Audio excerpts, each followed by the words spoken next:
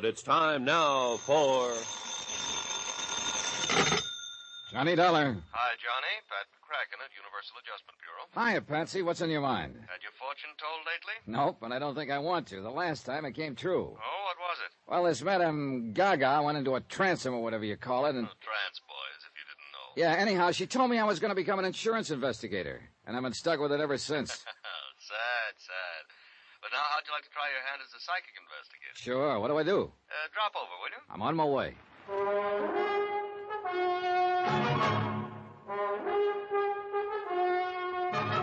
Tonight, and every weekday night, Bob Bailey in the transcribed adventures of the man with the action-packed expense account. America's fabulous freelance insurance investigator. Yours truly, Johnny Dollar.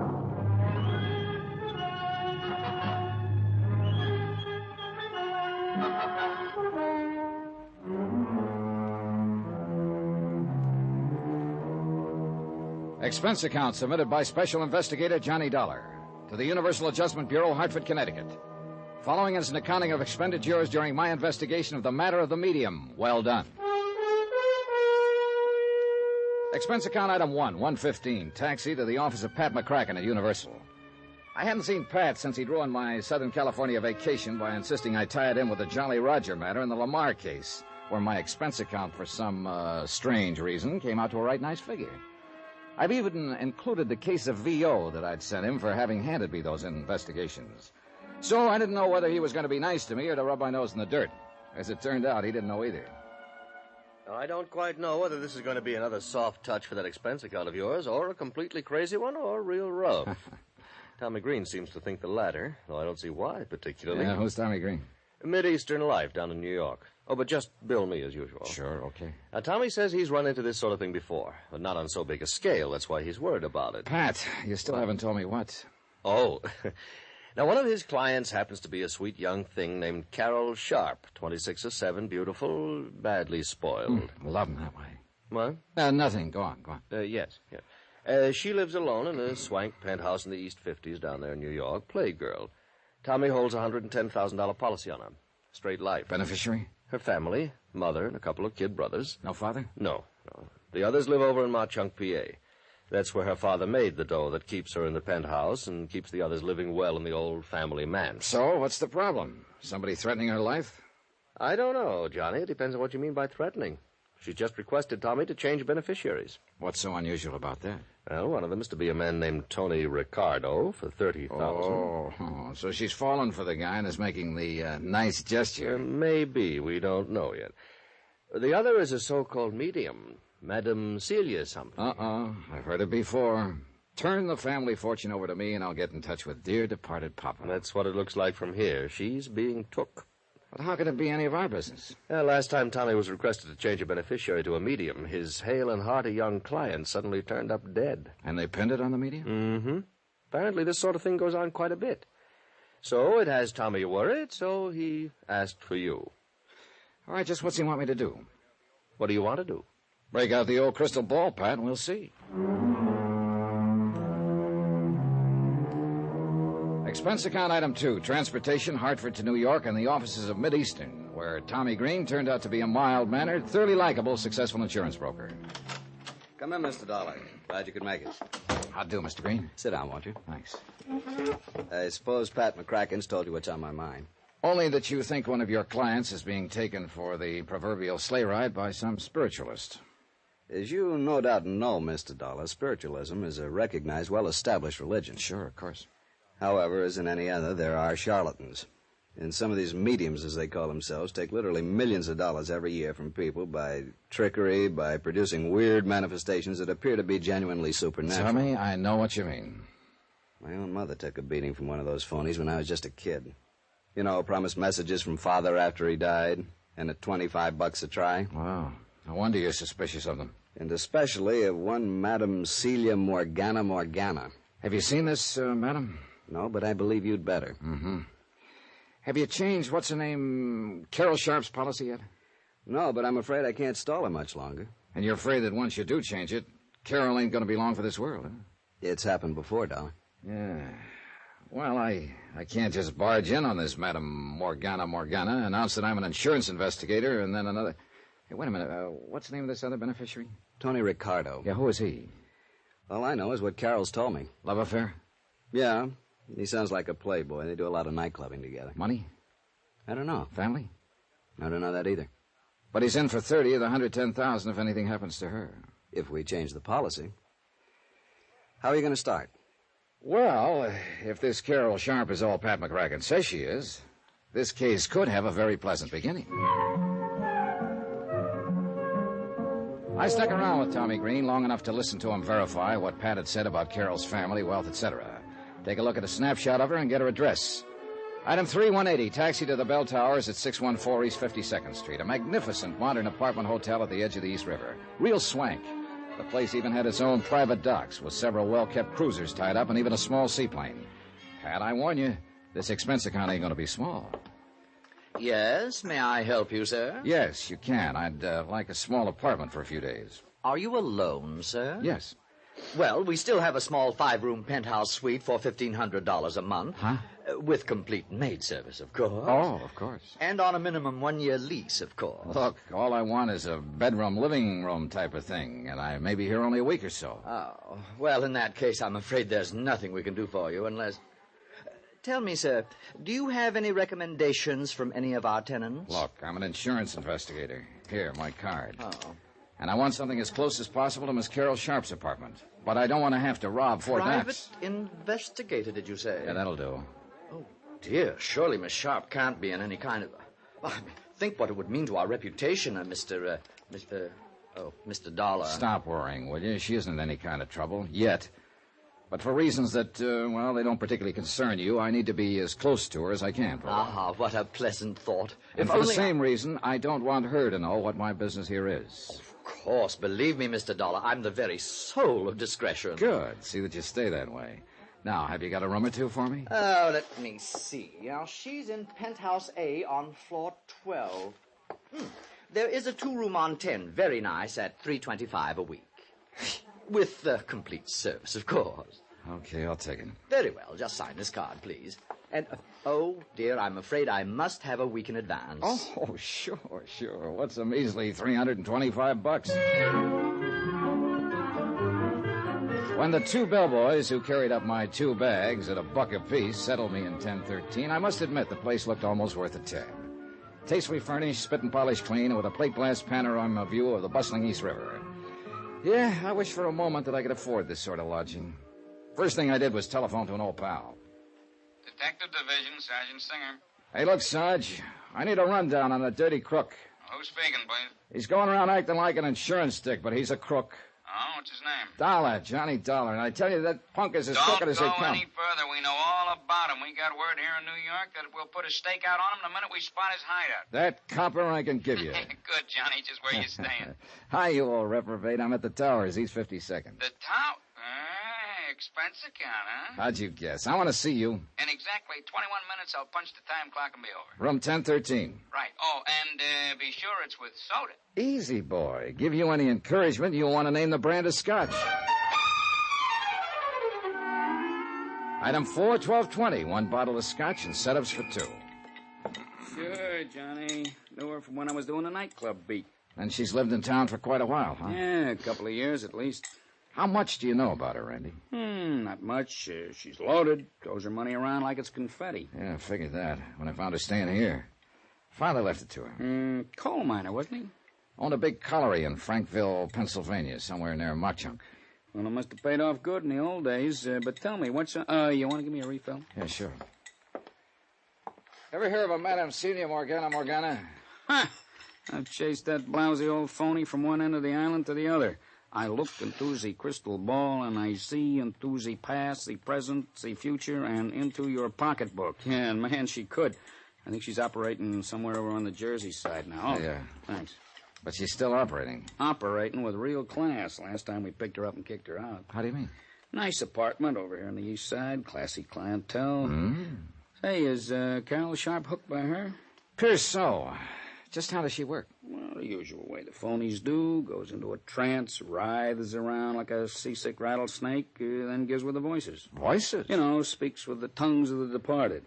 Hey, look, where's the money angle in this thing? Well, she makes like the trances cause her great agony of body and mind. Starts with the pitch about doctor bills. And the more clients can afford, the more they pay. And they don't get wise? Yeah, she's smart. Works it like a serial story. Continued next week? No, I don't know. Brief me.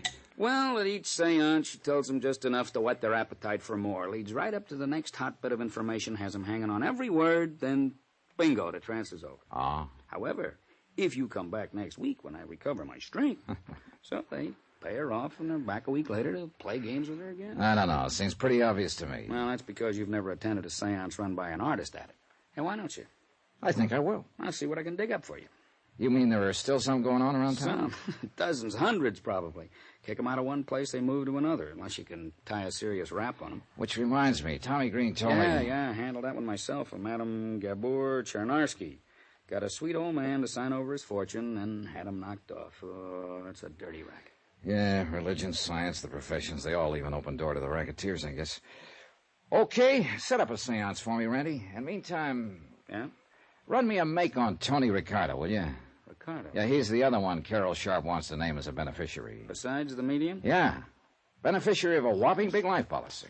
Okay, good, Johnny. I'll call you later. While I took my time showering and changing clothes, I racked my brain trying to cook up a smooth way to meet Carol Sharp. Under no circumstances did I want her to suspect the reason behind my interest in her, at least not for the present. Requisite number one, then, meet the gal. I was just tying my tie when the phone rang. Johnny Dollar. Randy, Johnny. Oh, hi, Rand. Set up a date with a medium? Yeah, for tonight, but that's not what I'm calling about. Johnny, I could write a book for you. Huh? On Tony Ricardo, and I don't think you'd like it. You seen him yet? No, but I will as soon as I can locate him. Well, if he finds out what you're working on, he'll locate you. Fine. Yeah, just be sure you see him first, and that you're carrying a gun. Thanks, Randy.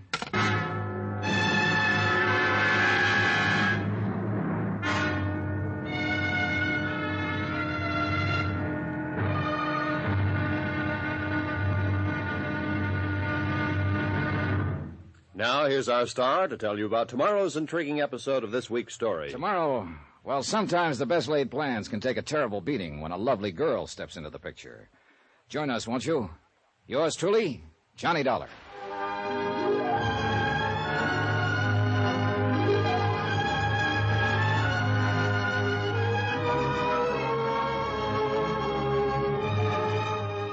Yours truly, Johnny Dollar, starring Bob Bailey, is transcribed in Hollywood. It is produced and directed by Jack Johnstone, who also wrote tonight's story. Be sure to join us tomorrow night, same time and station, for the next exciting episode of Yours truly, Johnny Dollar. Roy Rowan speaking.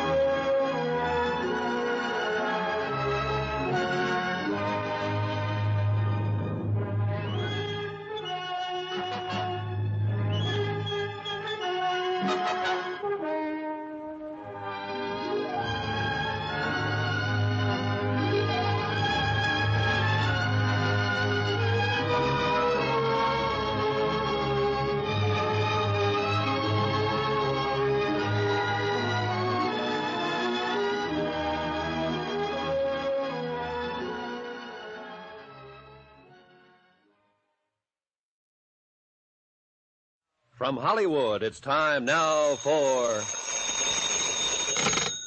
Johnny Dollar. Randy Singer at headquarters, Johnny. Oh, hi. More information on Tony Ricardo? Only what I told you before.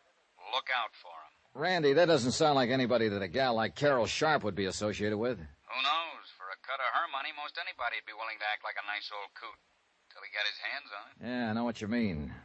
But now I thought you were going to set up a seance for me. Or couldn't you find a crystal ball? I'm working on it. I'll call you. Yeah, do that.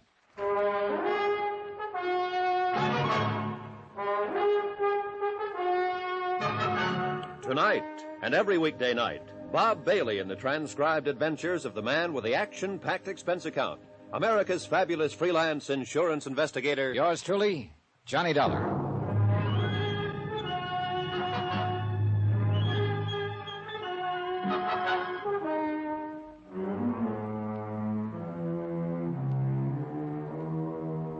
Expense account submitted by Special Investigator Johnny Dollar, location New York City, to the Universal Adjustment Bureau, Hartford, Connecticut.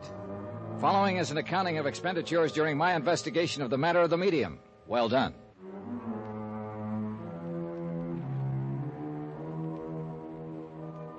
Three people to look up immediately. First, Carol Sharp, wealthy heiress who insisted on a funny change in the beneficiaries of a whopping big life insurance policy.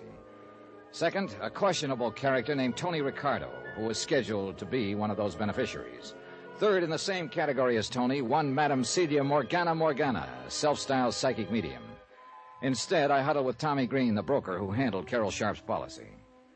But you haven't even seen Carol yet? No. Johnny, I can't stall off changing the beneficiaries of her policy much longer. You've got to do something about this. Because you don't like mediums? This one is a fake. Or you don't like playboys with foreign names? Listen, Johnny, I'm afraid that once she names them in her policy, her body will suddenly turn up floating around somewhere in the East River. But what if I find they're okay? In spite of the opinion of Sergeant Singer of the NYPD. What did he say? Oh, not much. But he hinted that when I meet Ricardo, I'd better be carrying a gun. Well, don't you see? That's exactly what I'm driving at. As for the medium, well, Tommy, you know as well as I do, there are a lot of perfectly legitimate, honest spiritualist churches all over the country. Believe me, Johnny, if this one ever saw the inside of a church, it'd be a miracle. She's a fraud. How do you know? Ever met her? I know how these phonies operate. Ever met her? No, I haven't. I haven't the least idea where to look for her. That's why I sent for you. But you haven't even seen Carol yet. Now, look. Tommy, I've taken a place in her apartment hotel, the Bell Towers. Oh, you expense account boys. And I'll meet her as soon as I can, in my own way. Meanwhile, I want you to do something for me. It'll help to get things moving, anything. Find out some more about the beneficiary she wants to cut off. Her mother and two brothers out in Mauchunk, Pennsylvania. Find out how they're doing financially, among other things. How, Johnny? Hire another investigator? I take it that you don't want them to know about it. Well, why don't you cook up some kind of a news item about Carol, the local girl in the big city, and phone it into the local newspaper editor. Those small-town papers love that sort of stuff, and the editor will probably talk his head off about the family if you encourage him a bit. What kind of a news item? Oh, anything that's harmless. Sounds like something you'd be better at than I am. Tommy, I've got other things to do. Plenty. Armed with the snapshot of Carol, I took a cab to the Bell Towers. And I hoped that somehow, and without making it too corny or obvious, I could figure a way to get next to Carol Sharp. As it turned out, it was both corny and successful. You see, the automatic elevator in the towers is a slow one.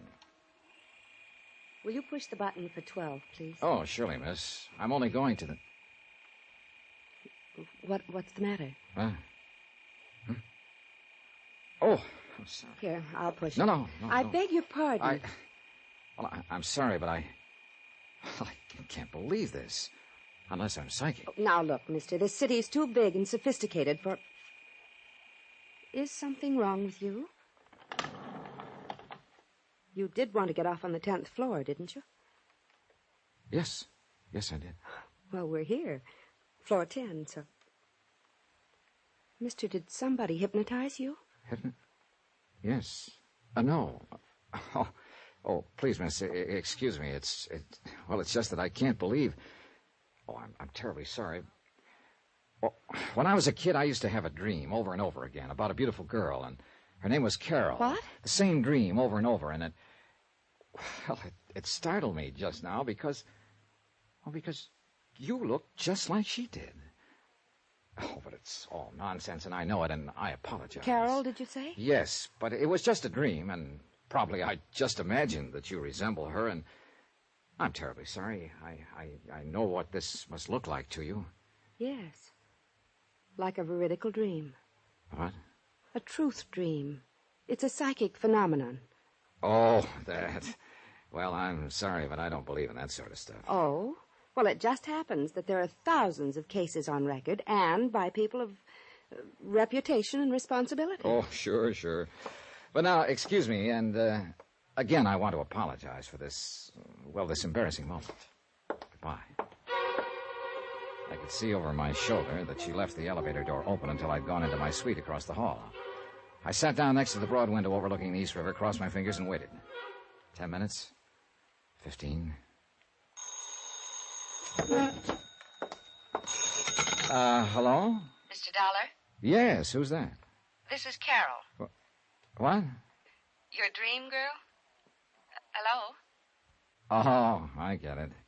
I made a fool of myself in the elevator, and now you're rubbing it in. No, I didn't mean it that way. I hope you don't think I'm being forward, but I'd like to talk with you. About your dream, I mean. What's that mean? And I was afraid you thought I was trying to pull a fast one in the elevator. But, how did you know who I am? I just asked the desk clerk who was in 1013. My name is Carol Sharp. Then it really is Carol. Well, that's amazing. That's why I want to talk to you. Well, there's a nice cocktail lounge downstairs. In half an hour? In half an hour. Bye. Oh, Dollar, you are a fast one. Now, let me see.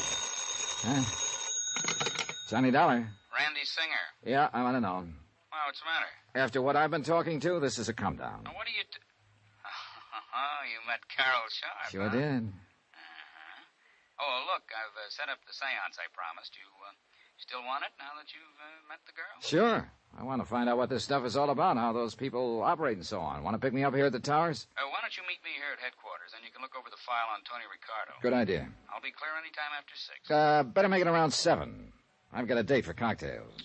Are you in town on a case, or... With Carol Sharp. You lucky dog. See you later.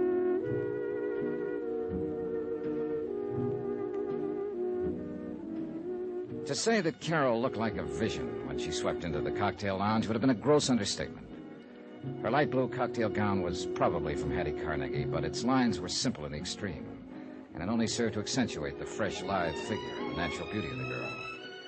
Her blonde hair was drawn back tightly, and a silver blooming stole was draped carelessly over her shoulder.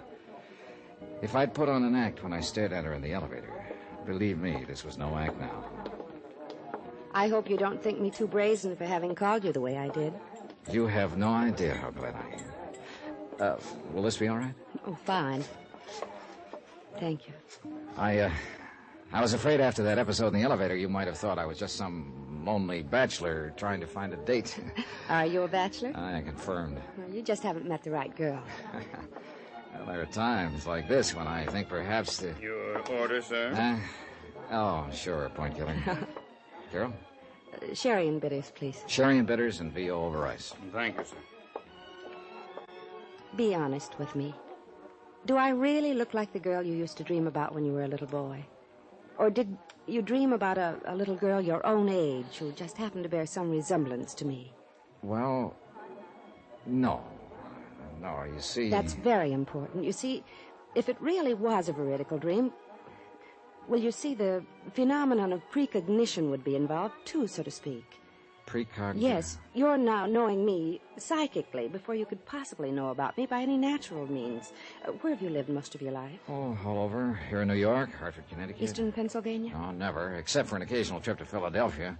But that wasn't until I was grown up. Well, then you couldn't possibly have ever actually seen me, because all my life I've lived in Pennsylvania, in the coal mining district. Well, So your dreams of me must have been due to some supernatural cause. There's Carol. no other explanation. Well, is there? Carol, Sherry and bitters for the lady, and... Yeah, thanks. I'll sign that. Saved by the bell, or rather by the waiter. I'm afraid I came awfully close to admitting to Carol that I'd trumped up the whole dream business just to meet her and talk with her. She was certainly hep on the subject of things psychic, and I'm afraid a natural sucker for anyone who wanted to capitalize on her gullibility. Beautiful, intelligent, well-educated, but, well, you'll see what I mean. And although it's a terrible strain on her, these deep trances, I've received messages through her, Johnny, from my father. Through this medium? Yes, Madame Morgana. And your father's dead? He died 3 years ago. Carol, are you sure? about those messages? Yes, Johnny, I'm sure. That's why I want you to go and see. See these things for yourself, will you? Will you go to her with me? Now, don't swing at me, but at this point, I think I'd go anywhere with you. Johnny, I'm serious. I want to tell her about you anyway, and the veridical dreams. Well, all right. When? I'll call her tonight, and perhaps we can see her tomorrow night, all right? Yeah. Carol, I don't want to seem suspicious, but, Yes? don't tell her anything about me, except that you're bringing me along. Oh, no. No, of course not. She wouldn't let me anyway. That's the way the fraudulent mediums work. Oh? There are frauds among them? Oh, plenty of them. You know, they get the information from some mutual friend, then pretend they're getting it from a supernatural source. And she doesn't. I'm sure of it. So far, so good. I'd met Carol Sharp. I'd convinced her in a snide sort of way that I was intrigued with this psychic phenomena business. I was well on the way to meeting the medium who had sparked this whole case. And later tonight, thanks to Sergeant Randy Singer of the NYPD, I'd attend a seance calculated to be my first step in finding out how the phonies in the racket impress their customers. There was just one more person to meet, Tony Ricardo, whom Carol wanted to name, along with the medium, as beneficiary of her big insurance policy. By the time Carol and I finished cocktails, I was sorry I'd made any plans for the evening. But I was already late for my meeting with Randy at headquarters. I took Carol back to her penthouse and then dropped into my own suite to pick up a topcoat. Somebody had shoved a note under my door. Mr. Johnny Dollar, if you value your life, you'll stay away from Carol Sharp. It was unsigned.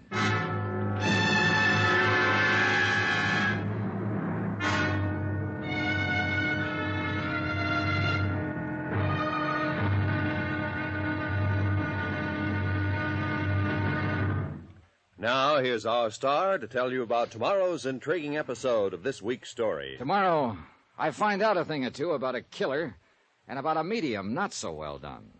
Join us, won't you? Yours truly, Johnny Dollar.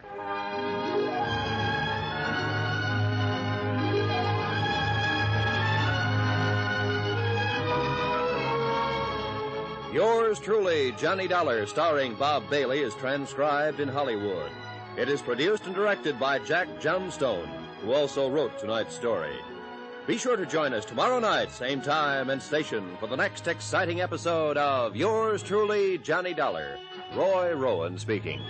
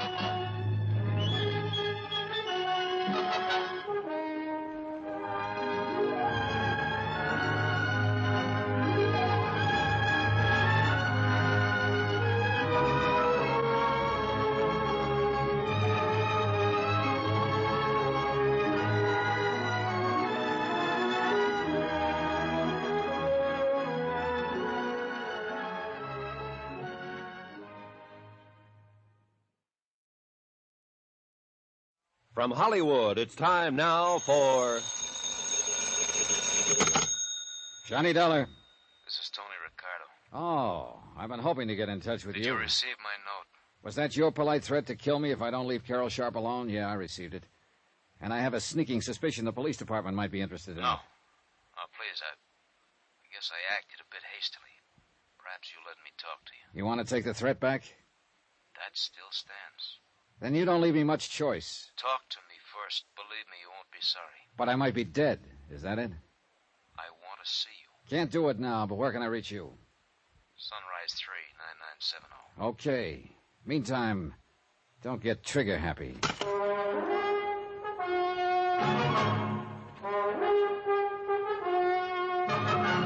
Tonight, and every weekday night, Bob Bailey in the transcribed adventures of the man with the action-packed expense account, America's fabulous freelance insurance investigator. Yours truly, Johnny Dollar.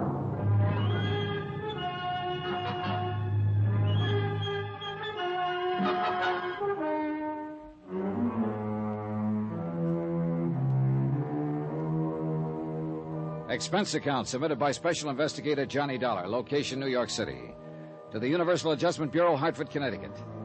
Following is an accounting of expenditures during my investigation of the matter of the medium. Well done. Expense account item 7, 85 cents. Cab fare from the Bell Towers to the 18th Precinct Station and Sergeant Randy Singer. So, you met Carol Sharp, huh? Yep. I put on an act that would have done credit to the Theater Guild. Told her she looked exactly like a girl I dreamed about as a kid, a girl named Carol. Oh, no. She swallowed it? Not only that, but she gave me a lecture on veridical dreams and allied psychic phenomena. You deserve an Oscar. Also, she wants me to go with her and see this Madame Morgana Morgana. Oh, good. When? Tomorrow night. Well, you're not figuring on skipping tonight's seance, are you? Oh, no, not a bit. I want to find out what this stuff is all about, so I'll be prepared for tomorrow. This dame you have lined up pretty good? She's got a big following. You ready to go? Oh, wait a minute. You said you had the file on Tony Ricardo. Oh, yeah, here it is, waiting for you.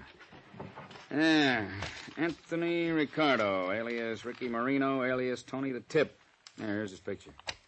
Height 5'9", weight 172, eyes brown, hair sparse gray, suspected member of the Dutchy Sperling outfit, 12 arrests, no convictions, started as a rum runner back. Hey, is this Tony Ricardo? It's the guy.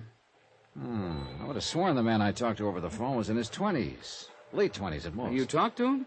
After leaving an unpleasant little note under my door at the Towers, he called me on the phone. Now, what kind of note? Oh, nothing particular. Just a gentle suggestion I lay off Carol Sharp. Threat, huh? Still got it? But I'm sure that voice couldn't have come from this old geezer. Yeah, well, frankly, I kind of wondered about the Sharp girl being interested in him, even though the file does show he's always surrounded himself with a bunch of young ones. You know, he's probably handed out more mink coats. Oh, Johnny, wait a minute. Old Tony's got a couple of kids. Here, Angela goes under the name of Angela Richards. At least she used that name at Bryn Mawr. Bryn Mawr? Yeah, and Sarah Lawrence College at Bronxville. Yeah, the old boy tried to keep the stigma of his past away from her, I guess. Yeah, you see, married to a doctor over in Hackensack. Respectable housewife. Mm-hmm. What about the other? Anthony Jr., age 26. That was last year. Let's see, that makes him 27. Now, Rutgers University, class... not much on him. Unless I miss my guess, he's a chip off the old block. Well, you know where I can find him? All I have is his phone number. What is it? Wait till I see and talk to him. That may be too late. He's what I think he is. Why not ask this medium about him tonight? Yeah, that... Hey, come on, we're late. Let's go.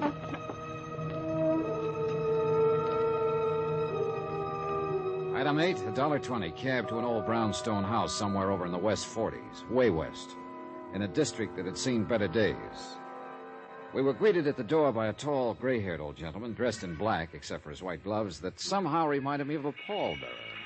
Come in, Mr. Singer and Mr. Dollar. Clarabelle is about to begin. Psychometry is the mood this evening. Follow, please. How do you know our names? Oh, I had to give them to him when I made the appointment. Now, what's this psychometry bit? You'll see. Oh, wow. The music gives me the creeps. Yeah, Into the temple, please. And be seated. The temple turned out to be an old dining room. Bare wooden floor, heavy drapes over the windows. And as nearly as I could see, a bunch of chairs around in a circle filled with people.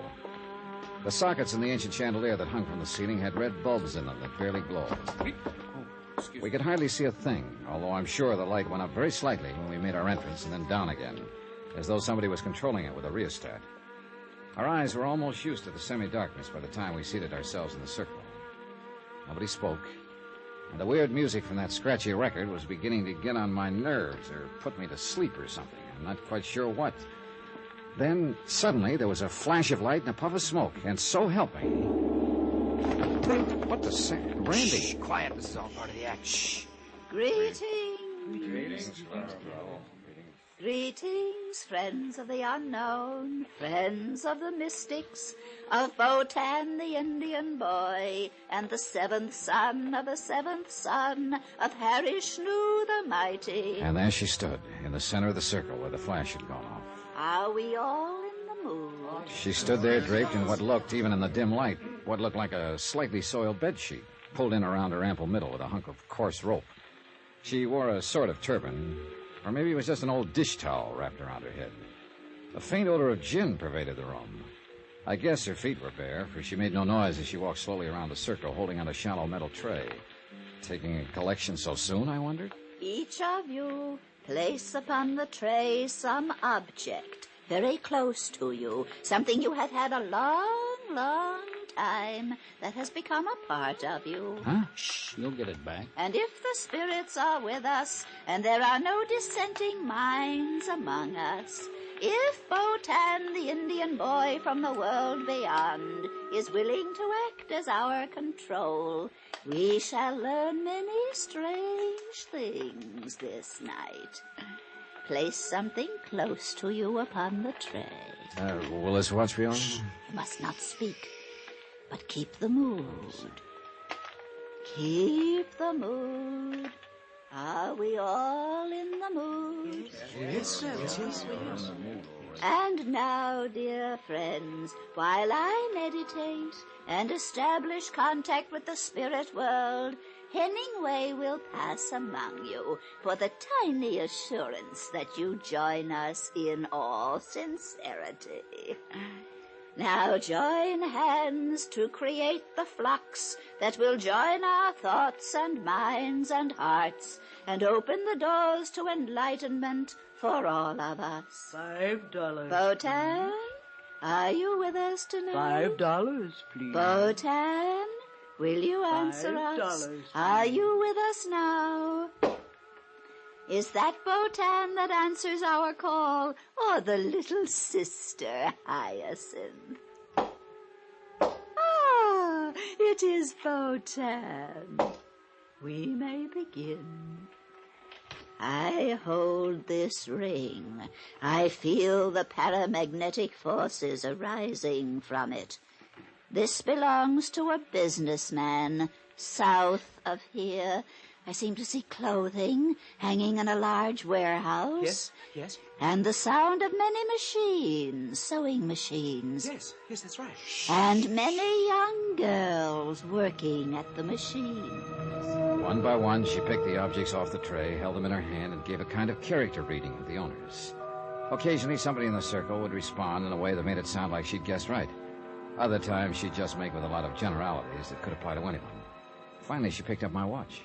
This watch, I see tall buildings of stone and strange signs on them. I don't know what they mean. Tri-mutual, universal adjustment. Huh? Randy. And I see great sheaves of papers carefully folded, and on each one it says, policy. Policy, I don't understand unless... Insurance, yes. This is fantastic. Wait till she gets to what I put there. The watch is from a young man, clever, energetic. I will have many things to tell him at another time, but he must see me again, often. And now, this other object that lay beneath the watch. I see a police badge. The cops! Soldier. Dirty crooks, the cops are onto us. We're being raided. Slay 'em. Get 'em out of here. Hemingway! Hemingway! Come on, Tommy, I may need a hand. Just a minute there, Clarabelle. Take your filthy hands off me. Let me out of here. You're not going anywhere until I have a talk with you. Hemingway! Ditched me, ran out on me. I might have known he would at a pinch. There isn't going to be a pinch if you'll just shut up and stand still a minute. I wasn't doing no harm, honest, officer, and all the money goes to charity. All right. Settle down. Where's the light switch? Got it, Randy? I'll never live this down. Now look, officer. You look, Clarabelle. All we want is some answers to some questions. And you won't pinch me? Not if you tell the truth. Johnny? Yeah. Just how did you know so much about me? It certainly wasn't from holding that watch. Okay, so it wasn't. Though some there are who can do it that way. That I've heard. Well, go on. No pinch? No pinch. Well, When your friend called to arrange your being here tonight, Hemingway, that bum, he would walk out on me. Go on, will you? Well, Hemingway asked where you come from, so we'd know if the spirits was propitious there. That's what we always say. And I told him Hartford. That's right. So what's Hartford? Insurance. If a client's in insurance, he responds like you done. So I keep pushing it. And if he ain't, well, at least he thinks I done pretty good by describing the place he comes from. Yeah. What about the clothing maker right at the beginning? Easy. He called from a hotel, so he calls the hotel back and gets his address. You told him he was from the south of here. Sure. Woodbine, New Jersey. Only business down there of any account is clothing and small farms. Where'd you find that out? State directory, any library. And anybody could see he was a businessman, not a farmer. Well, I'll be. And hooking him that way tonight, you could have had him coming back as long as he could afford it, huh? Sure. And if it hadn't been for you, you double-crossed. Okay. Now, what about the others? Some we get the dope on and some we guess at. But there's always enough good ones to keep going. So easy. And yet, I must confess she'd had me stop for a while. We talked with her a bit longer. Randy warned her to watch her step, and we left. Took a taxi back to my hotel. Well, did you learn anything? I should hope to tell you. What did the church-going spiritualists think of her kind? They hate him, and I don't blame him. Are you still going to see Madame Morgana tomorrow night? Yeah. Well, mister, that one won't be so easy to expose, if you can expose her.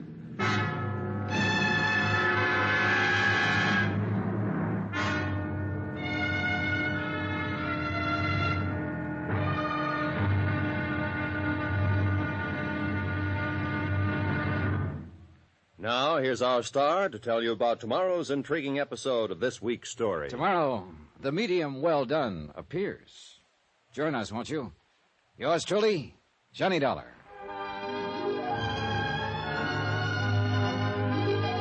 Yours truly, Johnny Dollar, starring Bob Bailey, is transcribed in Hollywood. It is produced and directed by Jack Johnstone, who also wrote tonight's story. Be sure to join us tomorrow night, same time and station, for the next exciting episode of Yours truly, Johnny Dollar. Roy Rowan speaking.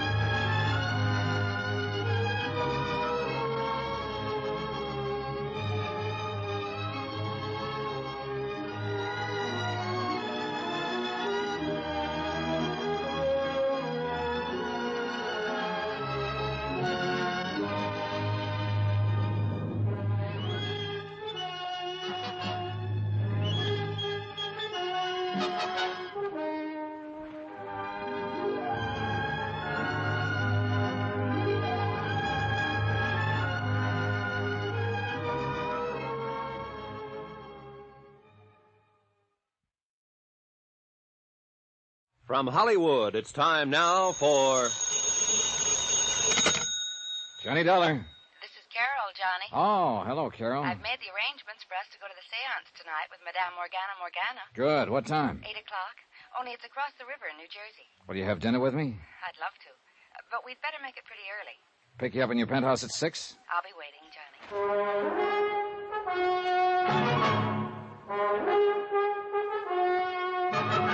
Tonight, and every weekday night, Bob Bailey in the transcribed adventures of the man with the action-packed expense account, America's fabulous freelance insurance investigator... Yours truly, Johnny Dollar.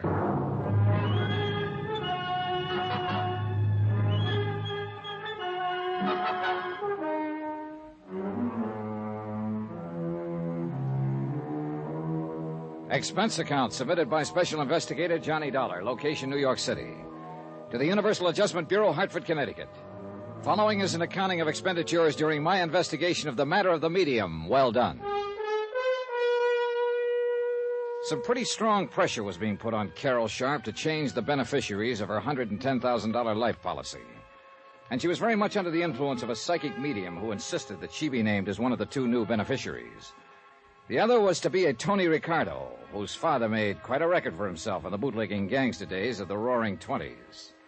I met him at Susan Palmer's Oyster Bar over in Radio City. I must admit I was surprised at the sort of fellow he turned out to be. I guess it was a little, extreme to threaten you that way, Mr. Dollar. That's putting it mildly. But this whole spiritualism business and the hold it has on Carol, it has me terribly concerned. You don't like spiritualism? I didn't say that. You know just as well as I do, there are a great many fine, honest spiritualists in the city. But as in any other field, there are frauds, racketeers. So I've heard. It's not only true of religions, but businesses, professions, anything, you know. Sure. But now look here, Tony. Dollar, I will not have you or anyone else leading Carol on. This medium who's already has such a hold on her. Do you understand? Pardon me, Tony. Your background is showing. What? I say come off it. This kind of act won't work. What are you talking about? Do you think I don't know you're one of the two Carol wants to name as beneficiaries of her policy? You and that medium? That's not my doing. Whose doing is it? That medium, Morgana. She's been taking Carol's money by the hundreds week after week. Now you've come along to encourage her, and Dollar, I tell you to stop it. Tony. Maybe that story you gave her about dreaming of her over and over when you were a kid and couldn't even have known about it was true, but I don't believe it. Tony, that was made up out of whole cloth. I still... What? This funny decision to switch your policy around is the case I'm assigned to. Wait a minute, you mean that... Yes. I had to meet her somehow, so I used that device, knowing she might fall for it because of her implicit belief in such things. Yes, but now you're encouraging this whole thing. You're even going to see this Morgana with her tonight. Because if she is a phony, it's the only way I can show this to Carol. Well? I hope and pray that you can, Mr. Dollar. Some of the best psychic investigators in the country have been stumped by her. How are you going to go about it? I won't know until I've seen her operate. Even then I may not know. Or maybe this medium isn't a fraud. Oh, come on, of course she is. But you can't prove it. But you or somebody must. Carol will change her policy and then turn up dead. Won't be easy, Mr. Dollar. I've attended these seances with Carol, many of them. There have been times when I've almost been convinced myself. Waiter, some more coffee, please. No more for me, thanks. You're going to need it, Tony, because I'm going to keep you here until you've told me every detail you can remember of this Madame Morgana's seance procedure. All right, I'll help you all I can. You'd better. I'm still not forgetting that if I fall down on this job, you'll cut into Carol's insurance for a neat $30,000, in spite of your sweet talk. I'll say this for Tony Ricardo. He was thorough, and I began to believe that he was serious in his concern for Carol. Item 12, 10 cents, one fold call to Tommy Green. No, Johnny, no trouble at all in getting the rundown on Carol's family that you asked for. Keep talking. Apparently they're doing all right there in Mauchunk, PA. Neither the mother or two brothers will ever have to really get out and dig for a living. They're all man left and well set up, huh? Yeah. One of the boys, Harold's, turned out pretty well. Works in some office over there, even though he doesn't really need to. What about the other boy? That'd be Dave, the black sheep of the family. Travels with a fast crowd, tears around the country in a sports car, that sort of thing. Oh. Right now, he's somewhere here in New York, just playing around. But, Johnny, are you getting anywhere on this case? Yeah, Tommy, I think I am. Especially after what you just told me. Huh? Item 13, another phone call, this time to Sergeant Randy Singer at 18th Precinct Headquarters. Yeah, Johnny? Got a real easy one for you. What's that? Find a man. Name is David Sharp. Home address, Mauchunk, Pennsylvania. Chunk, Pennsylvania. Got it. Description? None, though he's probably in his 20s. Well, that's not And enough. he's probably staying at a hotel here in the city. Well, yeah, but where? What part of the city? Let me know when you find out, will you? Yeah, now, wait a minute, Kate. Expense account item 14, $106.80, and it includes cabs to several camera shops. One miniature camera with an f2 lens, a couple of rolls of special film, some very special flash bulbs, and a tiny flash holder. Item 15, taxi back to the Towers to clean up and dress for my date with Carol. Then the phone rang. $20. We located David Sharp for you, Johnny. Just dumb luck. Now, who knows, Randy? Maybe you're psychic. Nah, leave us not have that stuff. Where is he? Found him staying at the third hotel we called, the Aberran over on East 53rd Street. Not 2 blocks from that palatial joint where you're staying. Is he there now? No, but he always comes in just before dinner time. Hey, you still haven't told me why you're interested in him. I'm not sure myself. But do me a favor, will you? Like what? When he shows up, put a tail on him. I want to know where he goes, how long he stays, and when he comes back. But you won't say why? Not until I'm sure I know why. Thanks, Randy. Yeah, but I haven't said Thanks, boy. Dinner with Carol could have been one of the pleasantest things in years. But I'm afraid I was preoccupied with matters at hand and she with anticipation. She's promised to try to hear from Daddy again tonight. Oh, Johnny, I so want to speak to him again. Finally, I signed the check. We hopped into a taxi and headed across the river to the Jersey side. We ended up at a rather plain but nice home somewhere on the outskirts of, I guess it's Union City. We were met at the door by a matron of about 45, I should say, who looked like an ordinary, respectable housewife, except perhaps for her quick, discerning eyes. Good evening, Carol, my dear. Oh, and you must be Mr. Johnny Dollar. Yes, Madam Morgana? Yes. Do come in and meet the others who are here to form the circle tonight. Thank you. Carol? Thank you. Carol told me nothing about you except your veridical dreams of her. An amazing experience, isn't it? Perhaps you're really psychic. Oh, I doubt that. But all our friends thought my kid brother Richard was, before he died a couple of years ago. Richard. That name has been haunting me ever since Carol telephoned. You don't suppose... What, Madame? Oh, no, of course not. Now, here in the parlor are the others who will be with us tonight. May I present Mr. Johnny Dollar, Mrs. Dorothy Jessup. How do you do? Mr. John Price. Hello. Mr. Samuel Froelich. All right. Hello. And, of course, you all know Carol Sharp. Good evening. I see no reason why we shouldn't start. The atmosphere has seemed almost electric tonight. Very conducive to good contact with the, shall we say, the netherworld. And, oh, yes, you may smoke if you like, Mr. Dollar. We're very informal. Oh, I'm sorry. Just sort of a nervous habit, I guess, flicking this lighter. Oh, incidentally,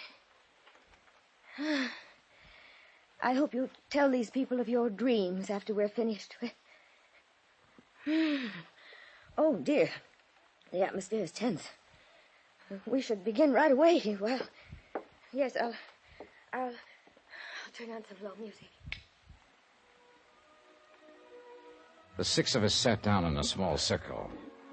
On the floor were three long, slender metal trumpets, like Halloween horns, but made of thin metal, spaced about the center of the circle.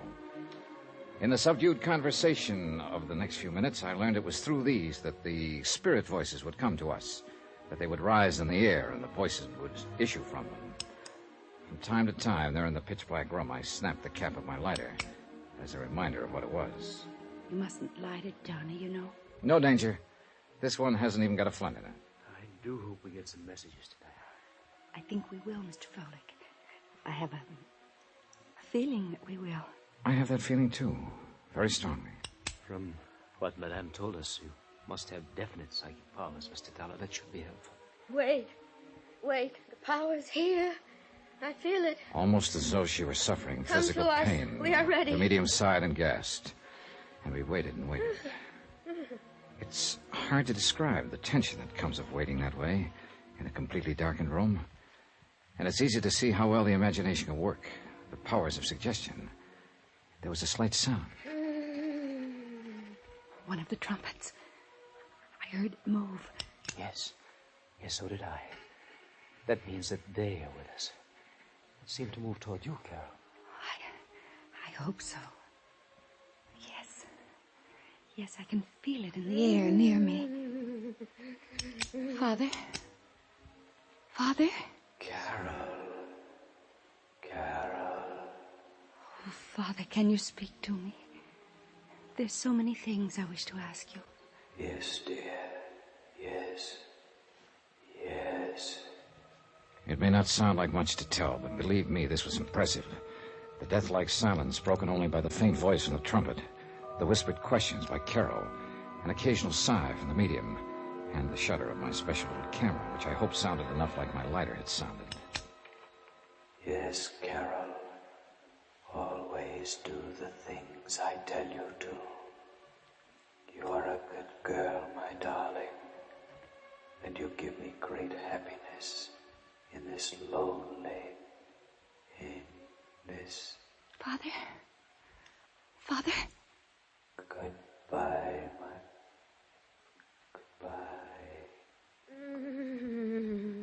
Johnny, do you see? Do you see? Because only he and I know the things we talked about. Wait. I feel the trumpet is still near us, and perhaps... John. Mr. Dollar, it's for you. Yes? Richard? Yes, John. Dick. I've waited so long to speak to you. Dick. My brother. The brief conversation I carried on with my dead brother Richard was amazing. Of things in my childhood that I thought nobody else even knew about. Personal, intimate things that could only be known to a brother or someone equally close. It was fantastic, amazing, awe-inspiring. Except for one thing. I never had a brother. I didn't tell this to anyone. I played it straight and even stayed around and discussed my trumped-up dreams after the seance. But I needed proof, and I couldn't wait to get back to New York to the police lab where I could develop the infrared film in my little camera.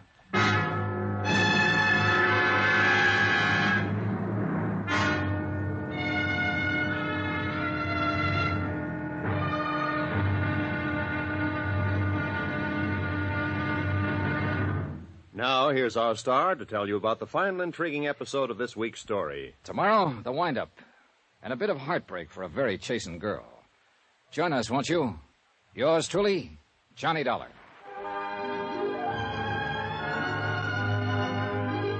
Yours truly, Johnny Dollar, starring Bob Bailey, is transcribed in Hollywood. It is produced and directed by Jack Johnstone, who also wrote tonight's story. Be sure to join us tomorrow night, same time and station, for the next exciting episode of Yours truly, Johnny Dollar. Roy Rowan speaking.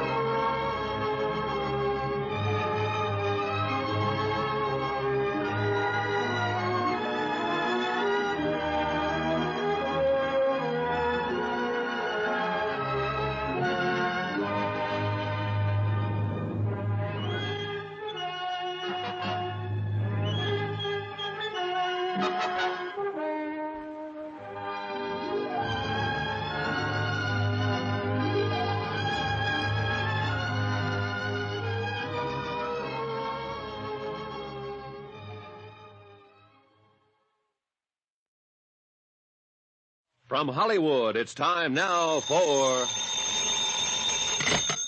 Johnny Dollar. Good morning, Johnny. This is Carol. Oh, hi, Carol. Sleep well? Johnny, you were so quiet on the way back from the seance last night. I hope it's because Madame Morgana convinced you of her powers as a medium. How much did you pay her for that seance, Carol? $100. $100? Want to meet me in the coffee shop downstairs for breakfast? I'd love to. 15 minutes? 15 minutes. Goodbye. Oh, and weren't you thrilled to hear the voice of your dead brother again? Yeah. Bye. Except that I never had a brother.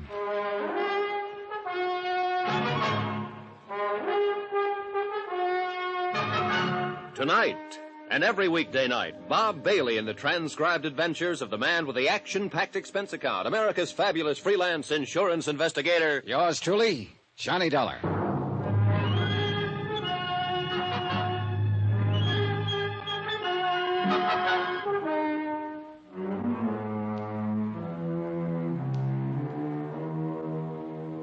Expense account submitted by Special Investigator Johnny Dollar, location New York City. To the Universal Adjustment Bureau, Hartford, Connecticut. Following is an accounting of expenses during my investigation of the matter of the medium. Well done. Expense account item 18, 10 cents, phone call to Carol Sharp. Item 19, 10 cents, phone call to Sergeant Randy Singer. Hey, I thought you were coming down here to headquarters this a.m. It's nearly 10 o'clock. As soon as I've had some breakfast, your lab get those films developed for me? They're working on them right now. And did you put a tail on David Sharp? Carol's brother? Yeah. I suppose you know he was over there in the neighborhood of that seance over in Jersey last night. I would have bet on it. Didn't you see him there? No. Oh, that's funny. Just keep that tail on him. See you later.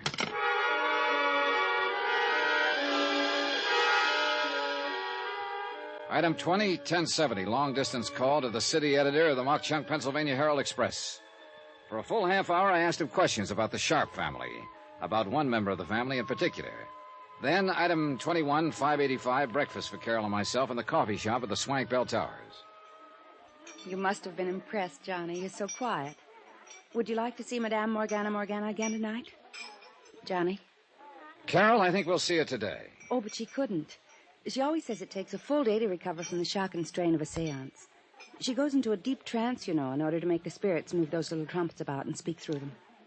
Listen, Carol. Yes? You have a brother, David. Oh, David. Why do you say it that way? He's not really a brother. He was just sort of taken in by Mother when his parents died. I'd rather not speak of him, Johnny. The black sheep of the family, huh? Mother insisted on taking care of him. He was only 12 or 13. I've forgotten. Father didn't want to, but he permitted it. Why didn't he want to? Because David's father had been a criminal, and his father before him. Even David's mother was...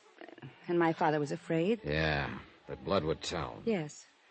Your father left money to him, along with the rest of you. Yes, he did. But not as much. And David has resented that. But no matter how much he had, he wouldn't have enough. His sports cars, the fast company.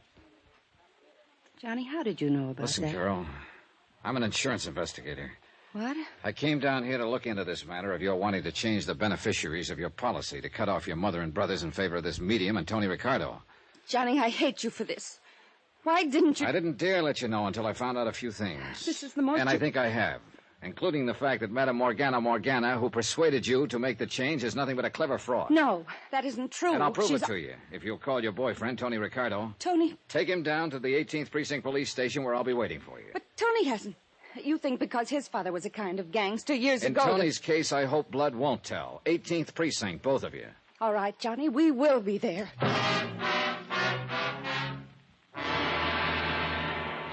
Hey, Johnny, the picture took last night. Oh, thanks, Randy. Hey, why'd you ever get the idea of using infrared light and infrared film? Anything else, anything that let them know I was taking pictures would have busted up the seance. Hey, look at this one. Yeah, I'd like to publish those. Scare a lot of those phony psychics out of business and out of town. Oh, here's the one that I'd like. Mr. Dollar, we're here. Hi, Tom. Oh, hello, Tony. Miss Sharp, Mr. Ricardo, this is Sergeant Singer. How do you do? Hi. And now will you please show us this proof you were talking about? Yes, Della. How did you make out, huh? Made out very well, Tony, thanks to a miniature flash camera I had tucked into my pocket last night. I guess you wondered, too, how Madame Morgana worked her racket. He did not. Tony knows as well as I do that she's completely honest. Like any normal person, he may have questioned the almost miraculous powers of this woman in the beginning, but no trumped-up tricks that you... Where did you get this picture? And look at this one. She's moving that trumpet herself with the long, kind of extended handles. Extension grip, they call it. She probably hid it in the front of her dress. Oh, no. But these pictures in that dark room, Infrared photography. Maybe she did use one trick. But the voices came from trumpets floating about in the air above our heads. Then look at this one. Taken when your father was supposed to be speaking to you. Oh, no. That little trumpet has a long tube on it. Yep.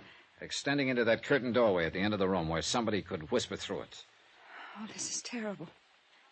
And the hundreds, the thousands of dollars I gave her, believing in her. Yep. I'm afraid you were really took. Here. Here's where my dead brother, Richard, spoke to me. The hanging trumpet is over your head. Yep. But how could she know? I didn't tell her. Oh, yes, you mentioned your brother. A completely non-existent brother, Carol. Oh. Made up. Like the dream of you I told you about. And I believed you, too. But how could she find out all those things about me? Miss Sharp, a couple of nights ago, I took Mr. Dollar to a medium that was a bum compared to this one. She told him all about himself. Have you forgotten what I found out about you and your brothers just in the last 24 hours? Oh, I don't know what to say. Don't try. We've still got to pin this whole thing down. I'm sure this Madame Morgana wasn't working alone. But who could be... How about it, Tony? No. No, not Tony. Just because his father was... Oh, no, please. Oh, thanks, Colin. I got a report here, Johnny. Apparently he's moved again. And you guessed right. Yeah. Then we better get going. Can we use a prowl car? No, but we can get an escort as far as the city line. Then come on, all of you. The cabbie, with his accelerator on the floor, had a ball trailing our escort across town. And we had to hold him down when we finally reached the Jersey side. Randy Singer obviously had no authority over there, but as it turned out, I'm glad he came. When we pulled up to the home of Madame Morgana, I couldn't help noticing a Studebaker Golden Hawk sticking out from behind the house with a Pennsylvania license. I wasn't the only one to notice it. Johnny, that looks like David's car. I think it is. Come on. Johnny, I'm out of my jurisdiction. Oh, yeah, maybe you better wait. Yeah. Oh, Johnny, I knew David was bad, but... Oh, I still can't believe it. I know how you feel, Carol, and I'm sorry. Mr. Dollar. Wait a minute. Johnny, if you do a thing like this... I'm ready for anything. Look, Mr. Dollar, why don't just you and I go in? If anything happened to Carol, I'd never... Oh, Carol, dear. And Mr. Ricardo and Mr. Dollar. Hello, Madame Morgana. Do you mind if we come in? Why, no. But not for another meeting, of course. The strain of last night's convocation is still with me, I'm afraid. Yeah, maybe you ought to up the price for your next seance. But there ain't going to be no more. Mr. Dollar, I don't understand. Come on, Carol, Tony. We're going to look over that seance room in broad daylight. No, you can't. I won't let you destroy the sanctity of that room. Oh, yes, you will. I'll lay it on the line to you, madam, whatever your name really is. This monkey business of yours has gone far enough. So this is the room. What terrible things you're saying. You take a thing like spiritualism that a lot of honest people believe in and make a dirty racket out of it. Carol, this man is mad. Make him leave this sacred place at once. Carol, what right have you to make such horrible implications? Implications? Those were accusations. Would you like to see how those spirits of yours move trumpets around in the dark? They couldn't be seen. And how those spirit voices suddenly appear out of thin air? Look at these pictures. Oh. How did you get these? I cannot tell a lie. I did it with my little camera. Well? All right, you've exposed me. But there was nothing malicious about it. If you knew the solace, the comfort of mind and spirit these things have brought to the people who come to me. At $100 a crack, sometimes more. Why not? Carol has money.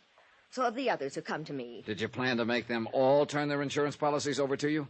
And then contrive to have them suddenly and unexpectedly join their immortal ancestors in the great beyond? No, that wasn't my idea. Oh, I knew something like this might happen. It has happened. Now, where is he? No, I don't know what you're talking about. Your assistant or colleague in crime would be a better word, who stood inside the curtained door of the seance room and made with the phony voices of the dead, who gave you all the information on Carol, who's probably done a nice little research job on me since my visit last night. Yes, Mr. Dollar. David. I know all about your activity as an insurance investigator and why you're here. But it's not going to do you any good. Oh, put that thing down and give yourself up, David. So you're the one who arranged for me to be a beneficiary of Carol's policy, huh? Stand back. So the suspicion would fall on me when something happened to her? Of course. And give us a chance to clear out. But now it's too late.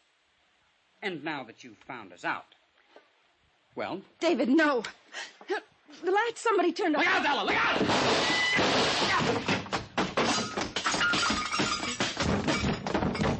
You dirty... Pull a gun on me, will you? Easy, Johnny. Control yourself. I'll knock you... Randy. If you'll just get up off my chair. Here, the lights.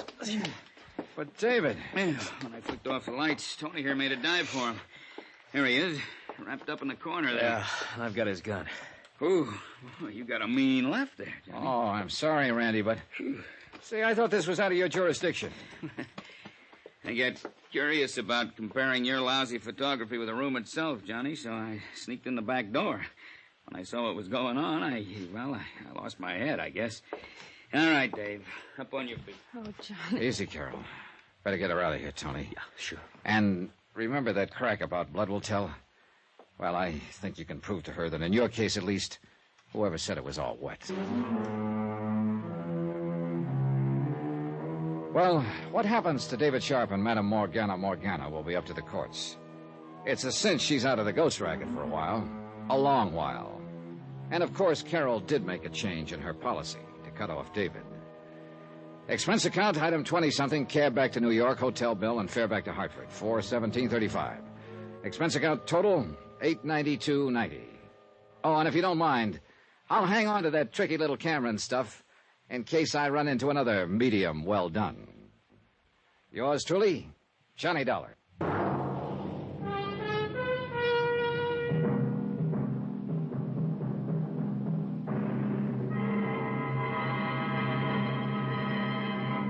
Now, here's our star to tell you about next week's intriguing story. Next week, the Tears of Night matter. A fabulous necklace and a fabulous girl. Join us, won't you? Yours truly, Johnny Dollar.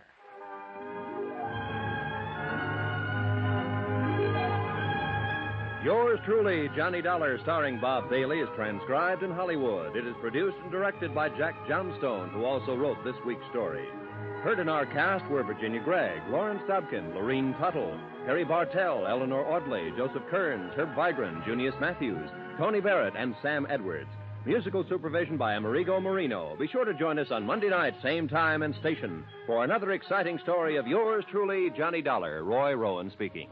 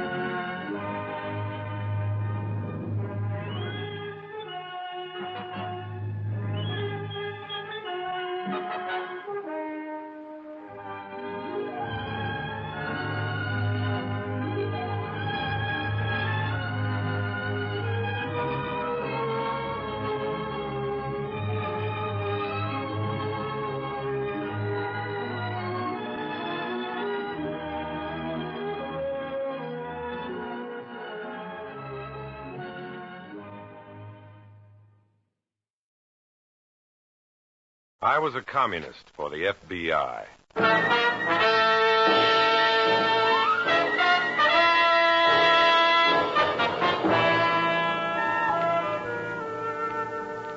Starring Dana Andrews in an exciting tale of danger and espionage. I was a communist for the FBI.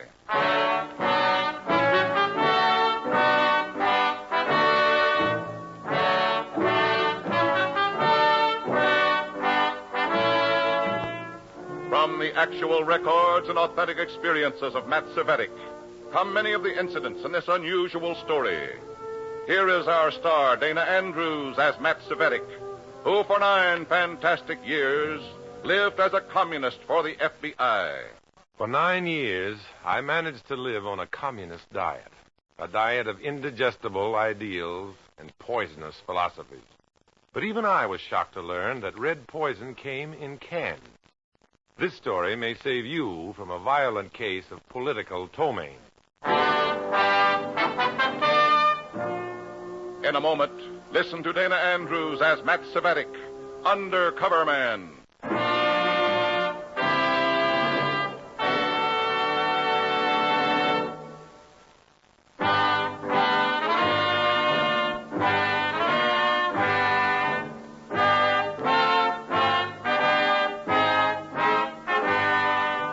Now, here is Dana Andrews as Matt Cvetic, Undercover Man.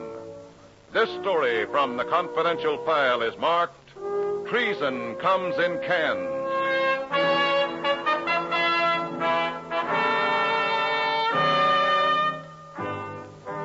should have been used to darkness by now.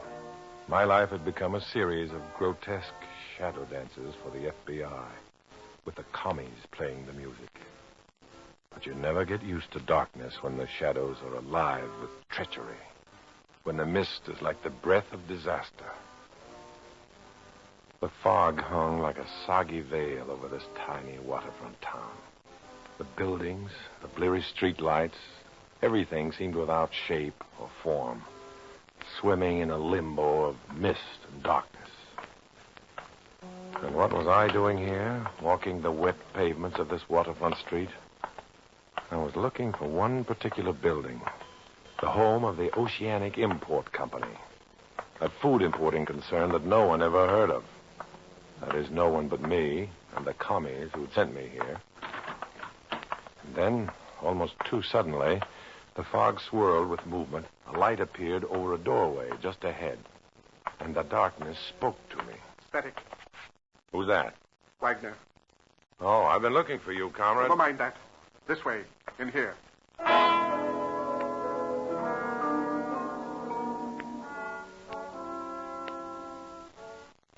I stepped out of the darkness into the lighted doorway. The door closed behind me. When I'd stopped blinking, I found myself facing the distinguished director of the Oceanic Import Company, Comrade Eric Wagner. He welcomed me with typical commie friendliness. You're late, Svetic. I know. That fog is... Of course, the fog. Nevertheless, you're late, aren't you? Well, I suppose I am. Aren't you? All right, I'm late. You want a note from my mother? I suppose your record for competence makes up for your lack of discipline. Yeah. Come along. Here, sit down. Thanks. You've been briefed on this project, I imagine? No. I was told to report to the Oceanic Import Company. I was to find you there. It looks like you found me. Yes. This is the Oceanic Import Company. This? Well, it's practically a barren room. All we need. Now, about your reason for being sent here. You know nothing about it? Oh, nothing. Tomorrow morning at 8 o'clock, a foreign freighter will dock at Pier 2. Freighter? I didn't think this port had any overseas traffic. Very little. It's primarily a fishing town. But as I say, tomorrow at 8 a.m. Pier 2, okay. In that freighter's cargo is a small crate of canned tuna. It's listed for delivery to the Oceanic Import Company. Canned tuna? That's right. What in the world does the party want with Everything in time, Svetic. Everything in time. All right. Go on. You will meet that freighter in the morning, comrade, as a representative of Oceanic Imports. You will check with the cargo inspectors to see that our crate is properly dispersed. That's all? That crate of canned goods must not go astray. Why not? Because, Svetic, in those cans are microfilm of top-secret documents from the Communist International. Oh, I see. Oh, what sort of documents? The new revised plan for Red action within the United States. The new timetable for the proletariat advance. I see. Canned goods seem to be going up in value. Yes. But if you should permit these canned goods to reach the open market, the price will be frightening.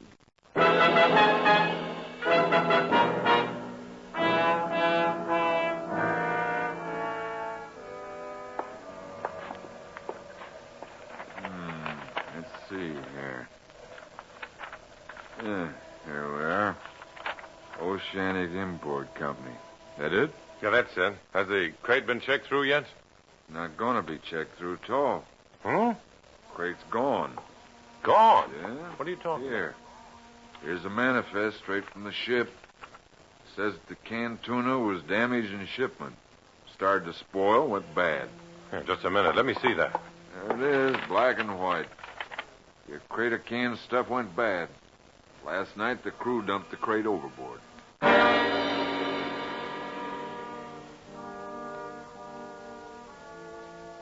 It was there in black and white on the cargo report, all right. A crate of canned tuna had been tossed to the bottom of the murky harbor. Now the official red timetable had been put to sleep in the deep, out of reach of the eager commies. But I was still very much within reach of Comrade Wagner. This report from the cargo inspector, Svetic. You're sure it's complete? I'm afraid so, Comrade. Get your coat. What? Your coat. Put on your coat. Where are we going? I'm taking you for a boat ride. Now, look, Wagner, it's not my fault that the crate You was needn't thrown. try explaining anything, Svetic. Just get your coat and come along. Now, just 1 minute. Are you afraid of the water, Svetic? All right. Let's go.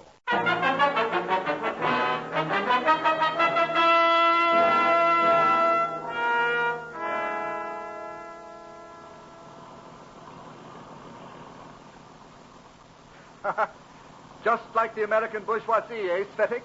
Our own little yacht and everything. Yeah, everything.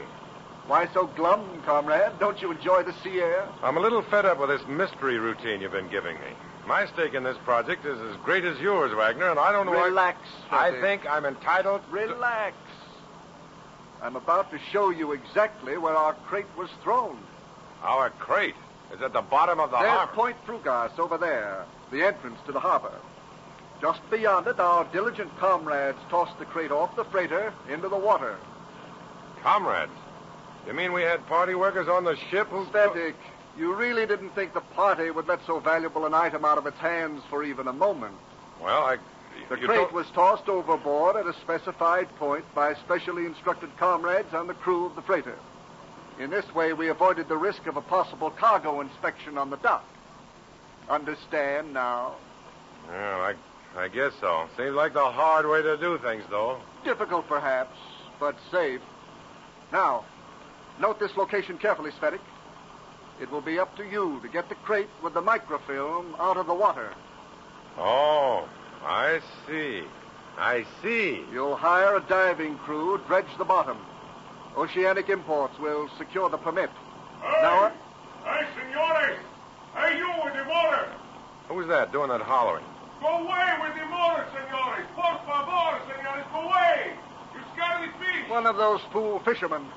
Better change your course, Wagner. You're heading toward his nets. Go the other way, senores! Go away with the motor, please! Hey, take it easy. What are you doing? Let him change his course. He's out to snare some measly fish. We're out to haul in the world.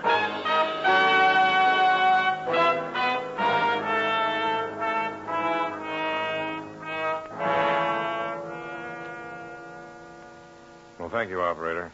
Here you are.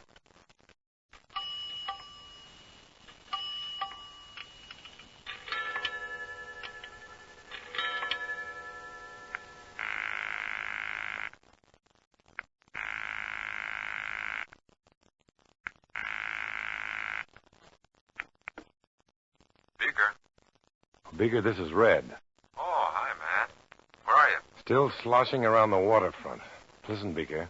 My little chums have tucked away a crate of hot microfilm. The FBI can use it. Yeah? Where is it?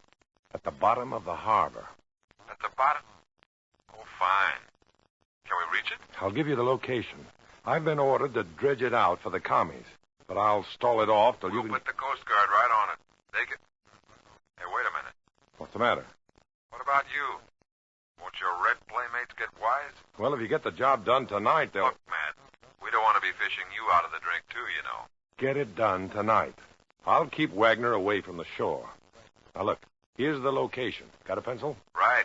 Let's have it.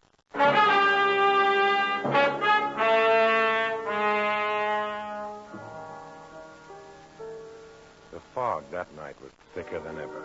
A sodden blanket that smothered all activity in the harbor. I kept Wagner away from the shore, all right, but the fog kept the Coast Guard away, too. When Wagner met me the next morning, the commie timetables were still asleep in the deep. Wagner, however, was very much awake. The diver to get the crate, Svetic. All arranged? Well, you know, the crews around here are pretty expensive. I've been shopping around for a decent price. Price? Svetic, do you realize what the price will be if we lose those microfilms? No time for false economy now, idiot. Just get that job done.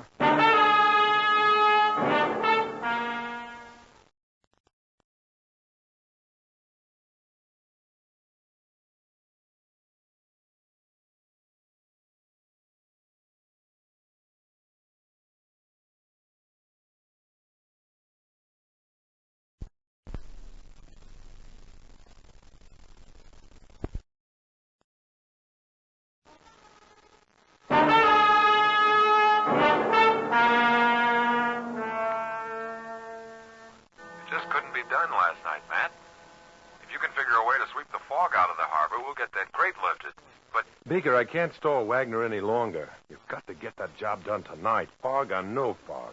Well, we'll try, Matt. We'll do it somehow.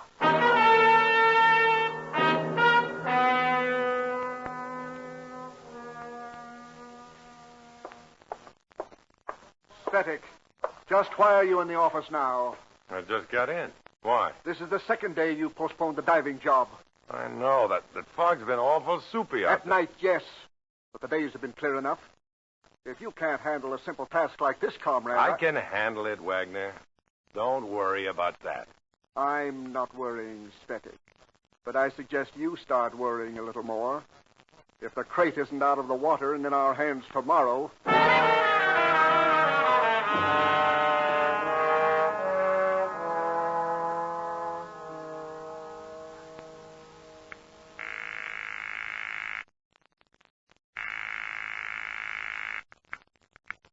Beaker? Oh, this is Red, Beaker. Oh, I've been waiting for you to call. What's the matter?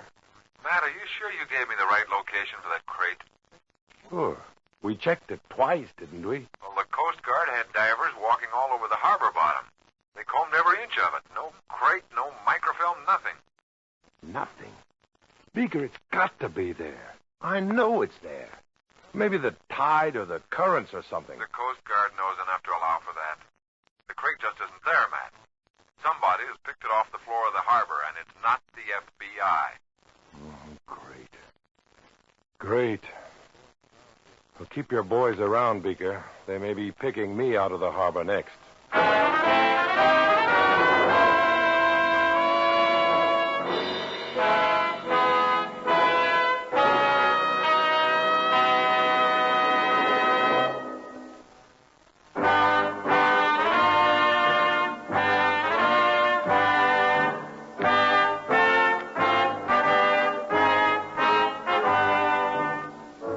Back to Dana Andrews, starring as Matt Cvetic in I Was a Communist for the FBI, and the second act of our story.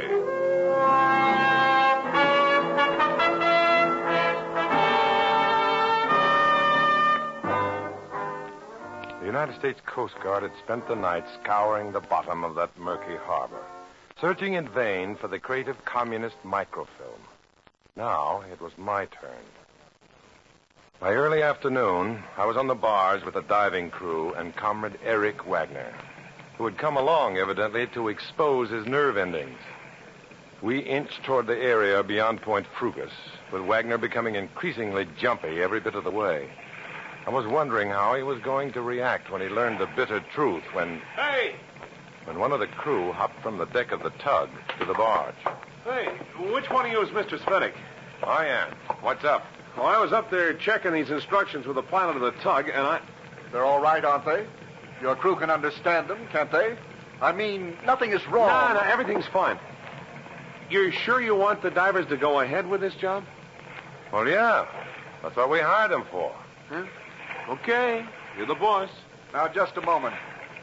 What's on your mind? Well, this crate we're looking for, it's a crate of canned tuna fish, ain't it? Yes, of course it is.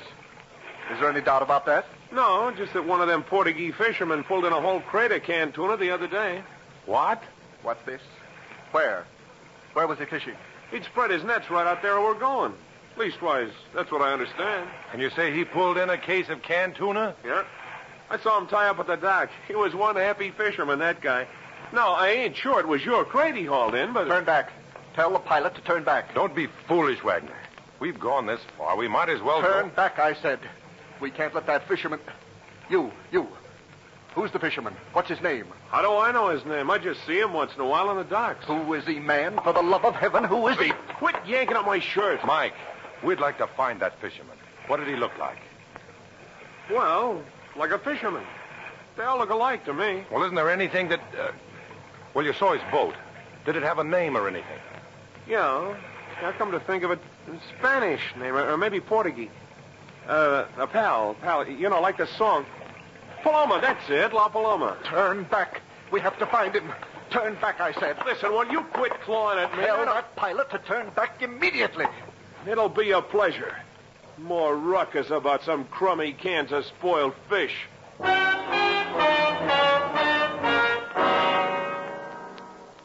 For the sake of that unsuspecting fisherman, I had to find him before Wagner did.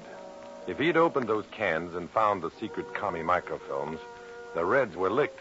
But if Wagner got to the fisherman first, he was in for trouble. Bad trouble. Searching the harbor area, we found that most of the fishing boats were out at work on the water and wouldn't return until about sundown. As for the inevitable fog, it didn't help a bit. The only thing I could find with no trouble was Wagner. He stuck to my side like a barnacle with a complex. Stetic, I hold you fully responsible for this mess. Me? Why me? If you hadn't postponed the diving for 2 days... Oh, cut it out. I intend to file a complete report of your laxity with the Control Commission as soon Look, as... Wagner, we're wasting time this way. We ought to split up. Go in different directions.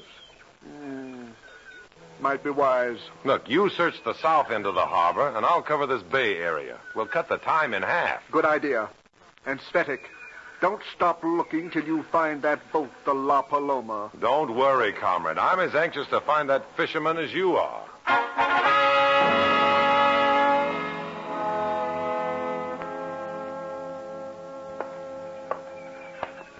The murky waterfront was well covered that afternoon.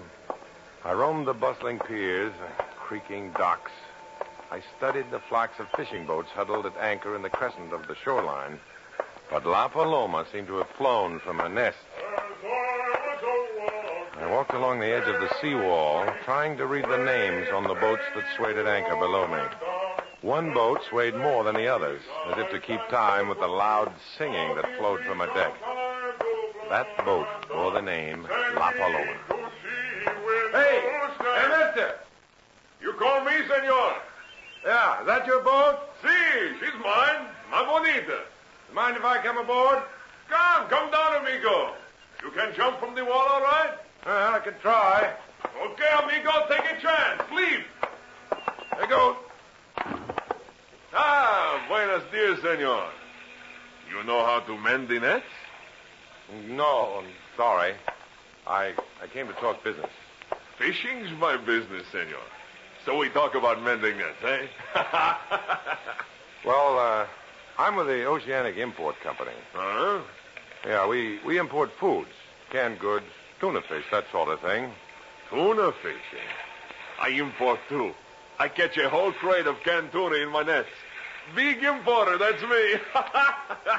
I give you competition, eh? Oh, that tuna you found. That's why I want to talk to you. You want some? I sell you some pretty cheap. No, I don't think you'll want any either. The fish in those cans is bad. It's spoiled. Bad fish in cans? Yeah, I hope you haven't eaten any. Spoiled tuna can poison you, you know. Si, I know.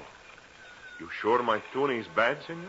Look, I spent all day looking for you so I could warn you. I didn't do it because I needed the walk. Si. Maybe I'd better tell my wife, eh? Well, look, I'll do it for you if you like. After all, my company's responsible. Si, you do it. You tell my wife I'm in the nets. Okay. Where do you live? Right down the bay shore. 221 Bay Shore. Over that way. Okay. Oh, my name's Savetic. What's yours? Tamorina. Pietro Tamorina. My wife, she's Marie. You see her. Make her give you up the canned fish. I hope she won't mind my butting in like... Go on. You tell her. But, amigo, hey. You be quiet about it. Do not wake the baby.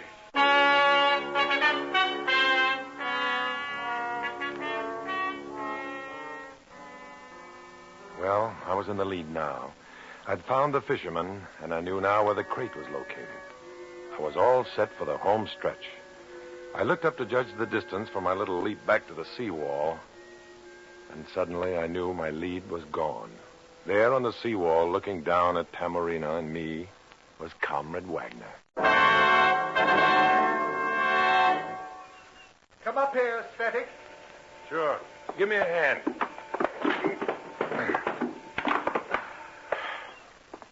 You found the boat and the man, I see, Stetic. Uh-huh. Does he have the crate? No. He hasn't? Then where... Who has it? Well, I'm not sure. Come on, let's walk. Hey, senores. Oh, what is it, Tamorina? You head for the wrong way, losing your sense of direction, Svetic? Come on.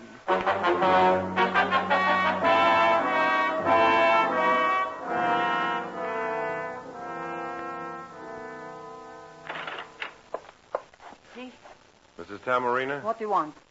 I'm Matt Svetic. This is Mr. Wagner from the Oceanic Import Company. No, nothing today. It's imperative that we talk to you, madam. My baby is sleeping. We must talk to you now, right now. Por favor, senor, not so loud, eh? We just talked to your husband. It's about that crate of canned food he hauled in the other day. So? It is his, no? It belongs to our company, madam. We've come to claim it. Oh, nobody claim it. Pietro hauled it from the water in his snare. What's not yours? Well, let me explain, Mrs. Tamarina. That canned fish is bad. It's rotten. Spoiled. Bad? Why so bad? Bad. No good. Can't you understand that? Senor, if you wake my baby, I'll call the cop. You'll do nothing of the sort. You. There, you see, you wake my baby. Adios, señoras. Go away, adios. Mrs. Tamarina, please. This is important. Adios. Go away, go. Madam, you're a fool. If you eat that canned stuff, you may kill your whole family. Eh? Kill, huh? That tuna fish is no good. It's poison. What? That's why we threw it to the bottom of the harbor. Food like that is dangerous. Oh. What's wrong? Oh, my sister.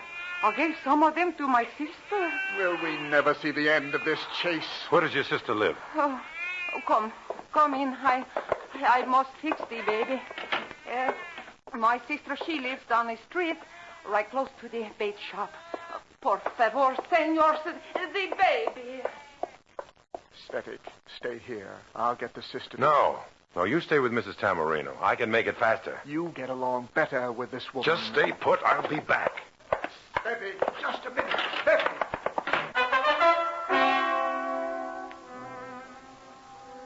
There was no time to argue now. I had to get away from Wagner in a hurry. I ran toward Mrs. Tamarina's sister's house, passed it, and kept right on running till I reached the bait shop. There was a payphone on the rear wall.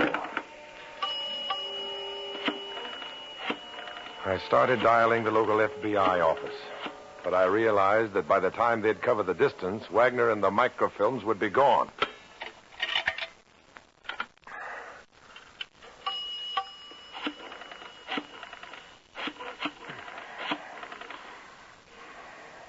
Hello? Police headquarters? Oh, senor, a policeman to my house. Hurry.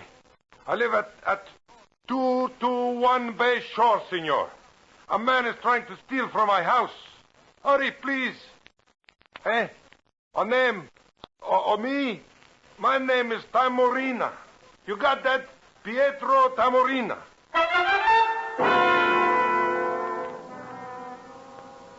I knew the local police would find Wagner there, all right.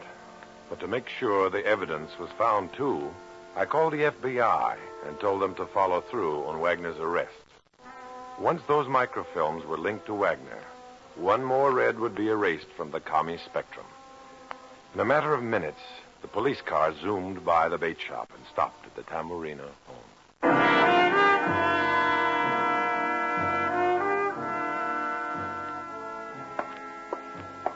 I walked away from the phone and turned inland, away from the shoreline.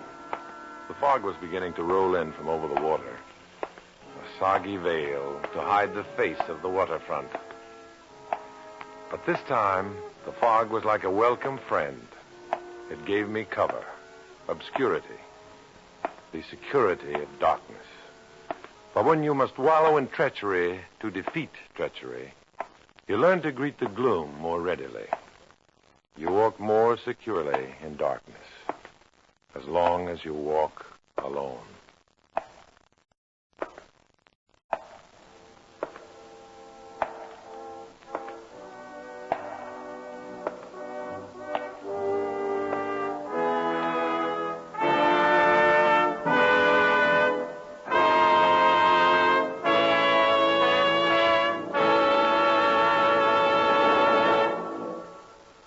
Dana Andrews will return in just a moment.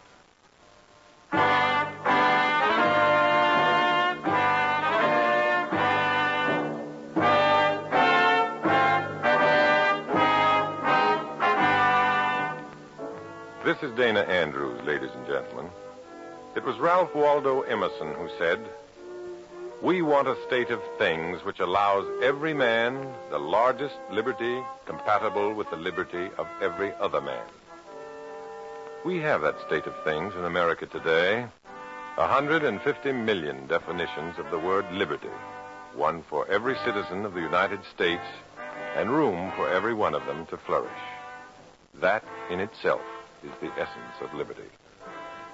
In the story you just heard, names, dates, and places are fictitious to protect innocent persons. Many of these stories are based on incidents in the life of Matt Cvetic, who worked undercover for the FBI. Next week, another fantastic adventure. Join us then, won't you?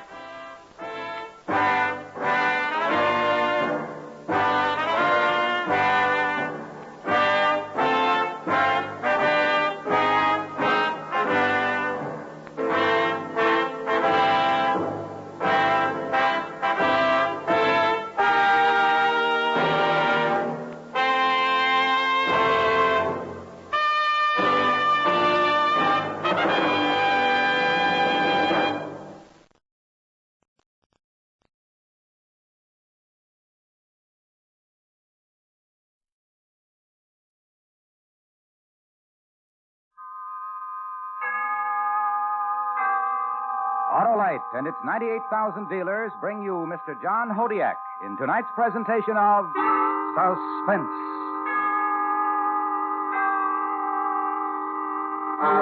Tonight, Autolite presents the story of two men who could really talk, a young man and an old man. Naturally enough, they were liars. They also happened to be bank robbers. The story is based on fact and called The Big Heist.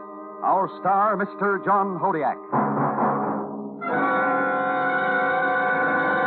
Well, hello there, Sheriff. Oh, hello, Harlow. Say, now, ain't that Autolite Stay Full the best battery that ever set a car perking? Well, it sure is, Sheriff. The Autolite Stay Full is the famous battery that needs water only 3 times a year in normal car use. It's the battery with fiberglass retaining mats protecting the power of every positive plate to reduce shedding and flaking and give that great battery longer life, as proved by tests conducted according to accepted life cycle standards. Who says different, Sheriff? Why, nobody, Harlow. I just can't find nobody as needs convincing about the Autolite Stay Full. You're so right, Sheriff. So, friends, visit your nearest Autolite battery dealer. He services all makes of batteries, and he has an Autolite Stay Full for your car. To quickly locate him, call Western Union by number. And ask for me, Operator 25. I'll tell you the name of your nearest Autolite battery dealer where you can get an Autolite Stay Full. The battery that needs water only 3 times a year in normal car use. And remember, from bumper to tail light, you're always right with Autolite. And now, Autolite presents The Big Heist, starring Mr. John Hodiak, hoping once again to keep you in suspense.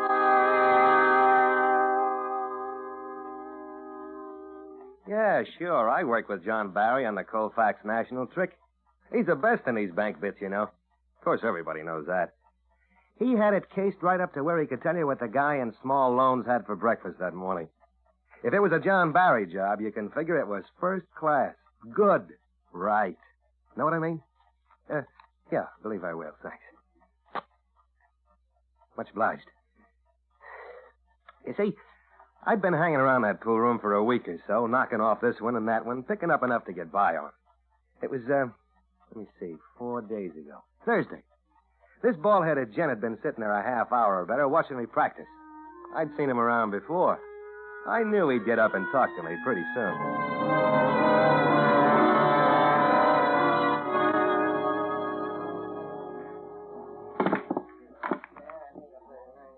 Hey. What's the matter? That's pretty good. Just luck. Don't kid me. I'm not. You like 8-ball? Well, I'm willing to try anything. Swell.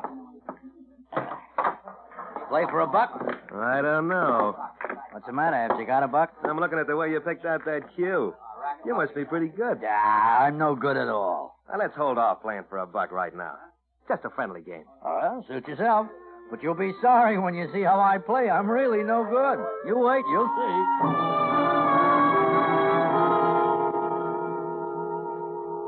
He was a lollipop. If he'd thrown away the cue and used a baseball bat, he'd done better. Every shot, I thought he was going to tear the felt right off the table. But I let him win the first 4 games, and I could tell he felt pretty good about it. I miscued and passed up shots that a 10-year-old kid could have figured. I only had $5 to my name, but I knew I was going to have at least 25 of his before I finished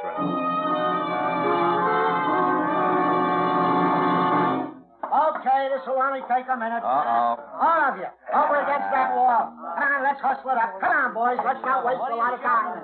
Hey, what's up? Looking for vags, I guess. Huh? Getting a road gang together. They like to pick up anybody who needs a shave. Uh-oh. Come on now, you two. Get over here. Right against the wall, boys. That's it.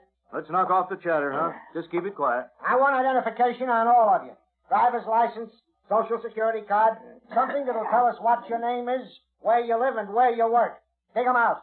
Come on, boys. Hey, I'm in trouble. Huh? No address here. Boy, you are in trouble. Shut up down there. How many times have I got to This tell your you? address, Barney? 212 16th? Yes, sir. What kind of work do you do? I'm a bricklayer. Where do you work? Masterson Construction Company. Why aren't you working today? I'm sick. Okay. Let's see it. No, not the wallet, just the card. Carl Weisenbach? Yeah. Work, Carl? No, just sort of passing through town. You can see I live in Philly. I can see. How do you live, Carl? I saved my money. This one.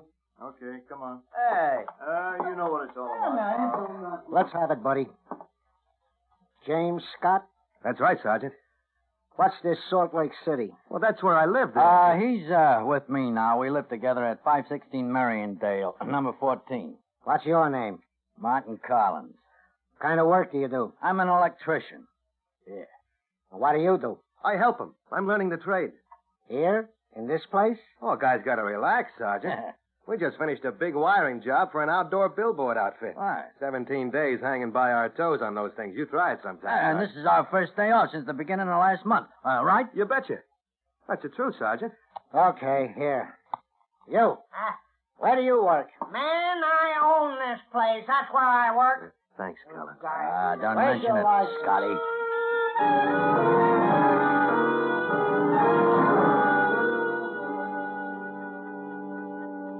That's about the way it started. Collins turned out to be a little quicker than I first sized him up. I could have talked my way out of it, I guess, but then he just might have saved me 10 days for no visible means. After the cops talked to everybody and hauled a few down, we went back to the table.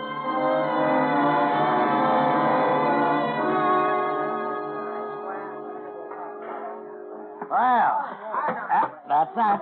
Hey, aren't you going to let me get even? You'd never get even with me, boy. What? Had me picked, didn't you, Scott? Just like that bus driver you had right here on the same table 3 days ago. Why? Oh, you were going to let me win the first 4. Then you were going to turn into a regular woolly hoppy and really let me have it. It had gone up from $1 to 5, then 10. Isn't that the way you're going to work it now, huh? Well, I'd just like to try for my $3 again. Come on, boy. Who you kidding? Own up now. Okay. I had you picked. I could still give you a game, though. I tell you, I invented the game. You'd be wasting your time. You have been wasting your time. Have I? 5, 10, $15 a day around here. Not bad, I'd say. How could you go for $10,000 in one day, huh? Sounds good. But you'll have to lend me some overalls, because I know I'm going to have to work real hard for that kind of money. We need a third guy. For what? You want to meet somebody? Sure. Why not? Hang up your cue, boy.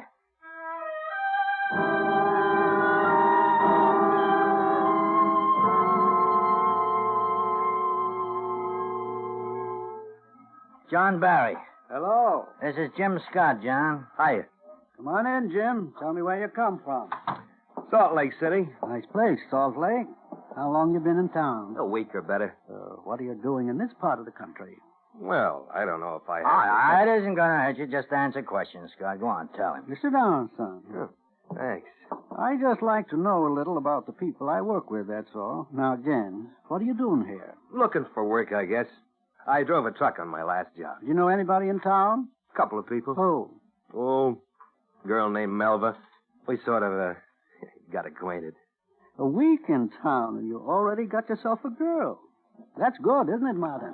Pretty good, John. Well, you're a personable young fellow. You have a nice way about you. I don't see why not. Can you use a little money? Well, he said something about $10,000. That's not a little money. It might be a lot more than that, at least 10. Oh, sure, I could use it. What do I have to do, hold up a bank? No, I'll do that part of it. You just help me. Huh? Yes, it's a bank job. You ever hear of me, son? John Barry? No. Well, I'm the best in the business, and I always pick good men to work with me. Now, you look like the kind of boy who knows how to use his head. I'd like to have you in on it. You'll probably go far in this world. Not sticking up a bank, I won't. I'll go to jail. That's what'll happen. I thought you looked him over, Martin. I did, John. It's a surprise to me. Would you rather hang around those pool rooms the rest of your life? Oh, I've never done anything like a bank. What have you done, son? 30 days. 90 days once, and I didn't like it. Oh, I see. And I don't blame you. But no policeman's going to bother you on this. You aren't going to wind up in any jail. Nobody's going to jail. You do your part of it exactly the way I show you, and you come out clean, safe, nice and rich. Now, how does that sound? Oh, it sounds pretty good. How about that girl, Melva? Yeah, that's your name. She pretty? Sure. Well, she likes you, I'll bet. Huh, Martin? Yeah, sure. Now, you and I both know that one thing ladies understand is money. The more you have, the more they understand. It's the way they're built. Isn't that the way it is, Martin? Sure is, John. And you know that, too, son. Now, the money you get from this would help you a lot. Or maybe you wouldn't want to spend it on her. But then at your age, a good fling is something to remember all your life. A new car, nice place to live, things like that make this old world not such a bad place to live in. Maybe you'd even like to go into business. Well, I thought about that, too. Sure you have. When the whole thing's over, you'll never see Martin here again. You'll never see me again. But you'll have a big package of money to remember us by, to do with what you like. And I can tell by looking at you right now that you have some pretty good ideas on how to handle money now. Isn't that right? Well, what would I have to do? Just pay attention to what you're told, Scott. Martin's right. Years from now, somebody might ask you, or you just might want to tell them. You can say you were with John Barry on a bank job. You can say you started when it was low needle and you rode it all the way. Of course, if you don't want to work with me, you can walk right out that door and forget we ever talked about this. But when you read in the papers about how it went off and how much was taken, you'll feel pretty silly passing it up. Now, if you can use the money and follow instructions, Martin and I would like to have you in on it. Wouldn't we? Ah, we sure would. Well, when are you going to do it? Tomorrow afternoon. You want to help us tip over this bank, or don't you? What do you say? 10,000? Probably a lot more. Are you in, son? I'm in.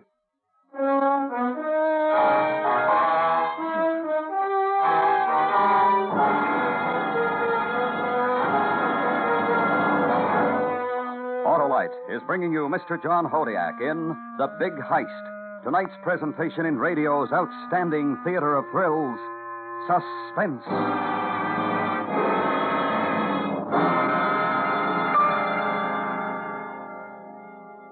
You know, Harlow, I really go for that Autolite Stay Full battery. Well, millions of motorists do, Sheriff. They all agree that for power, dependability, and convenience, you just can't beat the battery that needs water only 3 times a year in normal car use. And don't forget, it has a life longer than a Texas Panhandle. That's because every positive plate in the Autolite Stay Full is protected by fiberglass retaining mats to reduce shedding and flaking for longer life, as proved by tests conducted according to accepted life cycle standards. Yes, sir.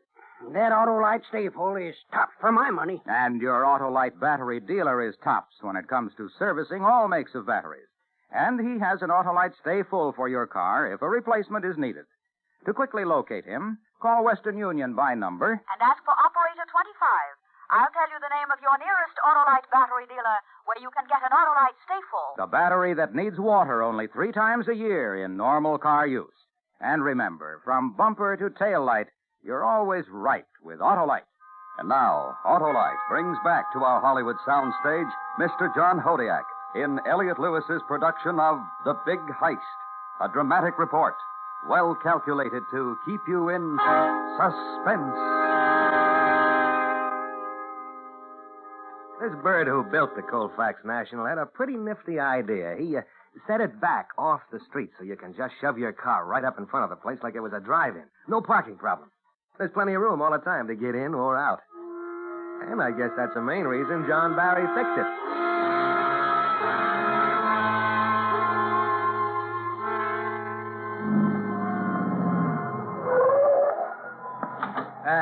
Just a minute, Scott. Huh? Relax. Well, I thought we were going in and look the place over. It's been looked over. I've been at it for the last 8 months. Oh, okay. See that guard in front, son? The one looking at us? He's looking over us, son. He's watching that big clock across the street. He always does. Huh? For some reason, 2 minutes mean a lot in that man's life. The clock across the street runs 2 minutes fast. There are clocks on all 4 walls of the bank that are right on the nose, but when it gets near quitting time, he goes by that clock in front of the jewelry store. Now, in about 30 seconds, he'll rope off the front doors of the bank, and no more customers will be allowed in today. You'll have to keep him busy out there tomorrow. You're worried about one guard out front? Well, what about all those tellers and clerks inside? Must be 25 of them. There's 33 people inside that bank. Well, who's going to keep them busy while I'm keeping him busy? Suppose one of them wants to turn in an alarm. You're asking too many questions, Scott. Why don't you just listen? That's all right, Martin. I don't want to worry about anything. Son, there are only 4 tellers inside that bank who'll know it's being robbed. We'll be 10 blocks away before the rest of them find out. Yeah, but I can see 5 cages in there. That's right. We only have to worry about the first 4. The 5th one won't be working tomorrow. He's a war veteran with a hero complex. The only one in the whole bunch who'll try for the alarm. But we're lucky. The poor man has a spinal injury. Every Friday afternoon, he leaves at 2 o'clock to go over to the Veterans Hospital on Brainbridge Boulevard for outpatient treatment. They just closed his cage. He hurt bad? Anything in the spine's bad. Yeah. What'd I tell you? The guards roping off the door. 2 minutes to 3 by the bank clocks. 3 o'clock by that one over there. You and I'll park the car here tomorrow at 5 minutes to 3. I'll already be inside the bank waiting for John. Martin goes in at 2:45. I meet him inside at 2 minutes to 3. Martin covers me while I work the cages. At 3, by that clock across the street, you'll go up to that guard and keep him busy. I don't want him to turn around or worry about anything that's going on inside. You understand, son? Yeah, sure. You'll have to keep him busy for at least 3 minutes. Well, how? You talk pretty good, Scotty. That's why we picked you. Martin's right, son. You just go up to him and say anything you like, just so you keep him busy. This time tomorrow, you'll be a pretty well-set young fella. Doesn't that make you feel good, son?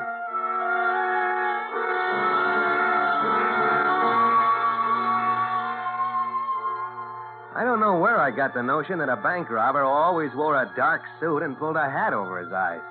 It was pretty hard to convince myself that an old guy, a fat guy, and me were going to heist the Colfax National.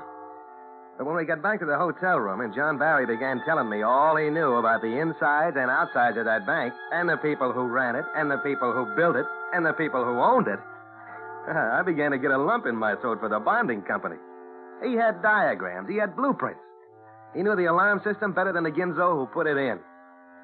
And there's a certain safe company back in Ohio that'd make him a vice president tomorrow for what he could tell them about their own time vaults.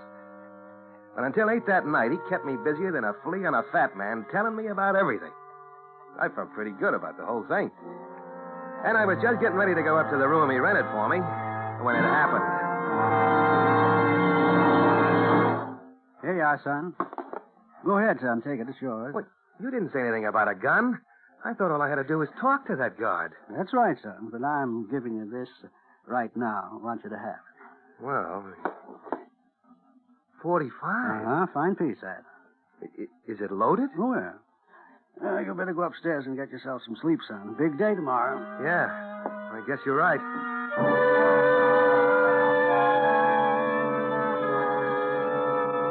Now, I'll tell you this right now. That gun was something I hadn't counted on. John told me I wouldn't have to use it. Just the same, it worried me. You know, I just wasn't used to it. I went up to my room and tried to call Melva, but she was out. I lay down a while, and I couldn't sleep somehow. So I just went for a walk, thinking about everything. And I had the gun with me, right in my pocket. It was almost midnight when I got back. I didn't go to my room. I went right to his. He was lying on top of his bed in the dark. But his eyes were wide open, and he had all his clothes on. An old guy, smoking a cigar, listening to the radio in his window.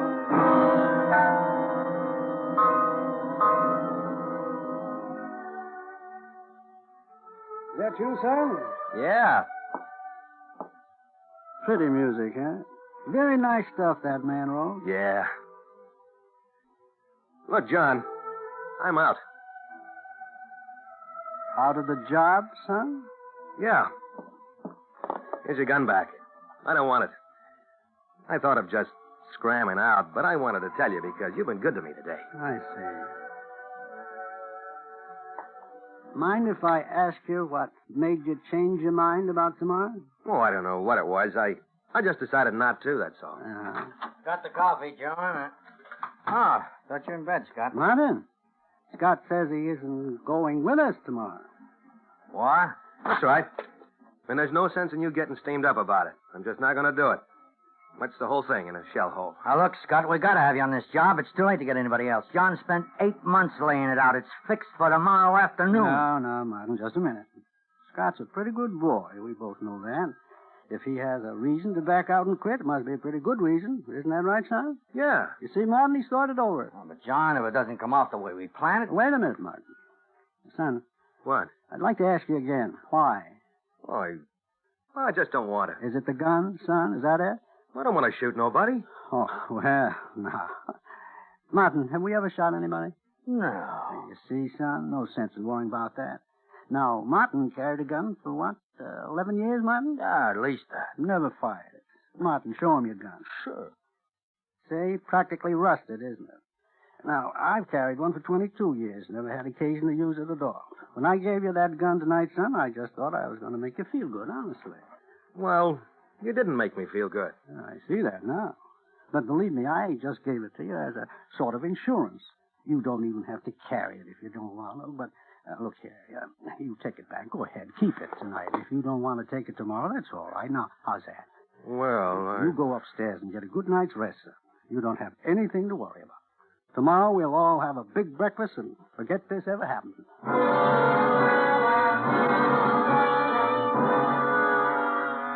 We left the hotel at 2:20, and we dropped Martin Collins 6 blocks from the Colfax National. He was to take a streetcar up there. After that, John Barry and I drove around to kill 12 minutes.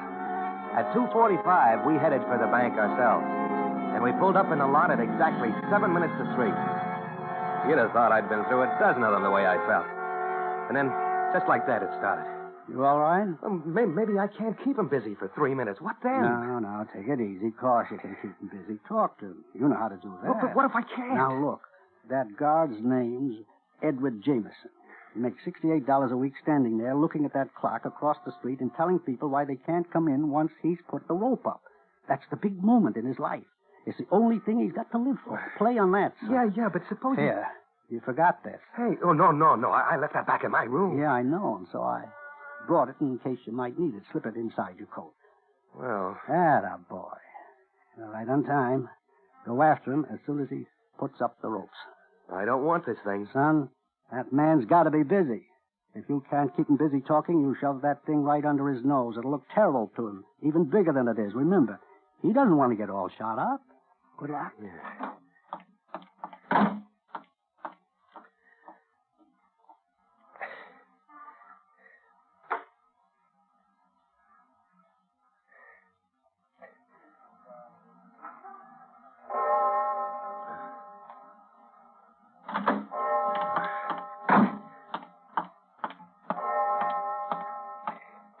Sorry, sir. After hours.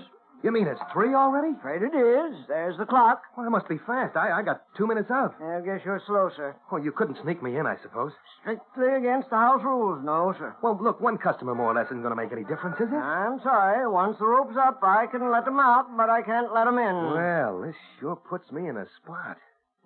Is it a deposit? No, I have a piece of property going through escrow now. I just found out the man I sold it to is declaring bankruptcy.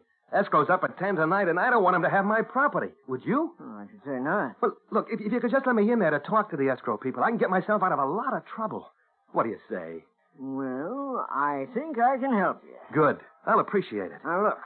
Mr. Evers, head of the escrow division, is here until 5. Now, the operator isn't supposed to... I was looking over his shoulder, past him, inside the bank. I could see John Barry in front of one of the teller's cages, helping himself to a bag full of money. Martin Collins was standing right in the middle of the lobby, his right hand stuck down inside his coat pocket. Every one of the tellers were looking at him with a sort of wide eye, like they couldn't believe it. Old John was nudging somebody in front of him. Looked like a vice president. And they just kept going from cage to cage where he'd pick up the cash. Nobody made a move. I don't think any of the customers that were in there, or anybody else outside the tellers, knew the place was being robbed. Well, what is it? Aren't you going to call Mr. Evers? Huh? Well, what are you looking... Move back. Hey. Back. Or I'll let go. Look, are you crazy?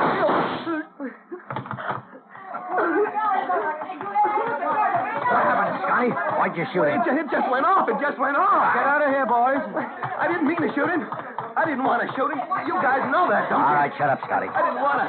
Honest, I didn't want to. I didn't want to do any of this. You guys made me do it. You taught me into doing it. That's what you did.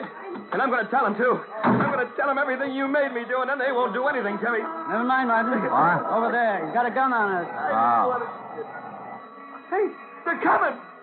That's right. And you can tell them anything you want. All right, all of you. Come out of that car one at a time with your hands up. Well, suppose I should never have given him the gun, Martin. I suppose so, John. Come out or we'll open fire. Come on, son. Let's see what these police officers want to talk about.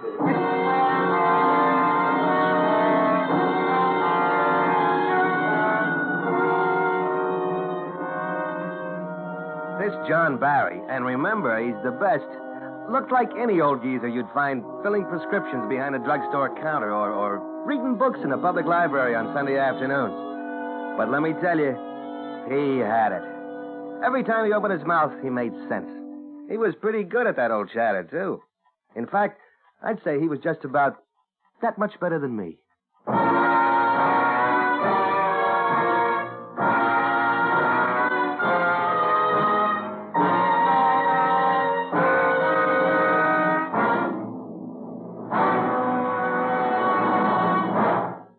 Suspense. Presented by Autolite. Tonight's star, Mr. John Hodiak. This is Harlow Wilcox speaking for Autolite. And here once again is our star, John Hodiak. Well, John, it was good to have you back on Suspense after a long absence. Thanks, Harlow. And thanks to Autolite for inviting me. Suspense is truly radio's outstanding theater of thrills.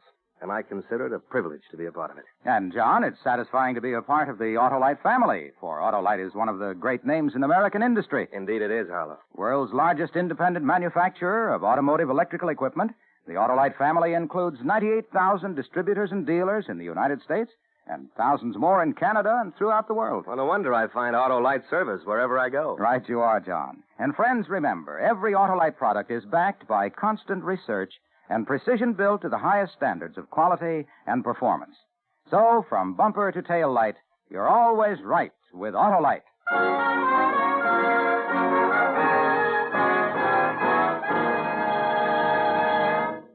Next week, the story of a man who had everything to live for and committed murder to prove it to himself.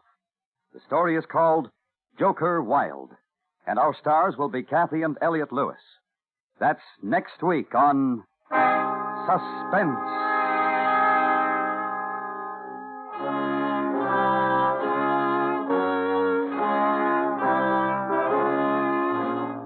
Suspense is produced and directed by Elliot Lewis, with music composed by Lucian Morowick and conducted by Lud Gluskin. The Big Heist was written for Suspense by E. Jack Newman. In tonight's cast, Herb Butterfield was John and Joseph Kearns, Collins. Featured in the cast were Junius Matthews, Charles Calvert, Ted Bliss, Bert Holland, and Jerry Hausner. John Hodiak is currently appearing in Allied Artists' Battle Zone. Remember, next week, Kathy and Elliot Lewis in Joker Wild.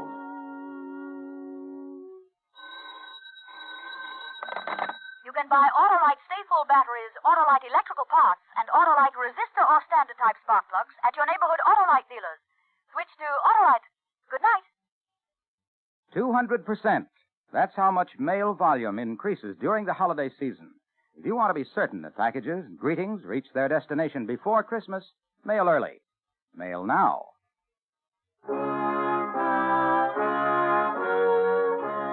This is the CBS Radio Network.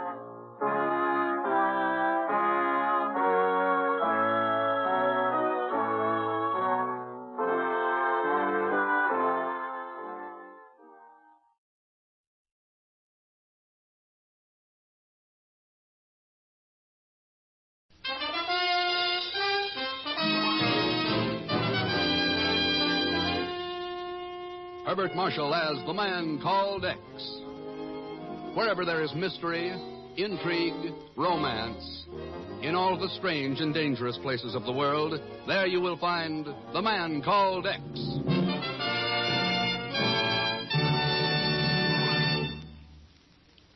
Here is something you should know if you ever suffer from the sudden pain of headaches, neuritis, or neuralgia. It is a way to ease the pain, often within a few minutes. A way that is incredibly fast and effective. It's Anacin. Anacin is like a doctor's prescription. That is, Anacin contains not just one, but a combination of medically proven active ingredients in easy-to-take tablet form. Thousands of people were first introduced to Anacin through their own physicians or dentists. But today, these tablets are in such widespread use that all drug counters have them and anyone may enjoy their benefits. Next time you suffer from the pains of a headache, neuritis, or neuralgia, by all means try Anacin. You'll like the convenience of Anacin tablets, and you'll be delighted with Anacin's incredibly fast action. A-N-A-C-I-N, Anacin. Ask for Anacin by name today at your druggist's.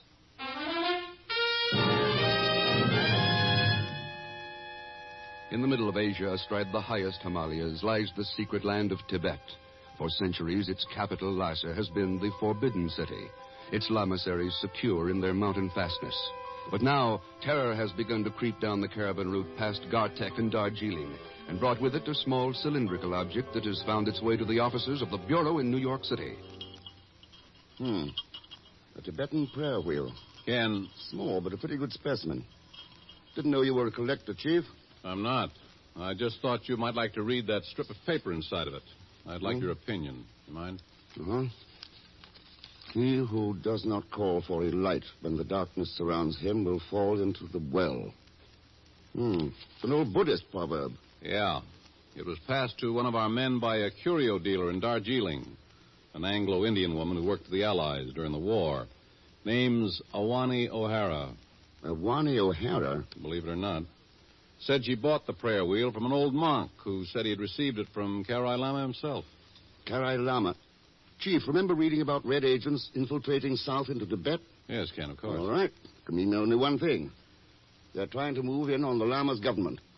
Trying to soften it up so the puppet kooks from the east can take over without a fight. It's an old trick of theirs. Yeah, there's no way of making sure, Ken. Westerners aren't even allowed inside the Patala Palace, you know. What's more, we can hardly interfere in the internal affairs of another power. Oh, we've said that before, Chief. In Romania, Czechoslovakia, and Hungary. Look what happened. Besides, it's not just Tibet they're after. The Karai Lama's the spiritual leader of half of Central Asia. Northern India, Bhutan, Mongolia, Manchuria. Yes, that's true. You bet it is. And if they can pressure him into swinging over to their side, we might as well give up any hope of keeping the Iron Curtain from dropping over the whole Orient. Ken, do you suppose that little proverb means the young Lama needs our help? Could be, Chief. But what can we do about it? Send a Sherman tank across the Himalayas to bring him out?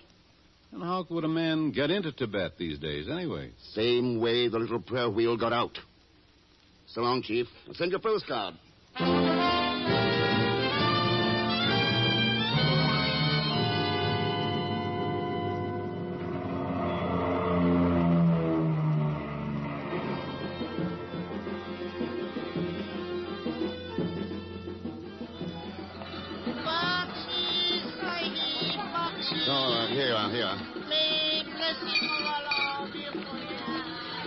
You would like maybe, Sahib, to buy an elephant? Souvenir of Darjeeling?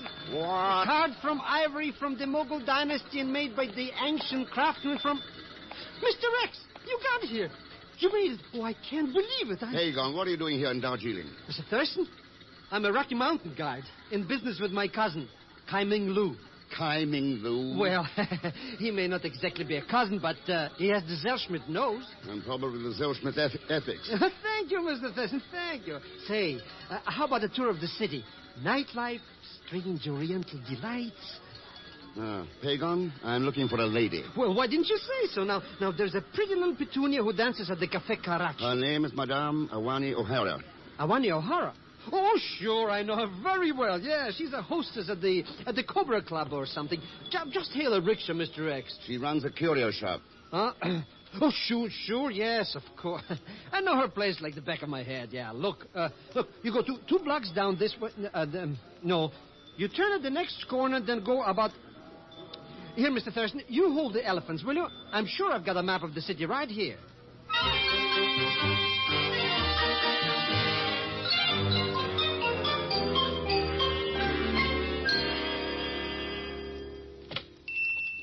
Come in, sir. Come in. Madame Awani O'Hara? I am she. Oh, my name's Ken Thurston, madame. I'm a hobbyist of sorts, and just now I'm interested in Tibetan prayer wheels. I was told you might be able to help me. I see. Prayer wheels. They're very rare now, you know. Good specimens are hardly ever removed from Tibet. Sorry, Mr. Thurston, but I'm afraid I haven't a single one in stock. Oh, then probably you could tell me where I might find one. Quite possibly. What kind of prayer wheel were you interested in? A friend of mine in the States had one. I think he said it came from your shop. It was quite small. Brass, I believe. Inlaid with silver. I think that it would be best, Mr. Thurston, if you came back tonight. Say about 8 o'clock. I may be able to give you the information you want then. You'll obtain this information in Darjeeling? I did not say that. No. If you'll excuse me, it's time for my nap. No, certainly. Madame O'Hara, just one question. I heard a proverb the other day and wondered about its source. It goes, he who does not call for light when the darkness surrounds him will fall into the well. Do you know it? No. No, I don't think I ever heard it before. Good afternoon, young man. Hmm.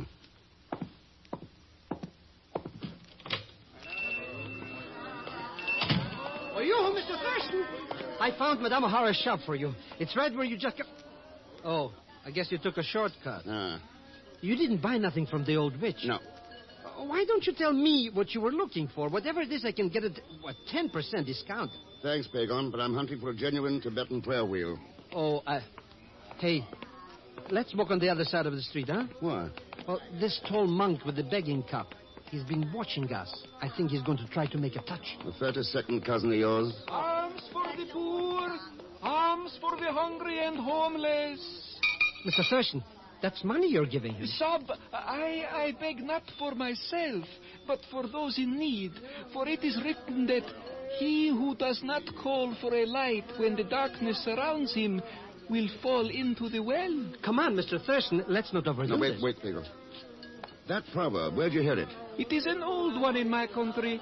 It signifies only that men should aid one another in their quests through life. I heard you speak of a desire for a prayer wheel. Is it not so? Just where did you... Perhaps you may find what you seek at the monastery of Chaizong, which is north 200 kilometers in Sikkim on the border of Tibet. Thanks, I may try that. But now, where did you... Oh, wait. Hey, wait a minute. Excuse me. Sorry. Hey, what a disappearing act, eh? But don't worry, Mr. Thurston. If you're so set on giving away money to needy people, there's always me.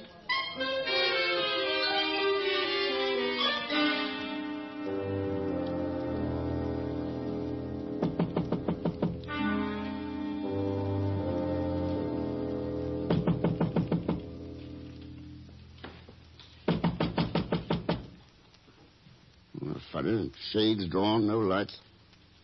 Madame O'Hara said 8 o'clock. I wonder. Maybe she flew away in her broomstick. Oh, why don't we come back when it's daylight? That side window's open, Pagon. Here.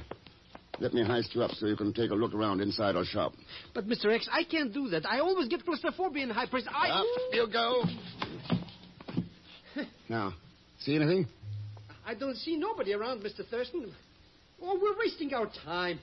But that Madame O'Hara sure is a lousy housekeeper. Going off and leaving all that broken crockery on the floor and everything all tipsy-topsy like...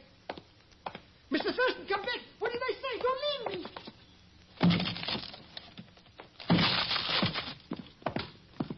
Oh. Mr. Thurston, there's breaking and entering, and it's illegal. I think it's... Oh, that long yellow sash around her neck. It's been used as a garrote, Pagon. Oh, well, in that case...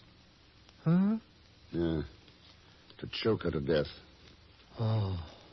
Pagan, you think some of your disreputable friends here in Darjeeling could promote us a couple of monks' robes, the kind pilgrims wear on the caravan to Lhasa?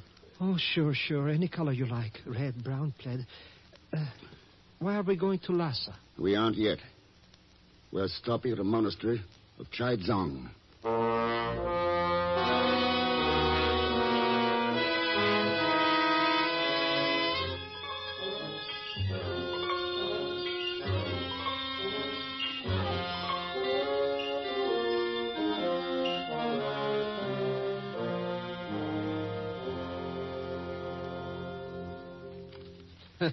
What a joint.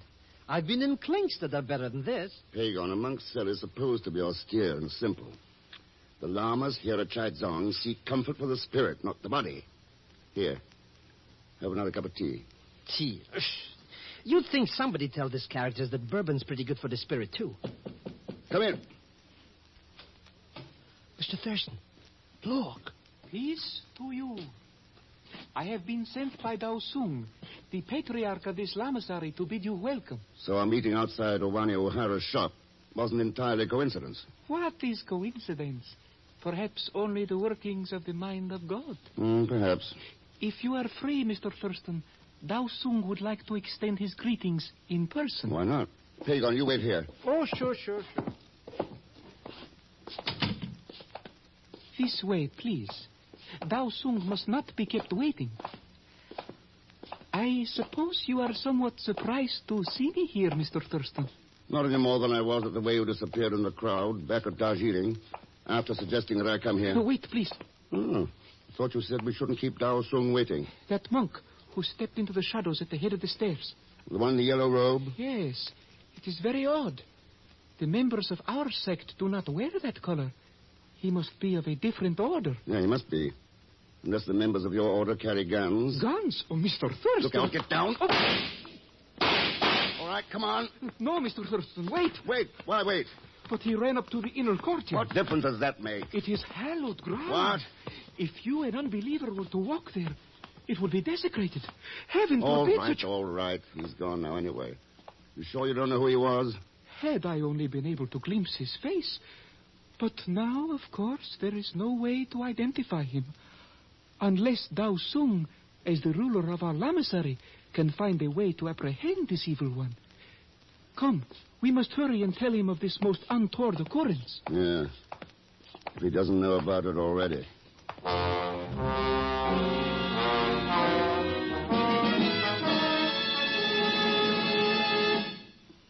Mr. Thurston, I cannot apologize sufficiently. In these times, even a monastery is not always a place without violence. So I found out. Since you Americans prefer directness, I shall be direct. Until a few years ago, I was the tutor of the young Karai Lama. Peace be with him. Last month, I returned to Lhasa. I found the Lama surrounded by new advisors, men whom I did not know. Oh? And as His Highness laid his hand upon my head in blessing, he presented me with the prayer wheel which has by now reached you. Alone, I could do nothing to help him escape, but with your help, I will make another pilgrimage to Lhasa. And with your help, we can bring the Karai Lama back with us, back to freedom. Freedom. These advisors you speak of, what do you know about them? Very little. But a friend, more recently returned from Tibet, knows more. With your permission, I shall call him. Mei Shao. Dao Song, I have been awaiting your summons. It is my wish, Mei Shao, that you speak with Mr. Thurston. Mr. Thurston? Yes, sir. And that you tell Mr. Thurston of the things which have happened at Lhasa. Alas, our blessed Karai Lama is a virtual prisoner. For another man has become the true ruler of Tibet. One whom they call the Gold Hat. Oh? Just who is this Gold Hat? It is said that he was well educated in Russia, then later in China. Ah. Unfortunately, his real name is not known. or his identity. Well, that's not much to go on. However, it is known that unlike the orders with which we are familiar, he wears a robe of yellow. Yellow? And a yellow hat. His followers affect a similar costume. I see. Dao Sung, what do you suggest? If Mr. Thurston should be willing to undertake the pilgrimage to Lhasa. How soon can we leave?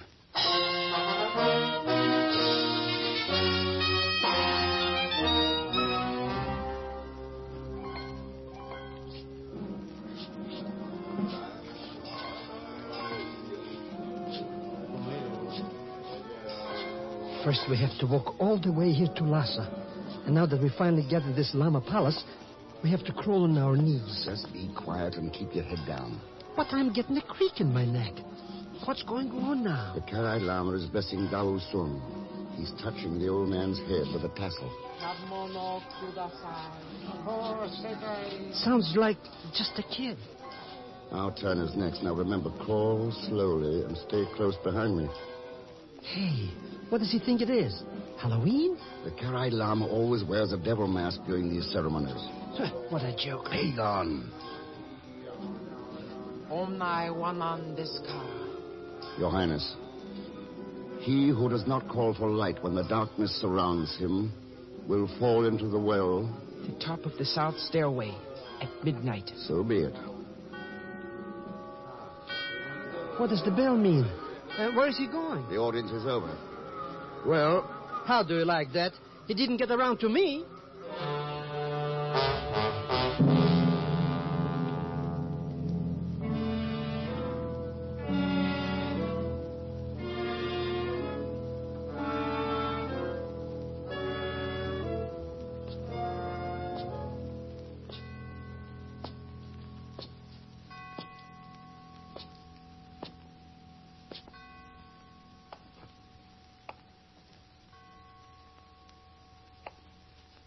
Mr. Thurston. Oh, Your Highness. You are alone. That is good. This alcove, please. Let us waste no time. You have come a long way in answer to the summons in the prayer wheel. What do you propose? Plans have been made for you to join a native family traveling to the Indian frontier. From there, you will be escorted to the monastery at Chai Dzong and safety. This has all been arranged by you? Yes, with the aid of Dao Sung. The caravan will leave at sunset tomorrow. Where is Dao Sung now? He said something about returning to his lamasery. I see. Mr. Thurston, have you considered that it might have been a grave mistake for you to come here to Lhasa? Mistake? Yes. You see, you are now under arrest. Yeah. Yes, I see. And I shall be obliged to have you executed as a spy, Mr. X.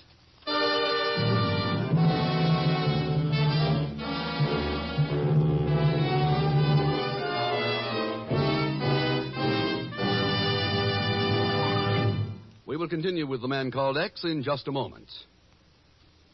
Here's a word from RCA Victor. A real-life mystery which puzzles people who own television sets is how in the world they ever lived without them. Without those puppet shows and Wild West sagas which keep little children fascinated while mother's getting dinner. Without those comedy programs which draw teenagers home like magnets. Without those sports events which so magically erase the day's cares from Dad's face.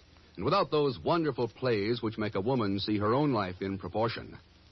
Why don't you make this a television Christmas for your family? Naturally, you will want RCA Victor Television, America's favorite, already proven in over 1 million homes. So early next week, see your RCA Victor dealer and choose from 18 beautiful new million-proof models, the RCA Victor Masterpiece, which will keep the cheerful contentment of Christmas alive at your house the whole year around.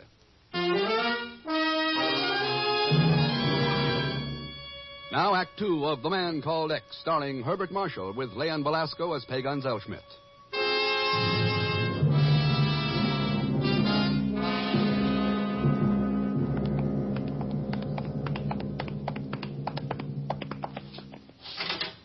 Hello, Mr. Thurston. I've been expecting you. You've come to get me out of the clink, huh? Does it look like it, Pagan? Oh, well. Oh, welcome aboard, Mr. X. Say, you don't really think they're going to hang us, do you? No, Pagan, I know them. They're not. I knew they wouldn't dare to do that. No, in Tibet they execute by beheading. You mean... Oh, Mr. Thurston, what a messy way to die. Wait. Mei Shao. Aha, so they got you too, eh? Hey, wait a minute. You're outside the bars and we're inside. Yes, Mr. Zellschmidt. Quite simple, Pagan. Mei Shao is the gold hat. Well, sure, but that's no reason... Huh? You seem very sure of that, Mr. Thurston. It all adds up, Mei Shao. The infiltration boys found out about the prayer wheel. But when they traced it to Darjeeling, it was already gone. So the gold hat moved in on Dao Sung and stuck around to wait for us. I bow to your brilliance, Mr. Thurston. How sad that such a facile mind should serve the decadent capitalists of Wall Street. From whom you're planning to rescue the poor, downtrodden Tibetans. And you are going to help me. Your execution will serve as an object lesson to those who would interfere in the internal affairs of my country. I see. And now that the Karai Lama's under your thumb, there'll be no one to stop you and the invaders from taking over. But I still don't understand why he should call for help and then have us in prisons. Yeah, the dirty, no good... It is very simple. The great Lama has come to see that our way is the right one for Tibet. Maybe. It was pretty sudden, wasn't it? He gave that prayer wheel to his old tutor only 2 weeks ago. Yeah, and when we come to help him, he sticks us in a hole in the ground. I tell you that Karai Lama is no good Joe. Matter of fact, Pagan, I've been thinking exactly the same thing. Remember when he blessed Dao Sung in the throne room? Sure. He touched him on the head with the gold tassel. The lowest form of blessing. Huh? Isn't that right, my Shao? The gestures of religion do not concern me, Mr. Thurston. No, I'm sure they don't. But in this case, it was more than a gesture. If the Lama had recognized his friend and teacher, he would have placed his hands on the old man's head.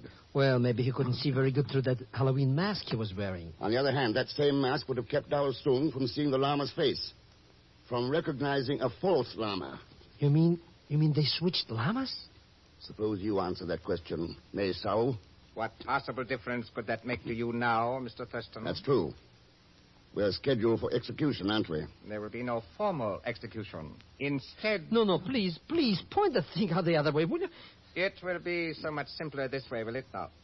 An American executed might require explanation, but if it were simply called a disappearance, Has it occurred to you, Mei Shao, that if I discover the imposture, Dao Sung will discover it too? What difference can it make? You seem to underestimate the efficiency of my organization. Come, closer to the bars. Look, down the hall. Even now my soldiers are bringing your friend Hung to join you. Well, Mr. X? Yes, you're efficient. Dao Sung. Oh, yes, Mr. Thurston. All is well.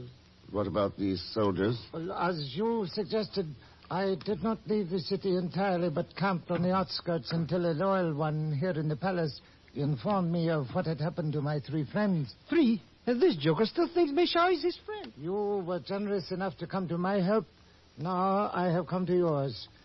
These men who look like soldiers are, in reality, fellow monks. What? Wait, Dao Sung. Well, there is no risk. We were able to pass this sentry safely. And now we have only to leave as we came. There is one thing you have overlooked, Dao Sung. Yes? This gun I hold. Mei Shao. Guard. Ring the alarm. I said ring the... What? As I told you, these men are our friends. Yes, and I'll shoot any who stands in my way. Just a minute, Mei Shao. What a haymaker. I know your religion disapproves of violence, Dao Sung, but I'm sure you won't mind an exception in the case of the gold hat. The gold hat? Oh, yes, Mr. Thurston. In this case, I do approve your very excellent right hook to the jaw.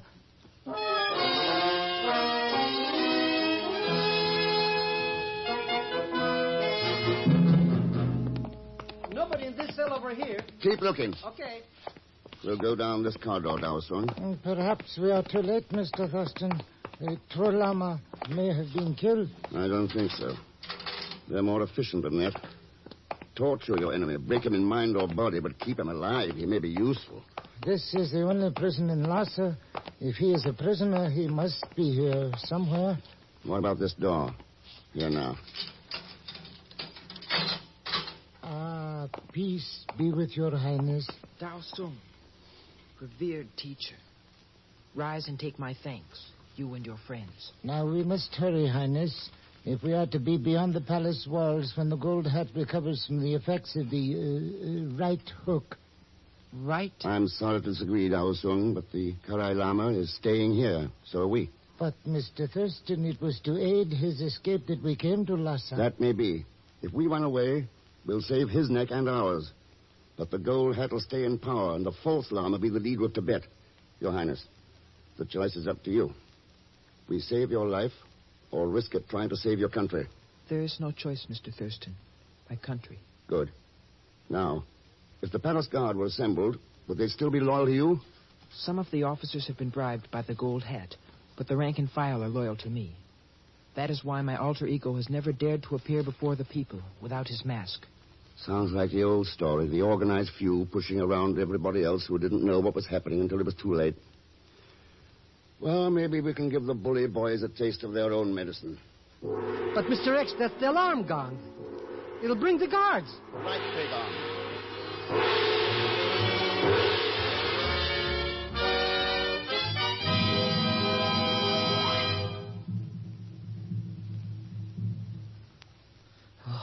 Mr. X, I can't look. The price of treason is pretty high, Pagon. It's not what's happening to Mao Shao and that phony Lama. It's the heavy blade. It's so big and so sharp. And Mr. X, they sharpen it for us. Well, Your Highness?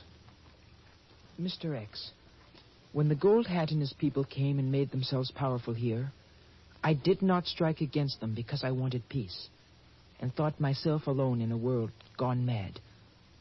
I shall not make that mistake again. Your Highness, it's taken us a long time to learn that in our world no man lives alone, and no country. That we must each of us bring light to those who cry out in the darkness, lest all of mankind fall into the well. Peace be with you and your people.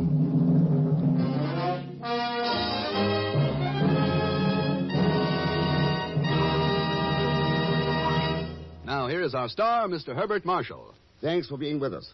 Next week, Mr. X starts out on what looks like a fishing trip off Baja, California, but ends up with a strange combination of a beautiful woman, an important foreign agent, and a submarine, to say nothing of Leon Velasco as Pagon Zellschmidt.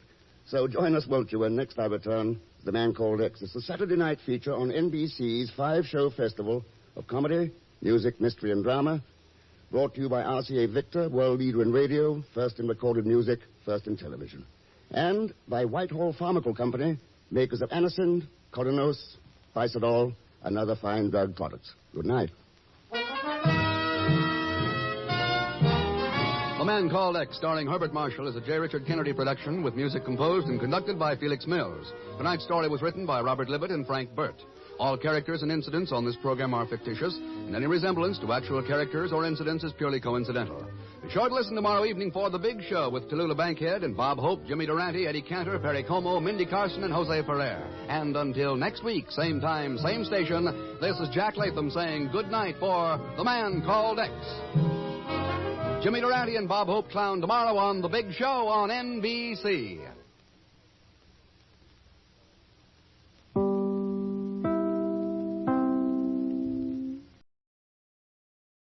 New post-war Old Dutch cleanser, famous for chasing dirt, presents Nick Carter, famous for chasing crime.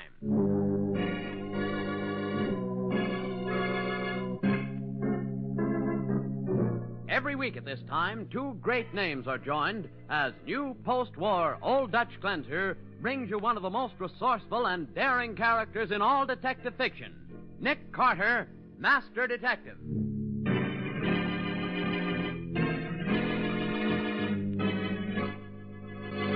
But, Nick, you say that Danny's alibi for the murder is good. It's airtight and positive, Patsy, but I still don't believe it. But he could be innocent, couldn't he? I doubt it.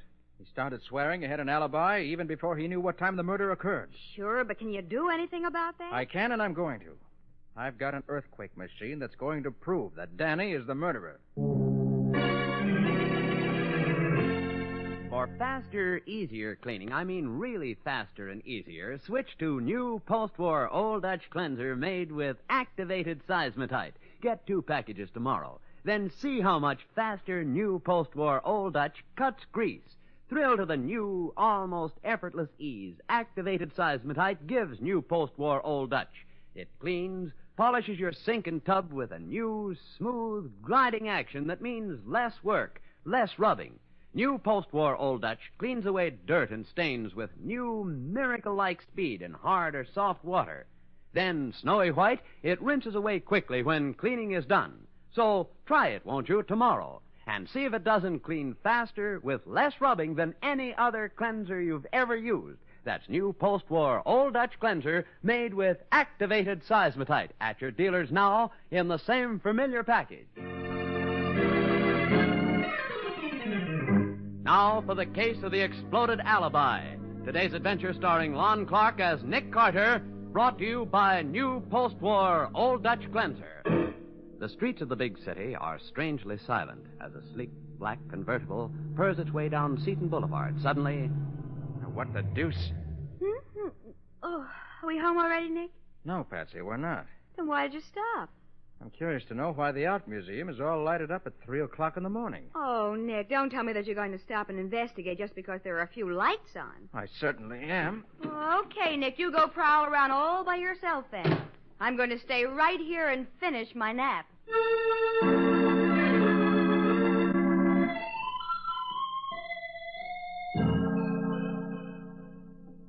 Come in. Yeah, that's right. I'll wait here till the squad arrives. Yeah, goodbye. Something wrong, officer? Hey, who are you? I'm Nick Carter. I was just passing... Nick Carter? Hey, I've heard of you. Well, thanks, but what's wrong? Plenty. Sam Hildred, the night watchman here in the museum, has been murdered. Well, how'd you happen to find him? You on duty here? No. I'm on the park detail, so this is on my beat. You see, I go off duty at 2 o'clock, and I usually stop in and have a cup of tea with old Sam before going back to the station. And that's what you did tonight? Yeah. Well, Sam wasn't in the office, so I waited for him, thinking maybe he was making his rounds. Did you hear anything while you were waiting? Not a thing. But when he didn't show up after half an hour, I went to look for him. And found him dead? Yeah, lying on the floor in the Egyptian section with 3 bullets in him. And you didn't see anybody? Not a soul. The place was deserted. So I called headquarters. Uh-huh. You mind if I take a look at the body? No, come on. I'll show you where it is.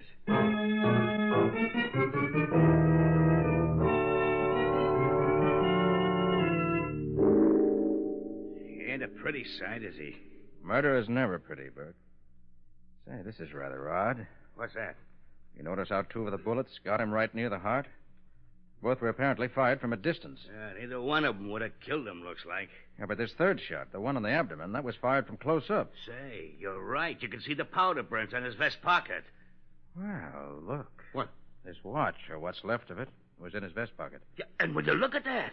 The bullet shot the stem clean off of it. And stopped the watch at exactly 2:27. Well, that's one clue we got, the time of the murder. Apparently. Did you look to see whether anything's missing? Oh, I didn't take time. But there's a display case right over here that's pretty badly smashed up. Well, let's have a look. I just happened to see it when I was... It's smashed up, all right. Hey, what's that card say, Mr. Carter? This exhibit is from the collection of Tyler Van de Vries. Hey, ain't he that rich guy you're always hearing about? He's not only rich, he's one of the most famous collectors of Egyptian relics in the world. Gee, this stuff must be valuable, huh? Can you tell what's missing? Well, there's a vacant space in the center of the case, but I wouldn't know it was there. Well, we can find that out from the museum fellas. They'll know. Well, first, let's see whether... Hey, wait. Oh, there's a gun on the floor. Then that must be the murder weapon. Shouldn't be surprised. And judging from the smell of it, I'd say it's been fired very recently. Oh, watch out for fingerprints, Mr. Carter. Yeah, I'm watching. Well, I doubt that there are any identifying marks of any kind on this gun. If there were, it wouldn't have been left here on the floor. Mm-hmm. 3 empty shells. There's no doubt that this... Hey, somebody's coming, Mr. Carter. So here. Oh, dear. This is very bad for the museum's reputation. That ain't all it's bad for, it. Hey, is that you, Nick? Nobody else, Matty. Look, how come you always seem to beat me to the scene of any crime? I don't. Not always. Too bad they had to drag you out of bed at this unearthly hour, Matty. Yeah, I'll say. Oh, Nick, this is Mr. Steiner, curator of the museum. Nick Carter, Professor. How do you do? I picked him up and brought him along to see if anything's been stolen. Mr. Carter, this is terrible. Such a thing hasn't happened here in 20 years. Is anything missing? Well, suppose you tell us that. Oh, dear me, I'll never hear the end of this. Oh, by the way, your Merciful watchman is over heavens, here if you care to see The him. Vandervries case has been broken open. The most valuable collection in our whole... Sergeant, the Ankara scarab is gone. It's gone. The what is gone? The Ankara scarab. One of Mr. Vandervries' most priceless pieces. One of the few remaining jewels of the 5th dynasty of Egypt, worn by the Princess Amun-Ra herself. Obviously a collector's item, then? Oh, definitely. Only a collector would be interested. Oh, how can I ever explain this to Mr. Vandervries? Well, Hey, Sarge, what's all them things in the next room? That don't look like museum stuff to me. It isn't. The City College of Science is remodeling their engineering building, and they've some of their stuff here stored in the next room temporarily. Oh, I do hope nothing else is missing. I'll never be able to hold up my head again. Here's my whole life's work. Sarge, you want I should wait? No, Burke, you go ahead. My men will be here. Oh, there you are, Sergeant. Well, what do you got here? Oh, so you finally got here, did you, Williams? What do you mean, finally? You know what I mean. Now, look, you and McGlone get busy. Go over everything, get fingerprints, anything you can find. And have the boys Sure. Have the boys get plenty of pictures. Yeah, now, wait a minute. Doc Bradley come with you? Yes, Sergeant, I'm here. Oh. I'm here. Show me the body and let me get back to bed. Yeah, it's right over there, Doc. See what you can make out of it. Okay. He was shot 3 times, Doc. Yes, so I see. What is it, Doc? Any one of those bullets could have been fatal. How long do you think he's been dead? Oh, between 2 or 3 hours. Can't say for sure. Well, what about those 3 wounds? Are they all alike? No, Carter, they're not. I'll have to probe for the 2 bullets in his chest, but the third one's right near the surface. It's funny. It was fired close to the body, but it didn't go very deep. That's because his watch stopped it. His watch? I don't see any watch. I have it here. Took it out of his pocket to examine it. Huh? Well, will you look at that? The stem was shot clean off. And the watch was stopped at 2:27, which may indicate Nick, what in the world are you... Hiya, Patsy. Who's that on the floor? the night watchman shot by a burglar. So you were right, Nick. There was trouble here. Yes, Patsy, there was. Theft and murder. Well, I guess I've got all I can get here for now. Well, let's go then. It's not getting any earlier. Very sage observation, my comely and efficient young secretary. I shall act on it at once. Good night, Matty. See you in the morning.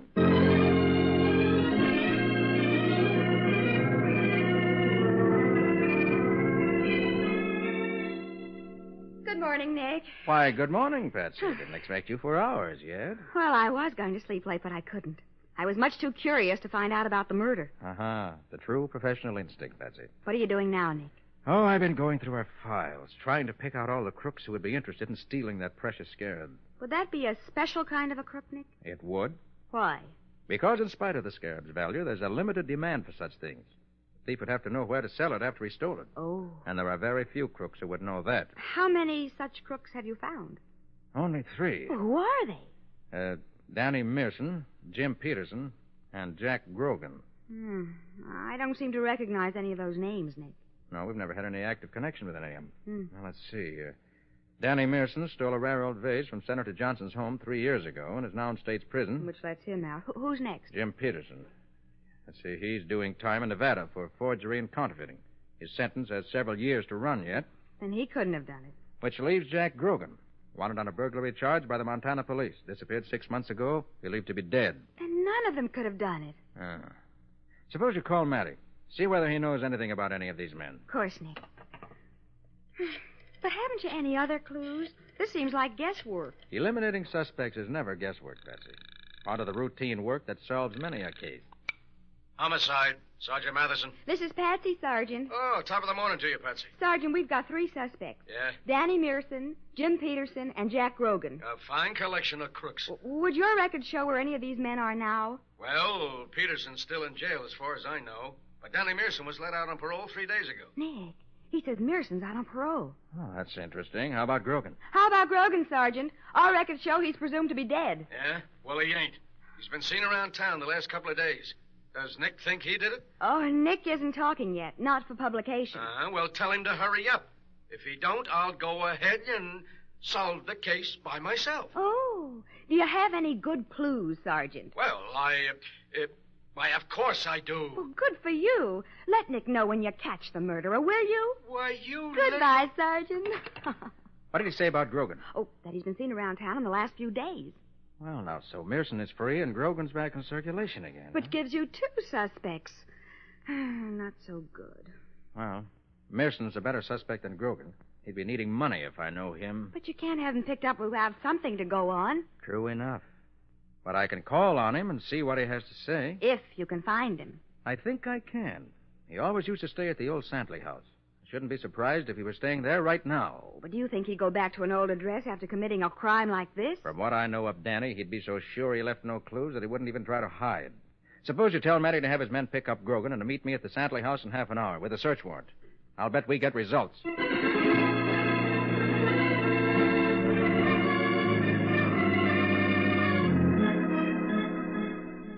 Ah, Nick, I give up. There ain't a thing in this room that shows that Danny Mearson ain't been strictly on the up and up since he got out. I'm afraid I have to agree with you, Matty. Uh-oh. That must be Danny coming back. Nonsense. He wouldn't knock on his own door. Quiet. Yeah. Well, if it ain't Jack Grogan. Who's that? This is darn nice of you, Grogan. Yeah. What's nice about it? Well, I had the boys out looking for you, and they couldn't find you, so now you find us. What you looking for me for? Just wanted to ask you a few questions. Questions? Mm-hmm. About what? Suppose we go into that when we get down to headquarters, okay? You ain't taking me to no headquarters, copper. Hey, wait a minute. Wait, Don't be a fool, Grogan. You can't cover us both with that gun. Nah? Well, if either of you moves before I say so, you'll see if I can cover you both. Grogan, look at me a minute. Yeah? What's in your mind, copper? I just want to warn you. What's the matter? I told you!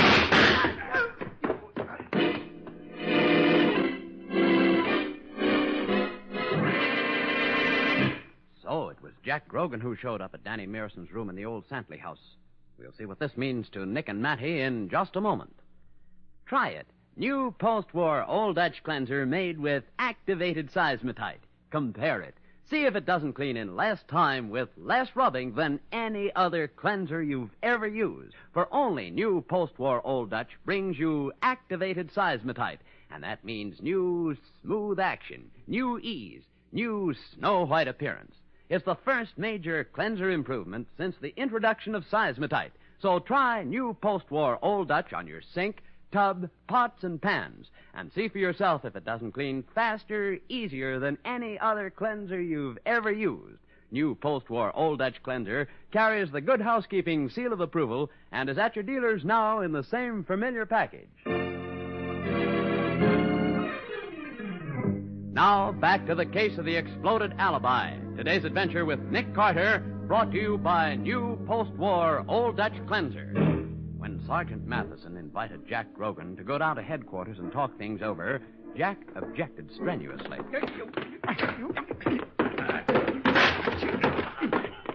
Ah! Nice work, Nick. That did it. Never thought he'd be fool enough to think he could keep the 2 of us covered. Not when we were on opposite sides of the room. Come on, Grogan. Get up. Get up. What you picking on me for, copper? You just pulled a gun on an officer of the law. Put your hands up. Okay. Grogan, what are you doing here anyway? Well, Danny and me, he owes me some money. So you dropped in to collect? When he wasn't here. Yeah. I thought maybe... Look, you and Mearson wouldn't have been working together on that job last night, would you? What job? Well, we'll talk about that down at headquarters. Are you coming, Nick? No, I'm not through here yet, Matty. Suppose you turn Grogan over to the coppers waiting downstairs and then come back here, will you? Okay, Nick. Come on, Grogan. Come on. Now, look, copper, Now, let me see. If Grogan and Mearson were working together, maybe Grogan came back here to double-cross Mearson. And if he did that, it may mean something's hidden here after all. What's... Uh-oh. Hey, what the... Well, hello, Danny. Nick Carter. Hey, what are you doing in my room? Why, just looking around. Looking around for what? I think you know. Don't try to be cute, Carter. You got a search warrant? Sure, we got a search warrant. You want to see it? Well, so you're in this, too. You're darn right I am. What do you two expect to find here? Something that disappeared from the museum last night. Well, you won't find it here. You seem to be right this time, Danny. We've looked and we haven't found it. Where'd you hide it? Seeing I don't know what you mean, I can't answer that. You mean you won't? Well, what's the matter, Sergeant? You look unhappy. I am. I got a fierce headache. Didn't get enough sleep last night. Well, there's some aspirin in the medicine cabinet in the bathroom. Help yourself. Hey, I'll do that.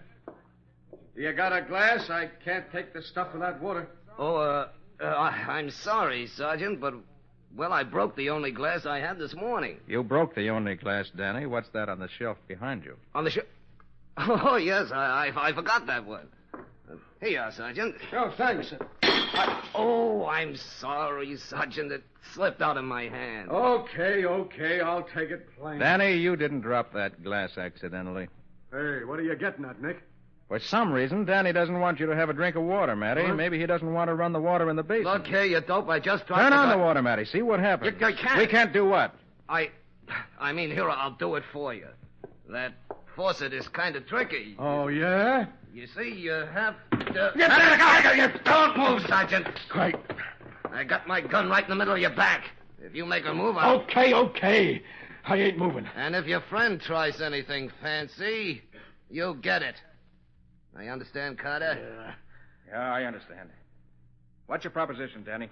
Just take the thing you've been looking for and get out of here without any interference. Otherwise, you... Well, that seems fair enough. What do you say, Matty? I'd say you're crazy, Nick. You gonna let this... Shut up, Matty. Yeah, but You might say the wrong thing and make Danny sore. Look, you two. I got a gun in the sergeant's back and my arm around his neck. If either one of you guys try anything... We won't. Nick, I don't get it. No Matty, be hoodlums quiet. don't- Clam up, copper. I can shoot you or strangle you, and if anybody makes a break, I'll... Matty, don't talk. All right, but... Just nod your head yes or no. Oh. Now, what do you say? Should we make a deal? Oh, good one, man. You got it. Get his gun. I'll get him. Hey, my arm. Let go, you're breaking my arm. I won't break it, not if you hold still. Okay. I knew when I'm licked. Nick. Oh, you're a cute one. You know, I learned that trick of banging my head against the nose of a guy holding me from behind, but I forgot it till you reminded me. Give me a towel. My nose is bleeding. Keep him covered, Matty. Yeah? I want to get the scarab. You mean it's really here? Say it is, unless I miss my guess. You got it, Nick? Not yet, but I'll bet that it's down. Yeah, here it is. Yeah, where? Here in the wash basin drain. Oh, it's a beauty. Are you kidding? You mean that's what we've been looking for? That beetle thing? That's it, Matty. This is the scarab of Princess Amun-Ra. Well, I'll be doggone. Well, Danny, that was a pretty smart trick, suspending this thing in the drain of the wash basin by a thread. So that's why he didn't want us to run the water. Of course. If we did, the thread might break. Besides, the scarab just about filled the drain, and the water wouldn't have run off as fast as it should. Uh-huh. Well, Danny, are you ready to confess? Confess what? That you stole that scarab and knocked off the museum watchman. No. All you got on me is having stolen goods in my possession. As for the watchman, I got an alibi. Well, that's interesting. Yeah. Suppose we all go down to headquarters so you can tell us about that alibi of yours.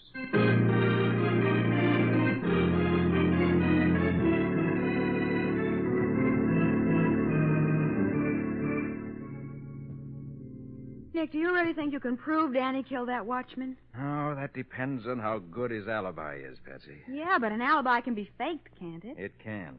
And I'm positive Danny's is. Excuse me. Nick Carter's office, Patsy Bowen speaking. Nick there, Patsy? Oh, yes, Sergeant. Here, Nick, it's Sergeant Matheson. Oh, thanks. Yeah, Matty, what have you found out? Look, that Danny's alibi is airtight, Nick. We can't beat it. Are you sure of that? I'm positive. The watchman was killed at 2:27. Between 2:10 and 2:35, Danny was in an all-night drugstore 3 miles from the museum. Are his alibi witnesses good? Well, the drugstore clerk remembers him, but what's worse, the cop on the beat stopped in there at 2:20 and talked to him. He knows Danny and swears to the time. Matty, that just isn't possible. Well, maybe not, but look, Nick, we gotta prove we're right before we can take him before the grand jury. Okay. I'll find some way. Well, I hope you can, Nick, but make it fast. I'll try. So long. What'd he say, Nick? Danny's alibi is airtight. But I still don't believe it. Well, of course he could be innocent. Why are you so sure he did it, Nick? Because he started swearing he had an alibi before he even knew what time the murder occurred. And another thing. The watchman was shot twice from a distance, and once close up. It was the close-up shot that stopped that watch. At exactly 2:27. So what? Look, Patsy, the first 2 shots killed the watchman. Oh, I understand that, Nick. Okay, so suppose the killer took the watch out of the dead man's pocket, set it ahead to 2:27, then put it back in his pocket.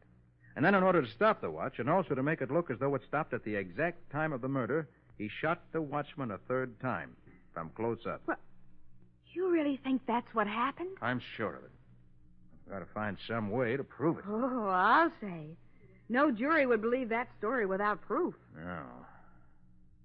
Patsy, let's go back to the museum. Okay. Maybe we overlook something that'll give us the facts we need.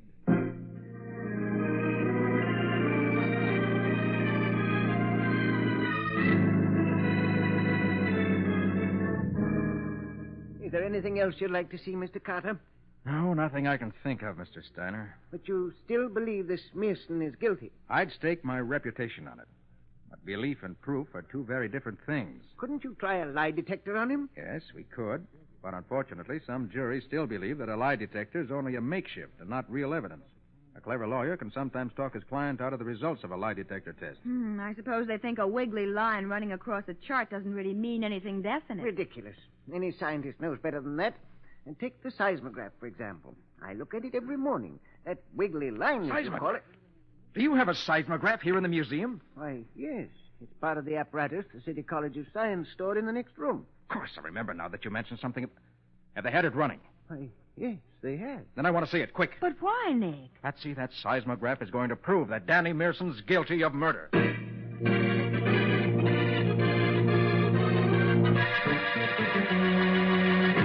Well, that's a new wrinkle. A seismograph used as proof in a murder case.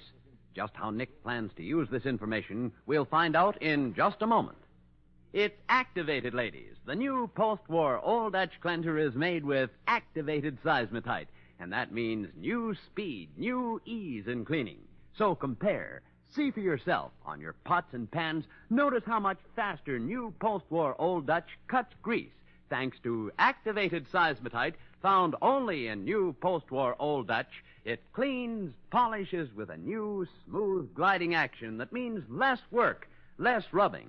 Then thrill to the ease with which new post-war Old Dutch removes dirt and stains from your sink or tub with new miracle-like speed in hard or soft water. And you'll find that new post-war Old Dutch, now snowy white, rinses away quickly when cleaning is done. Truly, here's the first major cleanser improvement since the introduction of seismatite. New post-war Old Dutch cleanser made with activated seismatite. At your dealers now in the same familiar package. Try it tomorrow.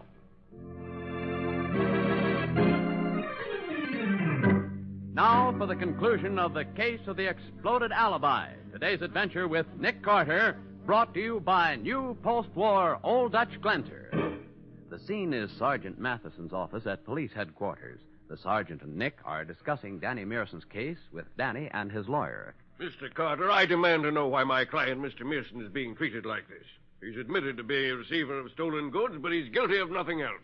Mr. Amberley, you claim that Danny couldn't have stolen the scarab and killed the watchman because at the time the murder and theft were committed, he was at a drugstore some 3 miles from the museum. That's absolutely correct. Mr. Amberley, the watchman was apparently killed at 2:27, if we can judge by the time his watch stopped. But actually, he was killed exactly 1 hour and 12 minutes before the time shown on the watch. Why, that's impossible. The watchman's timepiece... The watchman's timepiece was set ahead by Mearson to establish an alibi for himself, and I have positive proof of that fact. That's a lie. It certainly is. It's absolutely ridiculous. Is it? Well, the evidence I'm talking about is unemotional, truthful, and positive. It's a seismographic chart. Now, what's that? Yeah, Nick. What in the name of the saints is a A seismographic chart? Yeah, what you said. I'll tell you, Matty. Yeah? In the room next to the Egyptian collection in the museum, there's an instrument used to detect earthquake tremors. It's called a seismograph. Uh-huh. And it's so sensitive, it'll record the slightest disturbance. My dear Mr. Carter, I can't You will in a minute, Mr. Amberley. I have here the chart that was made by the seismograph last night. Let me show you what it says. This is hardly the usual thing. Neither was murder. Now, look. At 12:45, there was a slight tremor, or trembling of the earth, probably due to some very distant earthquake. Well, what do you know? Go on. At 1:05, 5 minutes past 1, there were 2 sharp eruptions in the immediate vicinity. I can't say exactly what caused them, but they're probably due to blasting in the neighborhood. or to gunshots in the immediate vicinity. There was no blasting done last night. Get to the point, Mr. Carter. My time is valuable. So is human life, Emberly. Now, notice. The chart shows that at 1:17, 12 minutes later, there was another sharp report, just like the previous ones. But from then on, until 15 minutes before 6, the line made by the seismograph shows nothing whatever out of the ordinary. Then there were no shots fired in the museum between 1:17 and 5:45 yesterday morning. That's right, Matty. And that means that the watchman was shot and killed at 5 minutes past 1. The killer then took the watch out of the dead man's pocket and set it ahead to 2:27 and then shot him again at 1:17. And that gave him plenty of time to get to the drugstore and set up an alibi. But see here, that doesn't mean Don't waste your breath, Amberly. It happened just the way they said. And I'd have got away with it if it wasn't for that size... Let's call it a truth machine, Danny, because that's what it really is. It tells the truth, and in this case, makes others tell the truth, too. Doggone it, Nick. That's sure a great machine. Yes, sir, a great machine.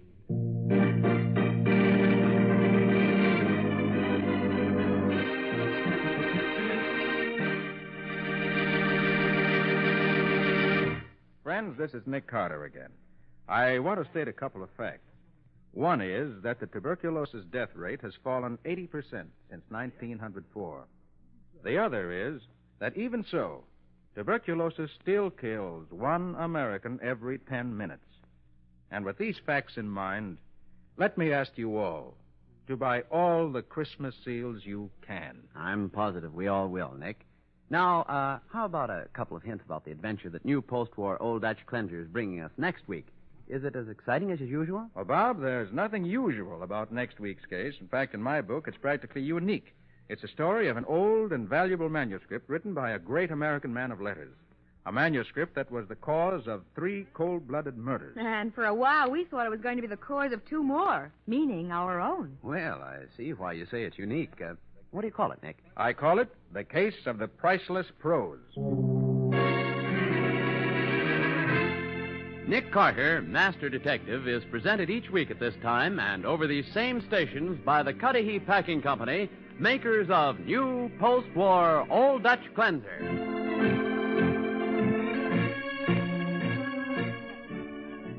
Nick Carter, Master Detective, produced and directed by Jock McGregor, is copyrighted by Street & Smith Publications, Incorporated.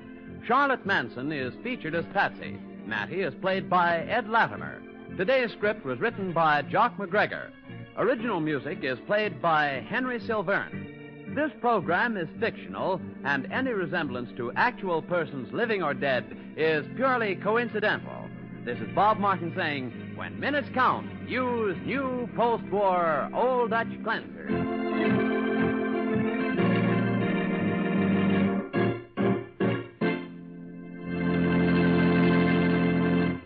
This is the Mutual Broadcasting System.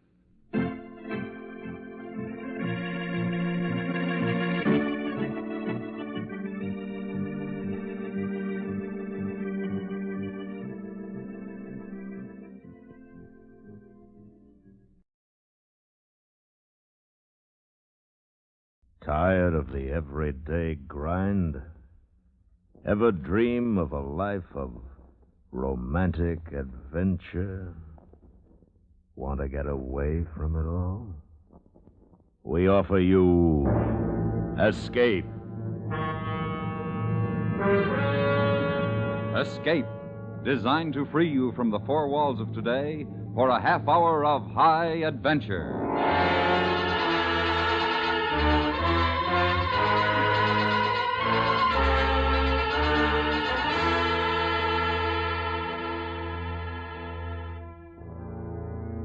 You are running from an unseen enemy, frightened and alone, living from day to day, while your pursuer, unrelenting and murderous, is gaining on you, ready to trap you in a place from which there is no escape.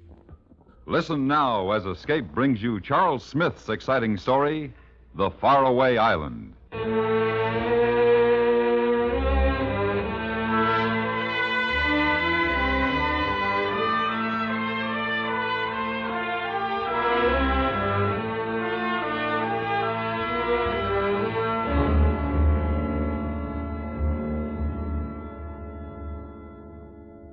Time is the important thing. If you don't know it now, you will when you've reached the 50 mark. That's why the money was so important. It would give me time.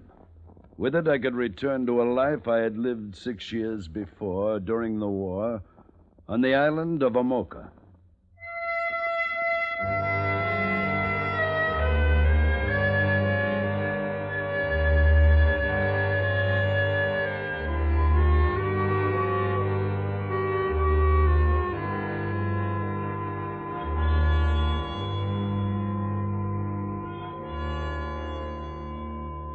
The tropical sun streamed into my room, making it impossible for me to sleep any longer.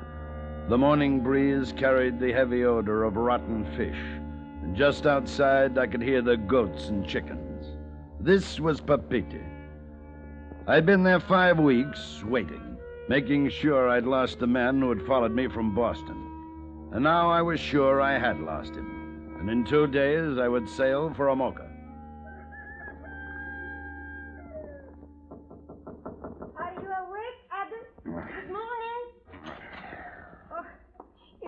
Man, get up. You promised to buy me breakfast. Don't let Mama Tita find you here. Oh, she knows I'm here. She told me where you were, and she said I might wake you. Give me a cigarette. How do you feel? Terrible.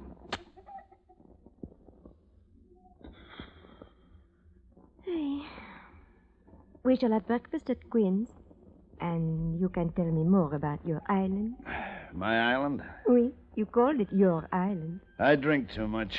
Never listen to a man when he's under the influence. What else did I tell you last night? Oh, you talked of your son. How proud you are of him. It was all very boring. I'm sure. What else? Oh, nothing. It is going to be a lovely day. What else, Anise? You are in love, Adam. Sure I am. With you. No. What makes you so sure? You mentioned her name last night. It was enough. Just hearing the way you say her name.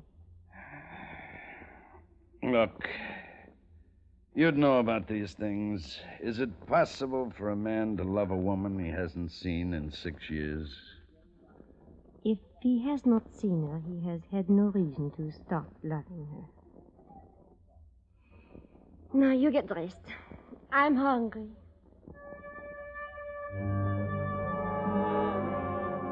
I watched her leave the room, and in watching, compared her to Moeva of Amoka.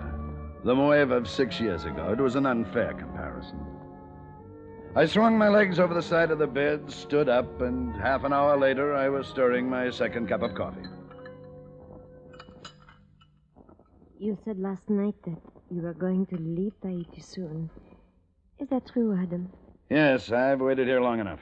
I do not understand why you waited at all. If I love someone, I do not wait for anything. If I want to go someplace... More coffee, Anise. No, thank you. Adam, I will miss you very much. Could you take me to this island with you? What? I would be no trouble, even if you do not love me.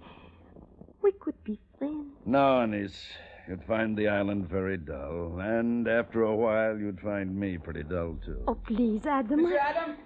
Monsieur Adam. Oh, good morning, Joe. Oh, I have been looking every place for you. The hotel, the docks, every place. Oh, what is it now? Mama Tita worried? She sent you to collect her bill? You Americans. What do you think of his money? Sometimes there are more precious things. Like what? Like a man's freedom.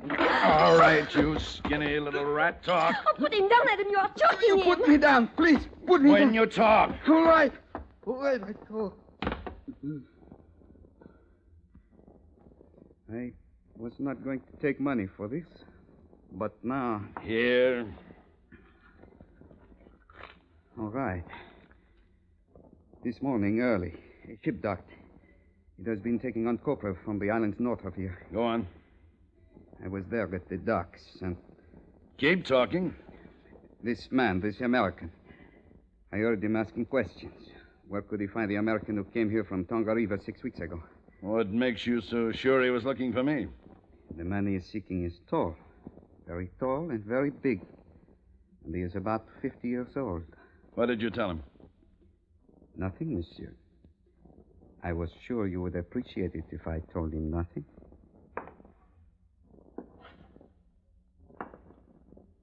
Denise, you still want to go out to that island? Oui. There's a ship leaving today for Rarotonga. We'll be on it.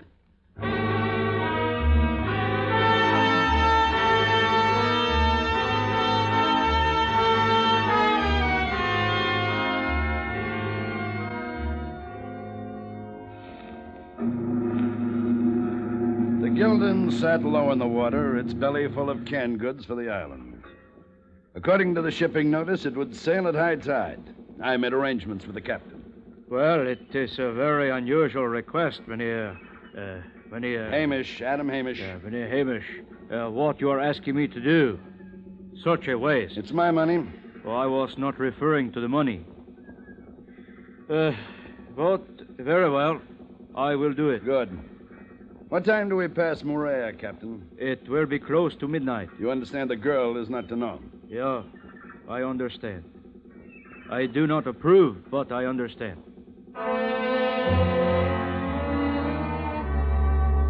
An hour later, we weighed anchor, and I saw Joe on the dock. He grinned at me and then scurried away, anxious to report back to the man who had hired him and get a few francs for the information that I had sailed with a niece for Rarotonga. Then the night came bright and clear, and it wasn't long before the great shadow that is Morea Island appeared off our port bow. Stop all engines.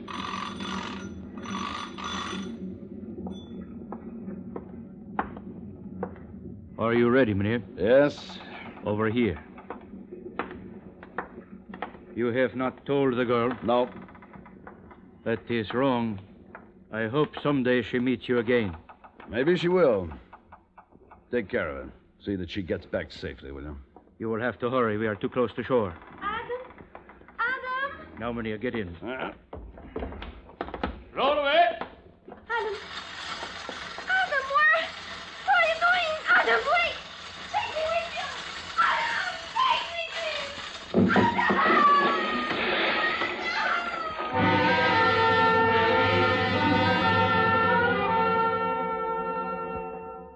2 weeks later, I boarded the only schooner that services Amoka.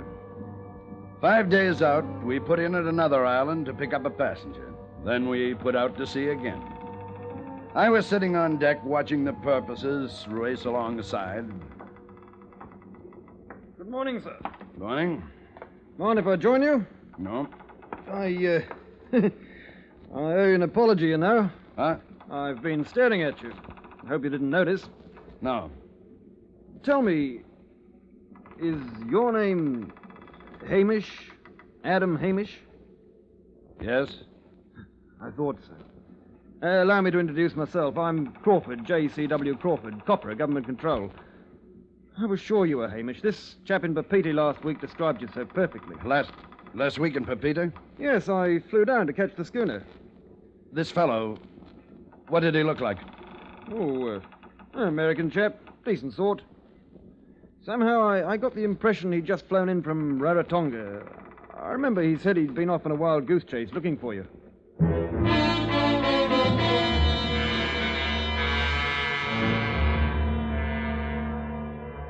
The ships that sail the southern waters usually carry a well-stocked armory. The skipper of this one liked rifles, liked them so much that he wouldn't part with one for less than $300. But for my purpose, it was worth the price. Good shooting. You hit him right forward to the dorsal fin. There's another over there. Care to have a try? No, thanks. I'm a rotten shot. Captain says we'll be landing tomorrow. You intend staying on Amoka? Yes, I do. Good. I'll have someone to talk to when I come by every couple of months. Have you been there since the war? No, not since 44. I hope you won't be disappointed. You know, when you Americans left, it seemed to take the heart out of the people. Have you ever lived on the island? Only for a bit in 1949 it was. Did you ever know a woman called Maeva? No. Can't say that I did. Native woman? Uh-huh. Oh. I see.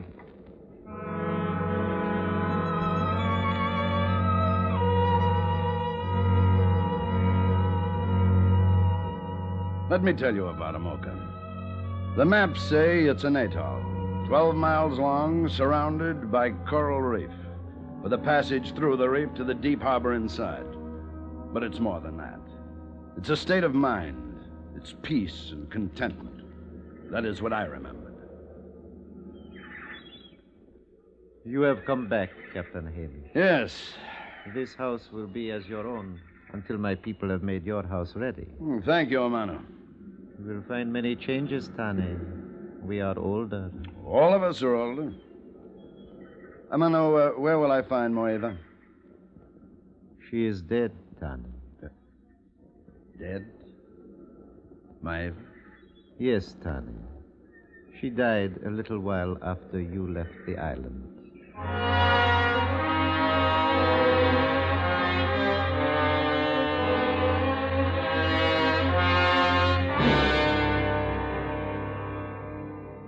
They had buried her on a hill overlooking the bay. I stood for a long time looking at the ground in which she was lying, and in that place the memory of her was sharp and clear, but it was only a memory. Those first days I walked around the island, it wasn't the same. With Maeva, I'd never noticed the flies, the heat, and the quick torrents of rain. But the people hadn't changed. They still walked with an unmatched dignity, and I was glad to be home. 8 weeks later, a schooner sailed through the passage in the reef. Through my binoculars, I could see Crawford on the deck, and standing beside him was a taller man. Captain Hamish. Yes, I see it. You will go to the dock, Tane? No, I will wait in my house. Tell your people that if anyone should ask for me, I will be here in my house. Yes, Tane. I watched and I waited until the tall stranger started walking slowly up the beach toward me. When he reached the whitewashed stones that marked the beginning of my land, I raised the rifle to my shoulder. My finger slid across the trigger, and then I saw his face. This man who had followed me across half the world was my own son.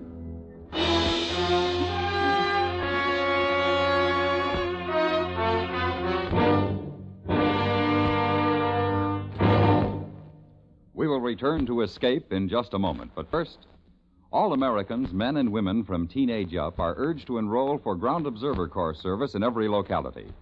You are needed immediately, and the job to be filled is an important one. Write or telephone your nearest Civil Defense Center, or write to Ground Observer Corps, Air Force, Washington 25, D.C. That's your own Civil Defense Center, or Ground Observer Corps, Air Force, Washington 25, D.C. And now, back to Escape.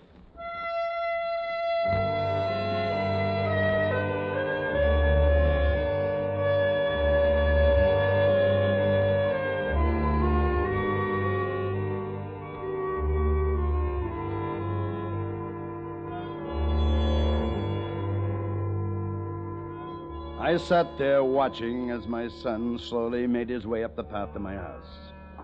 Then I went to the door, the rifle still crooked across my arm. You're a fool! I could have killed you easily. You still can. Do it now. You'll never get another chance. Well, what are you waiting for? Paul! You know why I'm here. Take you back. You're ready. We'll leave now.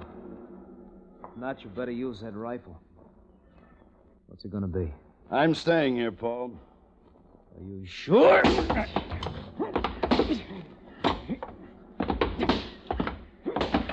We fought silently as men do who are convinced their cause is right. He was taller than I remembered and heavier, but he lived too much in the city. It didn't last long.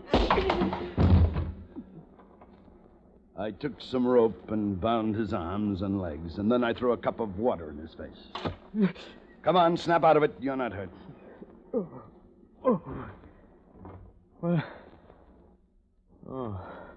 You're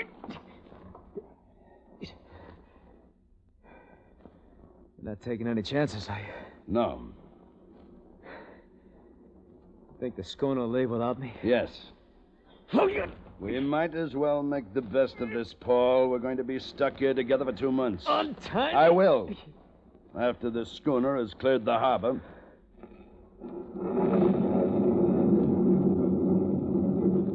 It started to rain. For a long time, he didn't say anything. He just sat there staring at me, filled with hate. Then...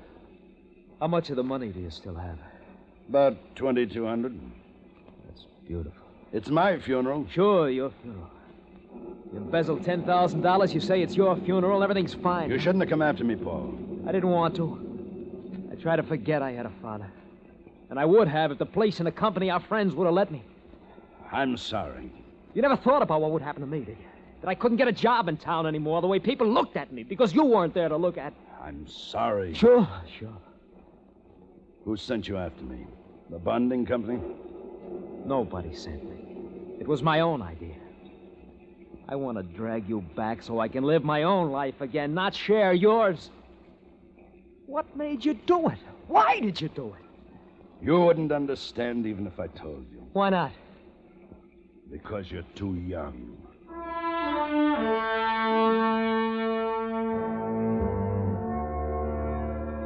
I cut him loose that night, and the next morning I showed him around the island. He walked among the people of Amoka. He watched the palms swaying in the gentle breeze. He looked at the beauty of the island, but he didn't really see any of it.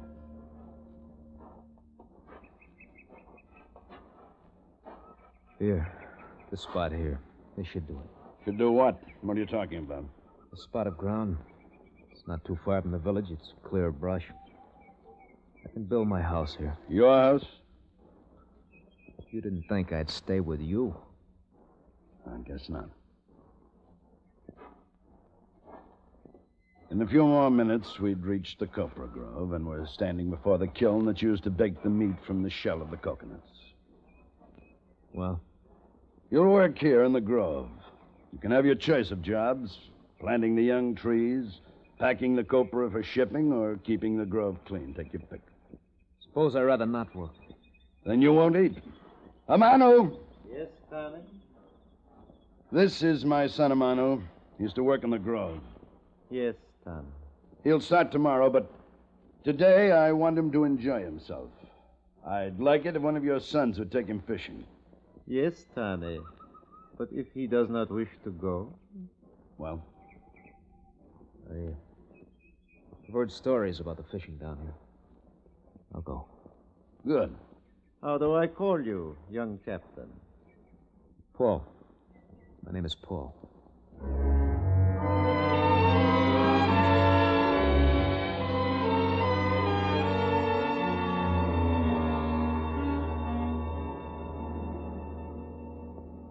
Whiskey? Yeah, please.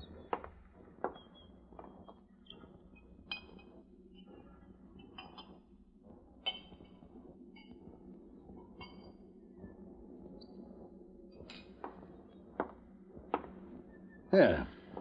Thanks. Amano tells me you hooked into some tuna. It's starting to run. You said you're quite a fisherman. I didn't know that. There's a lot you don't know about me. We never had much of a chance to get acquainted, did we? Between the war and then when I came home, not much of a chance. No, not much. Have you decided about your work in the grove? What you want to do? Mano said that apprentices start by keeping the grove clear of weeds. I'll do that.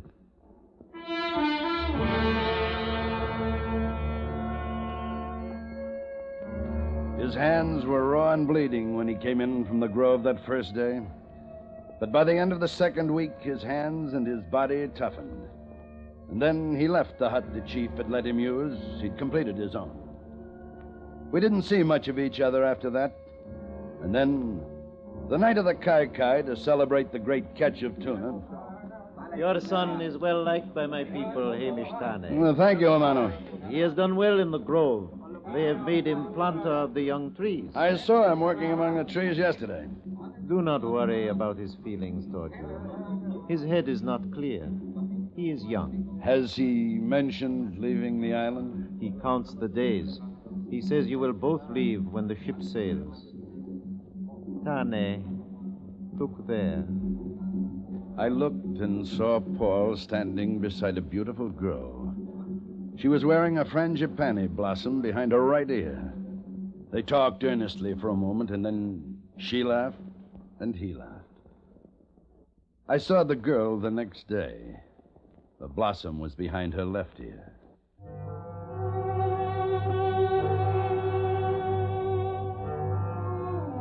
The days and weeks passed. And then there was only a week left before the schooner would return. Hamish! Hamish Tane! Wake up! Wake up, Hamish Tane! Huh? What is it? The copra, the grove, insects, Tane. Many, many insects that will destroy the grove. Come on! There are 100 things that can happen to a grove of young trees, and the worst of them is the invasion of these tiny, vicious termites. No one knows where they come from. They appear suddenly and without warning, and there's only one thing to do. You burn the young trees that are infected. And here, Tane! See, this one! Bring that kerosene over here! Here, give me that. All right, get back, Amano. What are you doing? You crazy? Over here, Tane! Why are you doing it? Stop it. Hurry, Tane! Bring the kerosene, Paul. No, I won't let you do it. I won't let you burn the grove. Tane! Get out of my way. I said no!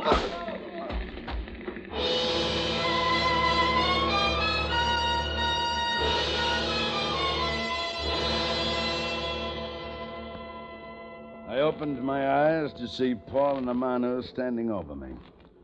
I got up and looked at the grove, what remained of it, and quickly turned my head away. I'm sorry. I didn't understand. I thought you wanted to destroy it. It's all right. Forget it. What do we do about the grove? People have worked so hard, they'll have to start over now. Yes. Well, come on. I'll take you to your house.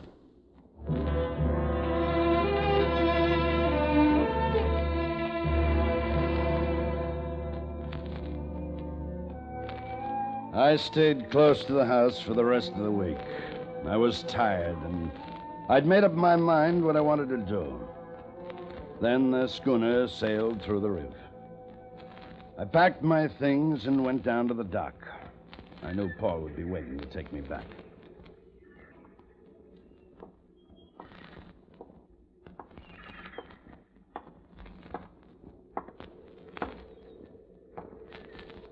You came down early. Yes. Aren't you ready? Where's your bag? I'm not going. What? I'm staying here. I decided to marry, I tell you. You've given this some thought. You're sure? Yes. Look, I don't know if this will help, but once you told me I was too young to understand why you had to come back here, even if you had to steal to do it. Well, I understand now. And if you want to stay... No, I want to go back. Set things right. Look, you don't have to. I know. You remember that we're here, waiting for you? I'll remember. We'll keep your house ready. You won't be away too long. You'll come back, Dad.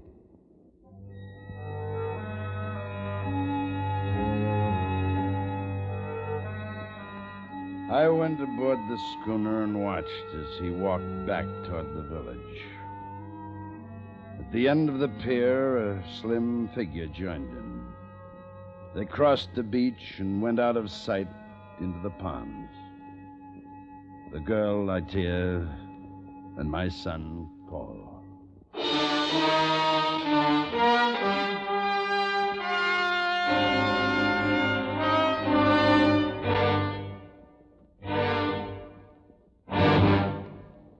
Under the direction of Anthony Ellis, Escape has brought you The Faraway Island by Charles Smith, starring Ted DeCorsia as Adam. Featured in the cast were Anthony Barrett, Edgar Beria, Marion Richmond, Vic Perrin, Jack Crucian, and Richard Peel. The special music for Escape is composed and conducted by Leith Stevens. Next week. You are alone with a murderer, a man who has killed your brother, and against whom you have sworn revenge. While unknown to you, your enemy is plotting his own move, which, if it succeeds, will mean defeat for you, and an end from which there is no escape. So listen next week when Escape brings you Peter B. Kine's exciting story, 1/8 Apache.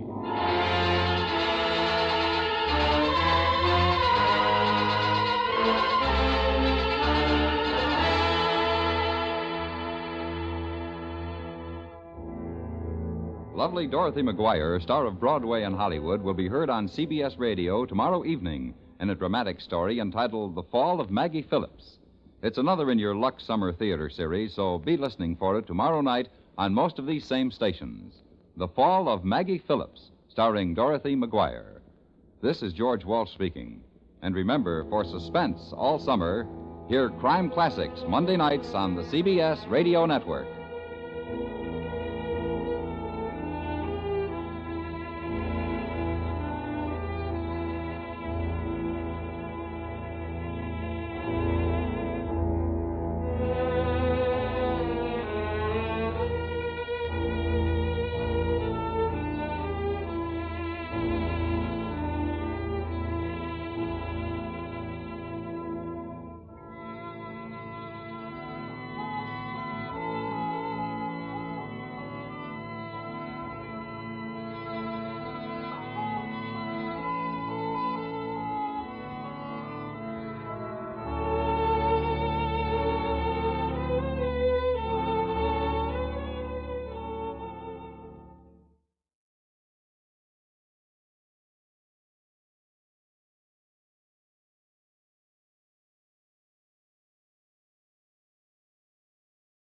The Equitable Life Assurance Society presents This Is Your FBI.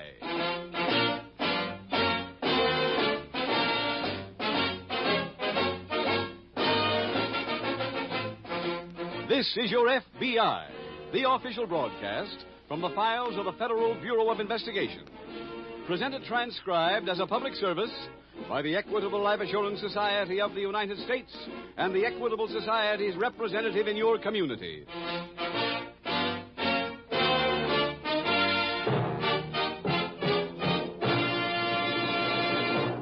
In a recent talk, Thomas I. Parkinson, president of the Equitable Life Assurance Society, remarked, "Self-reliant citizens living in their own mortgage-free homes are the cornerstone of a free country. That is why, of all the manifold services rendered by the Equitable Society to its 4 million members, one which I rank near the top in importance is the Equitable's Assured Home Ownership Plan." In about 14 minutes, I'll be back to tell you homeowners about the Equitable Society's famous Assured Home Ownership Plan that President Parkinson considers so important.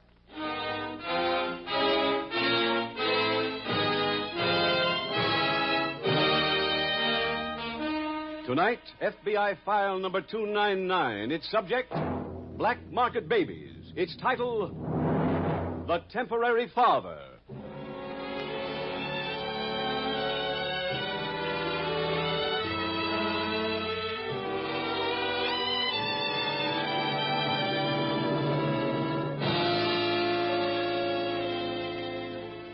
One of the oldest proverbs is the one about the grass always being greener in the other fellow's yard. The plumber thinks the bricklayer has the easier job. The bricklayer thinks the carpenter does less labor. And so on up and down the line, for each has misconceptions about the other's work, just as the general law-abiding members of the public have many misconceptions about crime and criminals. One of those mistaken beliefs will be treated with in tonight's case from the files of the Federal Bureau of Investigation. The error of picturing the criminal only as a lean, hard-faced man with a cigarette angling out of the corner of his mouth and a pistol on the tip of his forefinger There are other types. Types who do not commit armed robbery. Men and women who don't operate through the use of terror. For they sell a different commodity. They are the merchants of misery.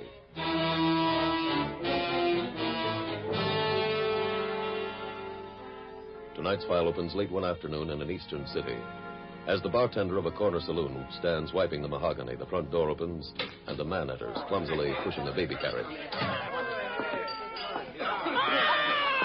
Now, wait a minute. Quiet. That's a good baby. Quiet, Wilbur. Quiet, will you? Here, go against the bottle. Yeah, that's it. Hello, Herbie. Give us a shot of rye. Sorry, Charlie, I can't serve you. Why not? You can read the sign. Look, intoxicating liquors will not be served to minors. It ain't for him. You're with the kid. The law said if there's a minor in the party, I can't dish up the hard stuff. Okay. I'll go someplace else. Go ahead. Oh, now, baby. Gucci. Shut up. Hit the bottle again, will you? That's better. Hello, Charlie. Oh, hi, Fred. Where'd you get the added starter? Let's not even talk about it. It ain't yours. If it was, I'd drown it. It's my wife's sister's kid. How'd you get to be the stable boy? Mary and her sister went on a cruise. And they left the kid with you? No, with an aunt of theirs. And they ain't out of the harbor before the aunt gets sick, calls me. She can't take care of him, so I'm the poor slob who gets stuck. Quit throwing that phony charm at me. Hey, Charlie, how about buying you a drink, huh? I'd love it, but it can't be arranged. Not in there. Why not? They won't serve me with the kid along. Oh. Well, I'll see you later. Wait a minute. Say, I got an idea. How about if I get a bottle and we go over to my joint? We can drink it up over there, Well, I don't know. Look, I've been waiting for 3 days to carry on a conversation with somebody who don't cry or gurgle. Come on, what do you say? Move over. I'll help you push.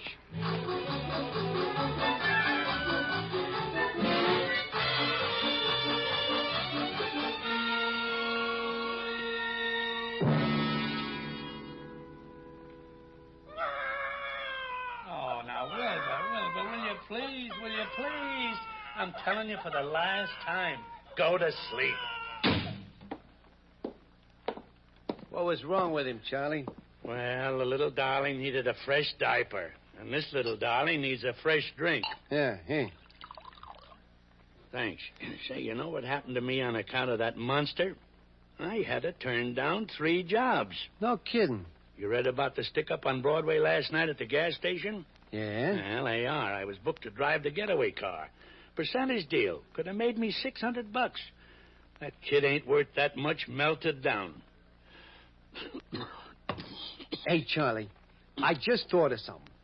How long's your wife and sister going to be away? About 2 weeks. Well, that should be time enough. For what? I think I got a deal for you. Yeah? Well, I just got through telling you I can't work with the kid around. This includes the kid. You want him to pull a heist? No. This is a legitimate touch. A swindle. Oh, yeah? What's the deal? You know Annie Johnson? Yeah, the red-headed dame. Uh-huh. Well, she's been working a racket with a guy. I don't know the full rundown on it, but they use a kid. You interested? Well, if it don't get the kid in trouble. I wouldn't want his mother to come home and find him clobbed up in the city clink. It ain't that kind of a deal, Charlie. Now, I'll tell you what. Annie's working at the Broadway dance hall. Grab the kid. We'll wheel over and see her right now.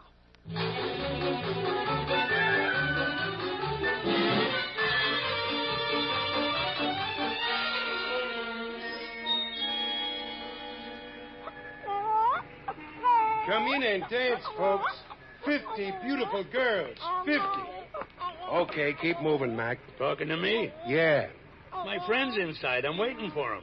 Not with that kid, you ain't. Why not? How do you think it looks? People come to dance and see a baby carriage out front. Oh, you're afraid somebody will think the joint's respectable. Charlie, I'm sorry I took so long. That's okay. This is Annie. Hi. Well, hello, Annie. Hello. Will you get moving? Okay. Gee, what a cute kid. Is it a he or a she? Ever hear of a girl named Wilbur? Think you can use the kid, Annie? Sure. Look, if you don't mind, suppose you tell me what the deal is first. Oh, do you know Harry Fulton? Yeah, I know him. I'm working with him. Doing what? Selling kids. The deal is cold. Well, let me explain. You already have.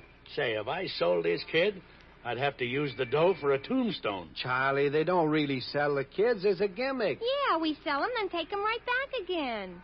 I still don't like it. Charlie, the kid would only be gone one afternoon. And Annie tells me there's 300 clams in it for you. Huh? Will you throw that at me again? You pick up 300. Oh. You sure the kid comes back in one afternoon? He always has. Well, why don't you get the kid now? We laid him off. Why? He got too old. How old was he? 18 months. Well, how do you like that? 18 months old and a has-been. What do you say, Charlie? Like to make a deal? Well... You hear that? The kid goes for it. Okay, it's a deal.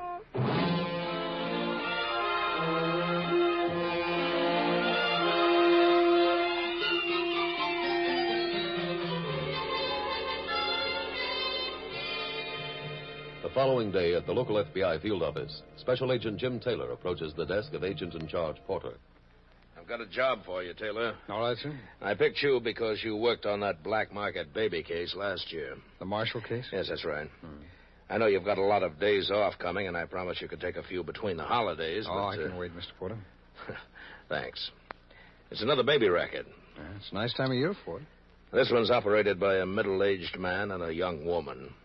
The woman contacts people who want to adopt a baby, tells them she has one, and offers it for sale. Well, that pretty much follows the other pattern. Yes, it does. The people then visit the woman's apartment to see the baby. If they like it, she sets a price, which must be paid in cash. When the couple returns with the money, the woman turns over the baby. Then the door opens, and in comes her partner. No, what for? Well, he poses as an officer of the Federal Adoption Bureau and arrests everybody in the apartment. The Federal Adoption Bureau? It sounds official. He shows legal-looking papers which he claims identify the baby as kidnapped. You say he arrests the legitimate couple, too? Yeah, as accessories after the fact. He then allows himself to be bribed. Lets him go. Oh, that's a new law. Yes, it is. We got complaints from two couples this morning. Here are their names and addresses. All right, sir. Interview them. See what you can get.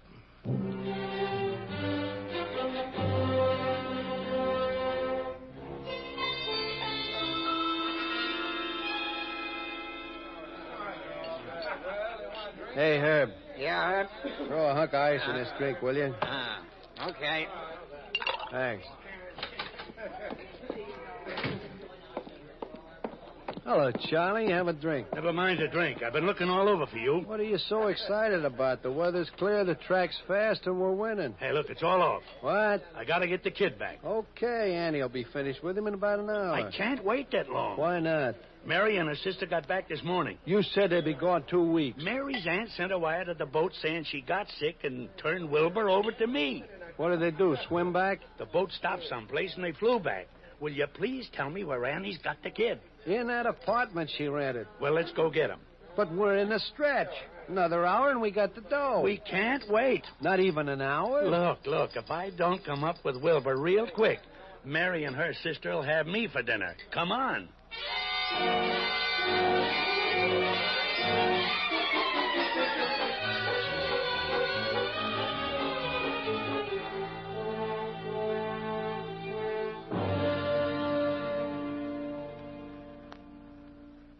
See you a minute, Mr. Porter? Oh, yes. Come in, Taylor. Come in.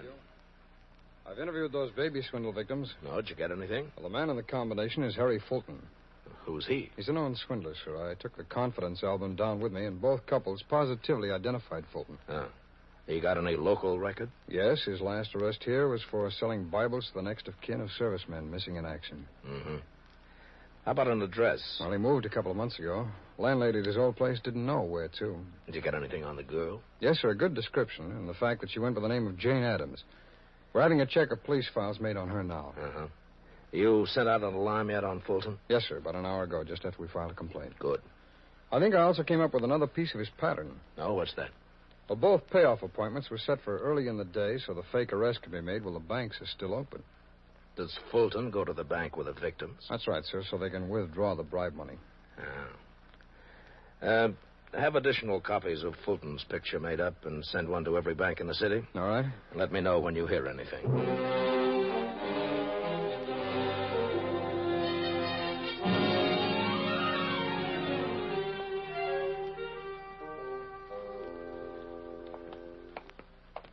This is the apartment here. Just hope we're not busting in on a racket. Look, Herb, all I want's the kid. Knock on that door, will you? Okay. Hi, Annie. Oh, hello, Fred. Hi, Charlie. I was afraid we might be busting in on the swindle. Oh, no. Harry didn't even show up. I've come here to get the kid, Annie. But I told you, Harry didn't show up. We ain't waiting for Harry. Charlie, if you don't wait for Harry, you don't get paid. It's more important that I get the kid home. Now, where is he, Annie? I just told you Harry didn't show up. I don't want Harry. I want the kid. But the customers did show up. Customers? The people we were doing business with. Will you please make sense? I'm not interested in who you're doing business with. I want the kid. And I'm trying to tell you, Harry didn't show up. But the people came and gave me the money. So what? So when they paid me, they took what they paid for. You mean? Uh-huh. They took little Wilbur. Oh, no.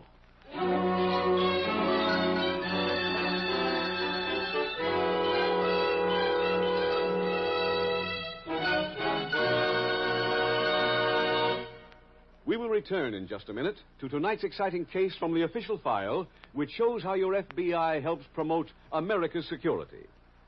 Now, a special message to homeowners. Does your home have a mortgage? Is it a truly modern mortgage? A modern mortgage plan is one that gives you a method of paying off the mortgage years ahead of time. A modern mortgage plan gives you and your family real protection against foreclosure and disaster. Believe it or not, such a mortgage plan actually exists. It's the kind you get in the Equitable Society's Assured Home Ownership Plan. You may be one of a select group of homeowners who qualify for this money-saving, home-saving plan. It offers these 4 benefits. First benefit. This plan provides a painless way to pay off the mortgage years ahead of schedule. Yes, the big feature of this modern Equitable plan is that it combines a low-cost first mortgage and life insurance protection. The insurance element creates a cash loan fund which increases steadily. Each year, the mortgage grows smaller and the cash loan fund bigger. My cash loan fund paid off my 20-year mortgage after about 14 years. Now I own my home free and clear. Second benefit. The cash loan fund is a friend in need when sickness or unemployment threaten home security. Surely was a big help when I was out of a job a few years ago. Third benefit. If the owner dies, his widow doesn't inherit a mortgage. She inherits her home free and clear. What's more, the Equitable Society not only cancels the mortgage, but also returns to the widow every cent her husband had paid to reduce the principal. Lastly, the mortgage draws interest not at 6, not at 5, but at 4%, and the closing costs are low. Naturally, a plan like this can't be offered to everyone. Your home must be in a neighborhood of stable realty values. Your Equitable Society representative will be glad to tell you whether you can qualify for this money-saving, home-saving, assured home ownership plan. Or write care of this station to the Equitable Society. That's EQUITABLE. The Equitable Life Assurance Society of the United States.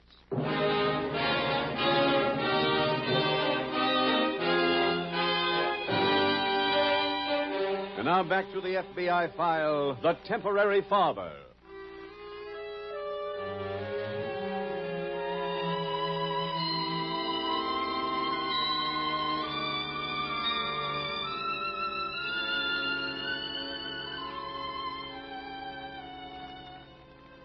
The racket described in tonight's case from the files of your FBI is going on with slight variations in different parts of the country this very minute. For during any national shortage, swindlers take quick advantage. Approximately 100,000 children were adopted in the last year, but for each child, there were 10 unsuccessful applications. Every year, the ratio of people refused by legitimate adoption agencies remains between 9 and 10 to 1. Some of those people refuse to wait and lay themselves open for swindles like the one you have heard in this evening's dramatization. This racket has one important thing in common with others. It could not exist without the patronage of seemingly legitimate people. The demand in certain fields is presently far greater than the supply. If you need any of those things, wait and get it legitimately, or learn the unpleasant lesson so many others have painfully learned in the past. That lesson is, in one short sentence, you can't do business with crime.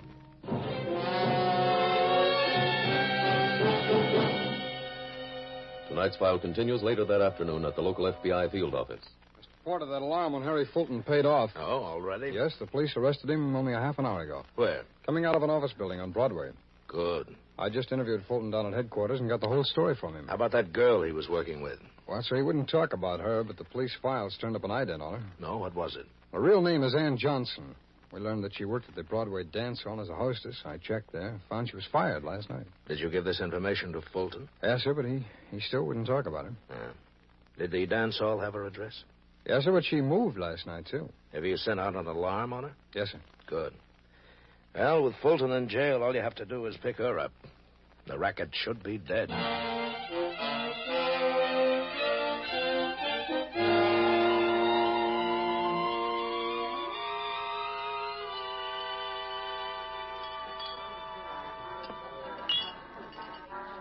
Hey, Herb. Yeah, Fred. Parlay some rye and ginger. Coming up. You want something, Charlie? Yeah. The kid. Look, that race is over. You blew it. It's gone. Worry about the next one. There ain't gonna be any next one for me. Charlie, there's nothing else you can do. Annie said the couple's name was Jones, and you called every Jones in the phone book. Oh, why couldn't she at least remember the guy's initials? I don't know. Here she comes. My wife? No, Annie. Oh, she's probably got another surefire deal for me. Hey, fellas, look what I found. What? Mr. Jones's card. The Mr. Jones? Yeah, all of a sudden, I remembered he gave it to me when him and Mrs. Jones came to the apartment. What's his address? His house or his office? Office? Do you think the kid's working? Where does he live? 38 Sunset Drive. Sunset Drive? He must go to the $100 window. Let's go get the kid. Oh, wait. Charlie, do me one favor. Oh, ain't I done enough already? One more, that's all I ask. Well, what do you want? I got an idea. When we get out to the Jones joint, let me do the talking.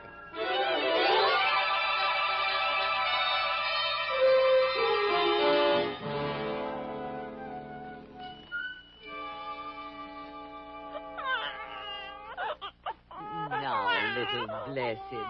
Off to sleep with you, darling. That's it. Hello, Mrs. Jones. What? Well, how did you get in here? The butler let us in. But you promised you wouldn't try to see the baby again. And here the first day you... She didn't want to come. Who are these men? We're from the Federal Adoption Agency, Mrs. Jones. After we arrested this girl, she told us you had the baby. Arrested her? For kidnapping that child. But that's impossible. She's his mother. We've got papers to prove she's not. Like to see him? I guess not. Please get your hat and coat. What for? You'll have to go with us. Where? To women's prison. You're under arrest, too. I'm what? Seems to be quite a surprise to her, Fred. You can't arrest me. I didn't have anything to do with the kidnapping. Receiving stolen property is against the law. I'm sorry, Mrs. Jones. Don't speak to me. Get the baby, Charlie. Oh, don't. All right. Come on, little fella. Oh, now, hush, sweetie pie. That's a good boy. Dear. Maybe I better take him out to the car. Yeah, go ahead. Take our kidnapping friend with you. You staying here? Just for a minute. I want to give Mrs. Jones a chance to put up some bail.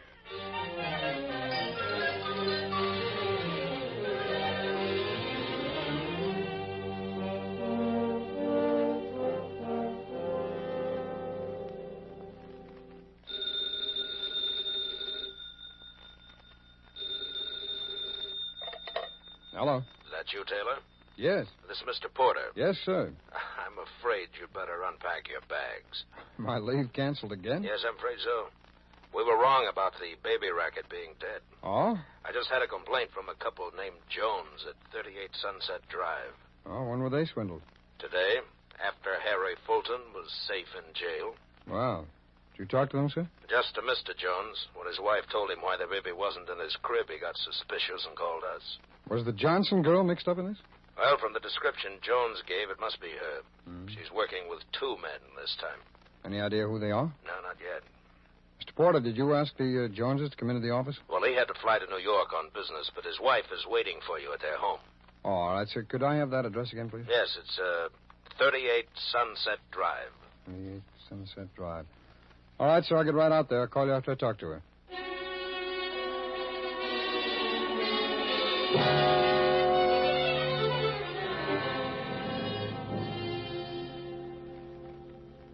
And that's the whole story, Mr. Taylor. Well, now, Mrs. Jones, I'd like to go over it again for details, please. All right. Now, you haven't changed your mind about the girl in this picture being the one you did business with, have you? No, I'm positive. And you say the 2 men called each other by name. Yes. One was called Charlie, the other Fred. But can't you give me any description? I'm afraid not. Well, how were they dressed? I don't even remember that.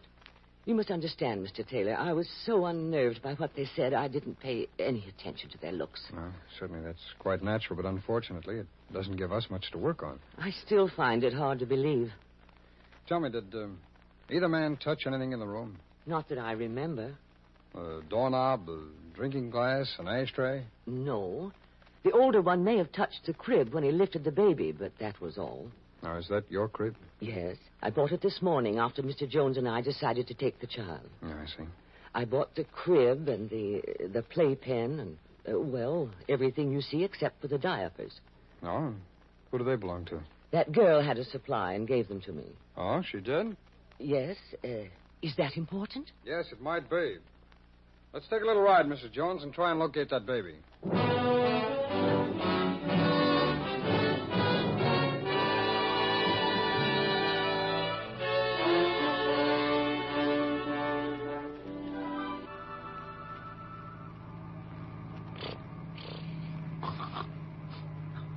Is that the kid snoring? Well, it ain't me, and Fred's driving. Must be the kid then. I still don't see why you couldn't stable him at your place, Charlie. Because Mary's note said to bring him to her sister's, and I ain't in any position to cross her. She can't be mad at you now. Why not? You're bringing the kid home. Yeah, what more can she want? Would you like a list? This is Bedford Street, Fred. Oh, look, for once she's right. Which way's the house? Turn left. What's the number? That's the place, the one with the lights on. Right.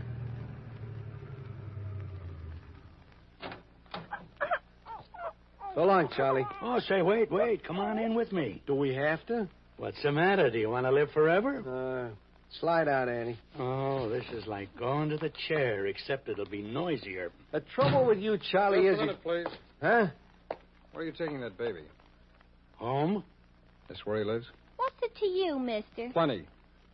I'm a special agent of the FBI. Yeah, Mrs. Jones, come on to the light, please. Mrs. Jones. That's all 3 of them, Mr. Taylor. Fine. All right, Hamilton. You can take the baby into his mother. And I'll take you 3 downtown with me. I've got warrants here for your arrest.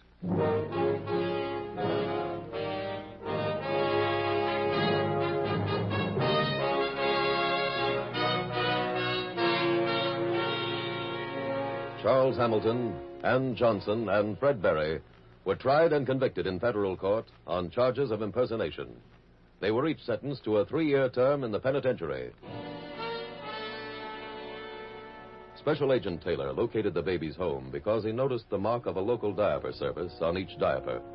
The service quickly supplied the name and address of this particular customer. But these arrests did not wipe out the baby black market.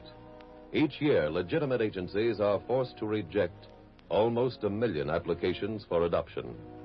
The tawdry swindlers who prey on those disappointed applicants are everywhere. And like other swindlers, it is long past time they were put out of business. Americans work together in wartime to help defeat our foreign enemies. Let our joint New Year's resolution be that in 1951, we will cooperate as vigilantly against the current common enemy, the American criminal.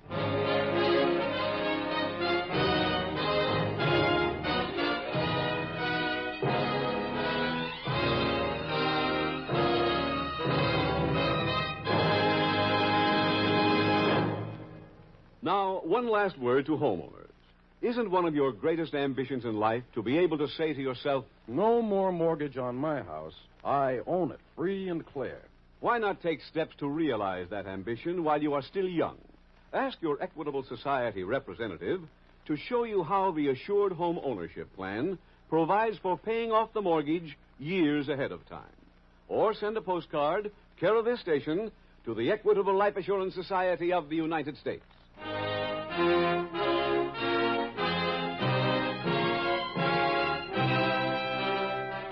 Next week, we will dramatize another case from the files of the Federal Bureau of Investigation. File number 300. Its subject, a manhunt. Its title, The Helpful Corpse.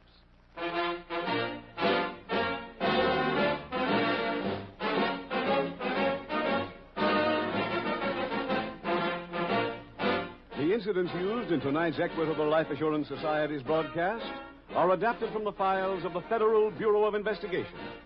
However, all names used are fictitious, and any similarity thereof to the names of persons living or dead is accidental. Tonight, the music was composed and conducted by Frederick Steiner. The author was Jerry D. Lewis. Your narrator was William Woodson, and Special Agent Taylor was played by Stacey Harris. Others in the cast were Betty Blythe, Walter Catlett, Patty Chapman, Colleen Collins, Bill Conrad, Ed Gargan, John Sheehan, and Tom Tully. This Is Your FBI is a Jerry Devine production. This is Larry Keating speaking for the Equitable Life Assurance Society of the United States and the Equitable Society's representative in your community, and inviting you to tune in again next week at this same time when the Equitable Life Assurance Society will bring you another thrilling transcribed story from the files of the Federal Bureau of Investigation. The Helpful Corpse on This Is Your FBI. Now, a listening reminder. Stay tuned for the adventures of Ozzie and Harriet. There's fun for the whole family when Ozzie and Harriet come your way next. This program came to you from Hollywood. This is ABC, the American Broadcasting Company.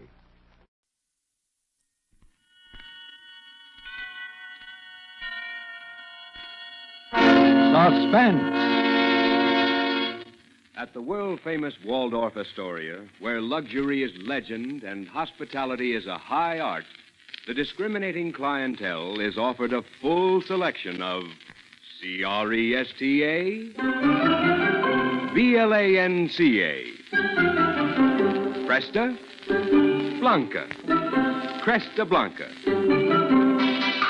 In serving magnificent Cresta Blanca wines, the Waldorf preserves a tradition for pleasing the palates of luxury-wise world travelers.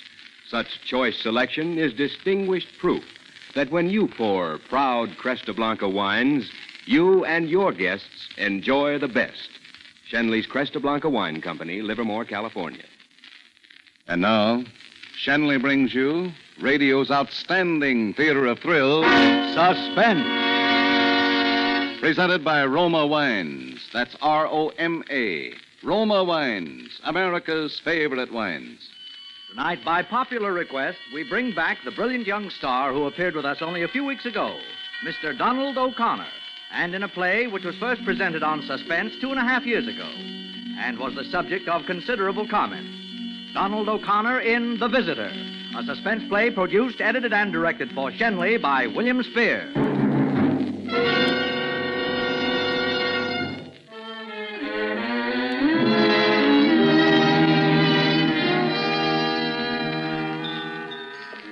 It was around 2 o'clock on a Tuesday afternoon. I was right in my usual groove. Counterman in Al's Coffee Pot, Route 22 out of Baltimore. Not a bad job for a green guy. $18 a week in my meals. But I was aiming to be a short order cook when I really got the hang of things. Well, as I say, it was the usual afternoon. Not especially busy, but busy enough. Hey, no kidding, Mac. Where's our Western sandwich? Oh, here you are. What do you have, mister? Ham on rye and a cup of coffee, Bud. Coming right up. Ham on rye and draw one. Look, kid, I'd like to talk to you. Yeah? What about? Have you got a minute?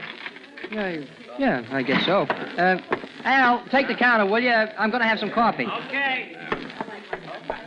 So what's on your mind, mister? Look, can we go in here? Yeah. Yeah, I've been looking for a long time for someone who looks like you. Yeah? Your name could be Bud Owen, couldn't it? Why should it? Well, I'm looking for a boy named Bud Owen.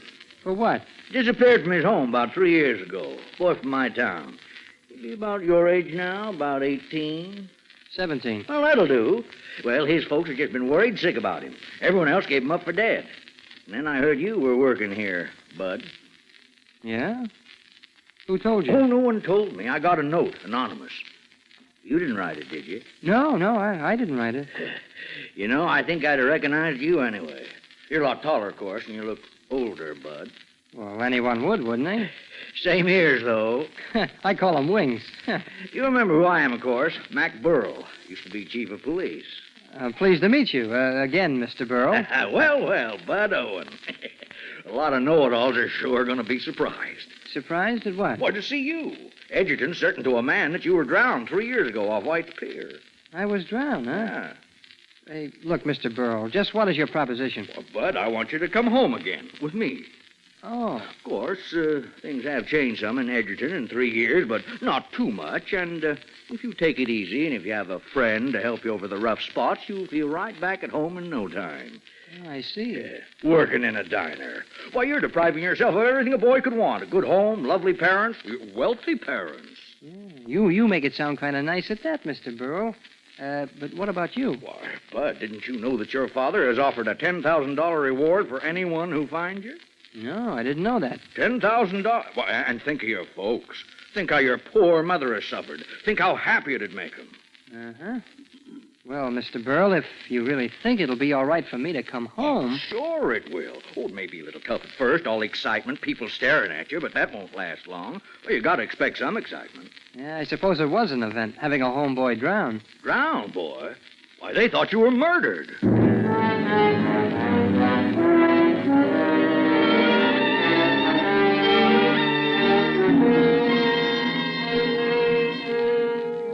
After I talked to Mr. Burrell for an hour or so, the whole thing sounded pretty darn good.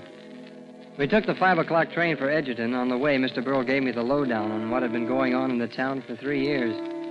How the town thought I was murdered and how my mother and David Cunningham, my stepfather, just wouldn't give up hope that I was still alive. And he told me how my mother hadn't changed anything in my room. She was so sure I'd come back. Although she'd bought new stuff for the rest of the house, new rugs, a couch, things like that. Mr. Burrell described it so plain I could almost see it. Well, by the time we got to Edgerton, I was feeling pretty sad for my mother. And I thought if I could make her happy, even if it was tough for me, it was worth a try.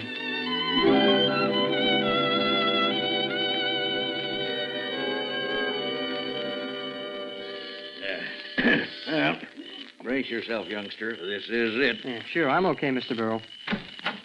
Is that you, Burrell? Yeah, and look who's with me. Oh, Bud. Hello, Father. Come in. Come in, Bud. Come in. Here, let me take your suitcase. Here's your mother, Bud. Hello, Mother. Bud. Judith, this time it's really Bud. He's come back to us. Oh, Bud. It's all right, darling. It's all right now. Oh, my big baby. You're so tall I can hardly kiss you. Come, Judith. Let's go into the living room. Come along, Burl. I always knew I'd be silly when you came back. Here, let me push your hair down. Oh, now you look more like my Bud. Oh, gosh, I wouldn't have recognized this room. Isn't the couch new? Yes, and the rugs and the drapes. Drapes. I don't know how we'll ever be able to thank you, Burl. Oh, why, seeing Judith so happy is reward enough. Oh, yes, that reminds me. We'll drop into my office tomorrow, and I'll take care of that other more tangible reward. Well, Mother, I don't know how to begin. I mean, to tell you how sorry. Oh, don't tell me anything, darling. Nothing matters except that you're back. That's the spirit, Judith. That's the spirit. Goodness, your right hand, Bud. It's all bandaged. Oh, that's nothing much. I burned it working in the diner. It's nothing, Mother. Well, folks, it's been a long day for an old man. I guess I'll run along. Right away, Mr. Burrow? Well, you just got here. Oh, you'll be seeing plenty of me, Bud. Right now, you should be wanting to get acquainted with your folks again. I'll see you tomorrow, Dave. Oh, yes, of course. Well, Have you noticed, Judith, how deep Bud's voice is now? Huh? Why, yes. It was just a little pipe when he left. But it was beginning to break, wasn't it, Bud? Oh, gosh, I guess so. I sure must have sounded awful. And he shaves, David. Every day, Snooky? Well, gosh, not quite. Now, really, David, I don't think that's so funny. Well, I can't help Why, it. that sounds like Ellen. Isn't that nice? Let her in, David. Oh, certainly, sure. Ellen Woods. Why, who else, Bud? Does she still live next door? Of course, the Woods have always lived there. Ellen, dear, we have such a surprise. Angel, it's simply fabulous. Oh, let me kiss you, you big one. Hey, ouch. Take it easy. But you're just gigantic, a regular beanpole. Oh, but I can't wait for Joe to see you. Joe? I called him as soon as I heard he's coming over here. It's all right, Mrs. Cunningham. Oh, of course, Ellen. Sure. I'd forgotten. It'll mean so much to Joe. You know about Joe, Bud? Yes. Mr. Burrow told me. I didn't know before. This town's got a lot to make up to that young man. My folks wouldn't let me see Joe, Bud. Yeah? Well, they thought that Joe was the last person who saw you, and then, well, he admitted you'd quarreled. But your mother and I never had a moment's doubt, Oh, Bud. no. And I'm thankful for that. There, that's Joe. That's Joe now. Joe, it's true. Bud's here. Ellen phoned. I ran all the way. She said that. Yeah, Joe, it's me. Yeah, I guess it is. Well, pal, I hear I owe you an apology or something. Skip it, pal. Now, Joe, we know how hard it's been for you. Only now it's over. It didn't matter, Mrs. Cunningham. I've learned to put up with a lot. Judith, dear, let's Yes. go upstairs. Let's give the young folks a chance by themselves. All right, David. But don't stay up too long, Bud. No. You'll need lots of sleep. I won't, Mother. And don't forget to turn off the light. Okay. Good night, children. Good night. Good night. Good night. What'll we do? Cut a rug or chew the fat? Suit yourself. Joe, don't talk that way to Bud. You might remember he's my friend, and he certainly was yours. Yeah, I guess he was. Now, look, Joe, I can see how you're sore at me, but don't take it out on Ellen. Kindly don't start messing between Ellen and me. Joe, please. Okay, do I have to make a speech? So you're home now, Bud, and I'm the last one to kick. But when you toss it all off by saying you owe me an apology or something, well, maybe it's not easy to remember we were friends. Well, I didn't know what to say. I know I tried to remember we were friends when the whole town was sure I'd killed you. And I tried to remember it when the draft board listed me as undesirable because they thought I was guilty. Yeah, but... Yeah, I even tried to remember we were friends when for 3 years people crossed the street so they wouldn't have to speak to me. And people got up and walked out of the room when I came in. And when... Oh, gosh, Joe, I didn't realize that. I am sorry, Joe, honest. Joe, you should be the first one to walk around town with Bud right tomorrow morning. If you both like it, I'll go with you. It's all right with Bud. Is it? Boy, I'm going to need company. Then it's a date, huh? No kidding, Bud. I'm glad you're home, fella. No hard feelings? Oh, gosh, no, Joe. So long, Bud. So long. Bud, Yes, Mother. are you coming up to bed now, dear? Yeah, I might as well. You knew, Bud, about Trixie? Trixie? Do you realize you've never even asked about her? Oh, Trixie. Well, that's right, I didn't. After all, she was your dog. And you know what they say about a boy and his dog. Oh, poor thing. When you didn't come back, she just wandered off. Oh, gee, that's tough, all right. And you didn't even ask about her. Oh, but I guess you can't be expected to remember everything. No, I guess I can't remember everything.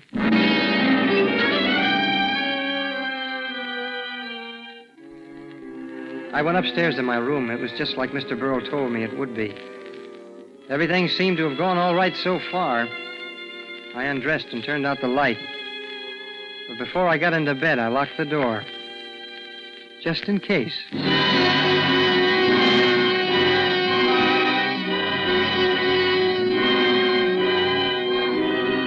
For suspense, Roma Wines are bringing you Donald O'Connor in The Visitor.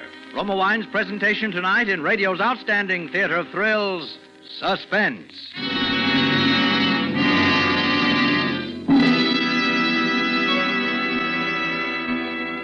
Suspense, radio's outstanding theater of thrills, is presented by Roma. That's Roma. Those better tasting Roma wines. Every day, more and more hostesses are discovering a simple secret for successful entertaining. Whenever guests are invited, or just drop in unexpectedly, welcome them with a fine Roma California wine.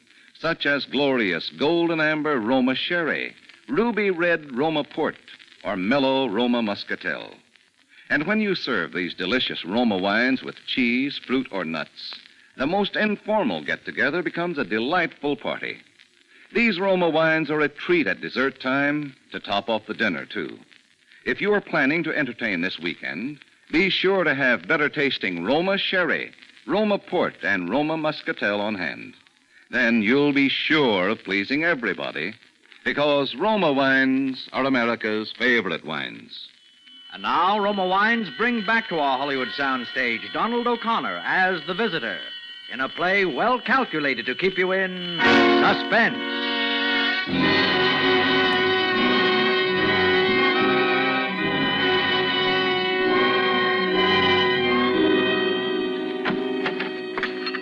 Gosh, I guess I'm kind of late for breakfast. Oh, that's all right, darling. We know you needed the sleep. Sit right in your old place, Bud. Yeah, well, sure. Your mother and I have been mooning over old pictures of your son. Yes, really, Bud. Except for the ears and something around the eyes, you've changed so that I can hardly recognize you. Now, look, here's the last picture before you went away.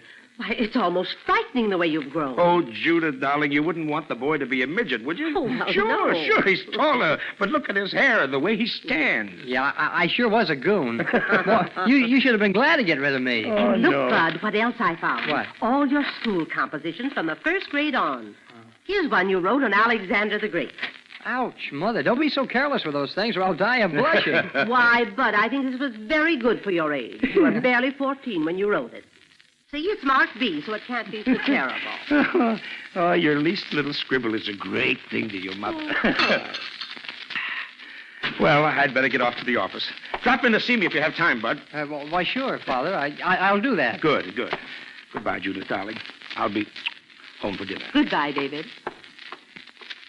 How about some hot coffee, Bud? Yes, thanks. Yes, Snooky. Bud, there's something important I want to discuss with you. It's about my will. You will? You know how your father... Well, David is about my money, Bud. He never wanted to touch it or even have me put him in my will. He's so proud about things like that, and I do have so much more than he ever will.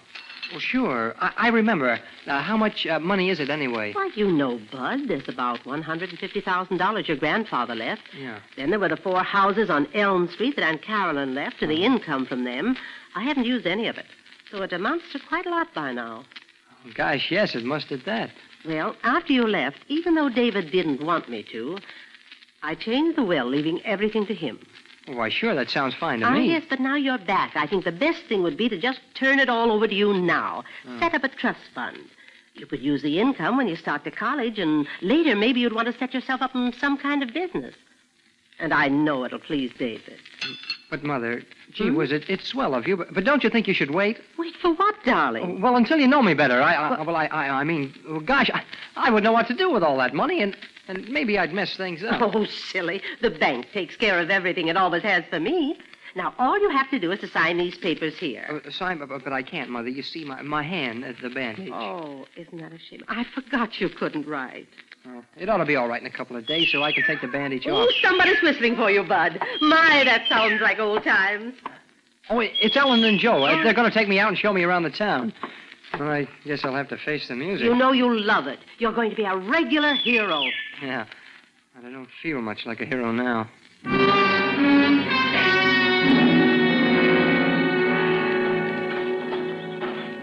Hey, Bud, go on, wait. Now you're in for it, Bud. Oh, Bud, you're really real, and you've grown but divine. Hey, you're choking me. Oh, I've just been telling everybody you're back. It's too sensational. It's like having a new boy in town, and do we need some? Oh, gosh, I shouldn't think you'd have any trouble. Why, you're cuter than ever. Listen to him. He's got a line. Isn't that something? Bud, the best thing you ever called her before was buzzard egg. Well, gosh, I called her something besides that once in a while. Oh, you did call her Mary Louise. Well, of course I called her that. Gee, it's swell to see you, Mary Louise. Bud,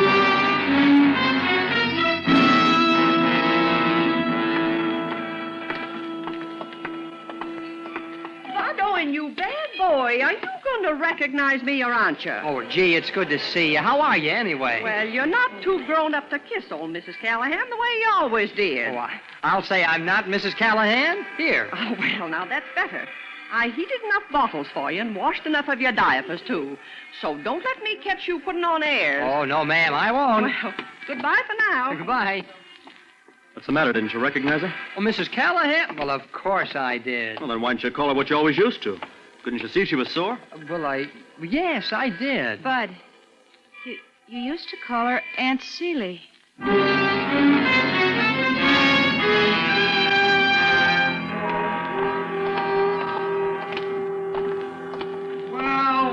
Well, I couldn't believe it. But I daren't refute the evidence of my senses. It's the Owen boy. Bud Owen. Why, I'm glad to see you, sir. I just saw your mother. Heard you were back. She told me she was bringing you down to my office in a day or two. Oh, yes, she told me. Your mother is one in a million, young man. She thinks only of your welfare. I hope you've learned to appreciate her. Well, yes, sir, I have. Well, I just wanted to check on the news. And no nonsense, my boy. You do as your mother said. Yeah, goodbye.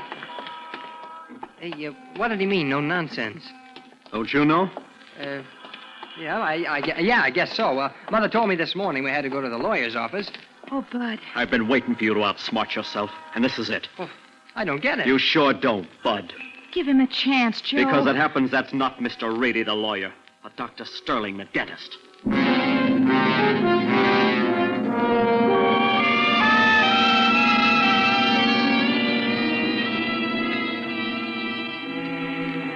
I talked fast, and Ellen took my side, and we got Joe calmed down. But I knew he was going to watch me like a hawk from then on.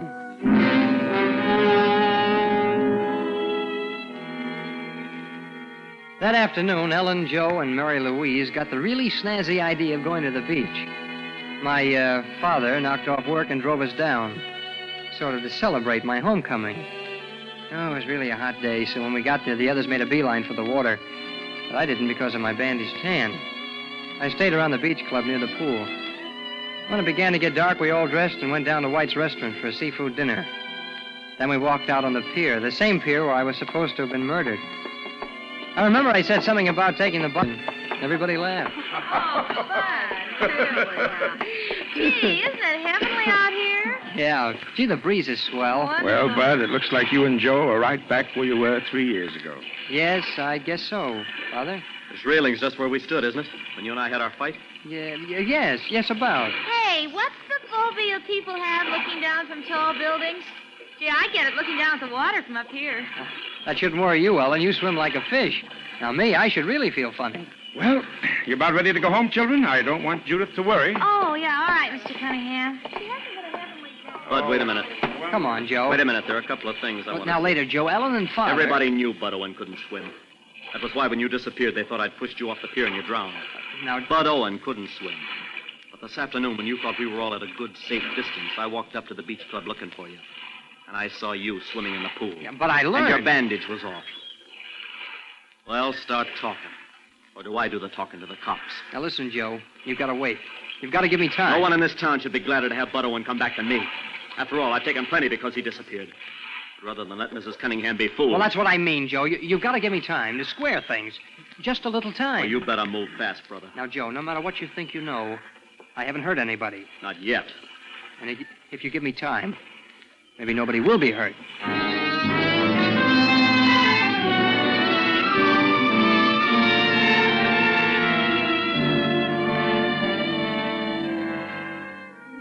I went to Mr. Burrell the next morning and talked about everything. About how people were making cracks at him about the $10,000 reward and the whole mess. I knew things were moving awfully fast, and I told Mr. Burrell he had to help me. That night when she finished her coffee, my mother said she was awfully tired. My father, David, saw her upstairs to bed. I looked out the window and saw Mr. Burrell's car pull up to the curb in front of Ellen's house.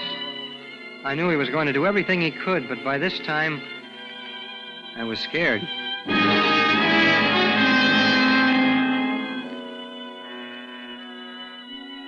Well, at bedtime, my stepfather fixed some sandwiches and we drank some milk.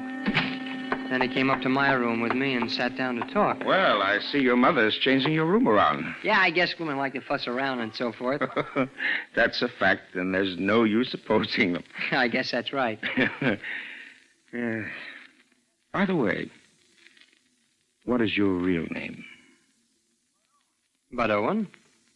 You don't need to be afraid of me. I've protected you so far. Why have you? I ask you first. What's your real name? Bud Owen. You're stubborn, aren't you? You know, at first, I thought you'd work this little scheme out all by yourself, or with Burrow. But there's someone else involved, isn't there? Who do you think? What about that bandage? Well, take it off. Well, well, well. Not even a scar. I don't suppose you'd mind writing with it, now that it's healed. no. I don't mind. What shall I write? Well, suppose we take this little composition of yours on Alexander the Great. Here. Would you copy this sentence, say, on the top of page 3? Why not? Mm-hmm. And to make it a fair comparison, write your name, Bud Owen. Bud Owen. Here you are. Hmm. So she taught you Bud's handwriting, too. Who did? My wife. Do you think I didn't know what was going on? Every move she made gave her away. Why is she in such a rush to change her will? I don't know. Why? She thought she was being so smart, trying to pass you off, trying to trap me. But I was one person who knew you weren't, Bud. Yeah, what makes you so sure I'm not, Bud? I know. Isn't that enough? I know. I see. Well, don't you think we'd better get my mother in on this? Yes. Yes, I think perhaps we better. She's asleep. You'll have to wake her. Mother. Mother? Oh, she's... Mother!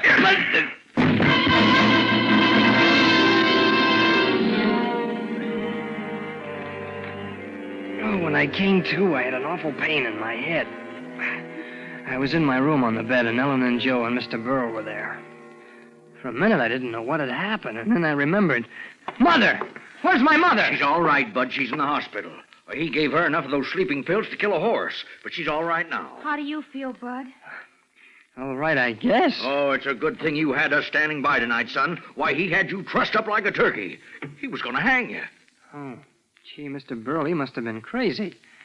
I guess he wanted to get us both out of the way before Mother could change that will. And for crying out loud, Bud, why didn't you let me in on this? I thought gee, I hated to do it, Joe, honest, but I had to. Somebody had to be the guinea pig. It was my idea, Joe. I sent the note to Mr. Burrow. I really found Bud in that hash house. Yeah, but if you'd let me know... But we knew that if Bud could fool you, if you thought he was a phony, he could fool everybody, even David Cunningham. Yeah, you see, Joe, for 3 years, I suspected that guy. He pushed me off the pier that night when I was only a kid. But I knew I was a kid, and it was just his word against mine, so I ran away. I kept putting off coming here, but I swore that someday I'd trap him, and tonight I did. Because when he said he knew I wasn't Bud Owen, I knew he thought he'd kill me. You took one whale of a chance tonight, Bud. He had you framed pretty. Another half hour, we'd have found your mother dead, you strung up, and that suicide note you wrote propped up on the dresser. Suicide note? Why, I just copied a sentence out of an old composition, something about Alexander the Great. Alexander the Great? Listen to this. It is terrible what awful crimes are done for greed and ambition. Signed, Bud Owen. Oh, sure. Well, you see, I was writing... What? I signed that? Holy...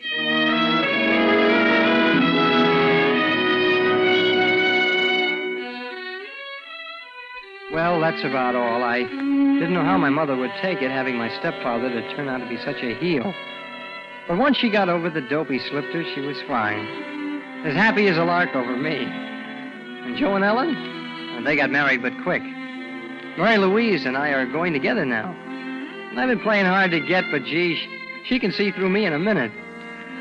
I guess I never could fool anybody.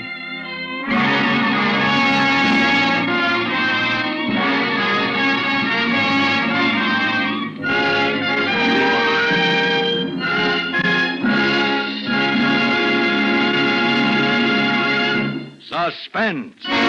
The Visitor, starring Donald O'Connor, presented for your enjoyment by Roma Wines. That's Roma. Roma Wines, America's largest selling wines.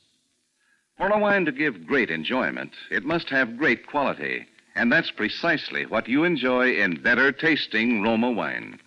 The famous goodness of Roma wines stems from choicest California grapes, gently pressed, then with age-old skills and America's greatest wine-making resources, Roma master vintners guide this grape treasure unhurriedly to taste perfection.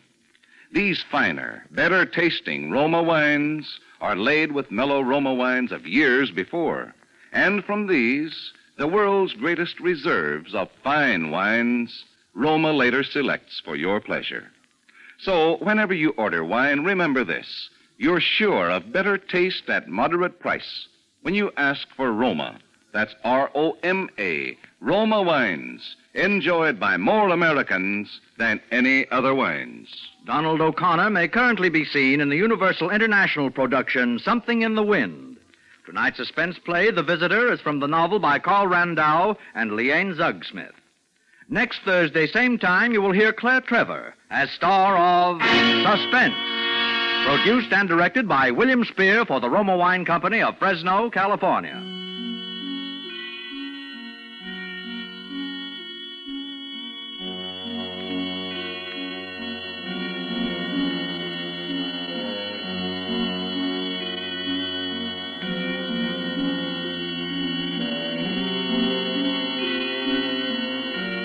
This is CBS, the Columbia Broadcasting System.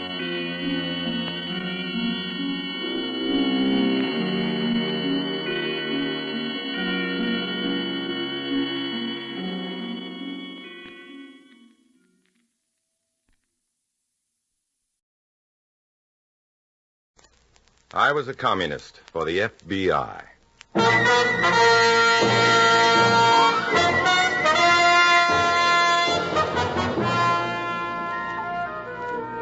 Starring Dana Andrews in an exciting tale of danger and espionage. I was a communist for the FBI.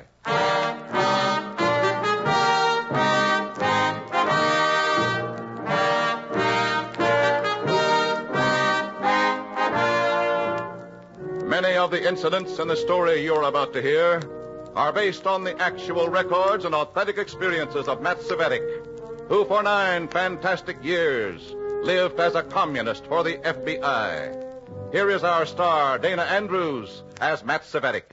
Secrecy among communists is the product of a strange, unholy philosophy. They consider it their inalienable right to make your secrets their own. And once having stolen them, they'll protect those secrets to the last breath of your life. This is the story of one such secret and too many lives. In a moment, listen to Dana Andrews as Matt Cvetic, Undercover Man.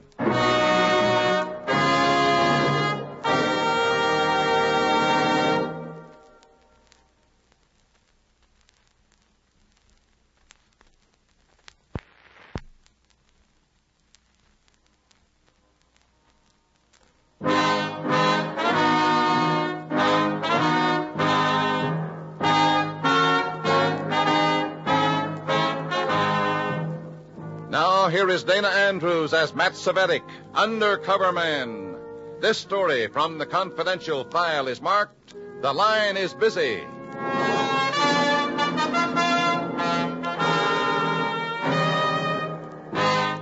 Get away from the commies? It's just not done. You can put miles between yourself and your red comrades, 200 miles in my case. You can check in at an obscure hotel in a town on the border of oblivion. You can hole up and hide for a week, even 10 days, under cover of a phony excuse like a business trip. But just as you start relaxing, just as the nerves uncoil a bit... Who is it? Telegram for Mr. Cvetic. Oh, okay. Mr. Cvetic? Yeah, I'll take it. Sign here, please. Mm-hmm. There you are. Well, thank you, Mr. Cvetic.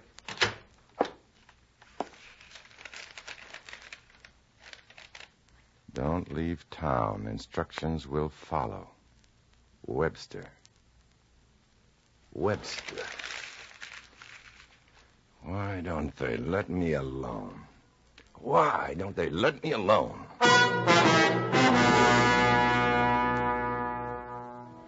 Webster, Comrade Harry Webster, leader of a commie cell 200 miles away. Yet no farther away from me than this telegram. His instructions came the next morning by registered mail. Rent an apartment at 224 West Globe Street, they said. Install telephone. Wait for me there. Signed, Webster.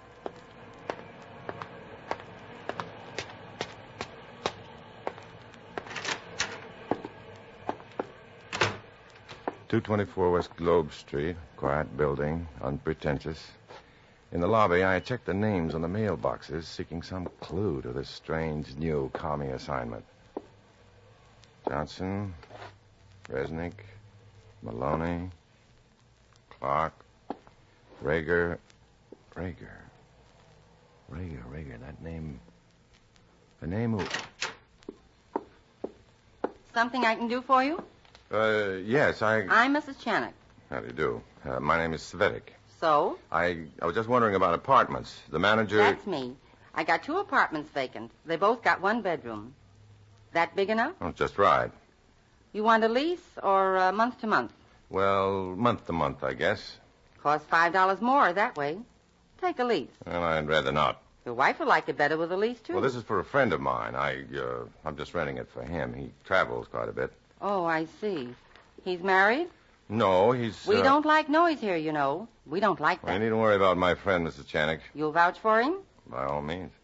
Well... He doesn't like noise or excitement either. He's really a very desirable tenant. May I see the apartment now? The apartment was on the 3rd floor rear, furnished in neat, unimaginative bad taste. I paid Mrs. Channock a month's rent and registered the place in Harry Webster's name. And then, after a quick wire to Comrade Webster, I found a phone booth and placed a long-distance call to the FBI. There you are, operator.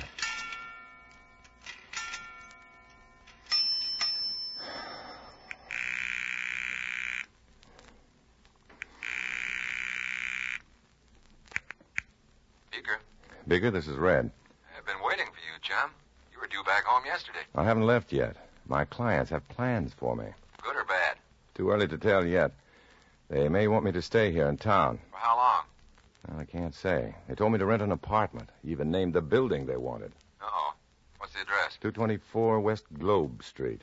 224 West... Hey, hold on a minute. Well, hurry up, Bigger. This is long distance, you know. I'm just checking something here. Yeah, here it is. What? The Albatross Tool Corporation's in that town, right? Well, that's right. The government just gave Albatross a big order. They'll be manufacturing parts for a new atomic weapon. Well, the Albatross plant is a long way from Globe Street. Not as far as you think. Washington's assigned one of its top scientists to work as an advisor at Albatross. Your little red playmates would give their eye teeth to know what he knows. Yeah, that's probably what they have in mind. Who is he? Rager. Dr. Martin Rager. And he's staying at 224 West Globe Street.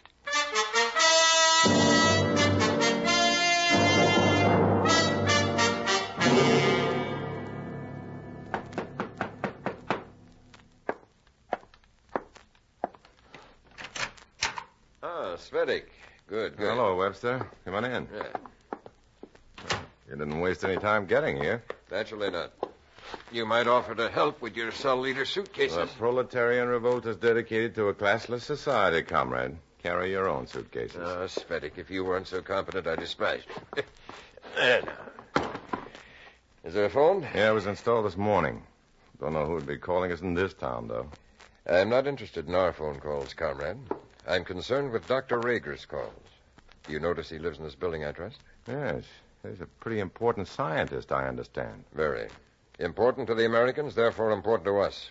We'll be tapping his phone. Tapping his phone?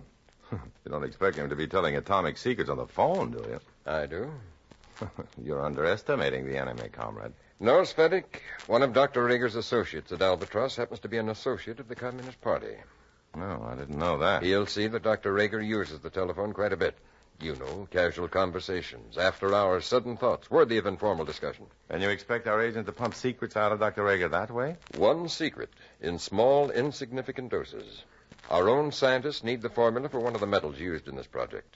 And once he gets the formula, his orders are to clear out, fast.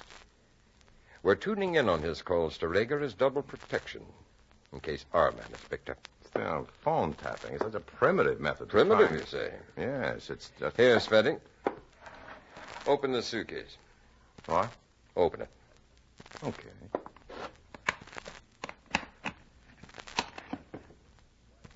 What's all this? Wiretapping equipment, comrade. I want to brief you on this one particular phase of simple wiretapping.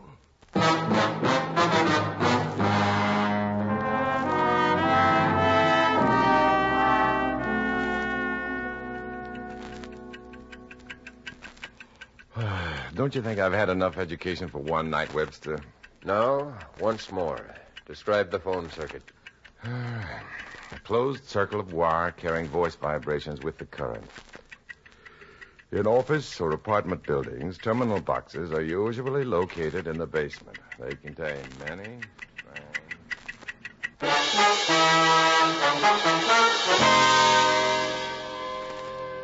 On and on and on.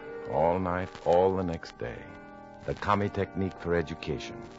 Drum a man into submission. Drum out every conscious thought but the subject to be learned. One thought remained, though. I had to get word to the FBI. Beaker had to know. Dr. Rager had to be warned, and I was the only one to do it. But instead of protecting a national secret, I was playing stooge to a commie.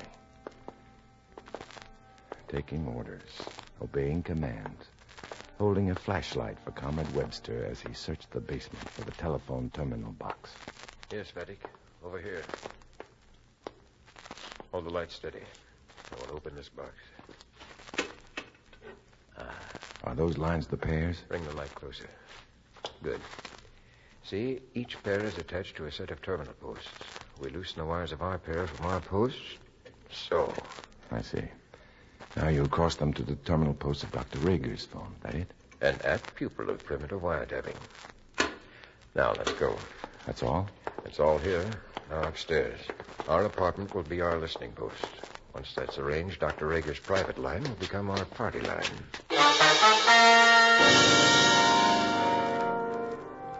Now, two things had to be done. One, I had to break that tap on Rager's phone. And two, I had to reach Beaker at the FBI. But unless I could get away from Webster, I could do exactly nothing.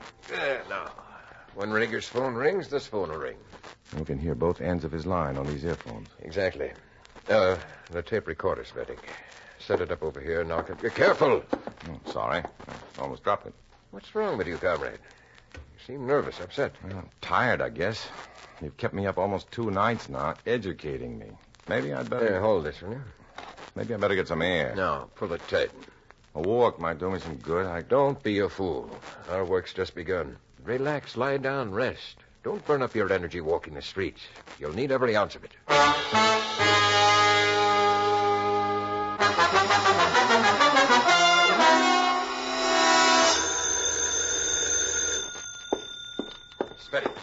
Svetty, wake up, you fool. It's morning. No?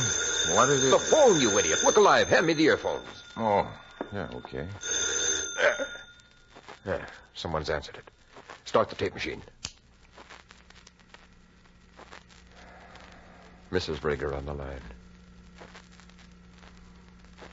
Now, the garden club meets Tuesday. Someone's husband has a rash behind his ear.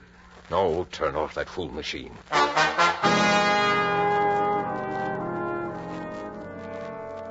That's how it was most of the day. Conversations with grocery clerks, club women, solicitors. The only item of interest we heard was the fact that Dr. Rager would be home at 2 p.m. Evidently, our comic colleague knew that, too, for he didn't try to phone Rager at all. Then, about 2:30, Webster was dozing in his chair, and I... Get it, Svetty. Okay. Hello. Turn on the tape. Rager's on the line. Dr. Rager, please. Speaking. Who is this? This is the Can-Do Garage, Dr. Rager. Who? What's happening, Svetic? The Don't know Can-Do yet. Garage, Doctor. Your car's ready to be picked up. My car? Why, it's all ready, Doctor. There's no one here to deliver it, so I'm afraid you'll have to call for it yourself. Well, I'll try to be there sometime as soon as possible, Doctor. We're closing early today. All right. Who is this, please? The Can-Do Garage. No, your name, please. Oh, one of the mechanics, Doctor. We've met before. My name is Beaker. Beaker, here in town now. Just a few blocks away. In a little while, he'd probably be gone, out of reach again. I had to get to him now, right now. But how? How?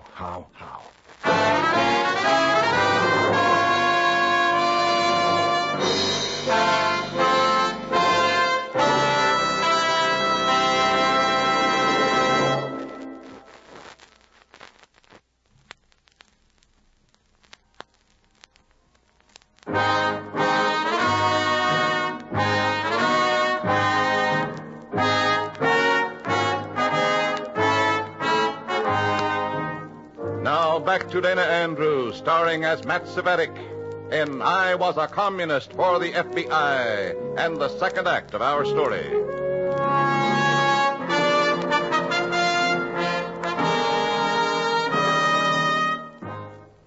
Beaker, on Dr. Rager's phone, right here in this miserable little town. Just a few blocks from this building, but out of my reach. Now I had to reach him. He and Rager had to know what the Reds were planning. And only I could tell them. Only... What's wrong with you, comrade? What? You're white as a sheet. Oh, that phone call to Rager. We'd better follow him. Follow him? To a garage? To a garage or anywhere else. The party has a big investment in him, you know. Well, that's true, but... We can't afford to let him just walk away from us. These stakes are high, Webster. Any kind of insurance for the party's sake. And think of our own personal stake in this. What would happen to us if we lose track of Dr. Rager? One of us should trail him. Relax, Cvetic. There's no need for us to... You, of all people, can't afford any slip-ups now, Webster. The party put you in charge of this operation. Well, I can't very well leave here now. You would be held responsible if Rager... But why should Rager duck out on us now? No one knows about our How plan. do we know that?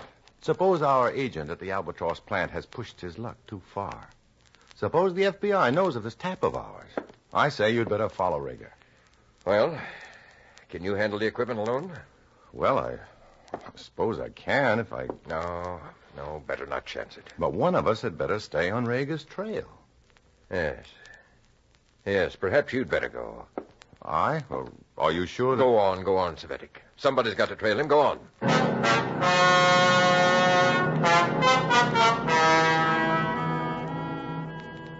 It worked. Reverse English on the old con game. Now I was free, just for a few minutes, but I was free. Free to do the work I'd been trying to do for 2 days.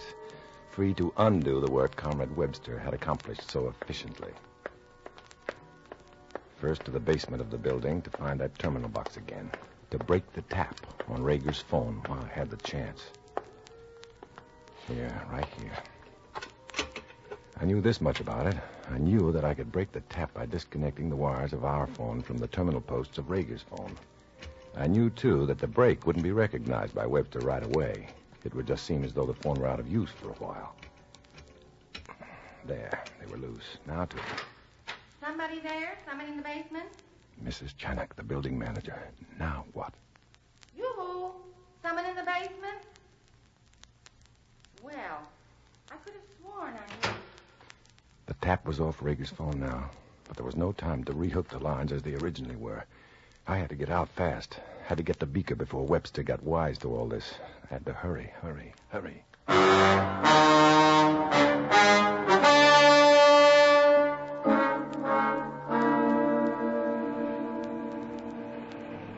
Taxi! Hey, taxi! The Can-Do Garage, just about 4 blocks down there. Make it snappy.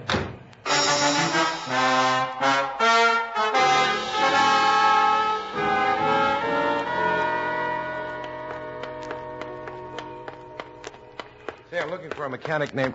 Matt, what the devil are you doing here? I'm looking for you, Beaker. Rager here yet? No, not yet. How'd you know I was here? I heard you on Rager's phone. We're tapping it. Oh, that's it.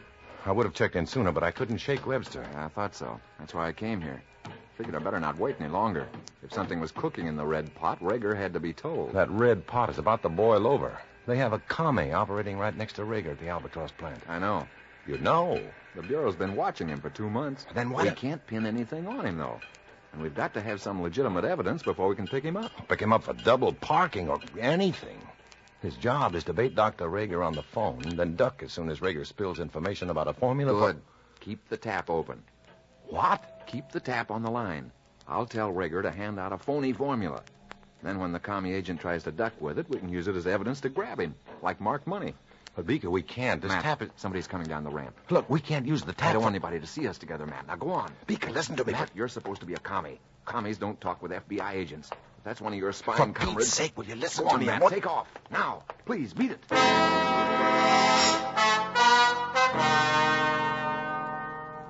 Nice. Just great. I'd risked my neck to mess up the tap on Rager's phone, and now I had to risk it again to put the tap back into action. The basement again. At least it was quiet and gloomy enough to offer a little comfort in the shadows. I'd passed the storeroom. Up there was the furnace room with the terminal box, just a few feet. Who's that? Somebody here? Who? Yes, Mrs. Janik. Who is it? I can't see in this. Oh, you, Mr. Savetic. You're looking for something? Yes, What could you want in this messy basement? Well, the storeroom. I was just wondering about some storage space. You got much to store? No, well, yes. Yes, there is quite a bit. Trunks, 2 trunks. Big ones. Oh, we got room for trunks. I tell you, my husband's home. I'll tell him he should go up and get your trunk. Oh, no, don't bother now. You see, they aren't here yet. Not here? No, they're being shipped in. Oh, not here yet. No, not for another week or so. You know, freight and everything. Oh, sure. Well, let me know when they get here. You coming upstairs, Mrs. Savetti? Well, I thought I'd look around and see where where the wash tubs are. Behind the storeroom. Turn out the lights when you get done, okay? Yes, I will, Mrs. Janik. I sure will.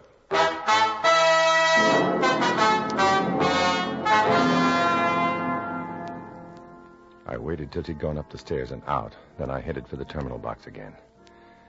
I'd used too much time already. Rager might even be back in his apartment by now. The commie spy might even have called him.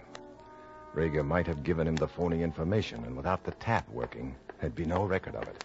The tap had to be replaced right now. I opened the lid, reached inside for the wire I'd left dangling, lit a match to see better. No wire. Wait a minute. It was attached to the terminal post of Rager's phone again. Someone had deliberately replaced the tap on Rager's line. There was only one person in the building qualified to do that.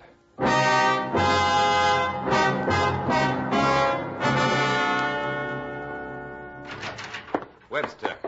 What do you think Webster, you're an inefficient, bumbling moron. One moment, Comrade Svedick. I have a few choice words for you, too. Save them. You'll need every gasp of breath to explain your negligence to the Control Commission. I'm preparing a full report of this, Webster. When stupidity and incompetence reaches these proportions. Well, I don't know what you mean. You know full well what I mean. Mrs. Chanik stopped me on my way up here just now. Who? Mrs. Chanik, the landlady or manager, or whatever she calls herself. She wanted to know why you were in the basement a while ago, tampering with the telephone box. She saw me? Of course she saw you. But I was sure no one... She saw you. She saw you open the box, tamper with the wires. She was just going to call the phone company when I showed up. Well, I could swear no one was there. It was all I could do, Webster, to nullify her suspicions. I didn't do it for you. I did it for the party. I have no use for bumblers. I'm sure our leaders will be... Comrade, please, let me explain. How can you explain an act that violates every... Please, listen to me. All right. Go on. The phone seemed awfully quiet after you left. Too quiet. As if the tap had been tampered with. I went down to the basement to check and found that the wires had slipped off the terminal post. Slipped off? Yes. But you put those wires on yourself. Well, at first I thought they'd been tampered with, disconnected by something. You expert. Virtuoso of the telephone line. Comrade, I tell you... Not only do you threaten party security with your carelessness, but you sabotage this whole project with your incompetent handling of... Yeah, that's Rager's phone. Listen in. Let's see how you can mess this up. Rager's answered it. The tape. It's our comrade, our agent at Albatross. Well, it's about time. What's he saying? Shh. Rager's reciting a formula. Here, give me a pencil, quick. Here you are. He's repeating it. Is it the one we want? Quiet. I'm listening.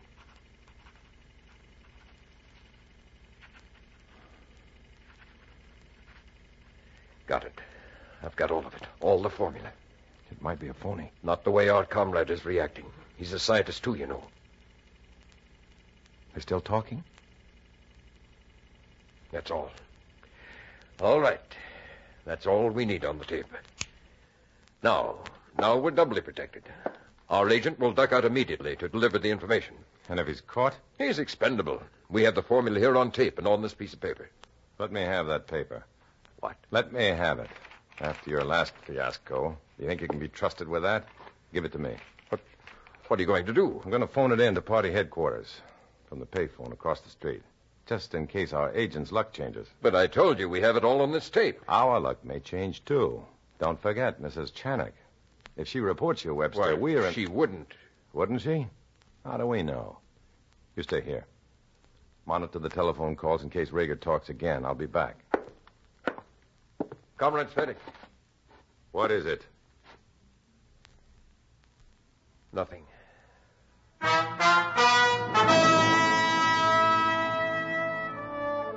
I left Webster in the apartment and walked into the street. There was a car parked at the curb just outside 224 West Globe Street. 3 men were seated in the car.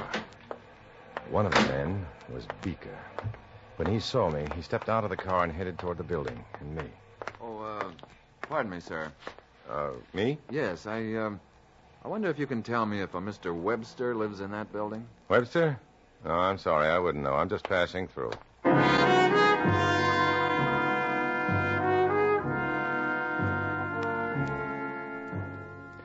I kept right on walking as the other 2 FBI men followed Beaker into the building. Webster, with all that illegal equipment, was about to become very inactive. The red agent at the Albatross Corporation had probably already been picked up for espionage, and I kept on walking, back to the commies again. I'd escaped this FBI trap, so I'd probably be complimented by my red comrades. A dubious glory, but I had no choice. If I had any choice at all, I'd choose to walk the other way.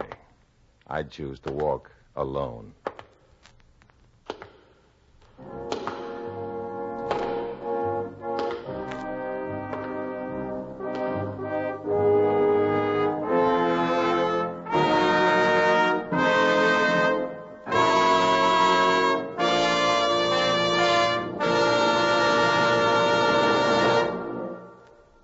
Dana Andrews will return in just a moment.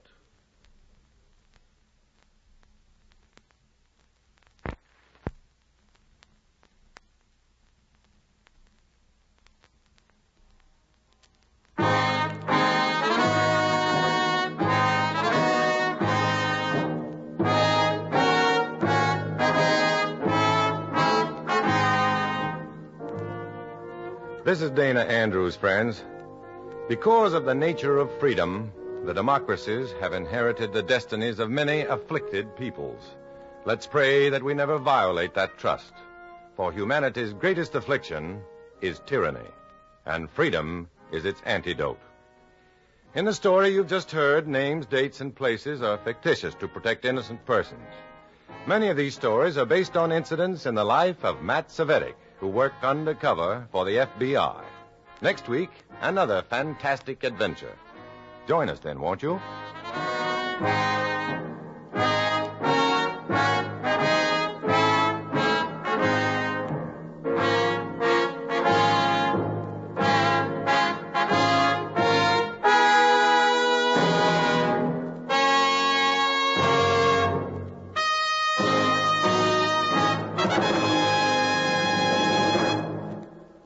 Now, Roma Wines present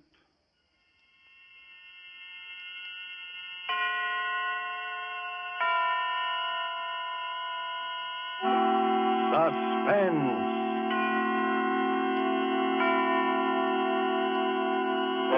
Tonight, You'll Never See Me Again, starring Joseph Cotton.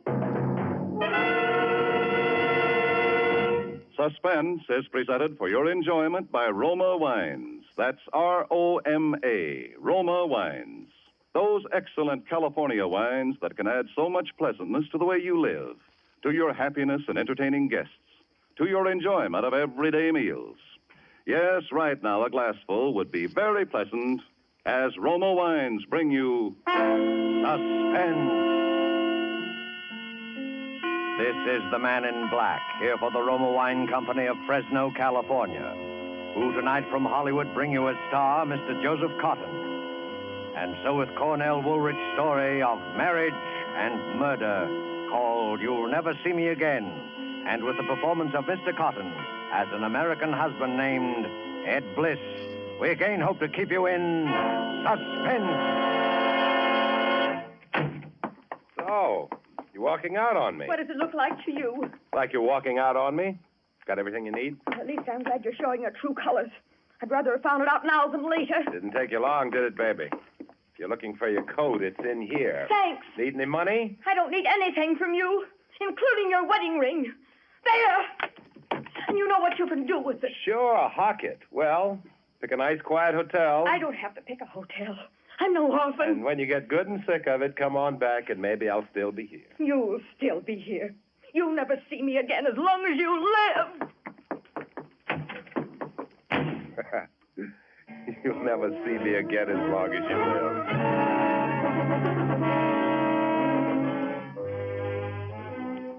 You'll never see me again as long as you live, she said. If I'd known then what I know now, I guess that wouldn't have sounded so funny. All right. Maybe I'm not the easiest guy in the world to get along with, but it's perfectly natural for a couple to have at least one good fight after they've been married nearly 3 months. And I just wasn't going to be the first one to say uncle, that's all. Still, you don't wait around forever when your wife walks out on you, even if you are playing hard to get. So the third evening, I put in a call. I knew all along she'd head for her mother's place, and anyway, she'd practically told me where she was going when she left. Hello? Oh, hello. Is this Mrs. Alden? Yes. Oh, this is Ed, Janet's husband? Oh, yes. How is Janet? Isn't she there with you? With me? Why, no. Isn't she with you? No. That was all I needed to hear. Grabbed my hat and headed for the bus station. That was the only way she could have possibly gone to her mother's place at that time of night, by bus. First, I wanted to find out if there was anybody who could positively identify her as having left. The guy at the ticket office wasn't very bright. To West Hampton? Yeah. Well, seems like I remember somebody like that. It would have been Monday night, just about this time. West Hampton, Monday night. Yeah. Well, maybe. Couldn't be sure, though. Never mind. Give me a ticket. Where to? Where do you think? West Hampton.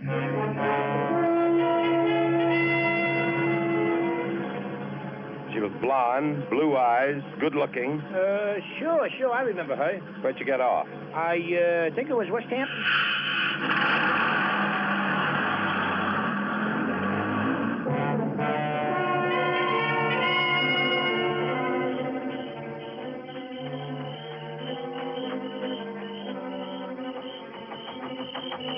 Closed for the night, mister. Pumps are all locked. I just wanted some information. Huh? Can you tell me where the Aldens live? Alden? Yeah. Oh, yeah, they're those new people. Yeah. Well, you go up the crossroad there and then turn to your left. Go on down the hill. It's the 1, 2, 3, let me see. No, 4th driveway on your right. Did anyone ask you how to get there last Monday night? Oh, we're closed Monday. Thanks. It's the 4th driveway on your right.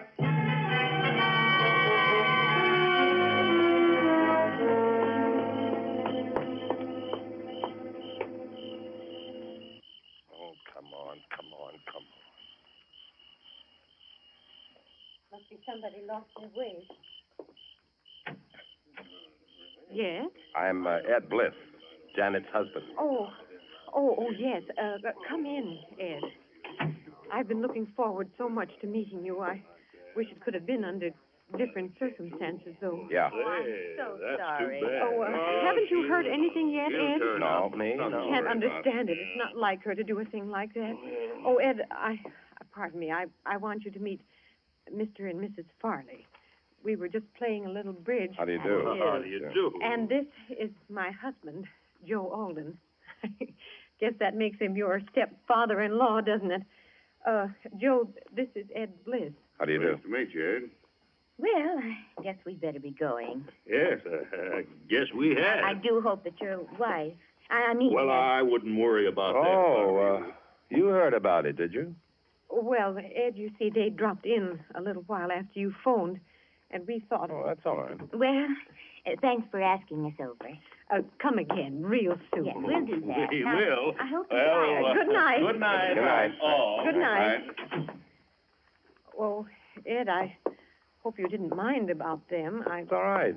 Okay. Well, come on into the living room then and tell us about it. Not much to tell you that you don't know, is there? No. No, I suppose not. Sit down. Thanks.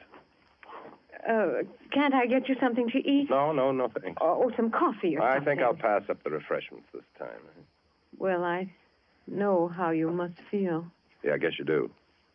But I still can't. I just can't. You've painted this room lately, haven't you? Yeah. What about it? Nothing, just looks a little funny, that's all. You think so? Yeah, that brick wall in front of the house is kind of new, too, isn't it? You know I'm a bricklayer by trade, don't you? Well, now that you've mentioned it, Oh, Joe, how can you talk about... You better go on upstairs, Laura. She's taking it pretty hard. Yeah. You seem to be bearing up all right, though. You haven't lost any sleep over it yet yourself, have you? I'm not her husband. This isn't getting us anywhere. What was that? Laura, I guess she's going to bed. Oh. Well, I guess I better be getting down to get that last bus. How about staying overnight? No, thanks. Suit yourself. Wait a minute, I'll put the porch light on. I'd see all right. That's better. By the way, what happened? What do you mean, what happened?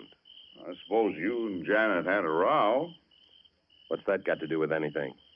I hear you got kind of a temper. Were you a little too quick with the flat of your hand? What's all this for, the benefit of the neighbors? Might be.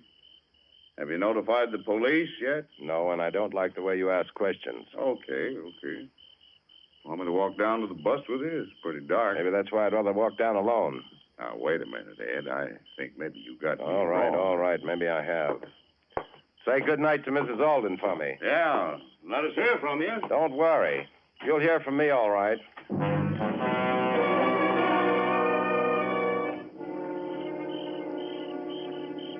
Still plenty dark when I got back to town, but I took the shortcut at the corner just the same, a path across a vacant lot. Between the lot and my house, there's a hedge. I was just going through it when I stopped cold. There was a light on in my house. Only it wasn't a regular light. It was the beam of a flashlight moving past the living room window. That could only mean one thing, cops. Of course, it was Joe Alden that tipped them off. I just waited, and then I heard the front door open and close. I saw two men standing outside, and one of them went up the street. Pretty soon I heard a car drive off. The other man was just a shadow now, standing by a tree in front of the house. You could see he was expecting me to come from the other direction. I stepped through the hedge and went over to him. Would you be looking for anybody in particular? I might be. Who are you? Ed Bliss. Who are you? Detective Stillman, Bureau of Missing Persons. How did you know anyone was looking for you? Oh, I'm just bright that way. Yeah? Well, they like bright boys down at headquarters. Come on, let's go.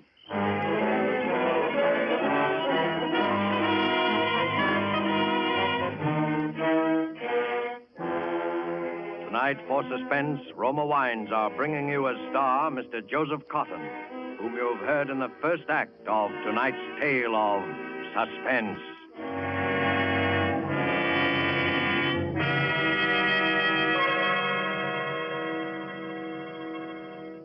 In many foreign countries where discerning tastes have found Roma wines, they are an expensive luxury, imported and treasured.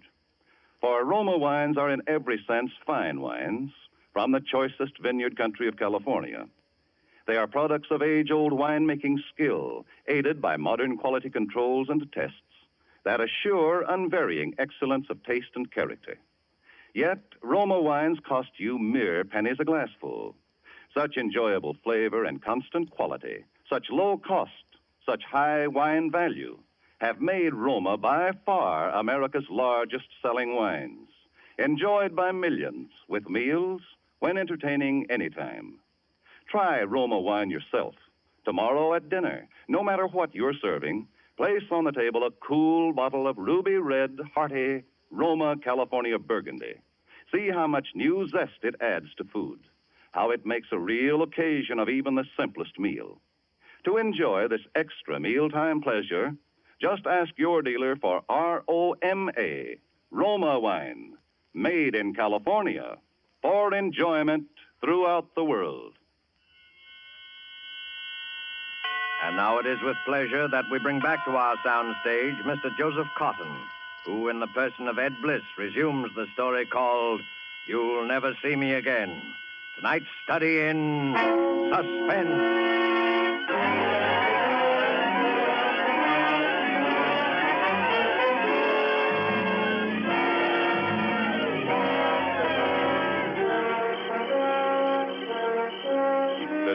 Shadows watching my face. Detective Stillman of the Bureau of Missing Persons.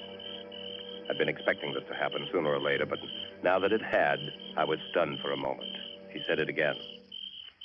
Come on, bright boy. They're expecting us at headquarters. Now, wait a minute. I want to talk to you. I'm in a jam. Oh, you're telling me. Not the way you think. Would you come inside with me? I've been inside. What kind of a furnace do you have in your cellar, Bliss? An oil burner. The kind that turns on automatic with an electric cut-in? That's right. Why? Is there a fuse blown? How did you know there was a fuse blown? Was that why you were searching my house with a flashlight, or was it because you didn't have a warrant? Oh, you really are a bright boy, aren't you? Well, come on. Now, listen. I don't want to have any arguments. I want help, and I want it bad. Will you give me a break? What kind of a break? No, this is no place to talk. Will you come inside? Okay, but you'd better talk fast and good. Don't worry.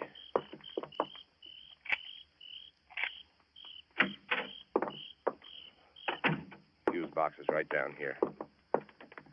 Here, flash your light up here. Always keep a couple of fuses on top of it. Yeah, there we are. Let's go in the front room. After you. Okay.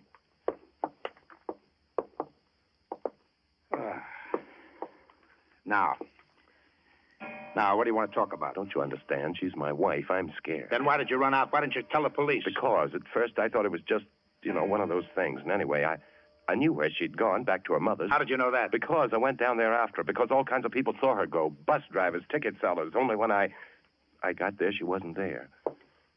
How much life insurance did you carry on her, Bliss? $25,000. Oh, that's quite a lot for a $75 a week architect, isn't it? Oh, her mother paid for it. A wedding present. For heaven's sake, what do you think I did? Bury it in the cellar or something? No, we know you didn't do that. We looked. Oh, cut it out, will you? I love her. We've only been married 3 months. Well, what do you want me to do? Give me a break. You take me down to headquarters now. It may be hours. Oh, it'll be hours, all right. In the meantime, if there's still a chance, there's got to be. She's somewhere, and she's in danger. I know it. Yeah, how? I tell you, I followed her down to her mother's place in West Hampton. There's a guy at the station who remembers selling her a ticket. The bus driver remembers her getting off there, and then she just disappeared. Then what? Well, I went down to her mother's house. They hadn't seen her. But there's something funny about it. There's something funny about her mother and that stepfather. There's something funny about that house and about that room. What room? That living room of theirs. Listen, you've got to let me help you find her. You've got to go down there to West Hampton with me because I've got a hunch somehow that I'm the only one who can find her. All right, Bliss. All right. I don't know why, but I believe you. You do? You'll go? Yeah. And I shouldn't believe you either because... Because what? What was your wife wearing when she ran out on you Monday night?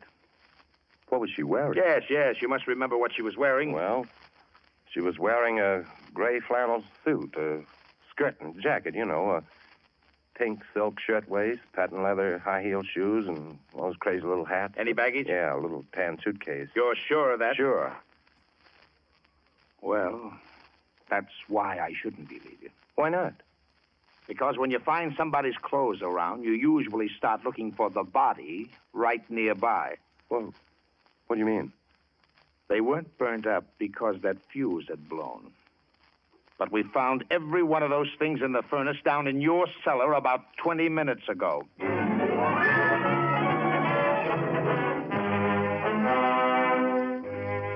he said that, I knew there wasn't much time. But he was going up to West Hampton with me anyway. That was the main thing. Of course, first he had to rout out the bus driver, the ticket seller, and check my story with them just to be sure I wasn't trying to pull a fast one. But that was all right. I'd expected that. And we climbed into the police car and headed out to West Hampton. He believed me now, all right. That car couldn't have been pushed any harder if I'd been driving it myself. Still, it was getting daylight when we got there. Parked the car a little ways down the road and walked toward the house. See what I mean, Bert? Take that brick wall, for instance. Oh, what about it? It's new. What did he build that for? It's not tall enough to hide the road. It's not even tall enough to keep a dog out. Why'd he build it? Well, maybe he built it to keep in practice. Come on, let's go in. It's awfully quiet. Well, why not? They're probably in bed. Where I'd be if I hadn't let you talk me into this. Listen, Bert, you don't think... I'm here, ain't I? Go on, ring the bell. No answer. Keep trying. Shades are all down. I don't think they're in. Come on, let's try the back door. Shades are down on this side of the house, too. Look, the garage is empty. Yeah. Well, I guess our birds have flew the coop, all right. Bert, I don't like this. Come on, we'll try this back door anyway. Uh-oh, it's locked. Here's an axe. I'd like to try my keys first.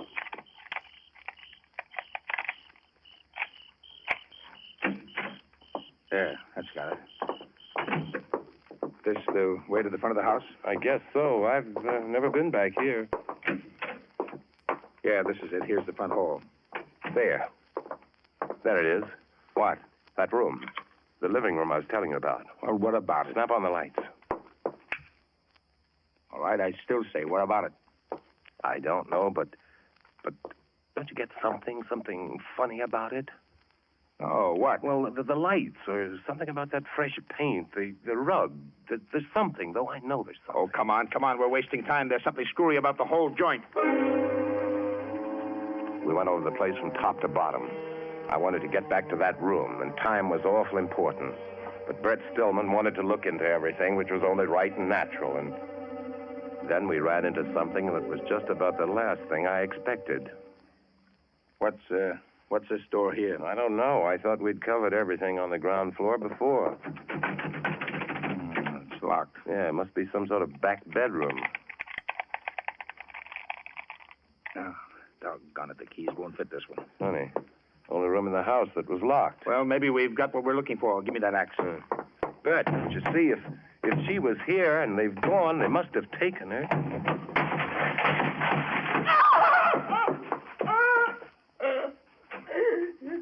Well, who's she? This is Alden. Your wife's mother? Yeah. Where's your daughter? Oh, please. Come on. Where is she? I don't know. Was she here? Yes, but Where is she now? I don't know. Did she leave with your husband? I don't. Why didn't you tell me she was here the other night? Joe told me not to. She was here, but the next morning Joe told me she'd left. And this morning he left. Look, what did you lock yourself up in here for? I knew when Joe left that something terrible. And when you came, I was frightened. I just... Come on, Ed. Where to? Don't you get it? For some reason, the stepfather's put the snatch on her. We've got to put a call through to headquarters. Get the highway patrols to watch for him. What about her? Oh, she comes along. Oh, please. Come on. Yes? There's something wrong about this. You bet your life there is. No, I mean, why would he do it? What motive would he have? You let me worry about the motive. You worry about your wife. Got some connection with what's wrong about that room, whatever it is. Will you forget about this room? We've got to get... I want to look just once more. I know there's something. Listen. Do you want your wife back or don't you? There's no... Bert, I've got it. You've got what? It's lopsided. Don't you see? It's not on the square. Are you crazy? Oh, no, I'm an architect. Look, the light's on in the middle of the ceiling. The window's on in the middle of the wall. So what? The design on the rug is wrong. It's cut off too close to that wall. Bert. What? That wall. That's why the room has just been repainted. That's why he built that brick wall in front of the house. I don't get it. One wall of this room is a dummy, built out in front of the real one. That's why the room looks lopsided. That's why he built a brick fence, to get bricks without arousing suspicion. Which wall? That one. And Bert, it must be hollow. Give me that axe. You don't think that Janet... Bert, give it to me. Let me. Get back, you hear me? Bert. Mrs. Alden, is Janet... Answer me. Answer me, Mrs. Alden.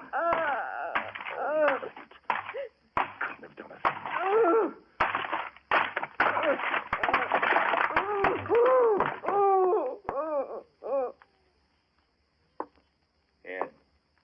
Yeah? Ed. Didn't you say your wife was young?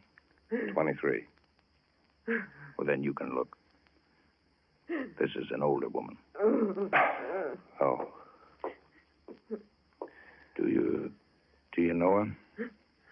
No. Well, there's your motive. Yeah. But who could it be? I don't know. She must know. The mother. She can't even talk.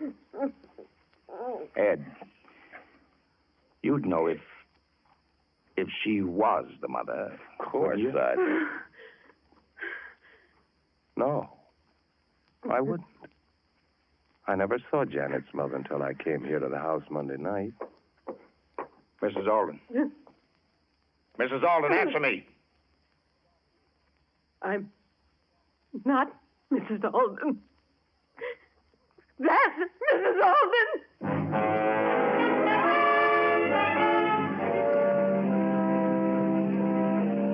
Just a question of time now, whether we'd get back there in time to stop it. It all fit together now, and what Brett didn't know, he got out of the woman on the way back. Did you know Joe Alden before? No, not before I came to their house in Eastport to take care of her. I'm a nurse. Then Joe and I... Uh-huh. Well, Who got the idea to kill her, you or Joe? He did. When he saw me giving her a sedative once. She was pretty sick. Oh, premeditated, huh? Why did he do it? Money, of course. She kept a lot of bonds around the house. That's what Joe wanted. Is that why you moved from Eastport to West Hampton? Yes. Nobody knew us in West Hampton. We moved in at night. They thought there was only two of us. They thought I was the real Mrs. Alden. When did he do it? About a week after we got there. One night. By morning, she was where you found her.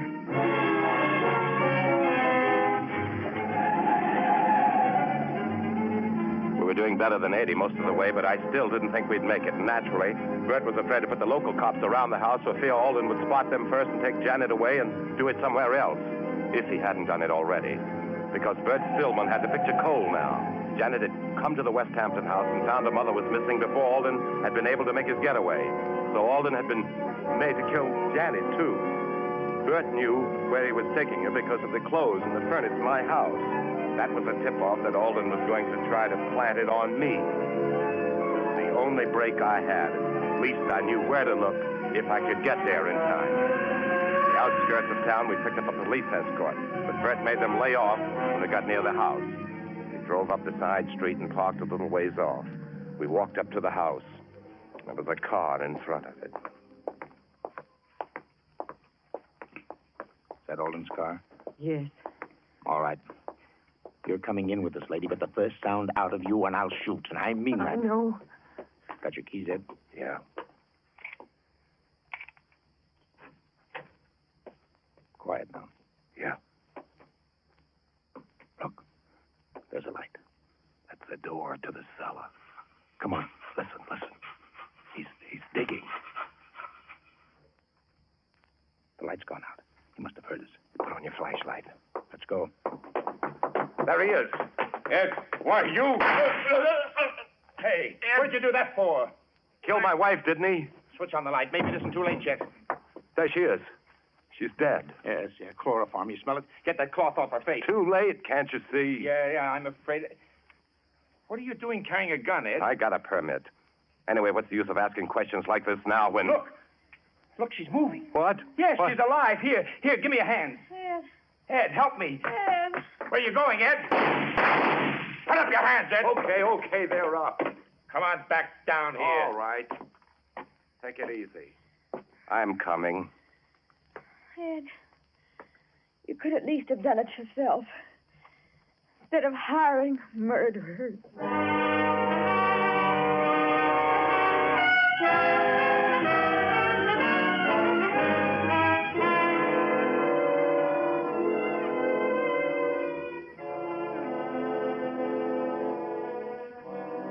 What did you do it for? The money? What do you think? For fun? Go ahead. Talk. Anything to make you happy. Would have been perfect if Alden had killed her when he first got her in the cellar like I told him to. Maybe he had a sneaking idea I was going to double-cross him. He was stalling until the last minute. I don't know. Anyway, won't do him much good where he is. What did you have on him, Ed? The mother, his wife. I'd been up there before alone. I knew he'd killed his wife because I'd seen a picture Janet had of a real mother. And I spotted the room right away. I told Alden I'd split the money with him if he did it. And if he didn't... Mm-hmm. Go on. Well, I knew I could pick a fight with Janet. I knew she'd run up to her mother's. Then I went up there to make it look good. After I left, Alden was to call the cops like he did. You'd take me down here to headquarters, and while you were giving me the old third degree, Alden was supposed to plant the body in the cellar. That way, I was in the clear because you'd know I couldn't have done it while I was down here talking to you. And you'd know she hadn't been there before because you'd looked. That's why I planted the clothes in the furnace, remember? So you would look. Smart. I had an alibi, and nobody had a thing on Alden unless I squawked. And he had to take that chance. Looked pretty good there for a while, didn't it? Yeah. Well, your wife's outside. Do you want to say anything to her? Yeah. Just tell her I said, you'll never see me again.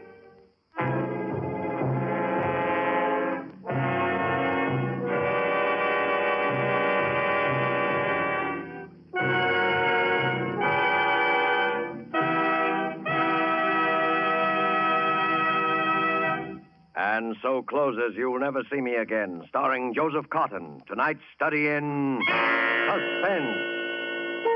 Suspense is produced and directed by William Spear.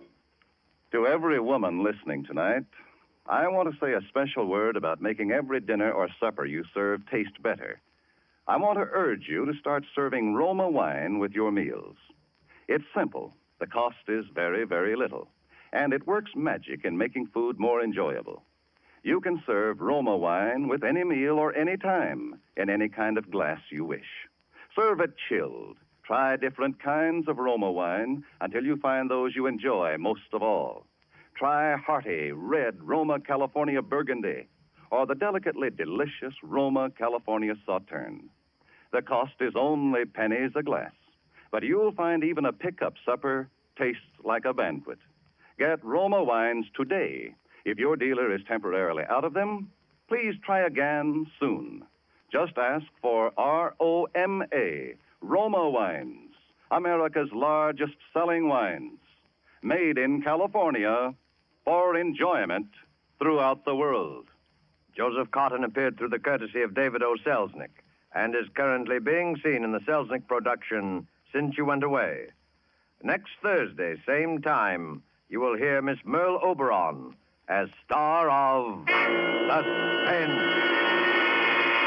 Presented by Roma Wines, ROMA, made in California for enjoyment throughout the world. This is CBS, the Columbia Broadcasting System.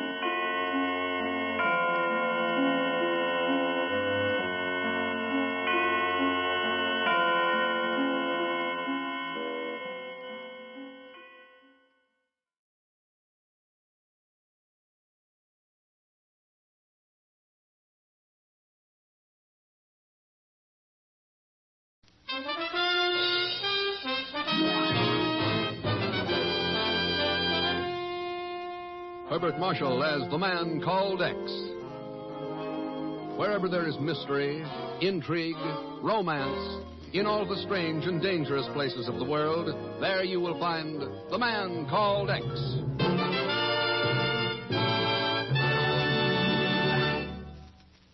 But first, listen for a moment to America's famous singing star.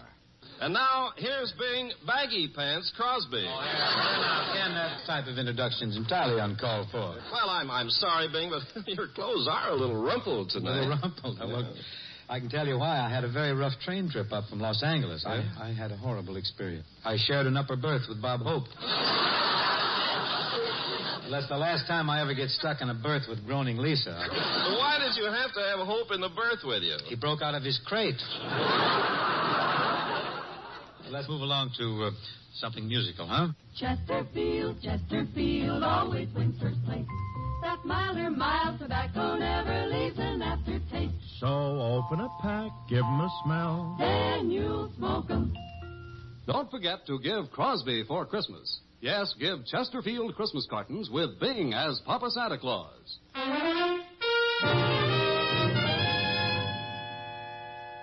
It happened on a moonless night near a peaceful oasis on the vast South Arabian desert. One moment, the small, well-piloted plane was coming in for a quiet, uneventful landing. And the next...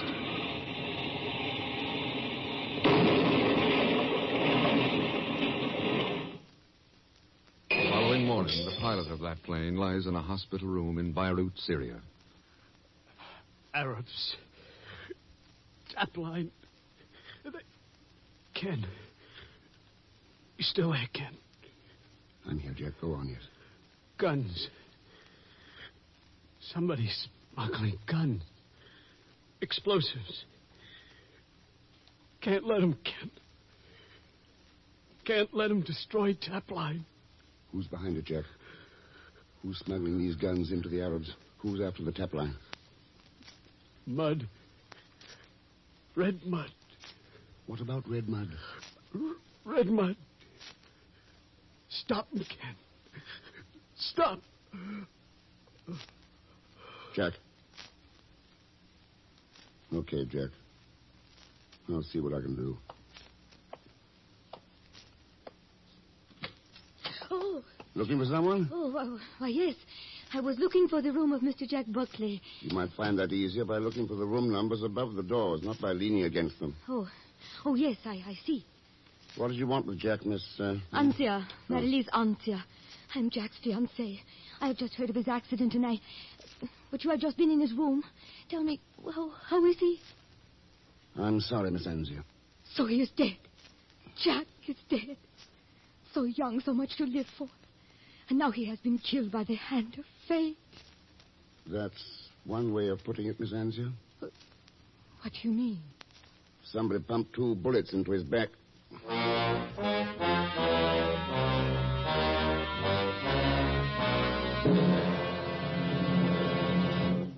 that's why Jack Buckley wired you to go to Beirut, Ken. Somebody's after the Tap line, eh? Looks like it, Chief. They're apparently smuggling in arms and explosives to some maverick Arab tribes, expecting them to do the dirty work for them. But good Lord, Ken, that Trans-Arabian oil pipeline is vital to us. It's vital to the whole Western Hemisphere, Chief. When somebody said that oil is the lifeblood of democracy these days, he wasn't kidding. Right. So what are we going to do about it? That pipeline runs through 1,000 miles of desert.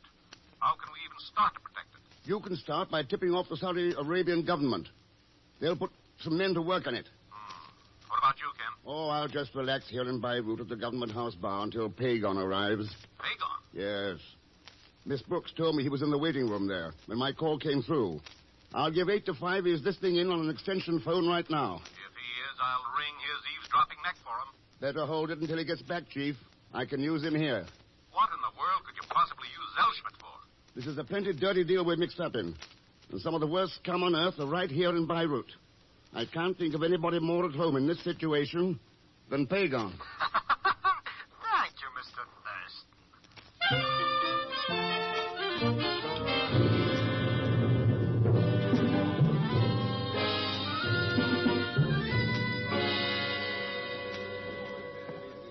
Here you are, Thurston Effendi. A martini with onion. Thank you. keep the change. 1,000 thanks, Effendi. 1,000 thanks. Well, it's very funny. Waiter. Oh, waiter. Yes, Edwards, Effendi. Scotch and soda for the young lady and myself. Your best Scotch, you understand? Yes, Effendi. A burra peg for you, Hassan. A burra peg, Stephen, if you please. It's not what I please, Hassan. You're the one who has to drink this filthy stuff. That right, Marilis? Stephen, darling, on such a wonderful evening as this, I could not disagree with anyone about anything. Not with Hassan over his burra peg, nor with Mr. Thurston over the onion in his martini. I was wondering if you remembered me, Miss Anzia. How could I forget, considering the circumstances under which we met? I should like to have you meet two friends of mine, Stephen Edwards and Hassan Al-Kar. Gentlemen, this is Mr. Ken Thurston. How do you do? Thurston. American, eh, Thurston? That's right, Edwards. I suppose you're in the oil business. In a way, yes. Then your recommendations are complete. You're in oil, you're a friend of the delectable Marilis, and I'm sure you'll be delighted to attend a house party I'm giving at Merzwa. Merzwa? Yes. A large oasis in the Saudi Arabian desert, Mr. Thurston. Stephen has a home there. It has become a mecca for those interested in oil. Oh. Yes, a quite democratic one, too. Stephen has entertained all classes, from King Ibn Saud down to lowly construction engineers such as Jack Buckley. I see. Well, will you join us at Mizra? That will depend on how some business turns out for me here. Suit yourself, Thurston. Your drinks are ready, Edwards, Effendi. Good. We'll have him at that table in the corner. Come on, Marilis, Hassan. This place gets more depressing by the minute. Of course, Stephen, darling. I do hope you will be able to make it to Mirzwa, Ken. I think you will find it most interesting there. Yeah? And I should like to express my hope to see you there, Mr. Thurston. Also, to add a slight note of warning. Warning? Yes. One must beware of mirages on the desert. Please do not disregard them as did Jack Buckley. You see, he was flying to Mirzwa when the accident occurred.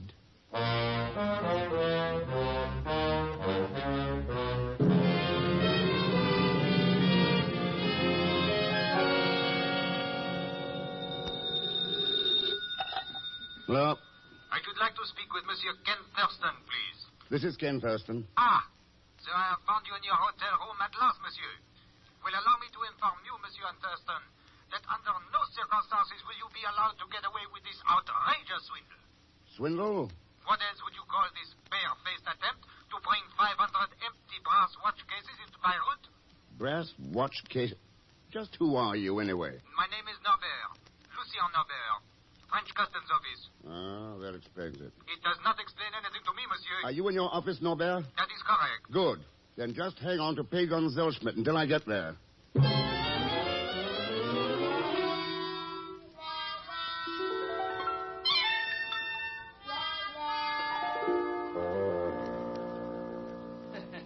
But there's nothing to get all excited about, Mr. X. It's all just one big happy mistake. Oh, sure. Oh, sure. After all, this Arabian desert is pretty tough on watches. Yeah.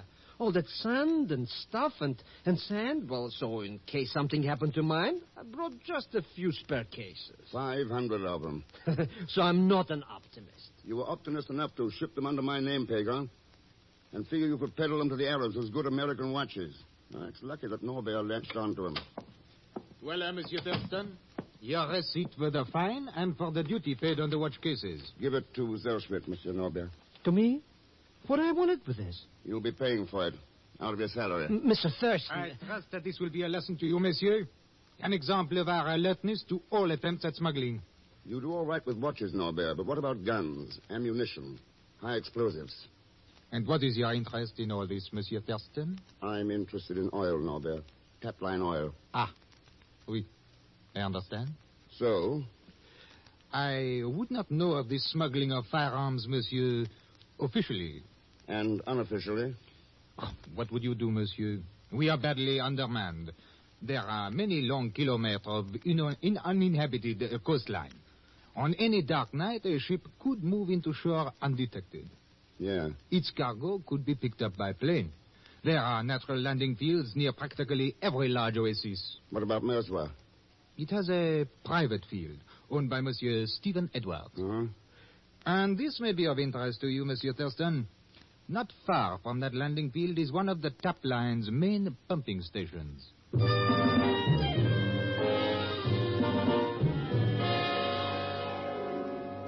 Makes it a bit awkward, Thurston, this late decision of yours to come to my party at Mirezoix.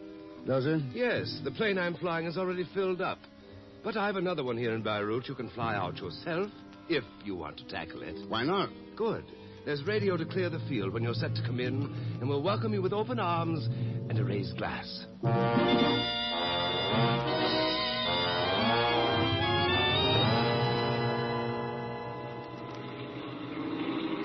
You know something, Mr. X? I think I should have stood in New York. I don't like flying around all over this desert sand and at night yet. Don't worry about it, Pagan.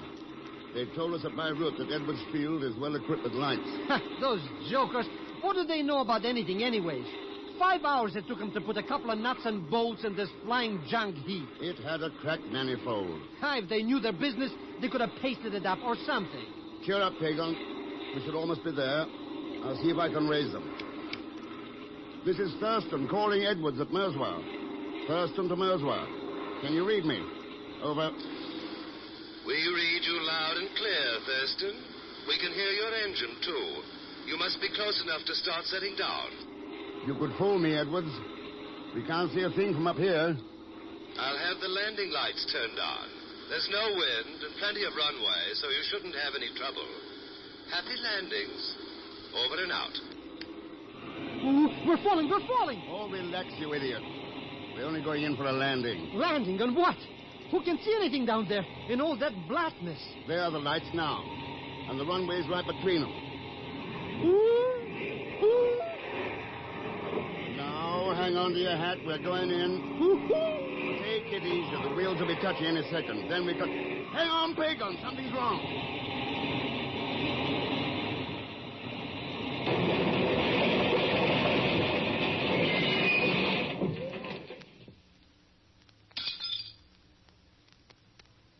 We will continue with The Man Called X in just a moment.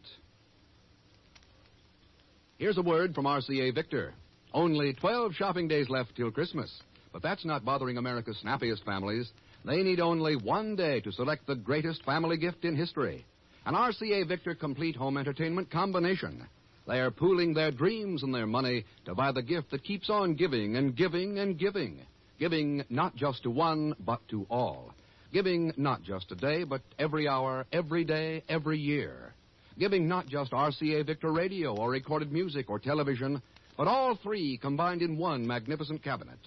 Why don't you join together and agree this minute to meet each other next Monday at your RCA Victor dealers to choose your matchless RCA Victor radio, phonograph, television combination? You'll find it costs far less than you'd pay for each instrument separately. You'll find that your RCA Victor combination is the greatest gift each of you ever made to the year-round happiness of all of you.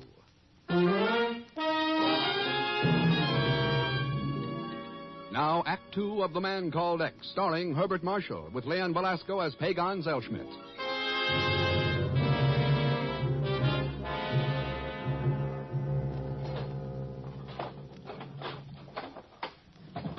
Pagan? You okay? Pagan. Go away, don't bother me. Huh? I just found an angel who's a sucker for empty brass watch cases. Yeah, I'm sorry, Pagan. You're not dead yet. I'm not? But after that crash, I gotta be. That's what somebody else thought. Come on. Let's get out of here. What happened anyways? Somebody threw us a curve. Huh? Hey, what kind of a runway is this? Nothing but sand. That's right. But the custom guy that Lucien Norbert said there was a good landing field in Mirezoix. Well, there probably is, but this isn't Mirezoix. Please, Mr. X, don't be playing 64 questions with me. I told you someone threw a curve at us, Pagan. By stringing portable landing lights out in the middle of the desert. But what kind of a joker would do a thing like that? Don't he know he could kill somebody that way? He knew it, Pagan. Then why did he... Oh, Mr. X. Let's start walking. I think we'll find the rest of the answers at Mirezoix.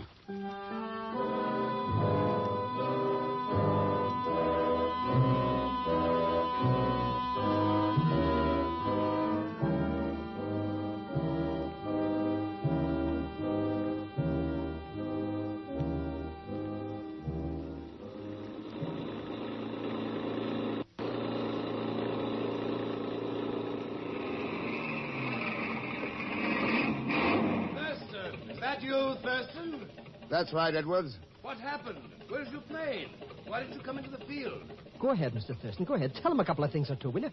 If you didn't know what happened to us, how come you're out in the desert with that half-track? I was worried about you. Oh. Yes, the lights on my field had shorted and I couldn't get them on. When I tried to call you back, my radio was dead. Pretty convenient coincidence, wasn't it? I'm not sure I know what you're talking about, Thurston, but I am sure I don't like the way you say it. And I don't like to be murdered, Edwards. Murdered? You wouldn't happen to have any portable landing light gear at Merswa, would you? As a matter of fact, I did have, but it was stolen. Before or after Jack Buckley's plane crashed? Before, but I failed to see... And that plane he cracked up in, was it one of yours? Was he trying to land at Merswa when he crashed? Now, look here, Thurston. You're right about all of these things, but I'll be hanged if I'm going to stand here and be cross-examined about... Wait a minute. Are you trying to say that you cracked up, too? And you think that somebody used fake landing lights in order to get both of... You're doing all right, Edwards. Why stop now? I will see that you're flown back to Beirut in the morning. What's the matter? Afraid something might happen if I stick around? No, but apparently you are. And who knows, Thurston? You may be right.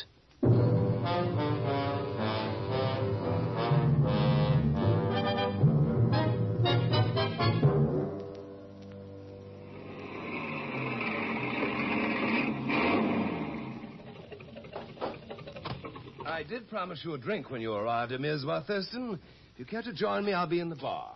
Make mine a triple scotch, Mr. Edwards. Sorry, Peon. You've got work to do. Work? I want you to snoop around here, talk to the servants, learn whatever you can about smuggling, particularly arms and ammunition. But, Mr. Get Rex... started, Pagan. But...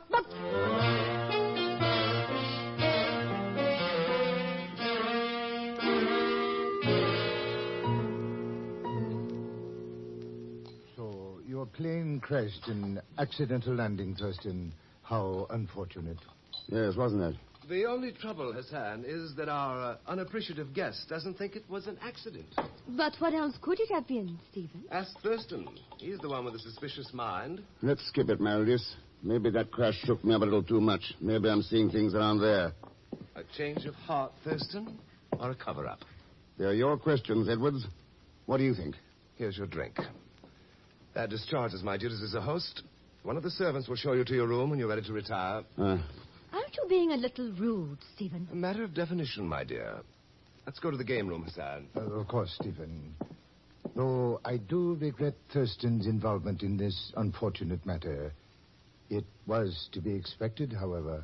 Was it, Hassan? It is only natural that Western strangers run into difficulties when they attempt to pry into Middle East affairs.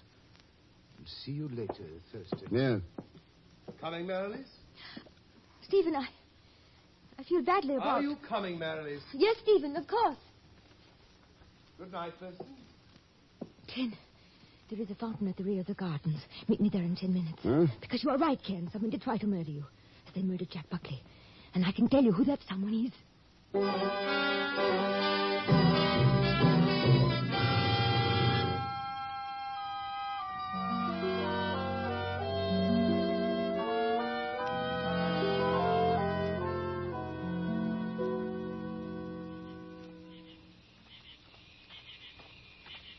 Sorry to be late, Ken.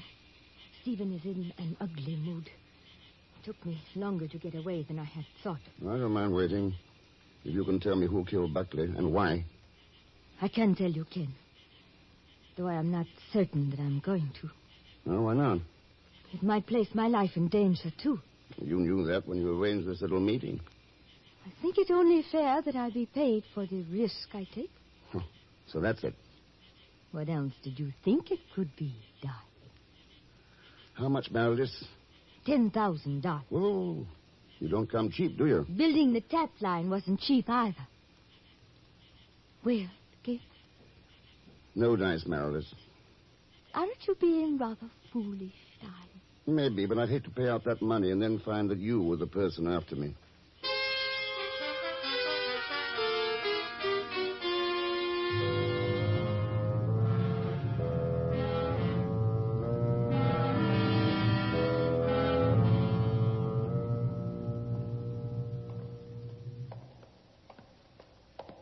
Hey, why are we wandering around in this aeroplane garage anyways, Mr. Thurston? I wanted to see what kind of planes Edwards was flying out here. So you're finding out. So what? So he's got 4 DC-3s, transport planes, heavy cargo carriers. Could they carry us back to Beirut? They could also carry arms and ammunition, Pagan. And look here. Look at the mud caked on those landing wheels. Red mud. And Jack Buckley said something about red mud just before.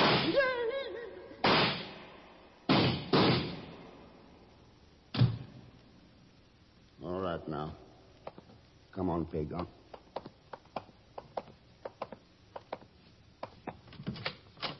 Going somewhere, Thurston? Hassan, what are you doing out here? I thought I was going to take a quiet stroll before retiring, but those shots rather upset my plans. I don't suppose you know who fired them. It was not I, Thurston, if that's what you are thinking. But I did see some shadowy figure slip away in the darkness. Ah. You have had your share of difficulties out here, haven't you? Strange that others do not share the same troubles. What are you driving at? I was merely referring to the pilot of that plane. He's coming in for a landing. And this time the landing field lights seem to be working perfectly.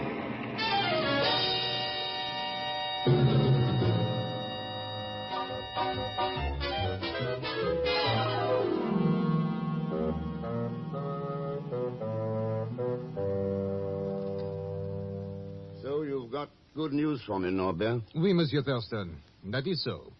Those who were smuggling arms into the Arabs have been apprehended. A small group of illegal operators in Beirut. So you need have no further concern. Your troubles are over.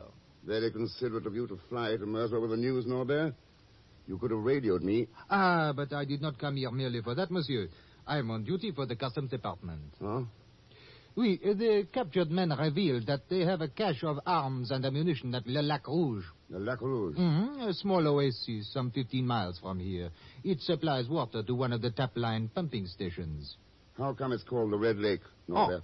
The color of the water, monsieur, caused by some chemical in the soil. The entire shore is of red mud.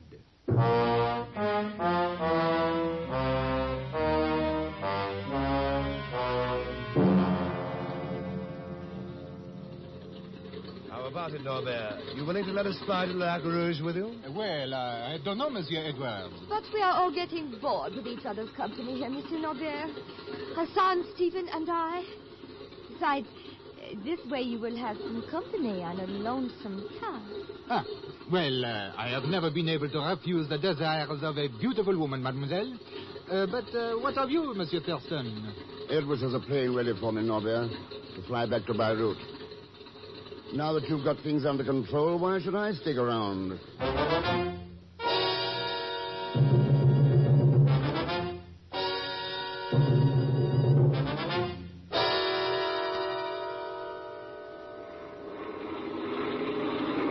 Boy, am I glad to be going back to Beirut. We are not heading for Beirut, Pagan. Huh? What do you mean we're not? Mr. X, it's ganging up on us. We're going to crash again. We're going to crash. Not this time. You're just going in for a dead stick landing. Landing? Landing where? On a natural landing field near the shores of Le Lac Rouge.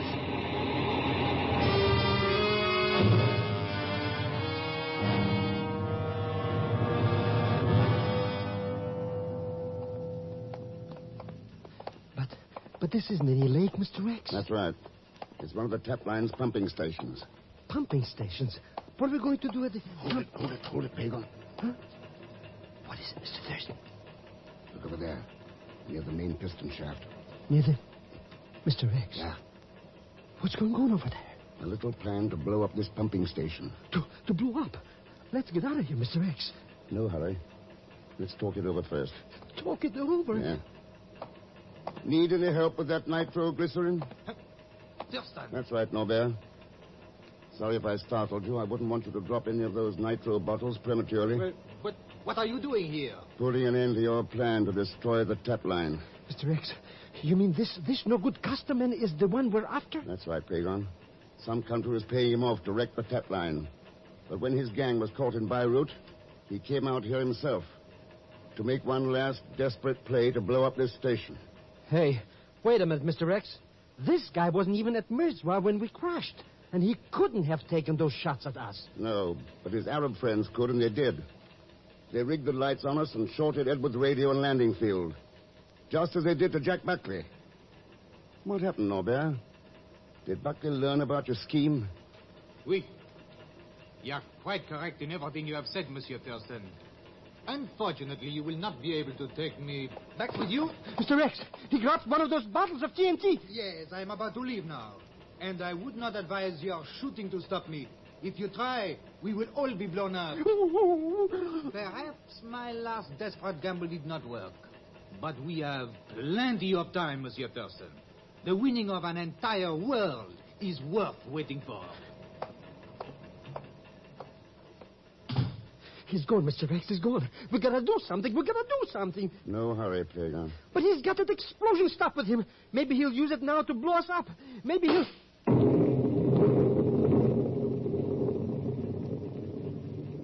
Mr. Rex. What was that? I told you there was no hurry. Hassan's bullet took care of that nitro. And Norbert. Hassan's bullet? But what did Hassan have to do with this? That's what the French and the Arabian governments pay him to do, Pagan. You mean he's a Desert G-man? That's right. He and I arranged this little get-together before leaving Merswa. Well, what do you know? So I guess we show that no-good crook Norbert where he gets off at. Oh, it's not Norbert who bothers me so much. It's Edwards. And all those like him. Edwards? Yes. We can protect ourselves against the Norberts of this world. But we can't protect ourselves against the selfish and the blind who put their own personal interests above those of freedom. That's where the real danger to democracy lies. We've got to learn that. All of us.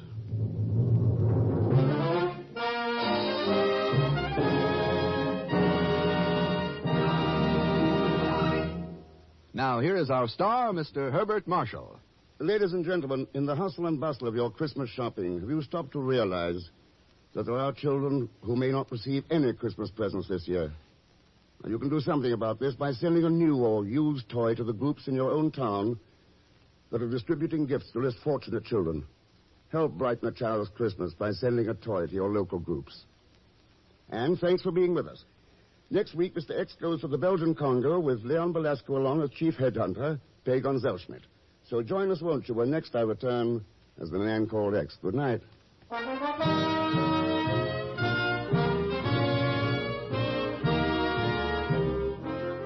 The Man Called X is a J. Richard Kennedy production with music composed and conducted by Felix Mills. Tonight's story was written by Sidney Marshall. All characters and incidents on this program are fictitious, and any resemblance to actual characters or incidents is purely coincidental.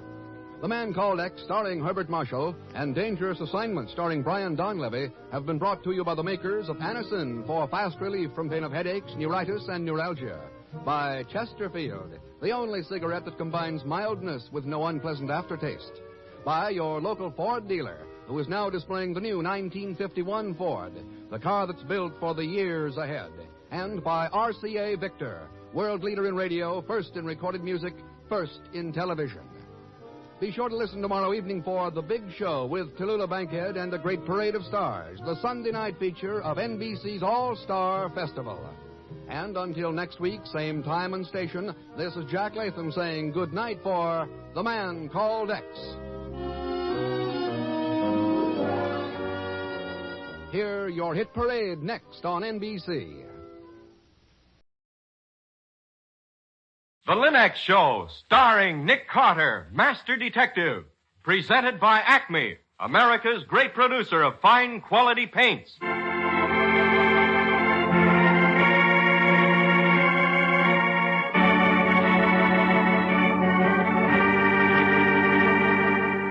This is the story of a man known the world over as one of the most daring and resourceful characters in the history of detective fiction. A man whose name has become a symbol of the triumph of right and justice over the sinister forces of crime and lawlessness.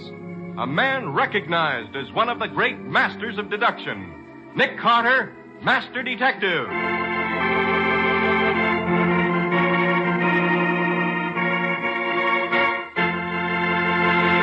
Today's exciting case, The Vanishing Postman. Another exciting chapter dramatized from the life story of Nick Carter.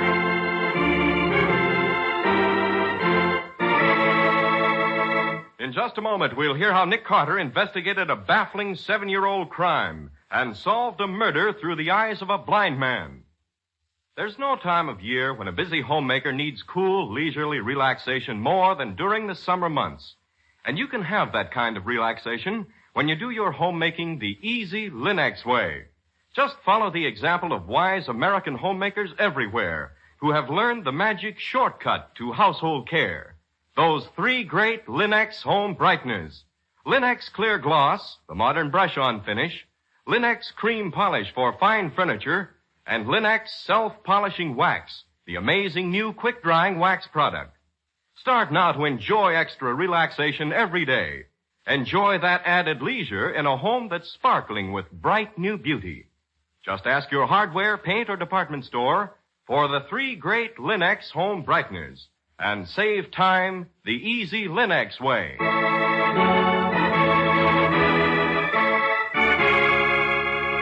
And now for today's exciting case from the life of Nick Carter.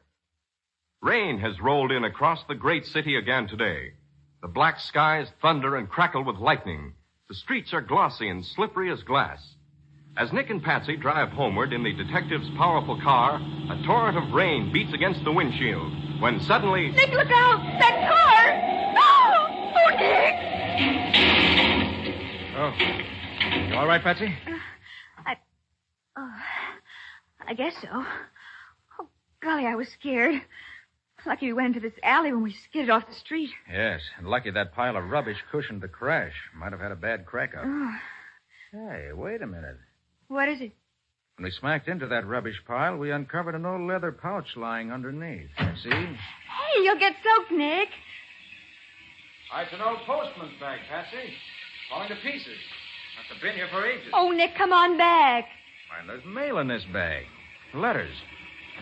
Hello. There's a name printed on the strap. R. Draper. Oh, it's probably the name of the postman. And look at these letters, Patsy. They're postmarked August 1938. 1938? Then this bag's been lying here 7 years. Hey, look here, Patsy. What, Nick? The buckle from the strap has fallen into the pouch. There's a bit of metal wedged in the buckle. Looks like a lump of lead. Well, it should. It happens to be a bullet. Well, let's get over to the post office at once. I'm afraid the explanation of this undelivered mail may be murder.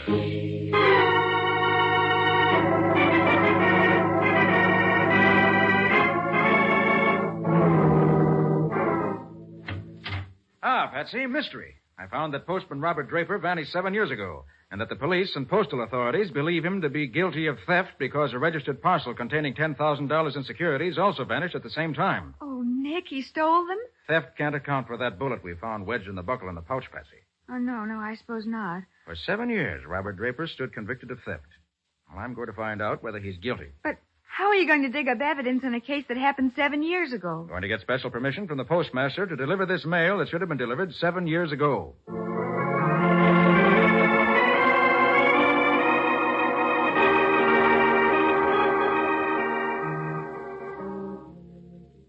Well, we've learned nothing so far in the first 47 letters we've delivered. Perhaps we'll have better luck here with the 48th.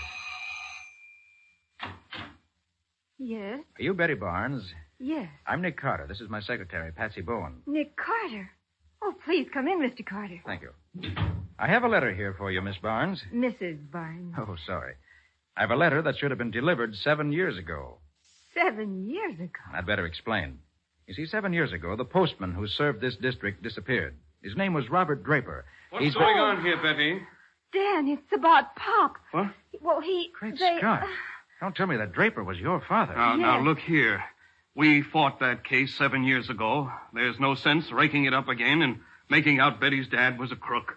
Pop never stole. Why should he? He'd saved $12,000. He had plenty of insurance, $20,000 worth. Mrs. Barnes, please. Well, I'm not trying to convict your father all over again. I'm trying to find out what really happened. But you'll have to help me. Oh, I'm sorry, Mr. Carter. Now tell me, what happened on that last day? Well, Pop left in the morning. You see, he lived with us. And he always used to drop in at home for lunch. The day he disappeared, he just never showed up for lunch. When Dan came home that night, I sent him out Yes, to... I went out to check up Mr. Carter. They said he never returned to the post office, and that's all we know. We never saw Dad again. I see. Mrs. Barnes, you have a picture of your father I might have? I'll get him one, honey. You know, Mr. Carter, it was on my birthday that Pop disappeared. Oh, how awful, Mrs. Barnes. Here's one, Mr. Carter. He's not in uniform, but it's the best we've got. Taken a week before he disappeared. Thank you. I'll let you know how we make out. Oh, yes, here's your 7-year delayed letter, Mrs. Barnes. What? Oh.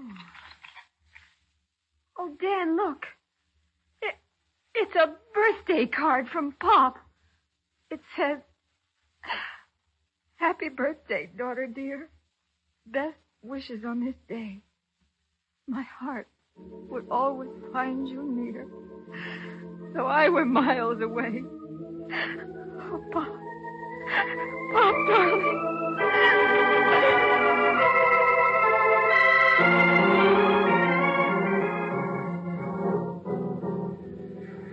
But, Nick, we've delivered 17 letters since we left Mrs. Barnes, and not one of them knew a thing. It's all right, Patsy. We're not doing badly at all. We've got a picture of Draper, and we know he had no motive for stealing those securities. Somebody else in this trail of letters will help us along further. Well, this one's for Ben Kramer, care of Kramer's Garage, 118 Land Street. Well, this is it. Let's go in. Mm-hmm. Mr. Kramer doesn't seem to be around. Now, wait a minute. I hear voices back there. Come on. You already got back double what you owe me. What are you talking about? Now, just give me a break, Shelley, please. That's all I ask. Begging, Kramer, will you? I collect what's coming to me. But I can't keep on paying. It's breaking my back. I'll break your back if you try to welch, Kramer. I give you the place before you took my dough. 1 for 10 a week. I can't do it, Shelley. I don't like to intrude, gentlemen, but I'd like some information. What? Who are you, wise guy? Nick Carter's the name. Nick Carter. Hey, Kramer, did No, you... no, honest. Honest, Shelley. Nick, what's going on? Nothing, lady, nothing. I'll be going, Kramer. I'll see you later. Nick, what's going on here? It's obvious Mr. Kramer's been caught in a loan shark racket. Something pretty well known to the police. But something that can't be stopped until the victims are willing to give evidence. What was that 1 for 10 they were talking about? Mr. Kramer pays $1 a week for every 10 he borrowed. Right, Mr. Kramer? I don't want to talk about it, Mr. Carter. It ain't safe. If I could only just lay my hands on $1,500 and get out from under. Mr. Kramer, we've got a letter for you. Huh? It's 7 years old. 7 years? That don't make no sense. Well, this letter was mailed to you, but never delivered because something happened to the postman, Robert Draper. Remember him? Draper?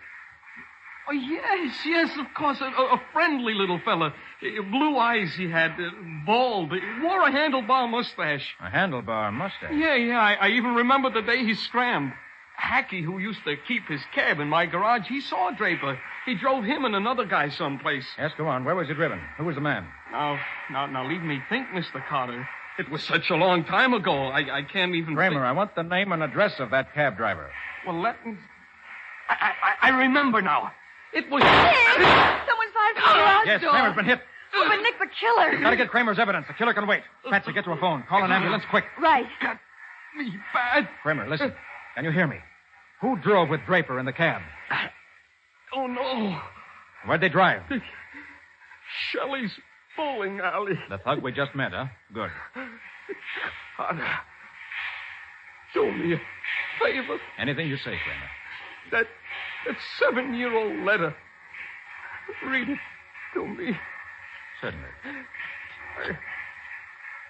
Mr. Ben Kramer, dear sir, we are happy to inform you that your contribution has won second prize in our slogan contest. Enclosed, please find money orders totaling $1,500. $1,500? Why, that's just what Mr. Kramer needs to pay off. Mr. Kramer doesn't need any money anymore, Patsy. Oh.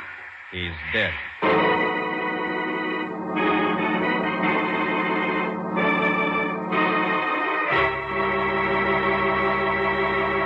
Birthday greetings, 7 years old. And now murder from a delayed mail delivery. What new and strange developments will arise from Nick's odd mission? We'll see in just a moment. The wisest worker is the one who saves as much work as possible, yet gets the job done. That's efficiency.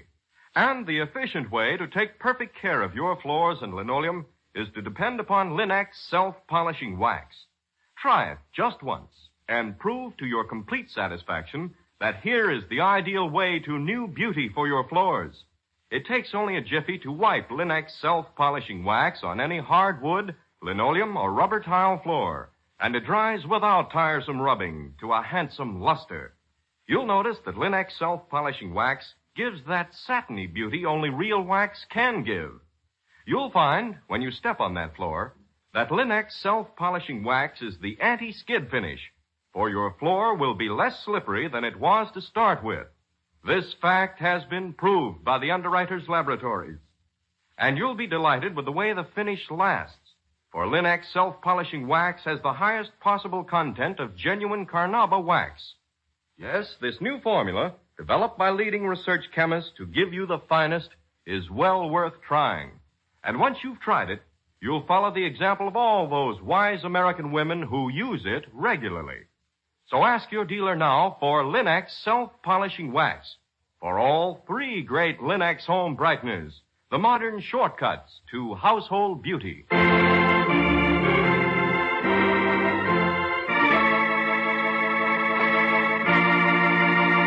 And now back to our story. Investigating the strange disappearance of Robert Draper, postman, accused of absconding with registered securities he was carrying, Nick and Patsy pick up the trail of the old mystery by delivering mail found in the postman's abandoned pouch. Now we find them in the street after the sudden murder of one of their witnesses. What do we do now, Nick? Wait for the homicide squad to arrive? Oh, no. Sergeant Matheson will only hold us up, call us material witnesses and all that. Now I want to get on with the case. At the Shelley bowling alley? No, not yet, Patsy. We haven't enough evidence for a direct frontal attack on Mr. Shelley. Oh. Let's get on to the mail delivery. There are more clues waiting for us to pick them up. Who's next? A postcard addressed to Mr. Parker Flynn's Homewood House. Homewood House, huh? Mm-hmm. That's the exclusive apartment house in the corner facing the river. Uh-huh. Come on. Let's see what Mr. Flint can tell us.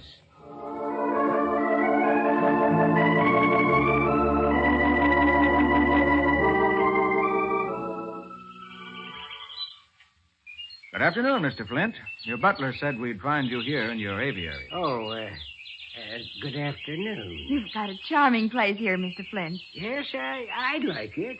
I suppose I look silly pottering around in a glass house filled with a lot of birds, but, well, I like it. Let's step into my living room. We can talk better there, eh? We won't keep you from your hobby long, Mr. Flint. Let me introduce myself. I'm Nick Carter. This is my secretary, Patsy Bone. Get out of here. Beg your pardon? Get out of my house. Mr. Flint, Now, let's get this straight. I hate police. I'll have nothing to do with police anywhere, anytime. Now, get out. Nick, what on earth is... Wait, Patsy. Parker Flint. Thought that name sounded familiar. Yes, I remember. Parker Flint III, tried and convicted of second-degree murder 7 years ago. Oh, you remember, eh? You also happen to remember that Parker Flint III, my grandson, is serving a life sentence in state prison right now? I do. And will your capable memory recollect that he was innocent? That he was convicted on clumsy circumstantial evidence that would have made an idiot laugh? What do you mean? Young Flint claimed he was on a walking tour across the country. The murder of an enemy of Parker's was committed August 30th, 1938 in this city. And on that day, he was 50 miles outside town in a village named Sampson. The defense couldn't prove it, Mr. Flint. So they convicted him. Not because he was guilty, but because they hadn't anyone else. Make an example, they screamed. Show there's the same justice for rich and poor alike. They made an example, all right. Then you'll be interested in the case I'm working on, Mr. Flint. Eh? Another man runs the risk of unjust conviction. I'll have nothing to do with the police. Go on, get out. But Nick's not a policeman. Mr. Flint, justice sometimes miscarries. Men are wrongfully convicted and sentenced. There's a human factor in law that can't be avoided. I made it my job to prevent that factor of human error as far as possible. Now, I'll help you with your case, Mr. Flint, but you've got to help me with mine. Well, what is your case? It's your old postman, Robert Draper. Draper? Oh, I remember him well. Know him well, in fact. Supposed to have disappeared about 7 years ago. Suppose? Yes, he did disappear, though. I saw him around this neighborhood 7 weeks afterwards. Acted suspicious, though he was hiding. Had his head wrapped up in a turban. A turban? Golly. Yeah, what's more, he seemed to be afraid of someone called Gray. Seemed to see this Gray everywhere. Gray, huh? That's interesting. Very interesting. Anything else that might help? No, that's all. And now, Mr. Carter, about my case. I'm sorry I lost my temper, but you understand, don't you? Do you think you could offer any hope or anything? Yes, Mr. Flint. I can give you more than hope. I'll give you back your grandson. Oh. In the form of this postcard that should have been delivered 7 years ago. A postcard? From your grandson. Sent from the village of Sampson, New York, postmarked August 30th, 1938. Which proves he was where he claimed he was. Heaven. Congratulations, Mr. Flint. This is the one piece of evidence that'll free him. Yeah.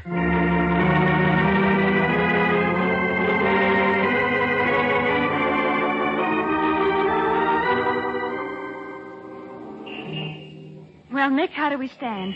Any closer to the vanishing postman? Yes, indeed, Patsy. Mr. Flint brought us a good deal closer. How so? That turban, for one thing, is very significant.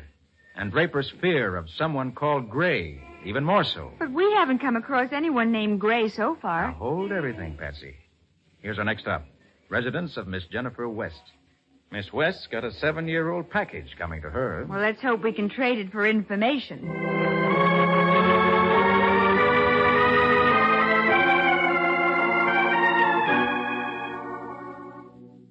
Information, Mr. Carter, about our missing postman? Yes, Miss West. Well, I really don't know any...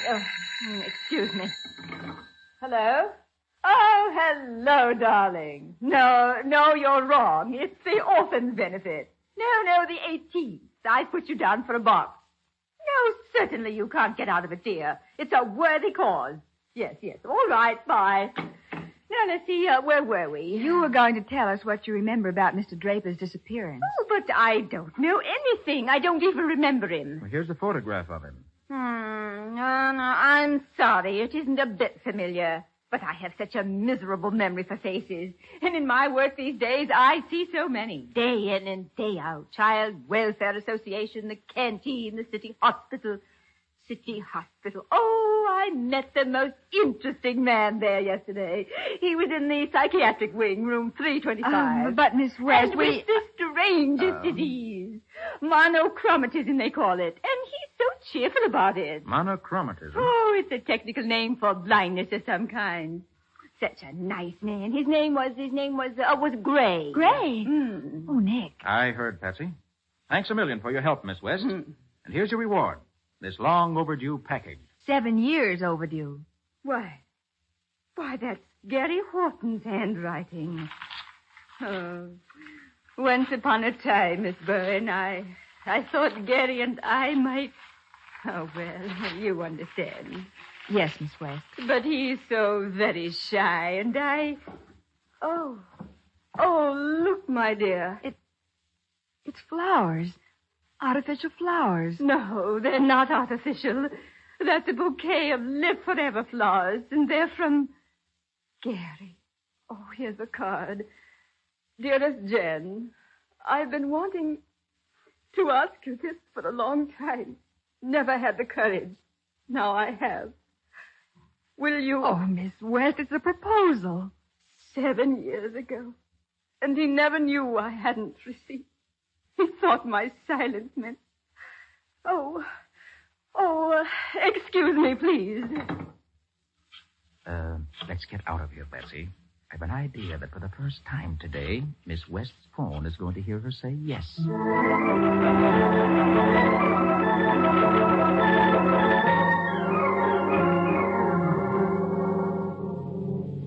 So now we're headed for Shelley's bowling alley. Huh, Nick? Right.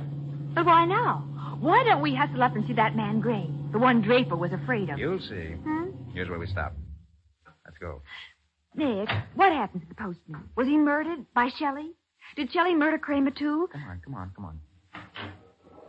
Golly, what a busy place. And there's our old friend, Mr. Shelley. Mm-hmm. Hello, Shelley. Mind if we have a chat? Now, look, don't come pussyfooting around my place. You got nothing on me, Carter. Oh, that's what you think. Bluffing ain't gonna do no good. Don't try and tell me Kramer talked. He knows better. Kramer can't talk. He was murdered. He was what? Murdered. Shot to death. You're lying. He was murdered in an attempt to keep me from uncovering the secret of Robert Draper's disappearance. Draper, the postman? This is a frame-up, Still Carter. innocent, huh, Shelley? Well, suppose you come over to the city hospital with us. Oh, City Hospital, eh? Now I know it's a frame. I heard one of your plainclothes men calling City Hospital this afternoon, finding out the visiting hours, getting a beautiful frame-up all worked out, and from my own joint, too. What's that? I ain't taking cards on this deal, Cotter. I'm getting out of here. Nicky, he's running out. Aren't you going to go after him? Patsy, what time is it? 5 of 8. And we've got 5 minutes. Visiting hour starts at 8 at the hospital. Nick, what are you talking about? Never thought he'd go that far, Patsy. Come on. We've got to stop a visitor at the hospital tonight. Who? His name is Death.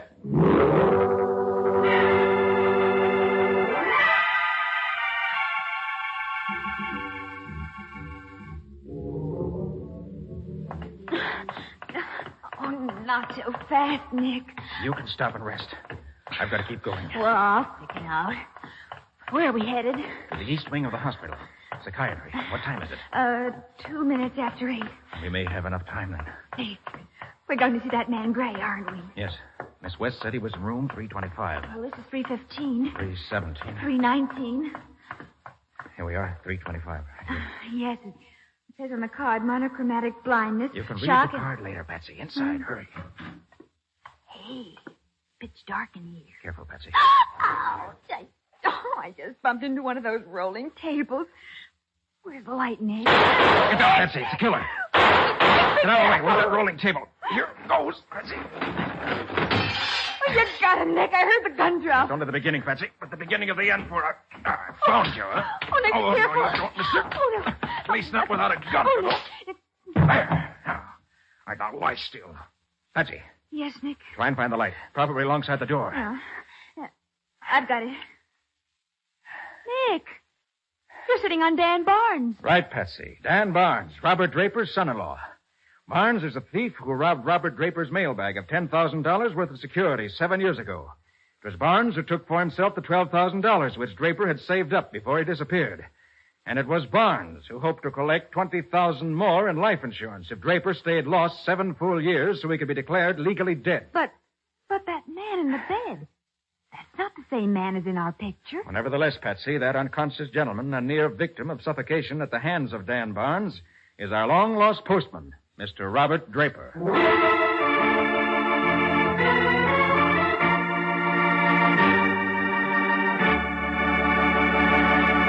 In just a moment, Nick will be back to give you the final details of today's story and tell you how he was able to locate the vanishing postman.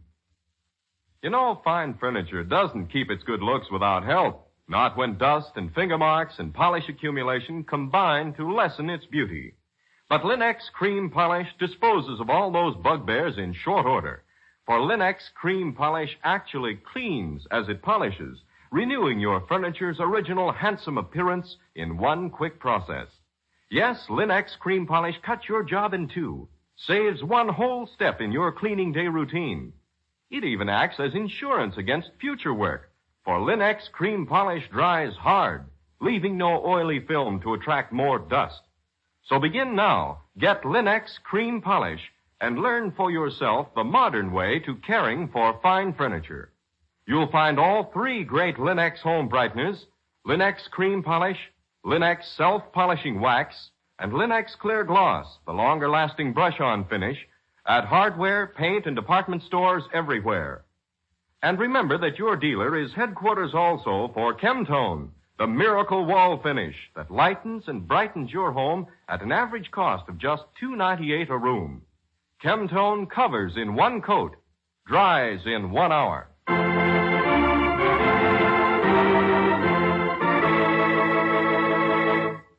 And now let's hear from Nick Carter himself.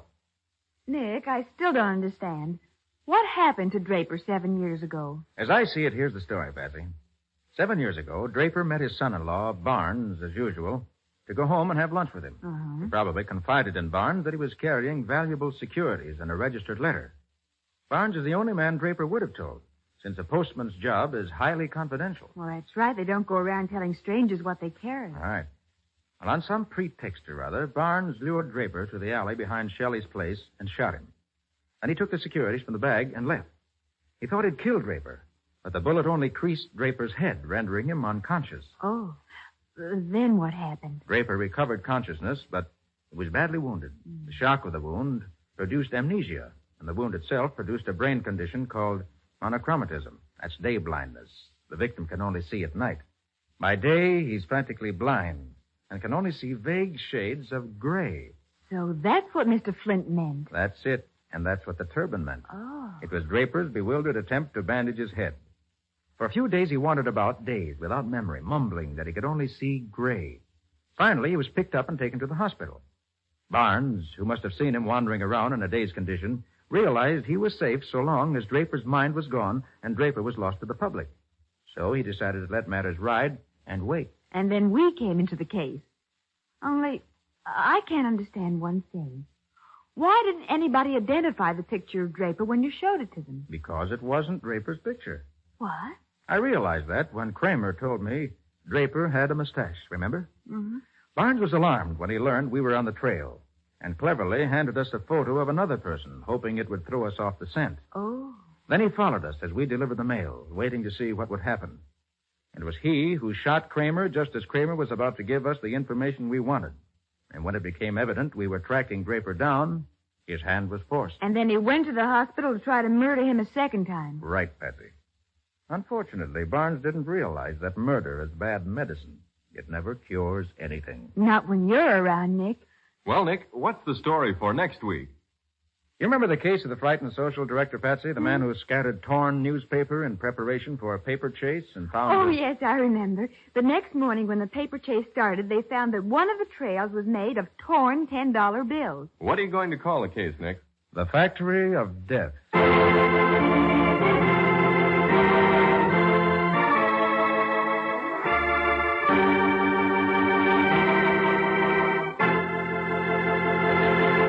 And now a final word from Nick Carter.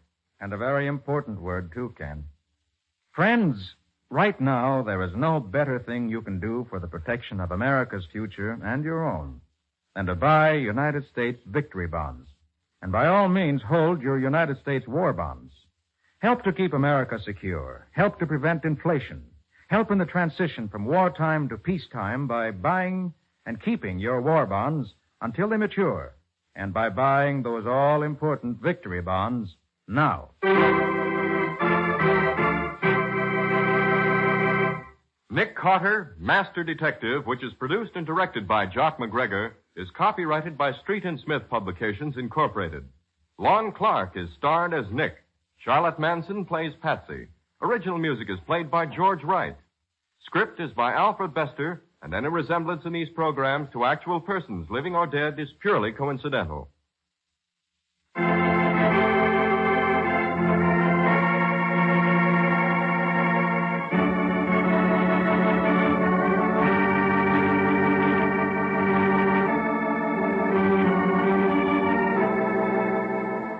Nick Carter, Master Detective, is presented at this time and over these same stations each week by the three great Linex home brighteners.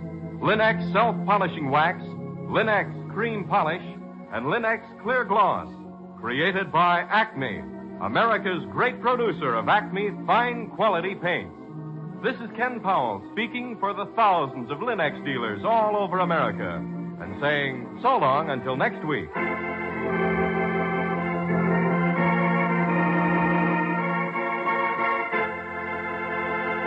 This is the Mutual Broadcasting System. The Equitable Life Assurance Society presents This is Your FBI.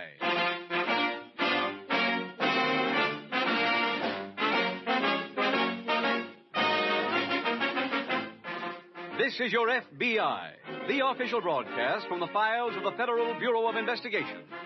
Presented transcribed as a public service by the Equitable Life Assurance Society of the United States and the Equitable Society's representative in your community.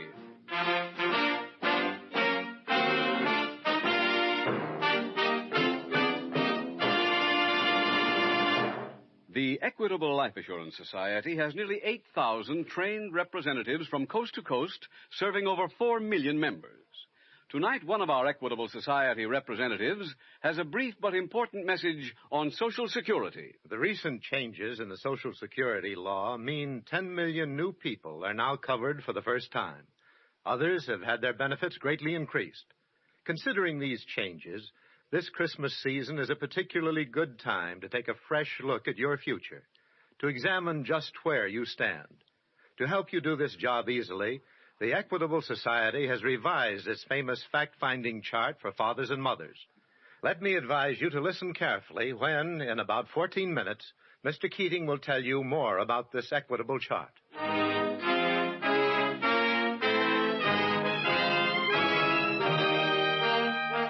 Tonight, FBI file number 298. Its subject, the Christmas season. Its title, The Return of St. Nick.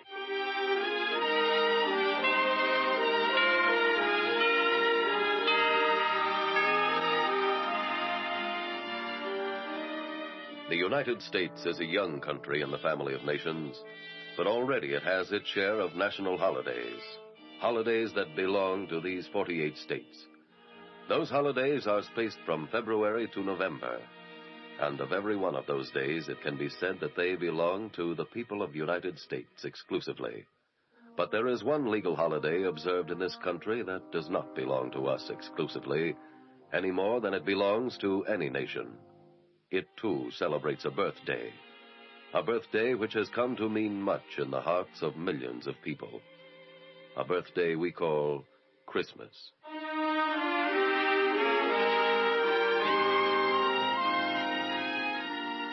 Tonight's program, based on the holiday theme, has, by your requests, become almost a tradition in our series.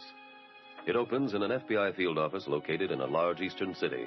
It is 2 days before Christmas, and Special Agent Jim Taylor has just entered the office of Agent in Charge Sheridan. Morning, Jim. Good morning, sir. I've got my report here on the Henderson case. Oh, fine. Just leave it on my desk, will you? Well, you're officially on leave, aren't you, Jim? Yes, sir, as of this morning. But I wanted to hand this in before I left. No. You going out of town for the holiday? That's right, sir. Flying home this afternoon. Good. How long since you've been home on Christmas? Oh, 3 years. Well, have a nice trip, Jim. Thank you, sir. And a very Merry Christmas. Same to you.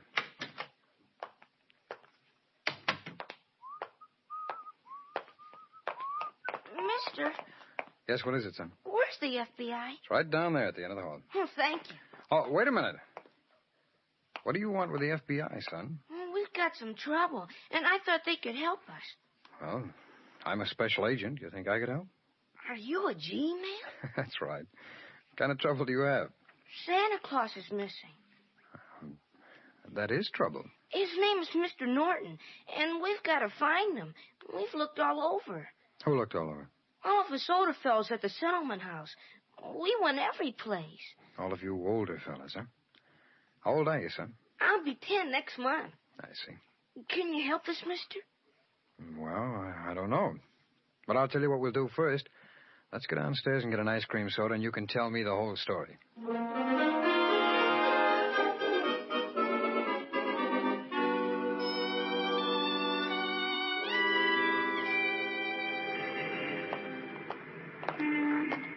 This is the settlement house, Mr. Taylor. That's a nice-looking building. Here, we go in this door. Okay. Go ahead. Mr. Williams' office is in there. He's a nice man. I'm sure he is.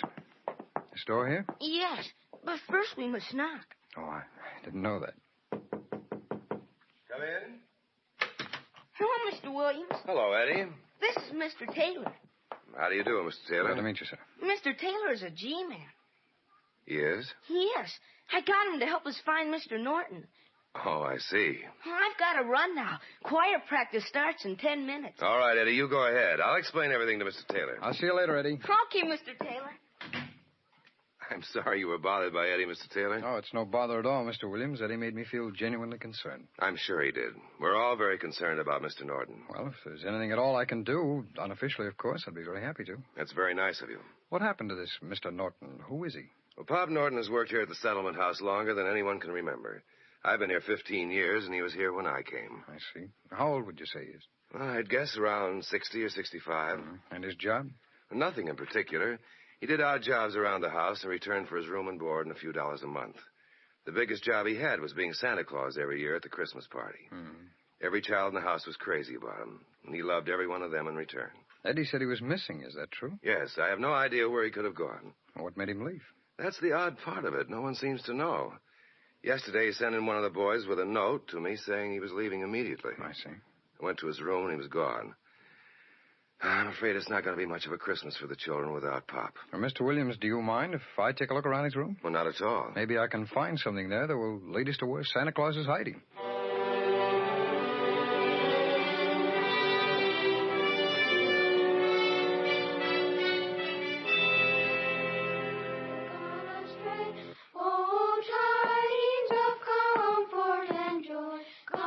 Mr. Williams. Mr. Williams, may I see you for a moment? Oh, certainly. Keep singing, boys. Did you find anything in Mr. Norton's room, Mr. Taylor? No, not a thing. The room's cleaned up. Tell me, what do you know about Mr. Norton? What did he do on his day off? Who were his friends? Well, he never took a day off that I can remember. No? The only pleasure he got out of life, besides serving the kids, was reading. He always had 3 or 4 books from the library down the street. Well, I have a hunch Mr. Norton isn't going to be too difficult to find. And why do you say that?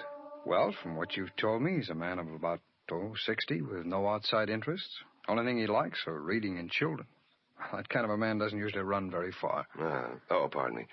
All right, boys, you can rest a while. Sorry, Mr. Taylor, please go on.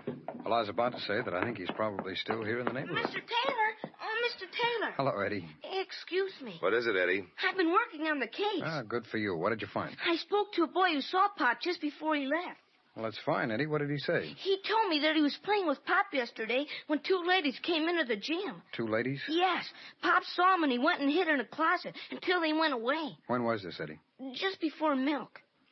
Just before milk? Well, that's at 4 o'clock. They all get milk and cookies. Oh, I see. Well, thank you, Eddie. You've been a big help. Well, you're welcome, Mr. Oh, Taylor. no, stay here a minute, Eddie. I've got another job for you. Gee, thanks. Mr. Williams, do you know these 2 women who came here yesterday? One of them was a Mrs. Chester. She's on the board of governors. She brought a wealthy friend of hers to try to interest her in contributing to the house. I see. And do you know this friend's name? No, I don't, but I can find it out for Mrs. Chester. I'd appreciate you doing that. Eddie, you ready for your assignment? Oh, yes, sir. Anything. All right. I want you to go to the library down the street and see if Mr. Norton is there. Yes, sir. And if he's not there, you wait around for him. I think he might come in for some new books.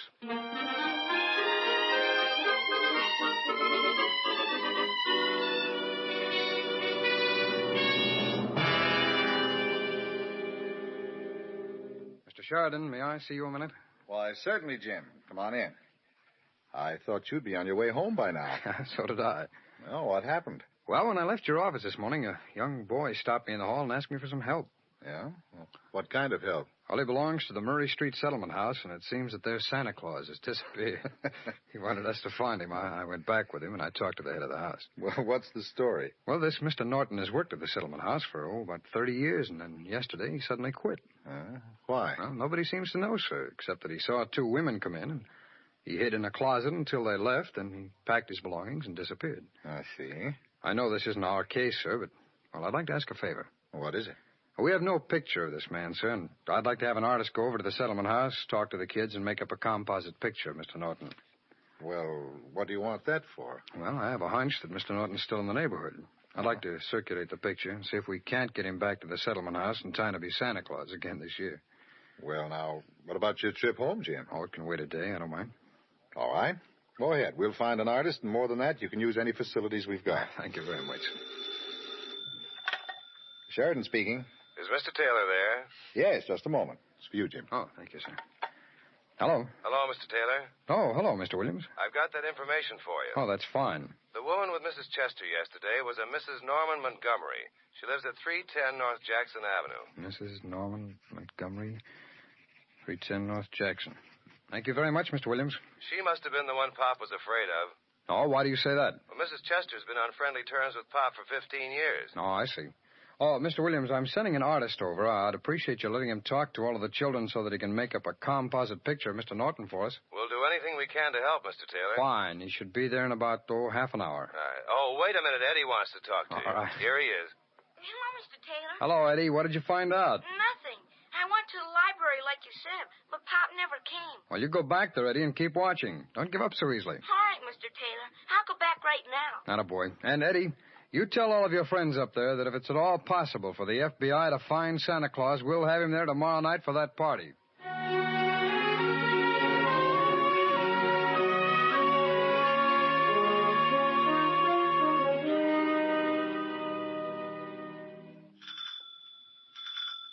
Just a moment, please. Mrs. Montgomery? Yes. My name is Taylor. I'm from the FBI. Here are my credentials, ma'am.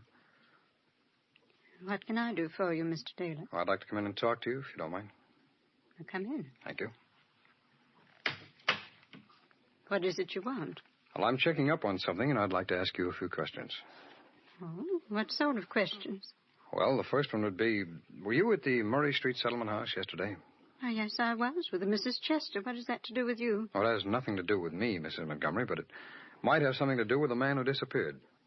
What are you talking about? Well, this man who disappeared seemed to be afraid of being seen by you, according to what I can gather. Why? Well, that's merely a theory, Mrs. Montgomery. Why would he be afraid of me? Well, that's what we don't know. Who is this man? Well, this is a composite picture made by one of the artists in our office. There you are. What? Do you recognize him? Yes, I do.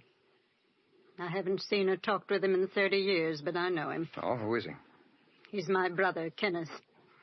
Well, why would your own brother try to avoid you? He had a good reason. What's that, Mrs. Montgomery? Kenneth is a common thief.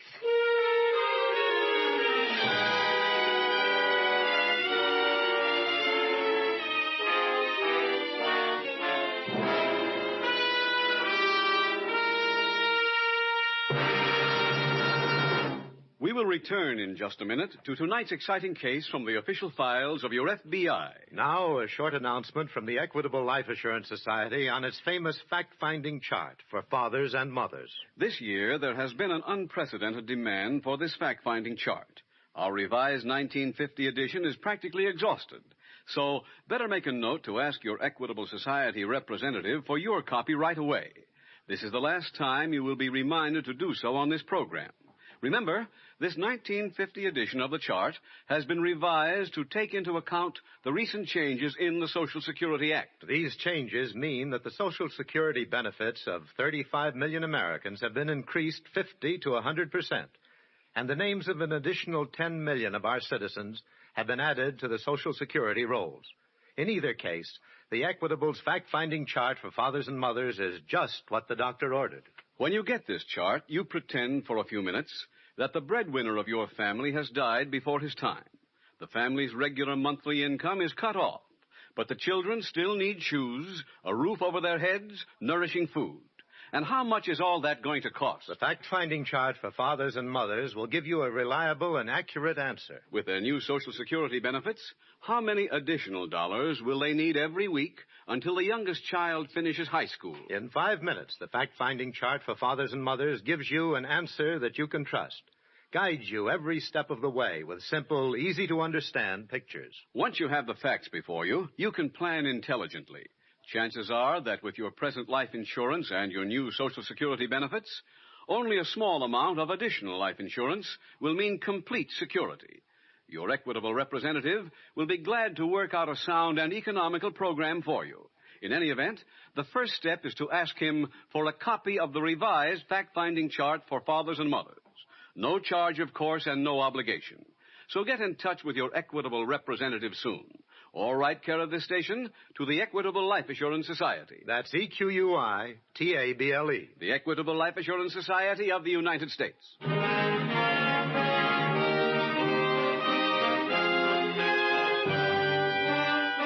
And now back to the FBI file, The Return of St. Nick.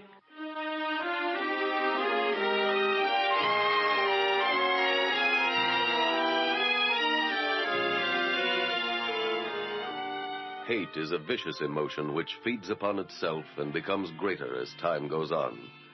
It utterly destroys every person it possesses, because it ruins their judgment by robbing them of their ability to see both sides of any question. Ultimately, it must warp the mind to such a degree that only a paramount shock can restore any degree of mental balance. As you can see from tonight's case from the files of your FBI, hate can make two members of the same family stop talking for 30 years, for a period of time that is almost half the allotted time of man on earth. That kind of hatred can consume a person, an industry, or a nation. For when a nation hates that way, the lone possible outlet is war. No one person can prevent a war between nations. But every one of you can make this a much finer holiday season for yourself by resolving to live your life with full dignity as a human being and full respect for the rights of every other human being on the face of the earth.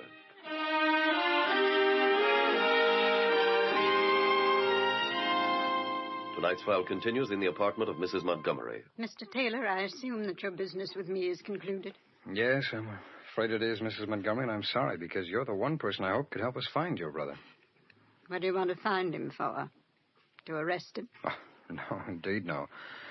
No, until his disappearance, he worked at the Murray Street Settlement House, and the children there love him. It's very important to them that he be found so that he can play Santa Claus at their Christmas party. Well, I haven't seen him for 30 years. I have no idea where he might be, and frankly, I don't care. Mrs. Montgomery, why do you believe your brother is a thief? Would you mind telling me? Well, if you'll promise to keep it confidential.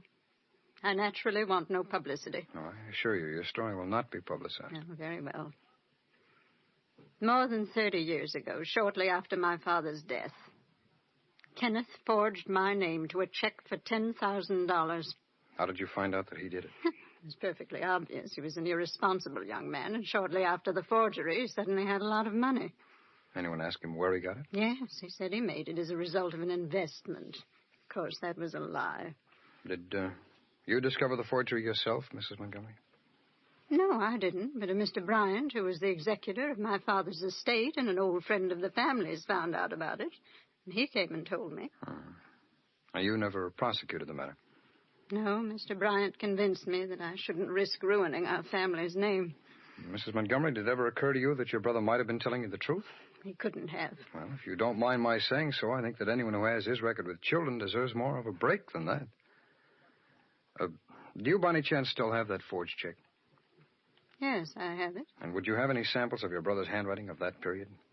Yes, I kept all of the papers in the case in a special file. Do you have that file handy? Yes. I wonder if I might borrow it. For what purpose? Well, I'd like to see if a hunch I have about your brother's innocence is correct.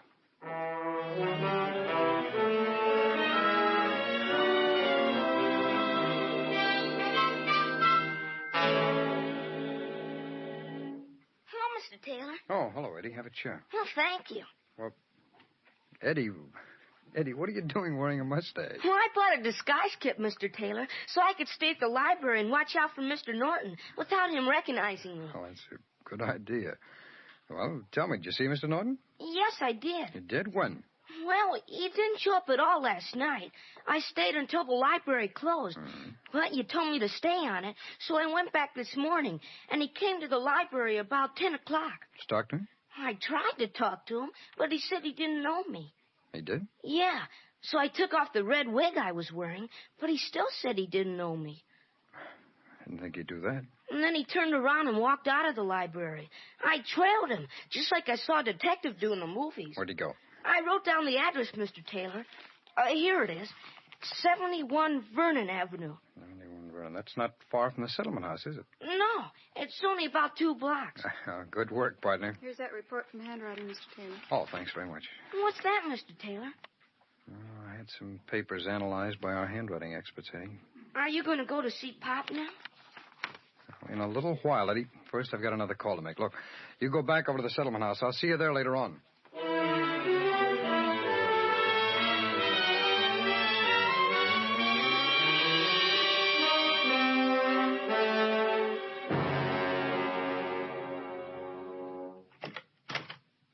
Good morning, Mrs. Montgomery. Good morning. May I come in? Surely. Thank you. I have some news about your brother. What kind of news? Well, I took your file of papers down to the handwriting analysis department at our office.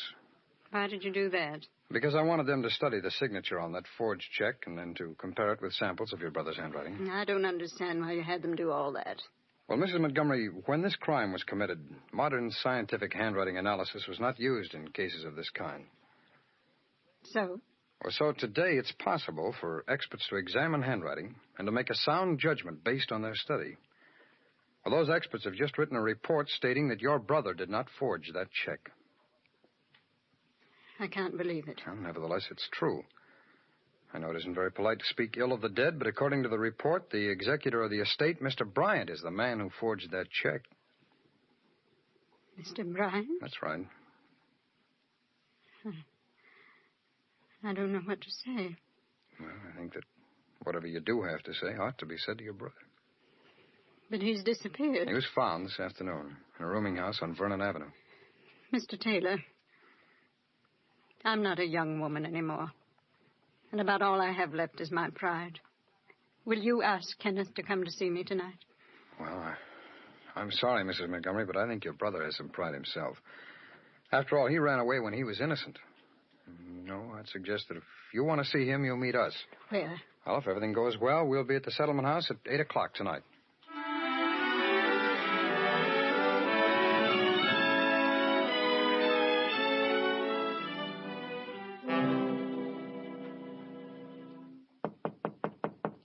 Who's there? Mr. Norton? That's right. Well, I'd like to talk to you, sir.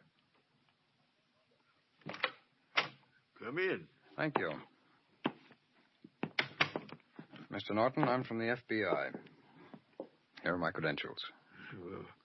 What do you want here? Well, I came up to ask you to come back to the settlement house. I'm sorry, but I don't think that's any of your business. You're quite right, sir. It isn't. May I ask you a question? What is it? Why did you leave? Oh, well, I just got tired of listening to all those kids yelling and screaming in my ears. I find it pretty difficult to believe, sir, that anyone who spent 30 years with children as you have would suddenly get to dislike them that much. Well, maybe that's not the reason. Maybe I've got reasons of my own that I don't want to talk about. Could it possibly be because of your sister? Who told you that? Well, I'm sorry if I seem to have pried into your affairs, Mr. Norton, but I've been to see your sister. What for? Well, I went there because I was trying to find you. She told me about that check for $10,000. She did? Yes, and with the aid of the FBI laboratory, we showed your sister that you didn't forge her name. Mr. Bryant was the guilty one. What did you say? I said Mr. Bryant was the one who forged that check. How do you know that? Handwriting analysis proved it. Uh-huh. You told this to my sister? Yes, sir.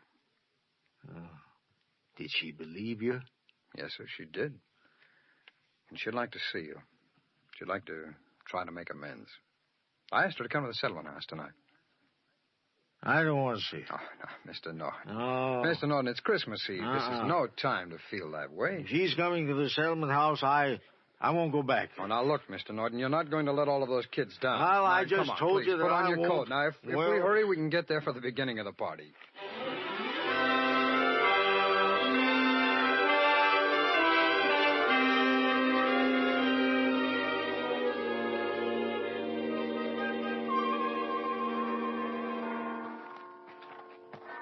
Well, hey, started to snow just in time. Kids will be happy. You know, it makes it seem more like Christmas when it snows. Sure does. Well, here we are. You go ahead, Mr. Norton. Thank you. A little late. I suppose the party's already started. I think so. I better hurry upstairs and get into my Santa Claus suit. Oh, it's in Mr. Williams' office. He told me to bring you right Oh, in. fine, fine. You go ahead in, sir. I'll wait for you out here. Well, thank you.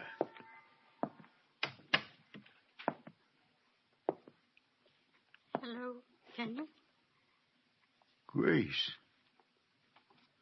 Mr. Taylor was kind enough to invite me to the party. Yes, I know. You haven't changed much, Kenneth. Kenneth. Grace.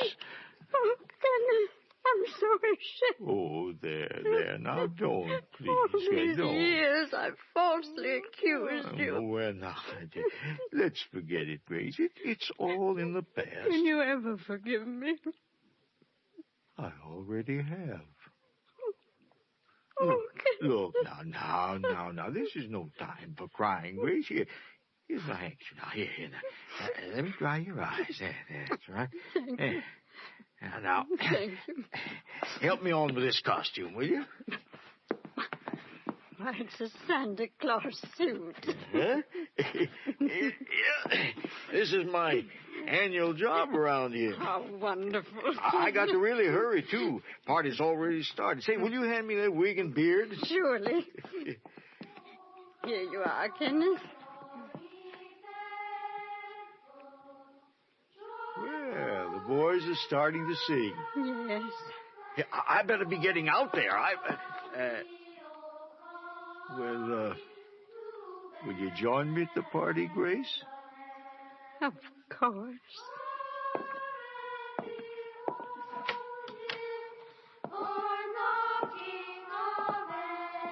The boys are waiting for you, Mr. Norton. I know. Merry Christmas, sir. Merry Christmas, Mr. Taylor.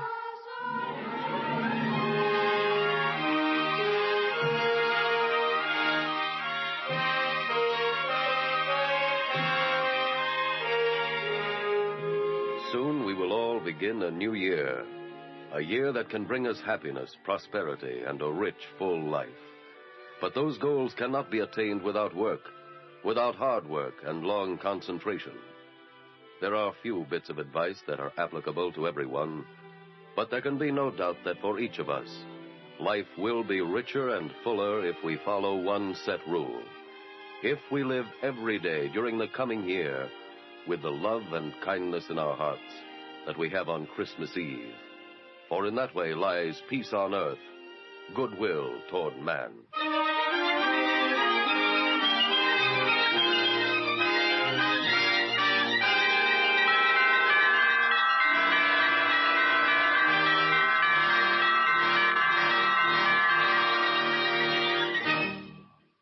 Now, a quick message from our Equitable Society representative. On behalf of nearly 8,000 Equitable Society representatives, I wish you all a Merry Christmas.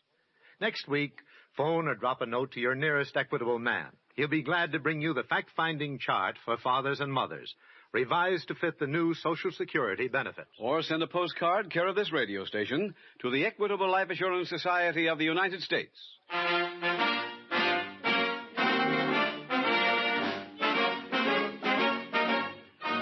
The incidents used in tonight's transcribed Equitable Life Assurance Society's broadcast are adapted from the files of the Federal Bureau of Investigation.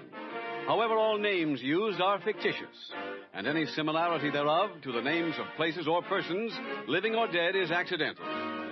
Tonight, the music was composed and conducted by Frederick Steiner. The author was Jerry D. Lewis. Your narrator was William Woodson, and Special Agent Taylor was played by Stacey Harris. Others in the cast were Victor Rodman, Jeffrey Silver, Peggy Weber, Roland Winters, and Carlton Young.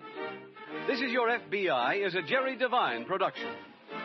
This is Larry Keating wishing you a Merry, Merry Christmas from the Equitable Life Assurance Society of the United States and the Equitable Society's representative in your community, and inviting you to tune in again next week at the same time to This Is Your FBI. Stay tuned for the adventures of Ozzie and Harriet. There's fun for the whole family when Ozzie and Harriet come your way next. Tired of the everyday grind? Ever dream of a life of romantic adventure?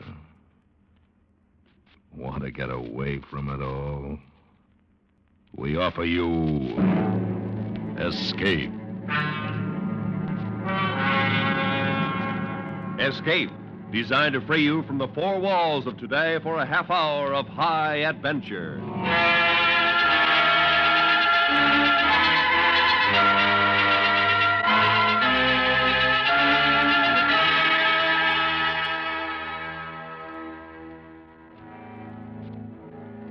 You are a passenger on a Continental Express train, racing through the peaceful countryside.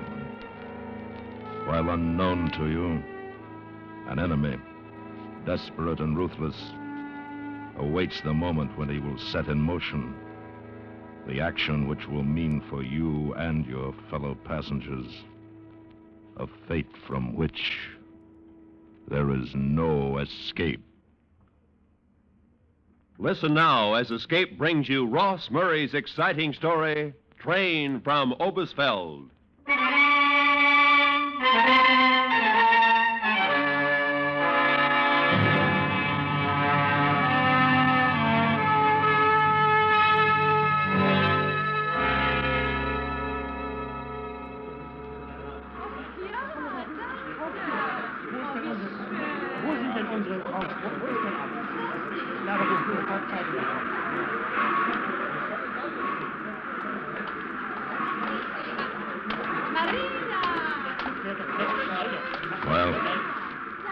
time, Ernst.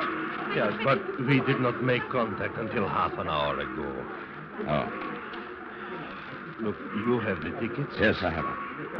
Third class. That's all I could get. Well, that will do. Oh, no, Mr. Herrick here. This is Mr. Callender. He will take you to Hanover. How are you?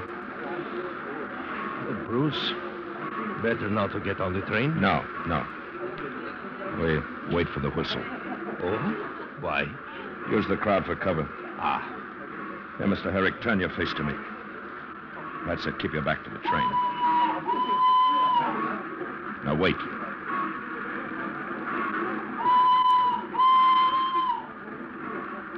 All right, now, Herrick. Be back in a few days, Ernst.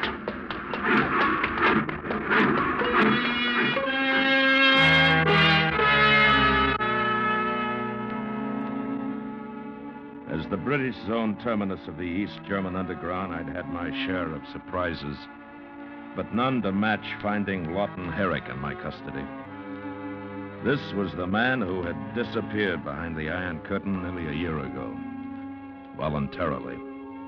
Brilliant nuclear physicist and authority on thermonuclear reaction, he'd been swallowed up in the gigantic red maw of Eastern Europe, highest bidder for his brain. And now he was back. It was up to me to escort him safely to Hanover to British intelligence. And as we rode, I speculated on why he had come back.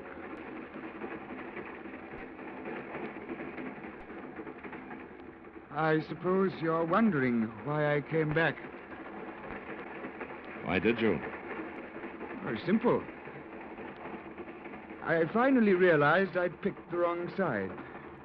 So I chucked the whole show and came home. Just like that? As you say, just like that. You sound pretty casual. How else should I be? I don't know. If it's my conscience you're concerned with, don't bother. I got more from them than they got from me. Oh? Yes, I know every installation they've set up, what the fissionable material output is per day, and what their potential is for producing the hydrogen bomb in quantity. Uh-huh. Where are your records, notes, that sort of thing? Memorized. Paper and pencil were too risky.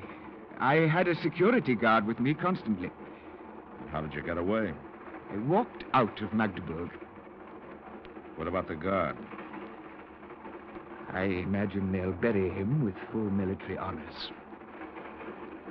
Yes, I imagine they will. Yes. But we're here now, and I'm safe, and that's all that really matters, isn't it? Well, I won't feel safe until we get past Tallersleben. When's that? Oh, about 2 hours. Do we stop there? Yes, for a few minutes. Right. Mind if I take a nap? Suit yourself. Wake me at Tallersleben, will you? Right.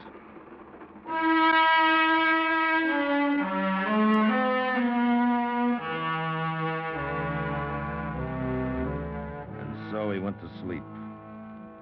And I thought about how easy his escape had been. Too easy.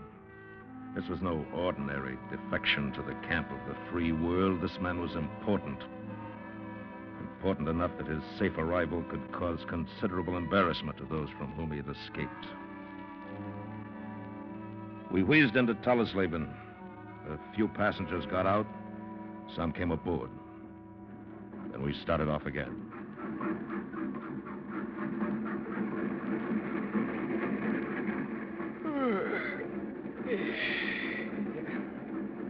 Did you sleep well?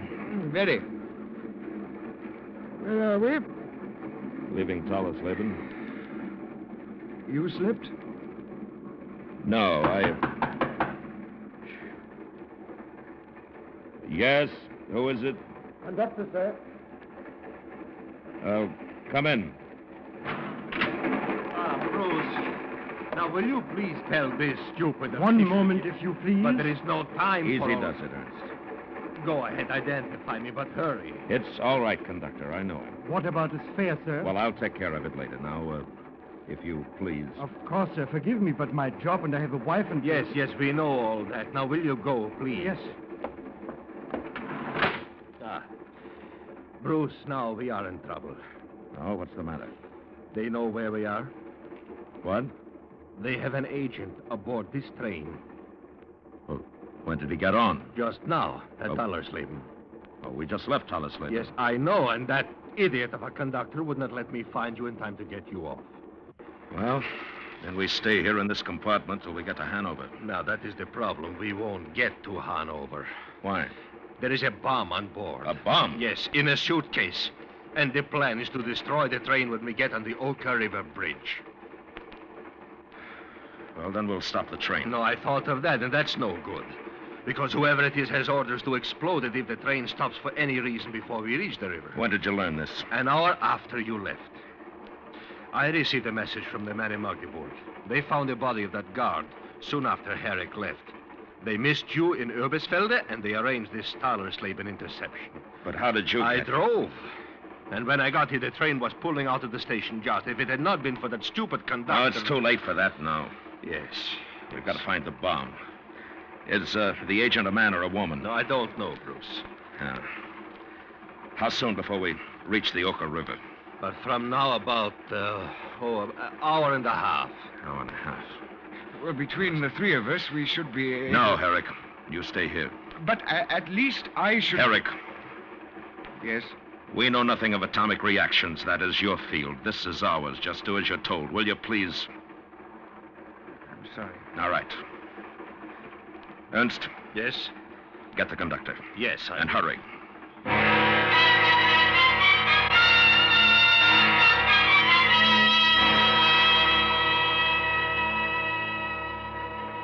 But why? We are not at war. Why should they want to do this to me? It's not you. It's us they're doing it to. But what can I do? Where shall I look? We'll do the looking. All we want from you is cooperation. Of course I will cooperate. What else is there for me to do? Well, not much.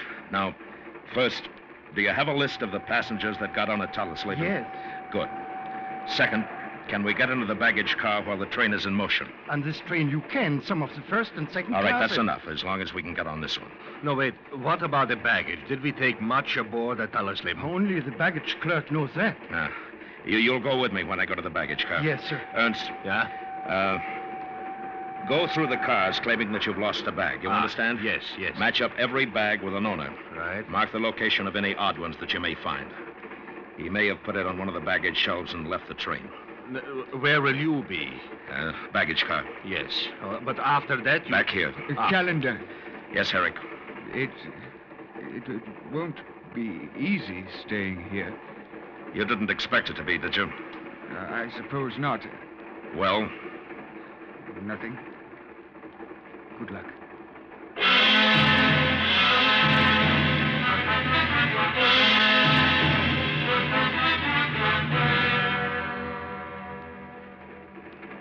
But if he's not a policeman and not a soldier, why should I let him in? This baggage car is not... Carl, do not argue with us. There's no time. But why should Here, let me. Carl, this is an emergency. I must be permitted inside to check the baggage. But where is your permit? Badge, credentials, anything that I may look at. Jobs are hard to get. My wife and children will... All right, then I'll tell you. Someone has planted a bomb on board that's going to go off. Ein Bombe? Yes, ein Bombe. And if I don't find it in, well, let me see, an hour and 15 minutes, none of us will be able to hold a job anymore. Now, may we come in? Yes. Come in. All right. What do you want to know? How many pieces of baggage came aboard at Tallersleben? Not many. 5 suitcases, a trunk, and that crate. The crate? What's in the crate? I don't know. It's routed through to Hanover. Oh. All right, have you got a hammer? But I have no authority. Get me a hammer.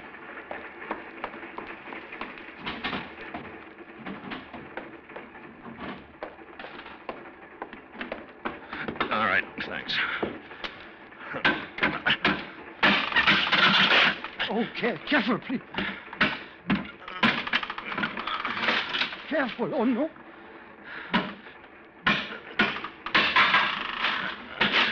can't. It's furniture. Okay. Now the suitcases. Over here. Yeah. Have you a sharp knife? Yes, but why? I must cut the bags open. Cut?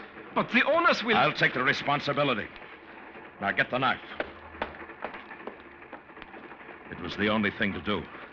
The bags had to be cut open and inspected by hand. Opening a catch might set the bomb off even if the detonator wasn't wired to it, which in all likelihood it was. As I cut into the first bag, I felt a hard knot forming in the pit of my stomach. I reached inside the bag.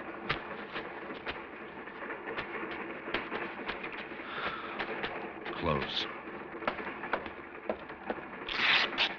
The second case.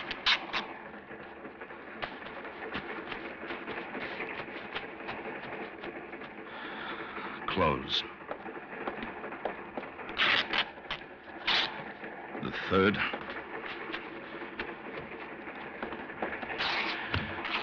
The fourth.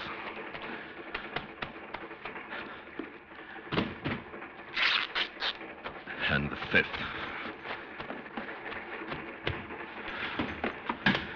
Then we broke open the trunk.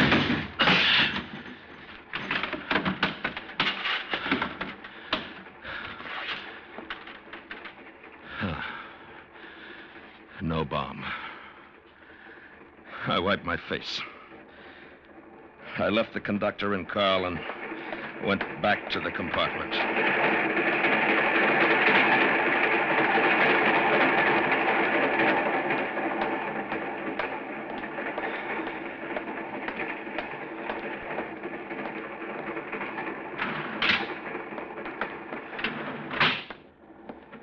Nothing? No, nothing. Where's Ernst? Still checking the bags, I suppose. How much time do we have? Not quite an hour. Time enough? I don't know. You're sure the bomb is aboard? Yes, I'm sure. Ernst doesn't make mistakes. What do we do now? Well, you do just what you've been doing. Stay here. I'm going out and check the passengers that came aboard at Telesleeben. Anything you want me to tell Ernst when he gets back? Yes, if he gets back before... We're doomed, I tell you. What's the matter, Dietrich? The engineer's going to stop the train. Stop? What do you mean, stop? He can't. I told you what would happen if we stopped before we reached the Oka. Nevertheless, the engineer's going to stop. Well, why? He says he has a bad coupling on the coal tender. Well, did you tell him why we couldn't stop? Yes, he says he can see the bad coupling on the coal tender. The bomb he cannot see. Oh, no. Therefore, the bad coupling must take precedence. And he's going to stop the train.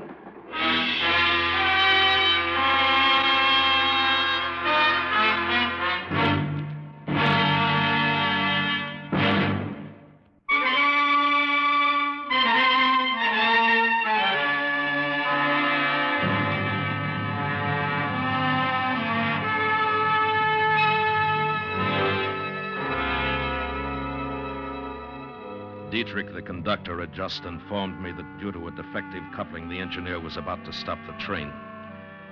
And under these circumstances, it was a horrifying thought. Because we knew that the train was to be blown up if it stopped for any reason before we reached the Oka River.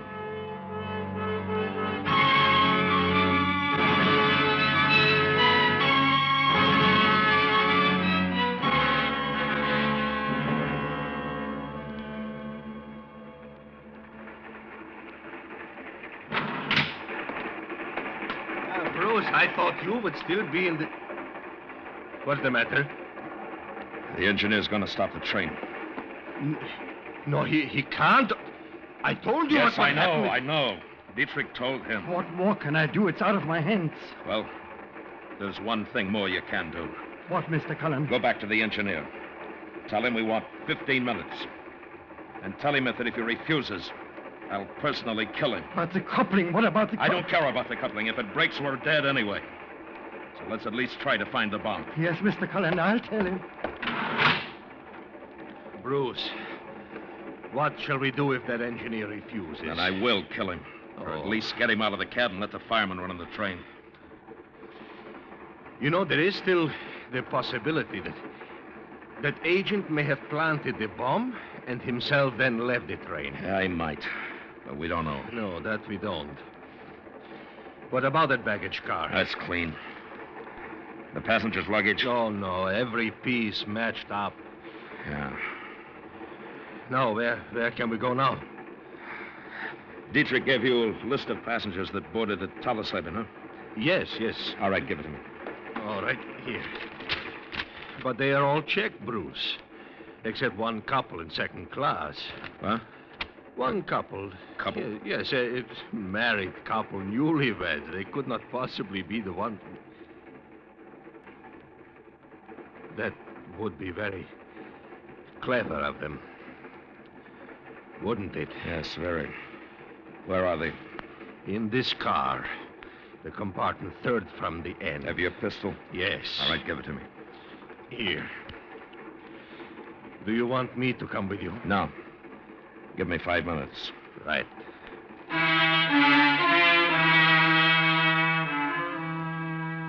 This was infinitely worse than fighting in the dark. Dark fighting terrified me. Here my enemy was unseen, unknown, and out of reach, yet he was close enough to mark us all for death at a specific time. As I hurried along the corridor, I glanced at my watch. If the engineer gave us the 15 minutes I'd asked for, then we had already used 3 of those precious minutes planning strategy. One thing I knew for certain, that the hand holding the gun in my pocket would not come out until I was completely satisfied as to the identity of the newlyweds.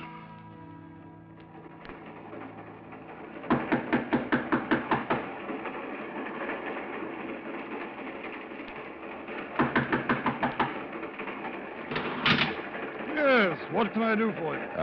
My name is Bruce Callender. There's been a bit of a stir aboard, and, well, the conductor made me a kind of deputy to make an inquiry. May I come in? Of course. Thank you. I'm Lieutenant Crofton, Royal Navy. This is my wife, Gerda. Gerda, this is Mr. Callender. How do you do? How do you do? You're American, aren't you? No, Canadian. Oh, good show. Have a drink with us, old boy. Well, not right now, thank you. Oh, all right. Well, what's all the fuss about, Mr. Callender? Well, it seems that there was a jewel robbery in Tallesleben. The thief was apprehended at the station, but not before he'd managed to stow the loot somewhere. The authorities believe that he may have put it in someone's baggage with the view toward recovering it sometime during the journey. Oh, then you'll want to inspect our baggage, is that it? Oh, no. I have no authority to do that, but if you will, see for yourself so that I can report it to the conductor. I doubt very much whether it could be in either my valise or Gerda's. They haven't been out of our sight since we arrived at the station. But you won't mind making the inspection, will you? No, not at all, my dear fellow. But I'm afraid you'll be wasting your time. Oh, look here, do have a drink, won't you? No, thanks, anyway. We're on our honeymoon, you know. Oh, really?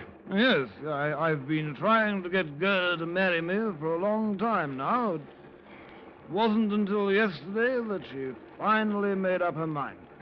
Yesterday? That's right. I finally wore down her resistance, didn't I, Gerda? Yes, Roger. Of course. The bags, if you please, Lieutenant. Oh, yes, forgive me. Only 2, mine and Gerda's. I'll get them down. Mine. Shirts, socks, ties. Sorry, Mr. Callender, there's nothing here. Ah, good. Now, Mrs. Crafton? I'll do it, Gerda. No, you may not open it. Then, if you will open it yourself. I can't. Why not, Gerda? Don't ask me why. I can't do it, that's all. You have to have a reason. Please, leave me alone. This is no time to be stubborn. You can't obstruct the law. I don't care about the law. My valise will not be opened. Yes, it will. I will not open it. Then I will. He snapped open the catches of Gerda's valise. And then he saw it. A picture of a rosy-cheeked boy in a Luftwaffe uniform. Proud, arrogant, with a super race. The lieutenant turned away. His face looked like it had been slapped hard. I stood there for a moment.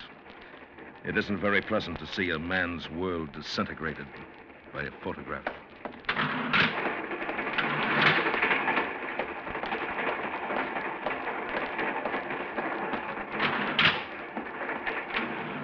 What happened? They're not the ones.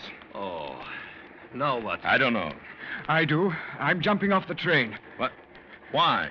Well, they're after me, not you. If I'm off, the train is safe. Oh, sit down. You're making a fool of yourself. How do you propose to let him know you've jumped when we can't even locate him? I can't even die nobly, can I? Wait here for me, Ernst. Where are you going? To find Dietrich.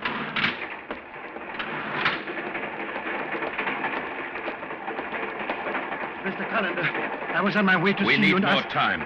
The engineer must give us more time. But he won't. Well, he'll have to. Can the fireman run the train? Yes, but if the coupling... Excusez-moi. Que voulez-vous? La porte des cabines est fermée. Je l'ai ouverte quand nous avons quitté Callisleben. Eh ben, elle est fermée maintenant. Avez-vous attendu longtemps? Oh, mais oui, pendant plus d'une heure. Oh, mon Dieu, mon Dieu. Un moment. Mr. Callender, the little room at the end of the train, it has been locked, so this woman says, since we left Fallersleben. But... Dietrich. That's where it is. That's the only place it could be. We've looked everywhere else. Yes. Get rid of the woman. Go on, I said. Get rid of her. Essayez l'auto voiture, madame. Oh, mais pourquoi? Essayez, madame, s'il vous plaît. Oh, bien, merci. Oh, c'est pour le cœur. Shall we force the door? No. He'd set the thing off before we cracked it. But are you sure he's in there? I'm not sure he isn't in there. How will you find out? Well, I'm going to climb to the top of the car, move down to the laboratory, smash the window and shoot. And I hope I hit him and not the bomb. But if it is not he, then you will have killed an innocent man. And if it is, and I don't shoot, over 100 innocent people will be dead in 5 minutes. I don't know if I should permit it. After all, I'm the chief conductor. We've got 5 minutes, Dietrich. Don't try to stop me. The responsibility is yours. I will do what I can to help. All right. Now get Ernst. Tell him what I'm going to do. Tell him as soon as he hears the shots to have you open the door. He'll disarm the bomb. Now, is that clear? Yes, Mr. Cullen. All right, then hurry. We only have 4 minutes. As he ran down the corridor, I turned and went to the door leading to the outside of the train. And there I took off my shoes and checked the pistol Ernst had given me.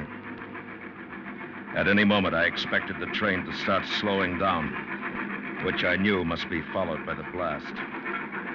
Until I got to the roof of the car, I didn't quite know how I was going to reach down and break the glass, but when I got there, I saw that this time the brakes had come my way.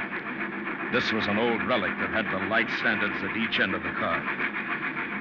Carefully, so as not to betray any movement to the man beneath me, I hooked one leg around the standard and let myself ease down. As I hung there for a second, I hoped that the man inside was the man I sought. This was my last chance. He had to be. Then suddenly there was a shift of wind, and I was almost blinded by the cinders. The brakes were applied. The time was now. I raised my gun and swung.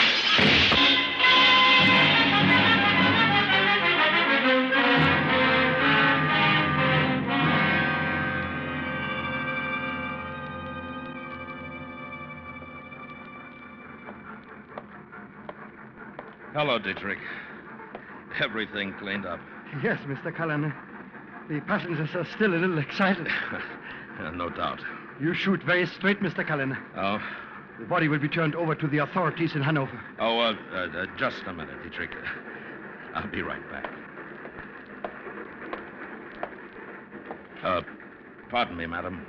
Oui? The door is opened now. Je ne comprends pas. Forgive me.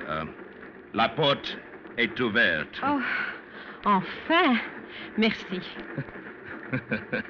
You're quite welcome, I assure you.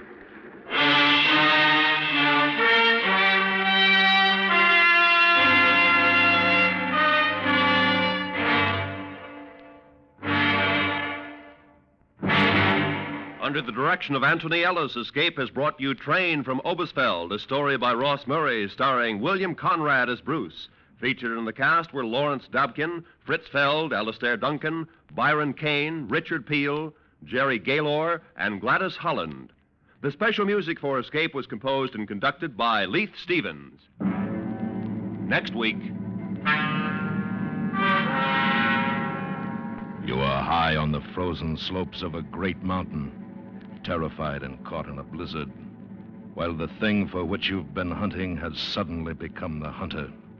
And if it finds you, then for you and your companions, there can be no escape. So listen next week when Escape will bring you Anthony Ellis's exciting story, The Abominable Snowman. This is Roy Rowan speaking.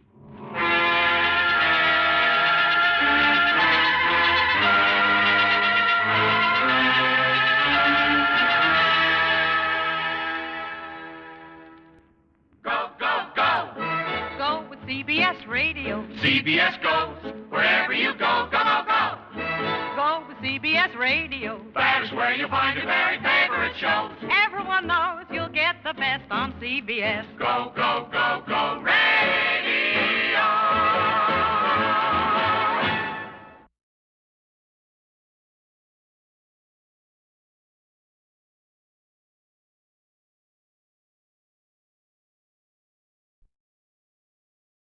Tired of the everyday routine?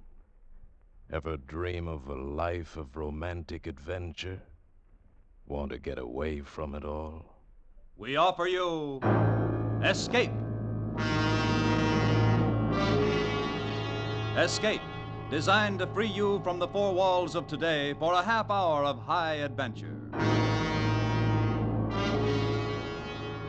Tonight, we escape to a train headed for Calcutta and an exciting tale of the most sought-after emerald in the world, as Richard Sale tells it in his famous story, Figure a Dame.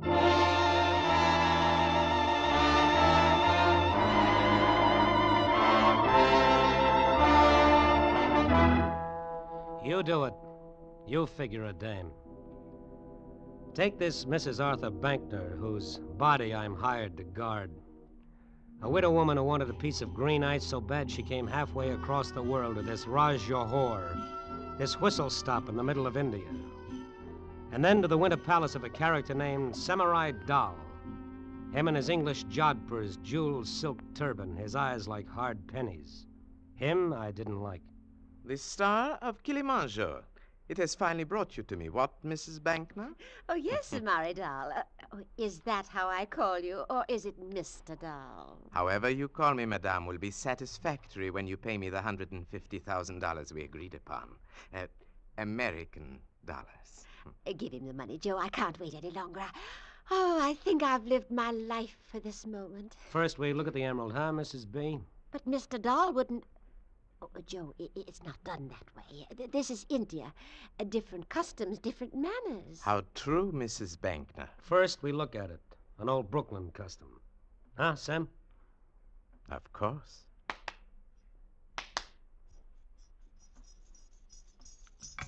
Sir Maridal. The emerald. The star of Kilimanjaro. Fetch it, girl. At once, Sir Maridal. Goes good with you, huh, Sam? Dancing girls with bells on their toes? It's only adequate. I neglected to ask you this, Mrs. Bankner. Forgive me, but just who is this creature? Joe? Oh, he's not a creature, Mr. Dahl. He's... well, for one thing, he's a detective for the Magnum Insurance Company. That explains a great deal. You see, Mr. Dahl, Joe, Mr. Harriman here, recovered some jewelry I lost in Paris. Oh, I was so impressed with him. I mean with how efficient he was. And She means she persuaded Magnum to let me come along on this little buying trip for protection. Magnum thought it was a good idea, too. Now you know who the creature is. Now everything's gay, huh, Sam? Sir Maridal. Thank you. You may go back, girl, to whatever child's game you were playing. I could weep at having to part with this. Here, the star of Kilimanjaro. Oh, Joe, look at it, look. Oh, all my life, many, many jewels, but oh, none like this. None. Yeah. It's something. It'll do. Oh. You are satisfied, Joe? Yeah. And you, Mrs. Bankner, it satisfies you? Oh, yes. Then it remains only for me to be satisfied. Give him the money, Joe. Give it to him. Yeah, okay. Okay, here, Sam. You can count it if you want to. I want to. Oh, exquisite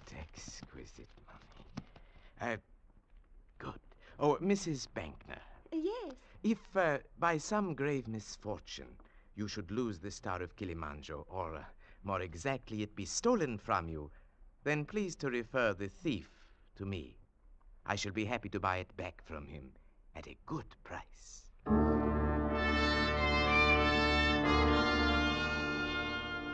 Mrs. B wanted to celebrate, so we went to the town's one hot spot, the Rasa Tal.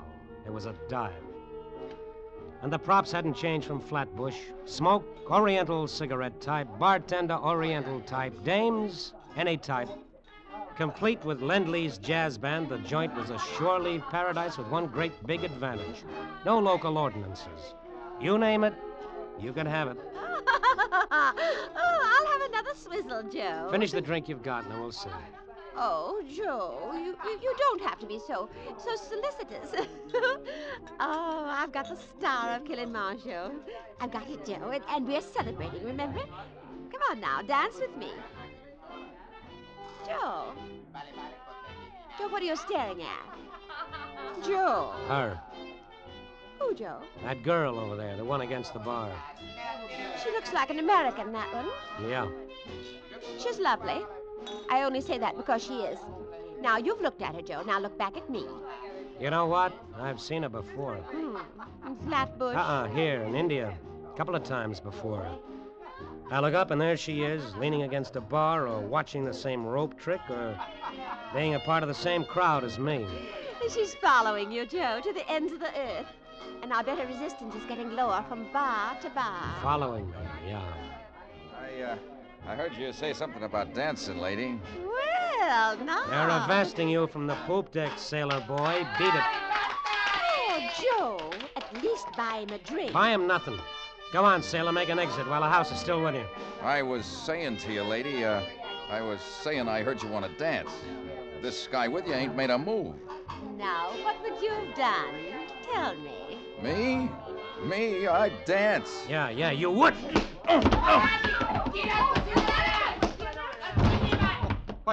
What has happened here? The Jolly Tar, he happened. Get him out of here. Oh, yes, Sahib. Amit Tohan, this man on the floor. Out!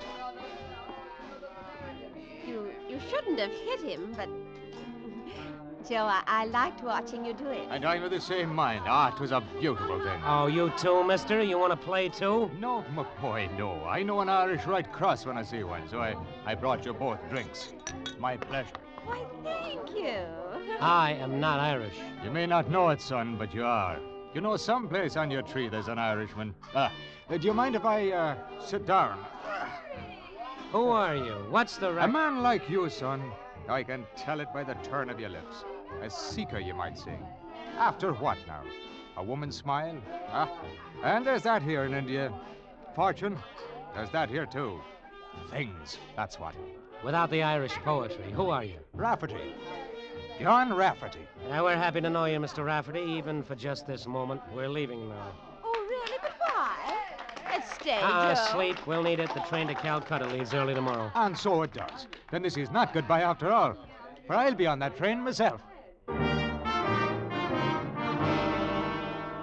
Sleep, I'd said. For the widow with the emerald, maybe, but not for me.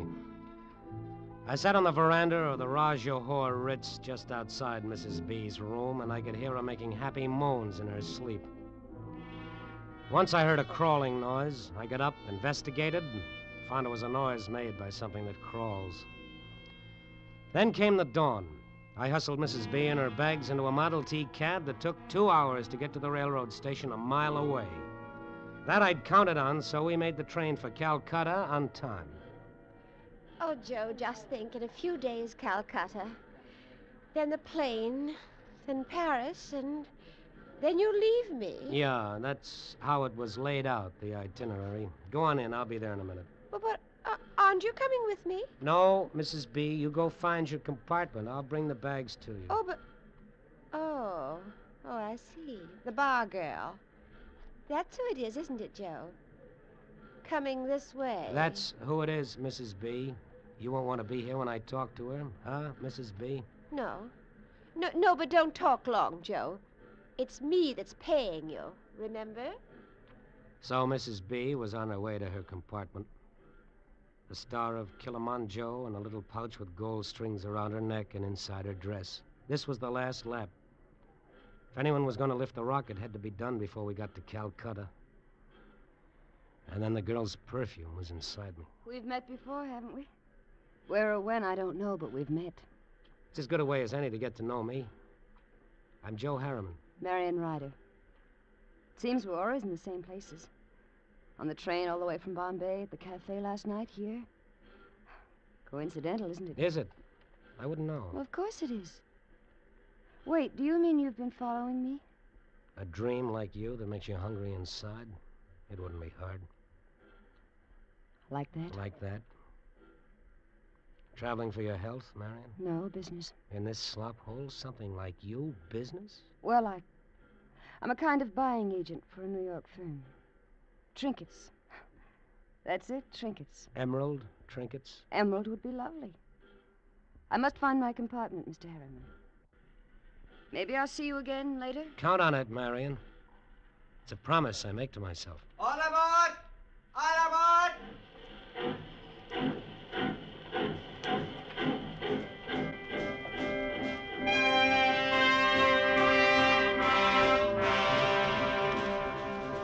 I didn't see her again until later. I sat in my own compartment next to Mrs. B's and did a lot of thinking. Important thinking, and I didn't want it mixed up with her perfume. Maybe she was an out-and-out jewel thief, and that bothered me. She was a cinch to get caught if she tried to lift that stone. And you can't make that good time with a girl who's behind bars. I did my thinking like that for a long time. Had a couple of meals in between, and read, and did some more thinking. When I got finished with it, I was looking out of a window and seeing it was a night without moon. A night for company. I walked down to the club car and found what I was looking for. Hello, Miss... Oh, don't be frightened. It's me. That, kind of night out there get you done? No. I was just toying with my memory. Sit down, Joe. Oh, thank you. Toy with your memories some more. It wears wonderful on you. And then tell me about it. All right. Now shall I tell you about it? Uh-huh. Out there, Joe, the night, the black hills, those strange little lights that flicker and swirl past you. It's like... Well, like I wasn't on this train at all, but out there and part of it. Like something I've known and remembered for a long, long time. Is that all? That, Joe. This? Joe. Don't say we shouldn't have done it, because we should have. I know, but what must you think of me? What? I'll tell you. Because I level with women who level with me. I think you're interested in me. And? And trinkets. Expensive trinkets. Like the star of Kilimanjaro. I don't understand you. Mr. Harriman, please come, hurry. Mrs. Bankner. What's the matter with her? She is very upset. I think something is wrong. She says you come right away. She's crying. Excuse me, Marion. I gotta go to work. Come on, you. Yes.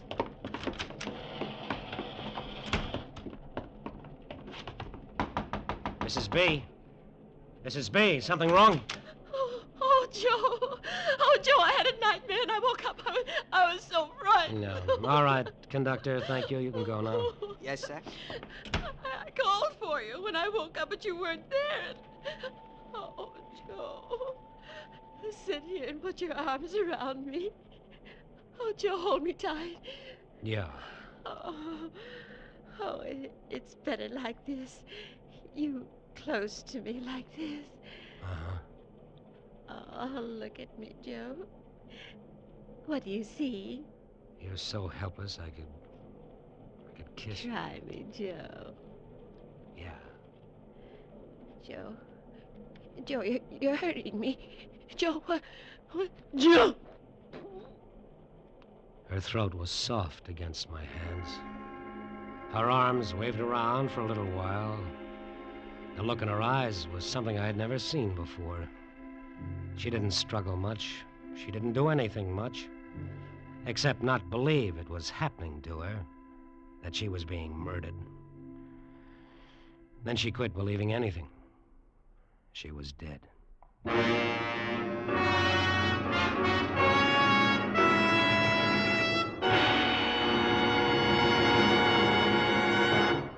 In just a moment, we will continue with Escape. But first, every Wednesday night, Groucho Marx, Bing Crosby, and Burns and Allen in 1, 2, 3 order on most of these same CBS stations. Hear them all tomorrow night on CBS.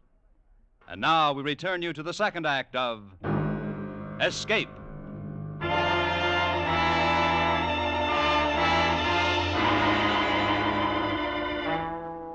There wasn't much trouble falling asleep after that, after I was sure Mrs. B was dead, and after I'd stashed the emerald where it couldn't be found. Wasn't much trouble falling asleep at all. Like being out with a beautiful dame, and she liked you. And you went home and put your arms behind your head and smiled to yourself. And you slept the best kind of sleep of all. It got to be 8 o'clock in the morning, and that was all right, too. Because there I was having breakfast in the diner with another promise I'd made to myself. Her name was Marion Ryder. And she poured my coffee for me. I've been thinking, Joe. Uh-huh. I've been thinking it was wrong what we did last night. I'll tell you why it wasn't, Marion. You want to hear? Just don't lie to me. I'm crazy about you. See, I don't even have to look down into my coffee cup when I say it, like you're doing. I'm sorry. It's just that... Wait a minute, honey. Conductor. Hey, come here a minute, you. Yes? What is it you wish, sir? I wish this. I wish that you would go down to Mrs. Bankner's compartment and wake her up. Tell her this mush you waiters serve for breakfast is lousy, but tell her she's got to get some food in her. Yes, sir. Well, don't just stand there. I wish it, so do it. Yes, sir. Right away, sir. Joe. What are we saying, honey? Don't call me honey. Why not? It's a word I don't care for. Just don't do it. Yeah. No class, huh? Sure, wait till we get to Calcutta. I'll find the words that'll fit. Joe, leave me alone now. But... Calcutta is only a few hours away, Joe. Sure. I know about dames, Marion. They need thinking time to make everything right with themselves. Sure. I'll see you later. Morning, my boy. Morning to you. Morning. Oh, hello, Mr. Rafferty. Have you had your breakfast yet? Yes, don't remind me of it. Oh, you come along and have a coffee with me, then. Thank you, but no. Oh, by the way, my boy, Mrs. Bankner. What about her? Well, nothing about her, but I'm in the next compartment to hers, and I heard the conductor knocking on a compartment door just now, and she doesn't seem to answer. Oh, she sleeps heavy. Oh, well, she's lucky. Well, I'll see you later. Yeah. Mrs. Bankner? Breakfast, Mrs. Bankner? What's the matter, conductor? She doesn't answer. I've been knocking. Oh, yes, sometimes she does that. Have you got a key to the door? Yes, but... Open it. Very well. Holy... Something is... Yes, something is, all right. Come on in. Close that door. Look at her, will you? Something is... You said that. She's dead. I'll tell you something else. The lady's been murdered. You said... I said murdered. Look at the marks on her throat. Strangled. Sir, her hand. Please, she is holding something in her hand. Oh, yeah. Yeah, she is at that, a button. Perhaps the man who did this thing to her. His button. That's a real good, perhaps. Come on. Not a word about Mrs. Bankner to anybody, you understand? Yes, but... I'm a detective. I know about these things. Not a word. Come on. When do we get to Calcutta? In 3 hours, noon. First stops are for water. A 5-minute stop at a village, Mipirai, then Calcutta. As soon as we get there, telegraph to Calcutta to the police. Tell them what's happened, and that's all. You understand? Yes. Well, now we go in here. In here. But this is Mr. Rafferty's compartment. Yes, the guy who did it. Close the door. I think he got what he was after from Mrs. Bankner. Maybe we'll find it. There will be trouble. You are searching his things. I told you I'm a detective. I know how to operate. Now, let's try this closet. Let me see. Nothing here. But the button... I'll give it to you. I'll turn it over to the British police when we get to Calcutta. Here, take it. Yes. But the button in Mrs. Bunkner's hand was brown. Gray. Can't you see the button is gray? Take it. We stood there staring at each other for maybe a minute, and then his eyes eased off mine. He made a kind of sloppy salute. He turned, went down the train corridor to wherever it is conductors hold their heads in their hands. It had been awful close, awful tight. Tearing a gray button off Rafferty's coat while I searched it and palming the button off on the conductor, that was a little task that took delicacy and timing. So I'm delicate with my fingers, and my sense of timing is perfect, and I'm sure of myself. And that adds up to a win. When we hit the water stop, I got off to stretch my legs, to let myself breathe the fresh air so it would cool me off inside. The little guy running like a monkey on top of the water tank looked neat and clean in his white diaper and green turban. The hills covered with snow looked good, far away, but good. And then an Irish mosquito buzzed in my ear. It's a lovely panorama, those hills. Lovely. It's like music. Flutes and bells and the flight of birds. Yeah, they're like that. I don't know the words to the music, but they're like that. It's a pity Mrs. Bankner isn't here to enjoy them with you. What about Mrs. Bankner? What about Mrs. Bankner? Well, why, she's dead. Murdered. Surely you knew that, my boy. How did you find out about it? Oh, you know how it is on a train. Things get themselves whispered about. How did you find out? Now, easy, boy, easy. You're a fiery one, are you not? It's only that I saw the conductor looking sad, and me being a kind of friendly human being, and smart enough to know conductors know things, I asked him why he was sad. Asked him in a way that made it easy for him to answer. Quicker, Rafferty. Get to it quicker. Well, he told me that you told him not to say a word about the murder. And I said, whose murder? And then he says, Mrs. Bankner's, and I said, oh. And he said he'd be disgraced because it happened on his train. What else, Rafferty? And the matter of the button was deeply puzzling to him. Button? Yes, the button. Now, isn't that a queer thing to be puzzling to him?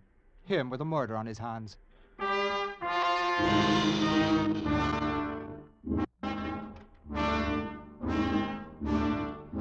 train got going after that. Me too, my brain, that is. Things going around in my brain. Everything got mixed up with that crummy little button and that crummy little conductor. Imagine a guy so scared he had to shoot his mouth off like that, and shoot it off to Rafferty, of all people. The conductor needed a little talking to, a finger waved under his nose. The way it happened, I was standing on the observation platform by myself, and he came right up to me. Mr. Harriman. I beg your pardon, Mr. Harriman. Yeah? I beg your pardon, Mr. Harriman, but lunch is being served in the diner. An early lunch. We shall be in Calcutta in an hour. Come here, you. I beg your pardon? I said come here. You wish it? Uh-huh. You know something? You look worried. Because I am. Why? This whole affair. The murder and the... Button? That, sir. And the other thing. You say Mr. Rafferty is the murderer. I told you not to talk to him. I told him hardly anything. I didn't tell him he was suspect. Oh, it's good you didn't. Real good for you didn't. Just let Rafferty coast, you understand? Then when we get to Calcutta, the police will arrest him because you've got the evidence. The button. I've got it, only... Only what? Only I thought it was brown. You did, huh? It was brown. You're sure of it? It was brown. When it was in Mrs. Bankner's hand, it was brown. When you gave it to me in Mr. Rafferty's compartment, it was gray. See, I have it here. It is gray. Yeah, I'll take it. Sir? Give it to me. Thank you. Now, you know what? It was brown. Yeah, it was. But I'm saying something. I'm saying, you know what? Sir? I'm saying you've got to go. You really got to go. Sir, what are you doing? Right now, you Sir, got to go. It was gray. No, no, no!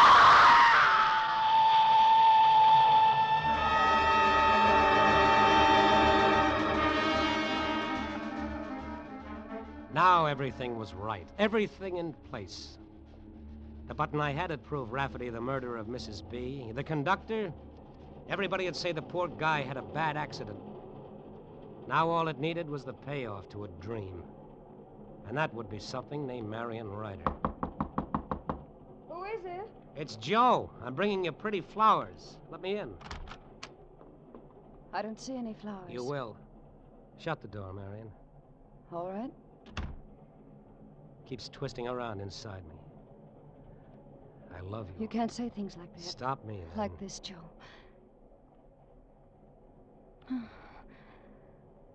Like that.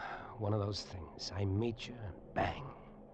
Electricity, just like that. Joe. I love you. I'd do anything for you. I never said that to a woman Joe, before. wait. I've got to tell you something first. What's to tell me? That you're a crook? That you followed me and Mrs. B so you could lay your hands on the star of Kilimanjaro? No, Joe, wait. You're too late, kid. Mrs. B is dead, murdered, the emerald's gone.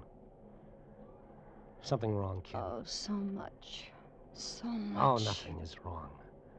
Rafferty, the Irish poet, is going to take the rap for it. He was after the emerald, too, but he's not getting it. Just the gallows. That's all Rafferty Joe, gets. listen to me. Stop talking and listen. No, kid, you listen to me. I get $50,000 for it. We'll take it back to Semery Dahl and sell it to him again. $50,000, you and me. We can die from so much joy. I killed her for you. You? You killed Mrs. Bankner? You murdered her? Sure. Kid, it wasn't hard. You mean that much to me, so it wasn't hard. It was almost a pleasure. A down payment on our happiness, you might call it. Oh, you spoiled everything.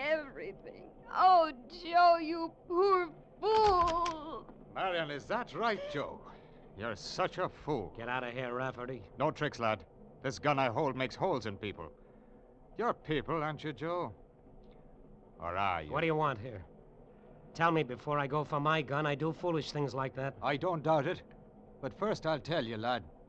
I know how you planted a murder on me with a button from my coat. And I know where the star of Kilimanjaro is. So you're nothing but a filthy, stinking jewel thief, just like I figured. Not quite, Joe. Marion, tell him how I know these things. Tell him who I am. He's the chief of the Magnum Insurance Company agents in Bombay. Rafferty, you're crazy. No. Magnum cabled him to follow you and Mrs. Bankner to make sure the emerald got back safely. Magnum didn't trust you with a stone like that. They put another man on to make sure you wouldn't steal it. And you had to kill her. They can't prove it. I'll pin it on Rafferty, so help me. But you killed her. You just admitted it. Only to you. Your word isn't worth dust. You're a crook yourself. No. Not quite. Marion? All right, I'll tell him. Joe, I happen to be Rafferty's wife. She said it. It only took her a couple of seconds, but that's what she said. But it took a long time for the words and the sound to get to me. And you know something? Looking at her then, and watching her mouth move, she looked real sad, and suddenly real lonely. You do it. You figure a dame.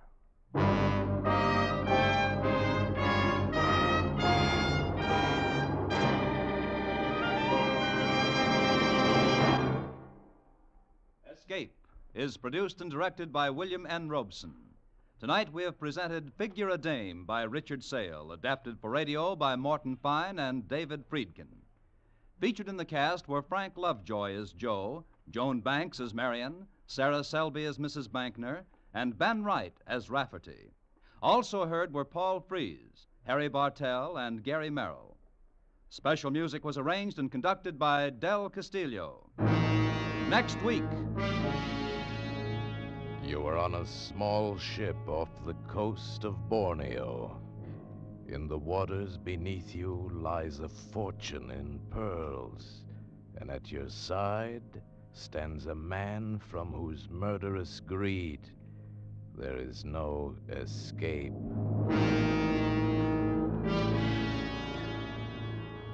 Next week, we escape with Floyd A. Nelson's exciting tale of reckless men and their lust for treasure, Seeds of Greed. Goodbye, then, until this same time next week, when once again we offer you Escape. Escape.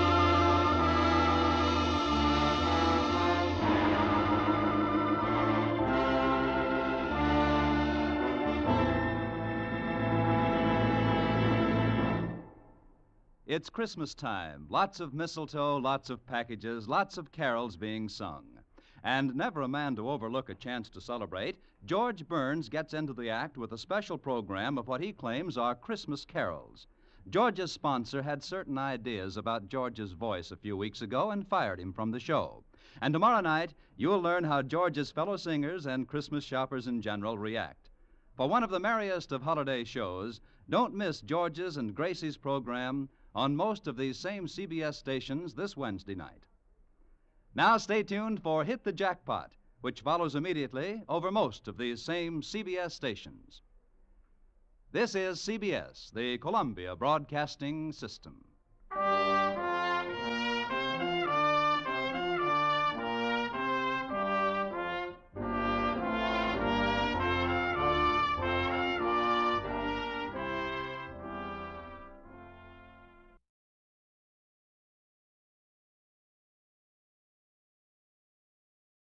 Communist for the FBI.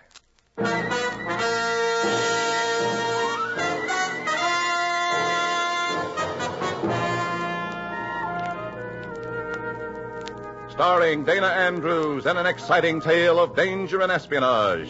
I was a communist for the FBI.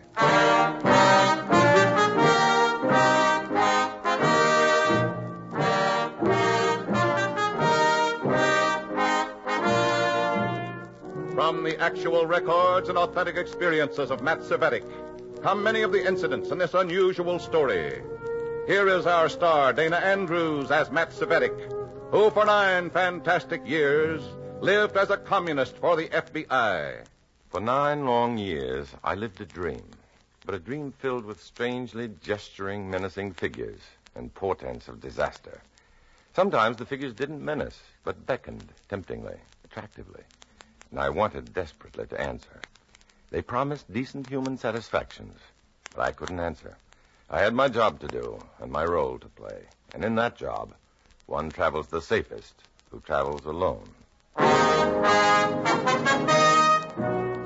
In a moment, listen to Dana Andrews as Matt Cvetic, Undercover Man.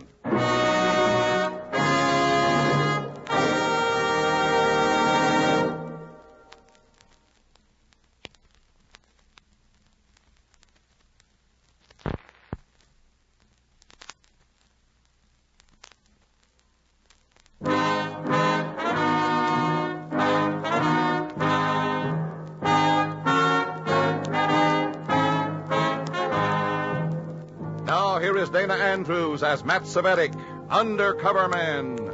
This story from the confidential file is marked The Red Snow.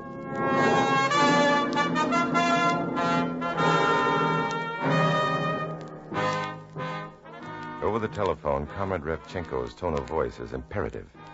Report to headquarters at once, urgent and special. I walk into Revchenko's office. No Revchenko. Somebody else is sitting behind my chief's desk. A dreadful, blood-chilling caricature of a man. The kind of figure that editorial page cartoonists draw to represent famine.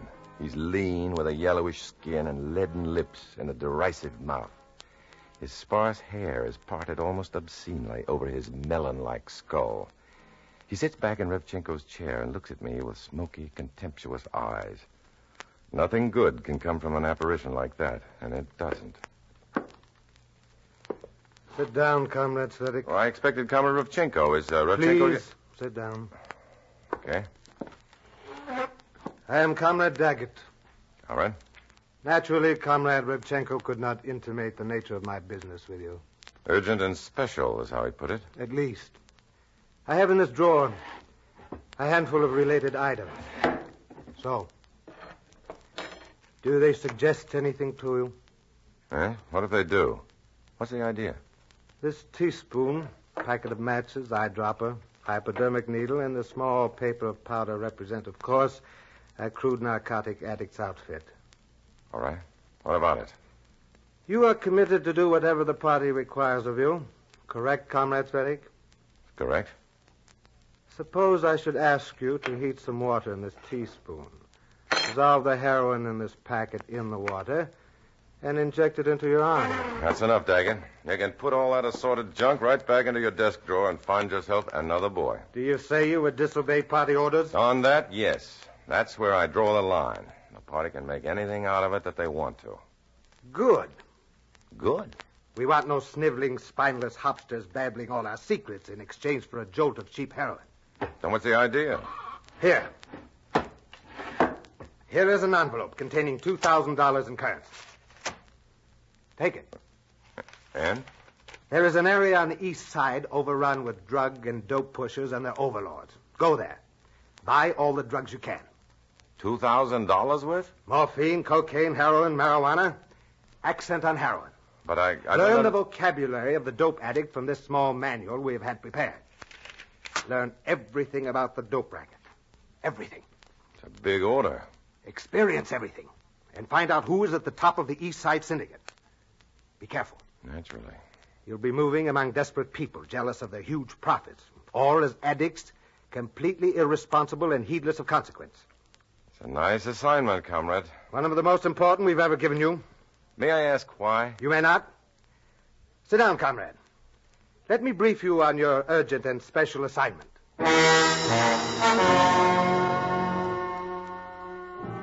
When I finally swim out of that office, I'm sick and giddy with revulsion. I've got to tell the FBI. I've got to reassure myself of a sound, sane bottom to this reeking opium eater's abyss I'm expected to explore. For what unspeakable reason? I dial the FBI's unlisted number from a pay station. 10 minutes later, I'm parked on a side street with my FBI contact behind the wheel. I've seen him serious before, but I've never seen him this serious. It's big, Matt. Anything touching on narcotics has to be big. Big and dirty and... Yeah. What are they up to now? Exactly what we're depending on you to find out, Matt. Learn the business thoroughly and reach the top guns, Daggett said. We've been trying to find out who heads up the East Side mob for a long time, but this goes a lot further than that. Tag, I'm it again. And, Matt, you're heading into the most vicious, irresponsible crowd anywhere in crime. That's right. Rub it in. Watch yourself, Matt. That's what Comrade Daggett said.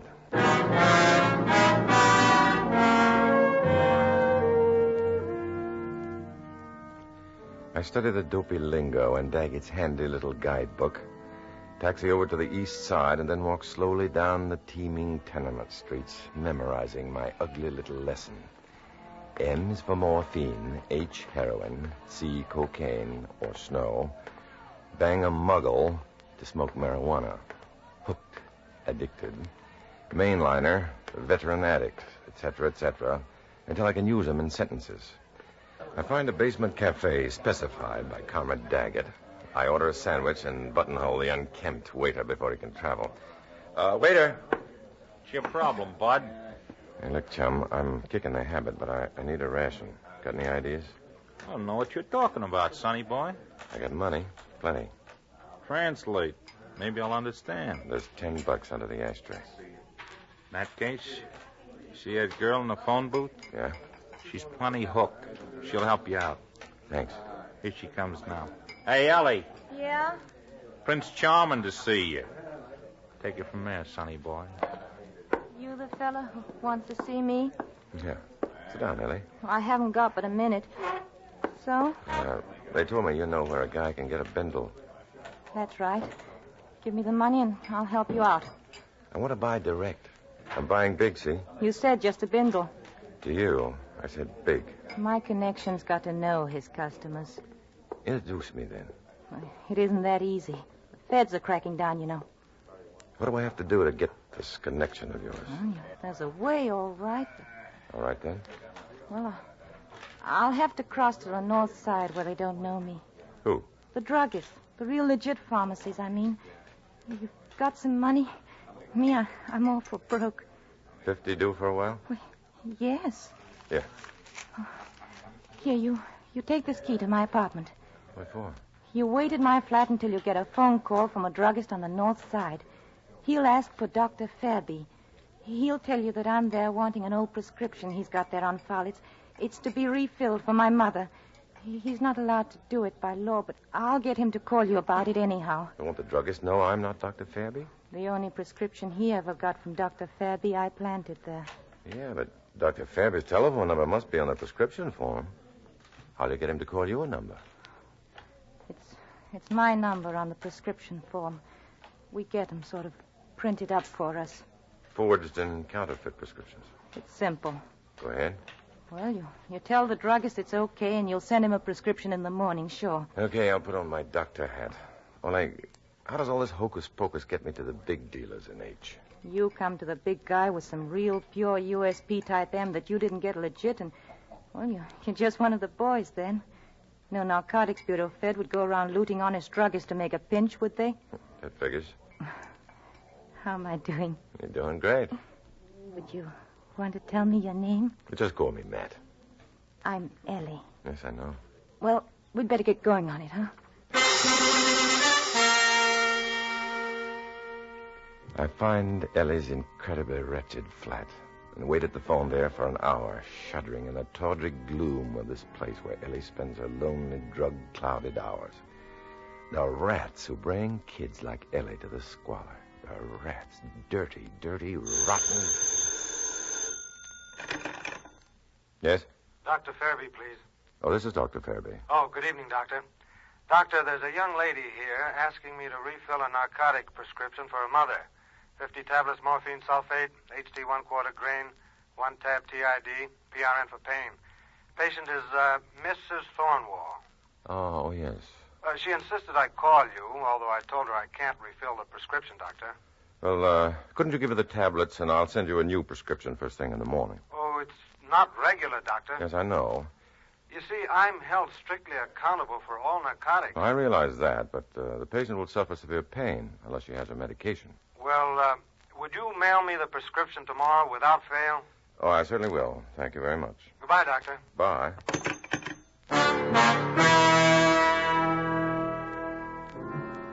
I hang up feeling dirty and polluted.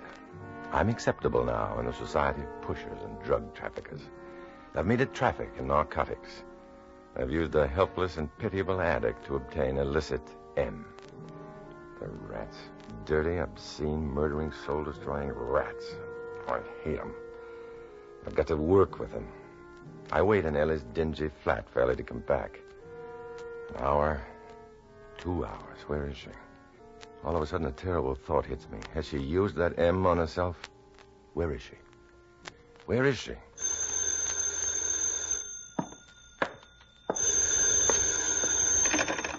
Hello? Ellie? Hello? Hello? Who is this? Hello, I say.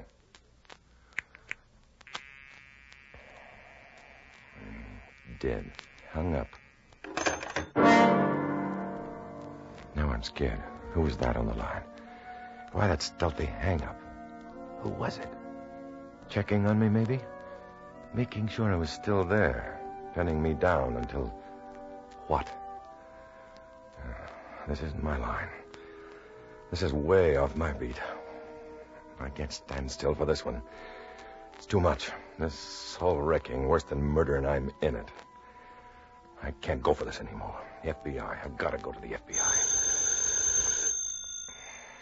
No. I won't answer. They'll only hang up on me again. This war of nerves. I won't answer. Hello? Hello? Hello, do you hear? Hello? Hello?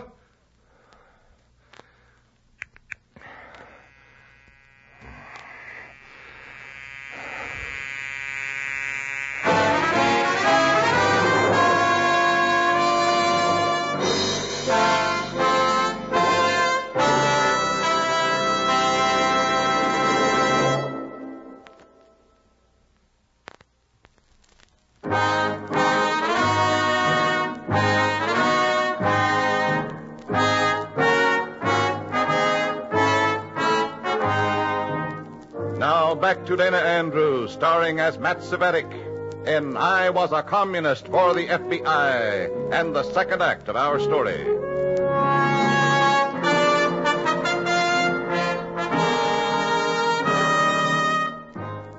Now I'm scared, but good.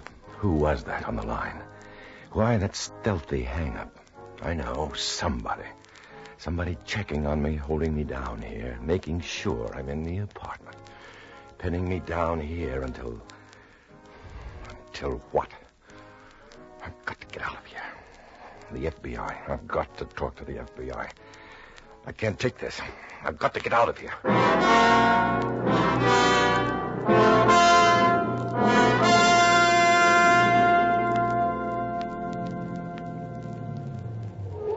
All right, Matt. We'll park here and talk it over. I'm sorry I blew my top like that. I guess I shouldn't have come down to FBI headquarters. I think we slipped out okay, though, Matt. I was just going all creepy. I couldn't stay in that awful flat anymore. Make some sort of plausible explanation to this Ellie.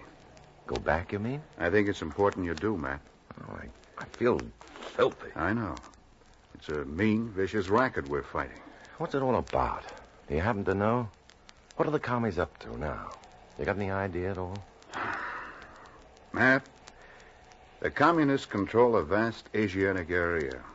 If they decide to go into the traffic in a big way, they can get it wholesale. And how? It's a bomb, Matt. Now I'm scared. We all are. How do I figure in all this? Why me? The Reds will need an organization, a machinery for their narcotics racket, distribution, a sales force that knows the ropes. They can build their own. Or they can take over an operation that's already in being. I get it. By, say, getting to the top man, planting evidence on him, through you. How? Then threatening to expose him. It's sort of up to you, Matt. You got any data on this LA girl, whatever her name is? Well, probably. A casualty, one of the many. Poor kid. She's new to me. I'll check right away with the Bureau of Narcotics. Poor kid. Poor kids. S, plural. Well, I better get back and see if she's back yet. Matt. Yeah? Call me after you've seen her again, will you?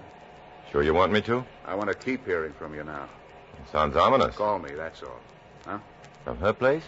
Just ask about some fight tickets or something. If everything's okay. Okay.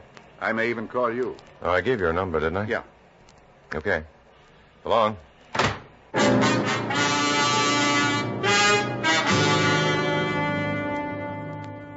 I want to walk. I want to collect my nerve again. But I take care to cross the street when I get near the FBI headquarters again. I wait at the bus stop, breathing deeply, trying to steady myself. And then the taxi slides past me and my reeling world blows up in my head. I can't be wrong about the girl in the back seat. It's Ellie, off her beat, cruising past FBI headquarters. She must have made that phone call to me then, trying to scare me into making a false move, into betraying myself. She must have made the call from across the street and then trailed me to the FBI when I left her apartment. Sweet, pathetic, wistful little Ellie. A communist plant. I signal a taxi. Showdown in sweet, unfortunate little Ellie's ugly flat.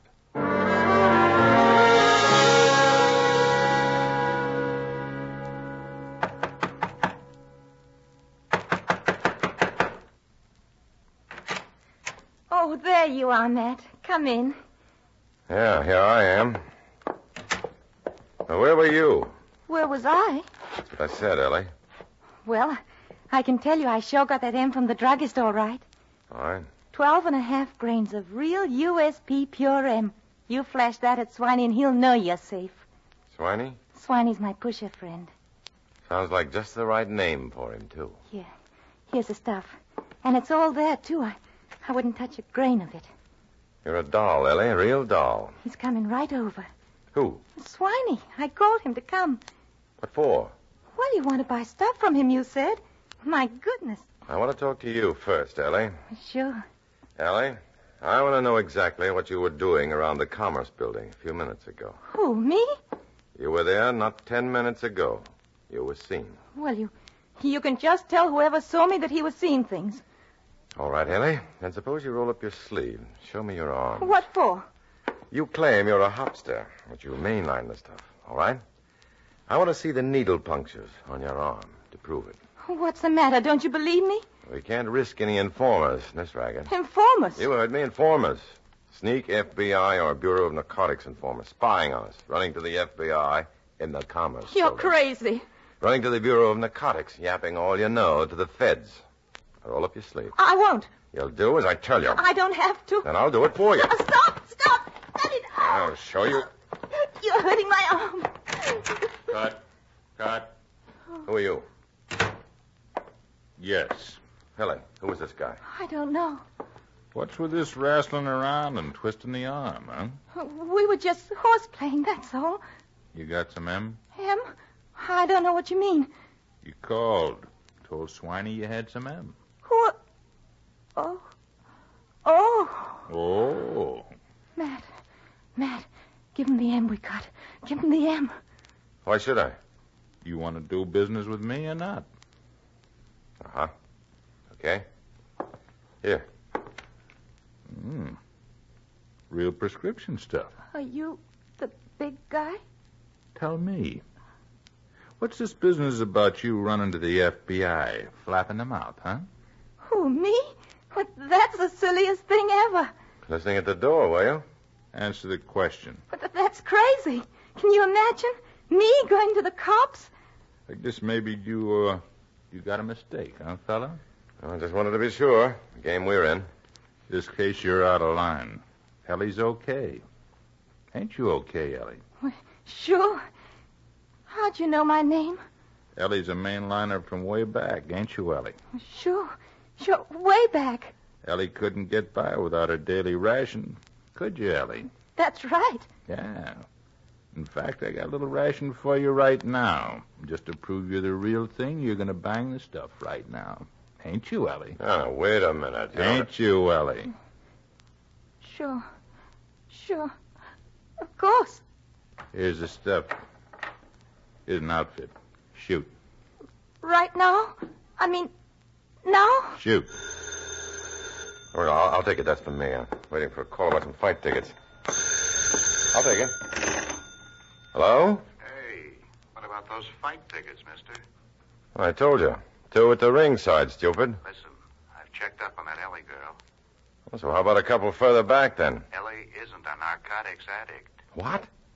Well, that's an awful prize way up there. She's a Bureau of Narcotics plant and informer. What about those I cancellations? just found out she used to be an addict. She took the cure, and now she hates the racket so much she's turned federal informer. I see. And that puts me in quite a jam. It does? Yeah, a date with this dame, and I'm all hemmed in up in the bleachers someplace. You need us? And how, brother? We're on the way, but don't let us capture you, understand? And don't miss, foolish. Well, how do you like that? Depend on these guys, and they'll ruin you. Okay, Ellie. Show the boyfriend how you do. Okay. I brought you a glass of water. Show the fella. Look, all right. I believe the both of you. Now, let's get down to business. This is business. He wants to buy a lot of stuff from you. We ain't in a rush. Are you, mister? Well, as a matter of fact, I am. Won't take you but a minute. A girl likes a little privacy. Can't you and Nat go into the next room? No. I'll go then. I'll be right back. Sit down, Ellie. But listen a minute. You got the H, heat water in a spoon, and go. Show the fella.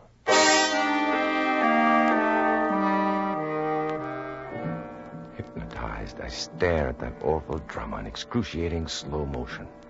The big guy viciously, sadistically torturing Ellie, punishing her in this ghastly way if she isn't an addict, and I know now that she isn't.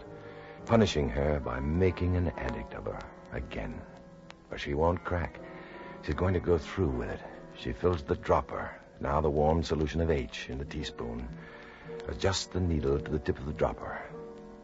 My throat is thick. I can't breathe. But I can't let her go through with this. With that glass of water. I'll reach for the glass of water and stumble, stall for time. I can't let that kid destroy herself. Oh, I'm sorry. You slob. You knocked the stuff out of Ellie's spoon. I just reached for the glass of water and stumbled. It's all right. I can get along without my ration for now. That's all right, kid. I just happen to have another bindle for you. But honest, I don't have to have it. Not right now. I got it, I tell you. There. Swell. Yeah. And let's go, huh? Sure. Let's go. All right. Hands behind your heads, all of you. It's a raid. Beat it. Grab him. Grab that guy. Yeah.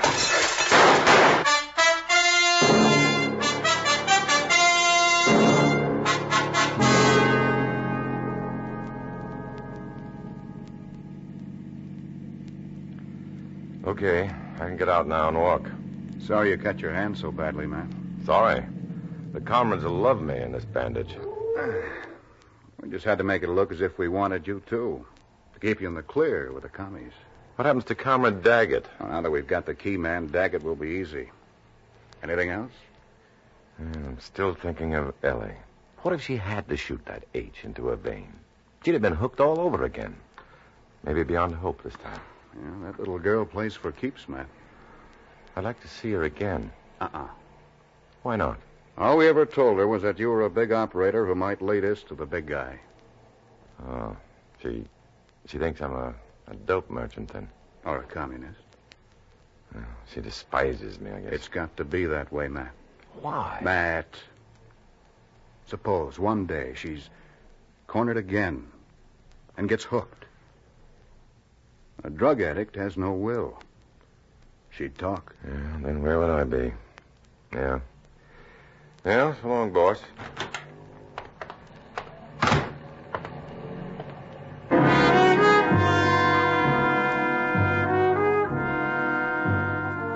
It's late, lonely in the street. My cut hand throbs me now, but it doesn't matter. Because there's still rough weather ahead, but no snow. No red snow drifting and sifting into our lives. Not if we're smart. Not if we're a tenth as game as Ellie. Maybe I'll see her again when this fight is over and won. When she can come out of the shadow of the poppy. When I can stop being a living contradiction. Until then, I'm still a communist for the FBI. I walk alone.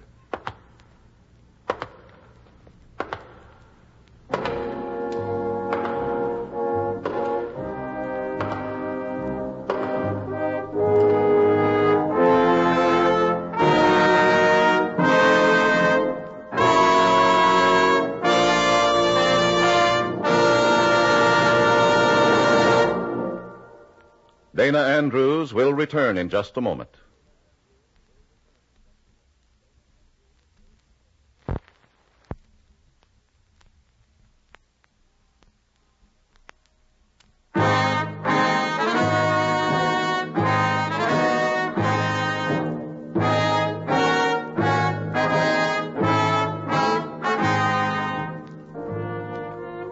This is Dana Andrews.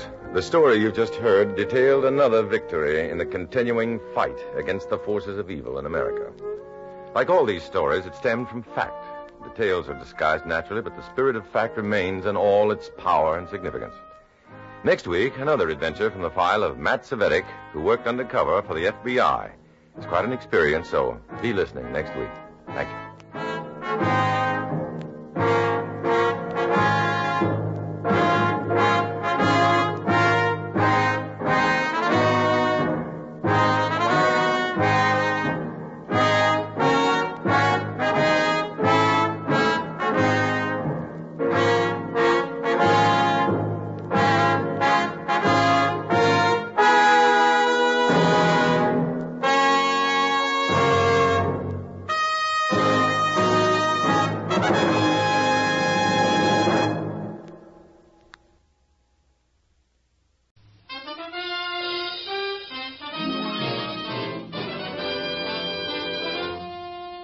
Herbert Marshall as the man called X. Wherever there is mystery, intrigue, romance, in all the strange and dangerous places of the world, there you will find the man called X.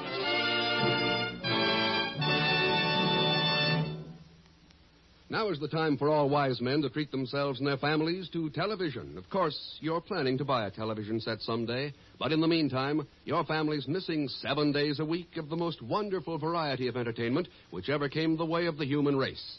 That situation's pretty hard for families to take. As a friend of mine discovered recently, when his children pointedly began leaving him out of their prayers and substituting the name of a neighbor generous with his television set. Don't make your family wait for the fun. Visit your RCA Victor dealer tomorrow and choose your RCA Victor television masterpiece from 18 beautiful new million-proof models of all sizes and styles. Like the more than 1 million American families who now rejoice in the perfection of RCA Victor television, you'll find your RCA Victor set the lasting pride and joy of your own life, as well as the best investment you ever made in the happiness of your family.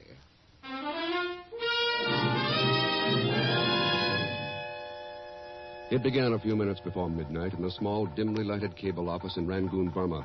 Began when an elderly Burmese handed a laboriously written cable to the yawning clerk and then walked out into the blackness of the Asiatic night.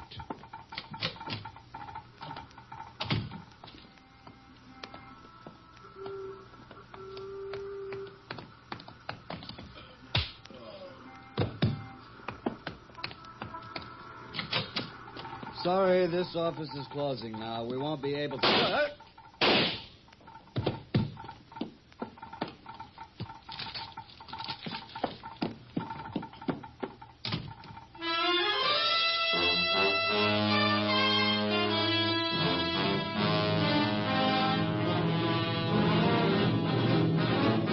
That's the story, Ken.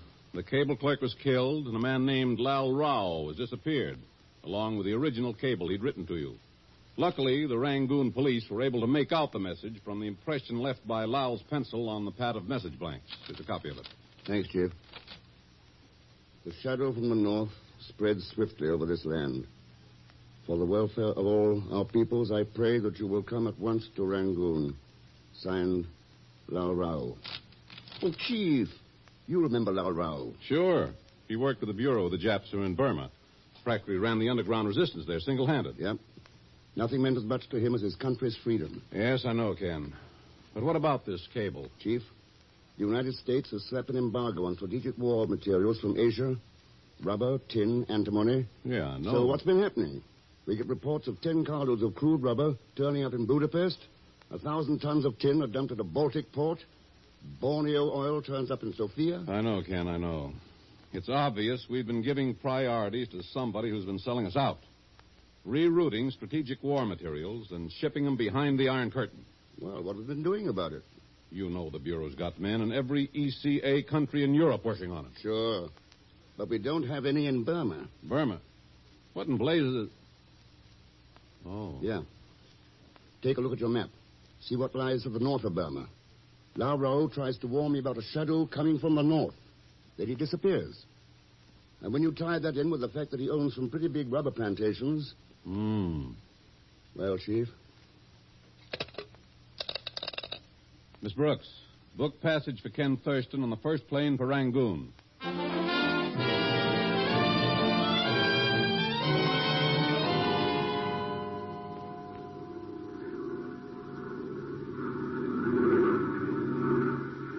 I beg your pardon, but this seat next to yours, it is unoccupied. Well, yes. Oh, do you mind if I take it then? Mine was so close to the engines, and the noise was... No, please. Please do. Oh, you're very kind. You are traveling to Rangoon, Mr. My name's Ken Thurston, and the answer is yes. Ah, how fortunate. I am Olga Morovna. Mm-hmm. Why fortunate, Miss Morovna? Well, I've always found this journey from Bangkok to Rangoon a most tedious one. Apparently, my luck has changed. Uh-huh. Yes. You see, I am engaged in what you might call a very specialized field of endeavor. I am a professional hostess. That sounds interesting. How does this business of yours operate? Well, there is little that a woman who is bored can do in Rangoon, except give parties. A number of us are very keen rivals in being the first to host the celebrities at our affairs. I see. I planned a party at my home for this very evening. I should like very much to have you there. Well, that's awfully nice, but I'm hardly a celebrity. Perhaps not, but you are obviously an American businessman, and one who will be new to Rangoon society. It will be a conquest for me. Well, Besides, I will be satisfied in knowing that I have helped an American to feel more at home in a strange land. Will you be there? Well, after that, how could I refuse? Oh, you're very gracious. And I think you will enjoy it. Oh, there will be other businessmen there, possibly with similar interests to yours. Nitrates, tin, rubber. Oh, I'm certain that you... Pardon, Mr. Thurston, but the radio officer would like a word with you up forward. Oh. He said it was quite urgent. Uh-huh. Excuse me, Miss Morovna. Certainly, Mr. Thurston. This way, please. Thanks. Oh, Mr. Thurston. Radio call for you from the States. Apparently important enough to bypass regulations. You know how to operate? Yeah, thanks, yes. Hello, this is Ken Thurston. Hello, Ken. Chief, what's up? Ken, we've had a certain suspect under surveillance for some time as a possible international agent. I just learned that this suspect booked passage from Bangkok to Rangoon this morning and is aboard that plane with you. Huh? It may be coincidence, maybe not. But if that agent is mixed up in the sellout of strategic war materials... Yeah. Let's have his description, Chief. It's not a he, Ken. It's a woman. The name of Olga Marovna.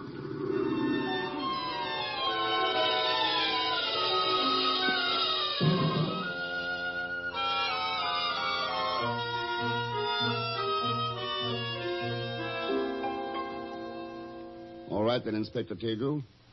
What have the Rangoon police found out about the disappearance of Lao Rao? We have placed the suspect under arrest and are holding him for questioning, Mr. Thurston.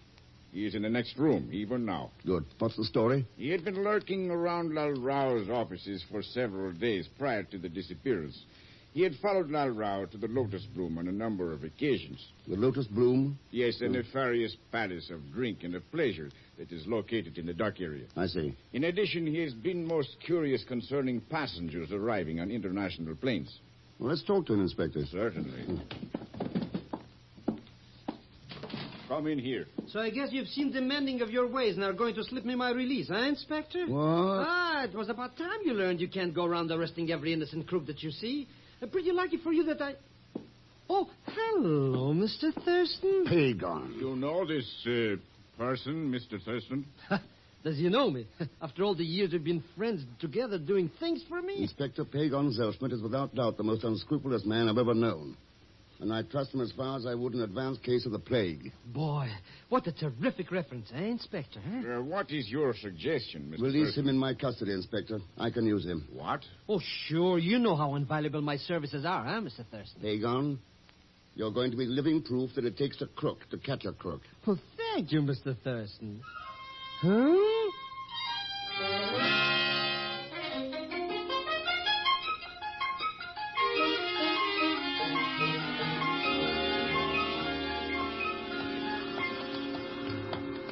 You see, it was like this, Mr. X.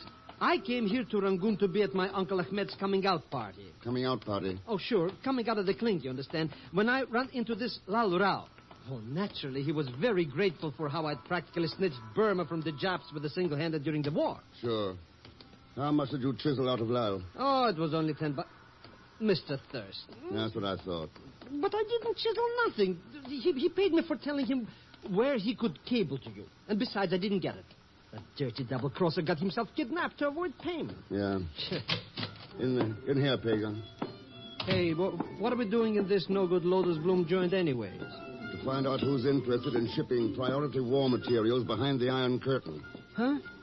What's that got to do with finding Lal Rao? Here, let's take this table. I don't get it, Mr. X. I really... That Lal Rao didn't do nothing here except, well, talk to some strictly cornball characters about maybe selling his rubber plantations. Didn't say nothing about any kind of curtains. You wish to place an order, gentlemen? Yeah, for some information. Information, sir? You had a customer here during the past couple of weeks. His name was Lao Rao. This humble one does not remember all the gentlemen who are served here. He talked to some people here, maybe about rubber shipments.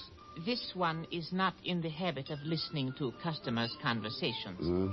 Maybe this will help your memory and your tongue. Mr. Thurston, a 10 spot. I want to talk to the same people about the same things. If you find them for me, I'll double that. I will return with your orders in a moment, gentlemen. Mr. Thurston, if you have to be throwing money around, throw some my way. I could tell you for half what you're going to get from him. You could? Well, sure. Well, for instance, that character over there. Going into the back room. Oh, the one with the shearsucker suit. Yeah. That's the one that Lal Rao talked to. Who is he, Pagan? What's he do? Well, maybe I could find out for, let's say, $50. I'll give you 5. It's a deal. What will I collect? I'll be here. Or I'll be at Olga Marovna's party. Olga Marovna? You know her? Oh, that pretty petunia? See you later, Mr. Thurston. Yeah. Your friend is right, Thurston. Absolutely right. You're throwing your money away, throwing it away. Well, thanks for telling me, but what makes you think so? No, Thurston. Let's not beat around any bushes, shall we? I heard you talking to the waiter. I'm the man you want, Mr. Stephen James. I am the man. Very interesting. Do you mind telling me why? Certainly not. I'm a broker, general broker. Imports, exports, insurance. That's me, Stephen James, general broker. Okay, you're a broker, so what? So you better see me at my office, Thurston. Number 11, Kai Sing Road, about insurance. Insurance? Right, life insurance. If you're going to play around with Lal Ral's friends, you might wind up quite dead. Very uncomfortable experience, you know. Goodbye, Thurston.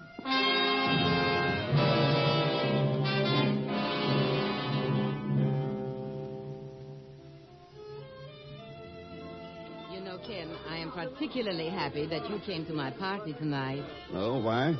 So that I may prove to you that my parties are much more enjoyable than those given at the Lotus Room. Ah.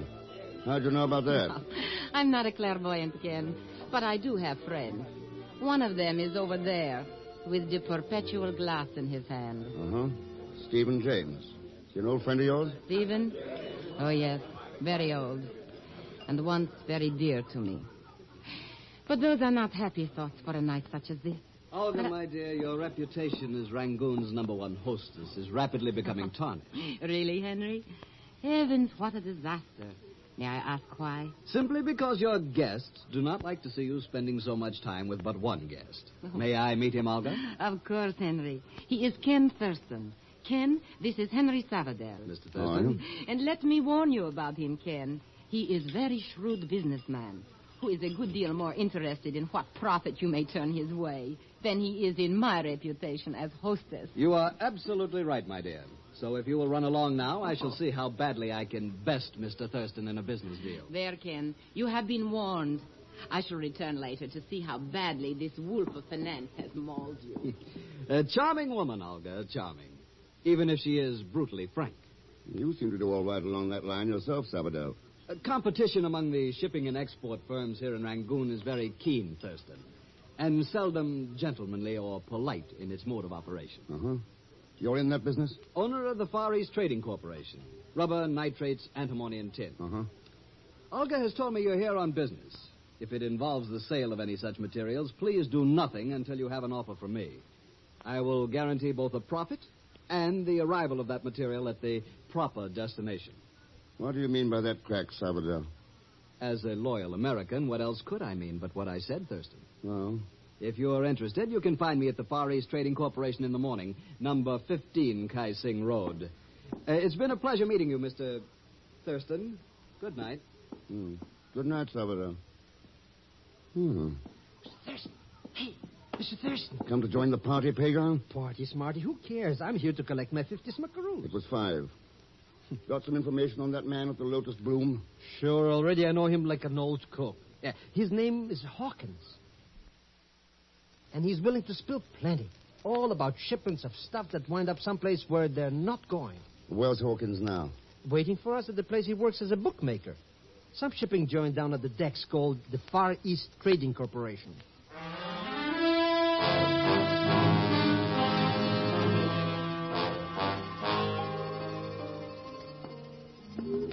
Here. There's the joint now, Mr. X. Yeah, no lights on. You sure Hawkins is going to meet us? Believe me, that guy would meet my Aunt Zenobia at the altar, if there's money in it. See? Yeah, he's left the door unopened and everything. Come on in. Oh, Mr. Hawkins. You who, Mr. Hawkins? It's me, Zellschmidt. Down, you idiot.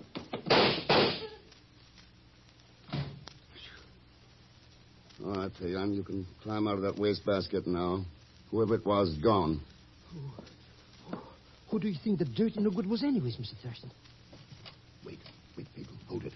Huh? What's the matter, Mr. X? The door. Somebody's at the door. Quiet.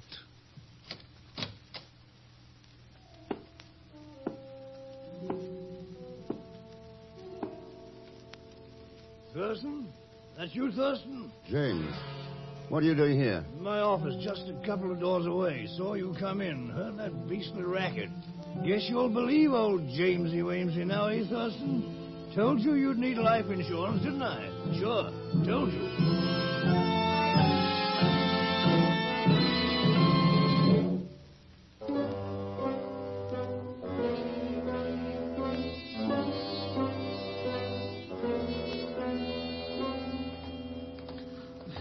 What a crummy neighborhood, Mr. Thurston. Characters standing around would maybe cut your throat for a wooden nickel. Even less, maybe. Why do we have to pay visits down here anyway? Hawkins is your friend, Pagon, not mine. According to Inspector Tago's police records, here's where he lives. Well, he's not home. Why don't we go to a joint I know on the Queens Road and have a couple of short beers? Oh, quietly. Hey, what do you know? He's not home. He looks that way. One thing about your friend, he's got a nice habit of leaving doors open. The joint is empty, Mr. Thurston. Absolutely. Mr. X. Yes. Your friend Hawkins was at home. But why do you think somebody bumped him off, Mr. X? Maybe these papers he was working on can answer that.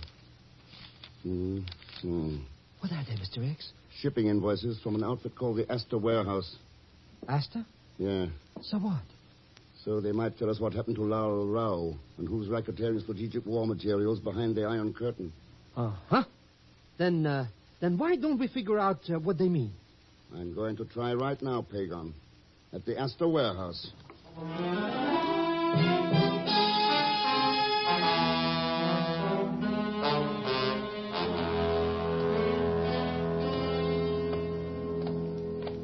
Boy, what a joint this warehouse is, huh, Mr. Hicks?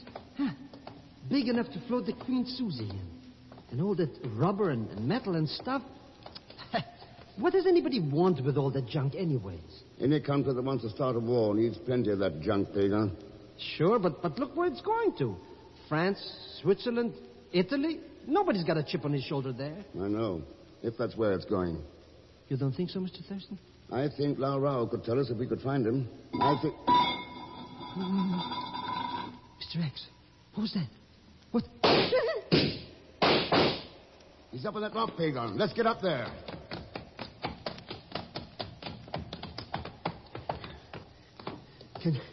Can you see anything, Mr. X? No. I thought I heard a door close somewhere. Our friend's probably gone again. Let's look around. Friend, he says. Such friends I wouldn't wish on Joe Stalin. There's sure to be a law against him. Oops. What is it, Pagon? I just tripped on a sandbag. Sandbag?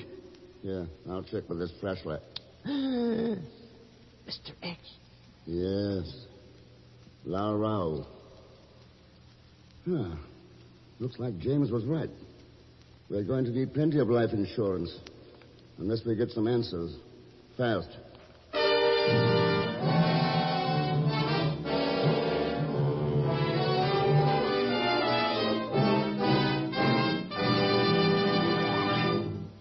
In just a moment, we'll continue with The Man Called X, starring Herbert Marshall. Everywhere today, people who for years have sought a fast-acting way to relieve the pain of headache, neuritis, or neuralgia are turning to Anacin. And it's interesting to know that these remarkable tablets work with incredible speed to relieve the pain of headache, neuritis, or neuralgia. Anacin is like a doctor's prescription. That is, Anacin contains not just one, but a combination of medically proven active ingredients. In fact, thousands of people have been handed envelopes containing Anacin tablets by their own physicians or dentists. If you have not already been introduced to Anacin in this way, why not try Anacin next time you suffer headache, neuritis, or neuralgia pains? On this generous basis, if the first few tablets do not bring all the relief you want as fast as you want it, return the unused portion, and your money will be refunded in full. Anacin is spelled A-N-A-C-I-N. Easy-to-take Anacin tablets come in handy boxes of 12 and 30, and economical family-size bottles of 50 and 100.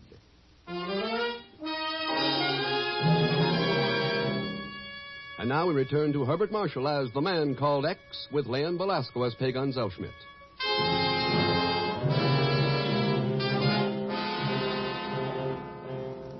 Well, I'm sorry, Ken. All I've got is some file stuff, but here it is. First, Henry Savadell. What about him, Chief? He was mixed up in a couple of shady deals during the war. Gray market stuff. Strictly legal, but plenty sharp. His Far East Trading Corporation looks clean. No adverse reports. Huh? Stephen James was cashiered from the British Foreign Office about 2 years ago. Too much attention to drink and women. Other than that, reputation's okay. Then there's ASTA. I'll bet that record's clean, too. You win, Ken. Duly licensed for priority materials. Operates 8 tramp steamers. Has never cleared for an Iron Curtain port. Who owns it, Chief? That's an interesting question, Ken. The officers and stockholders of record are all clerks, accountants, secretaries. Obvious cover-ups for the real owners. But there's one exception. Huh? What's that? The 3 original petitioners for incorporation. 2 of them are bookkeepers. The third is Olga Marovna.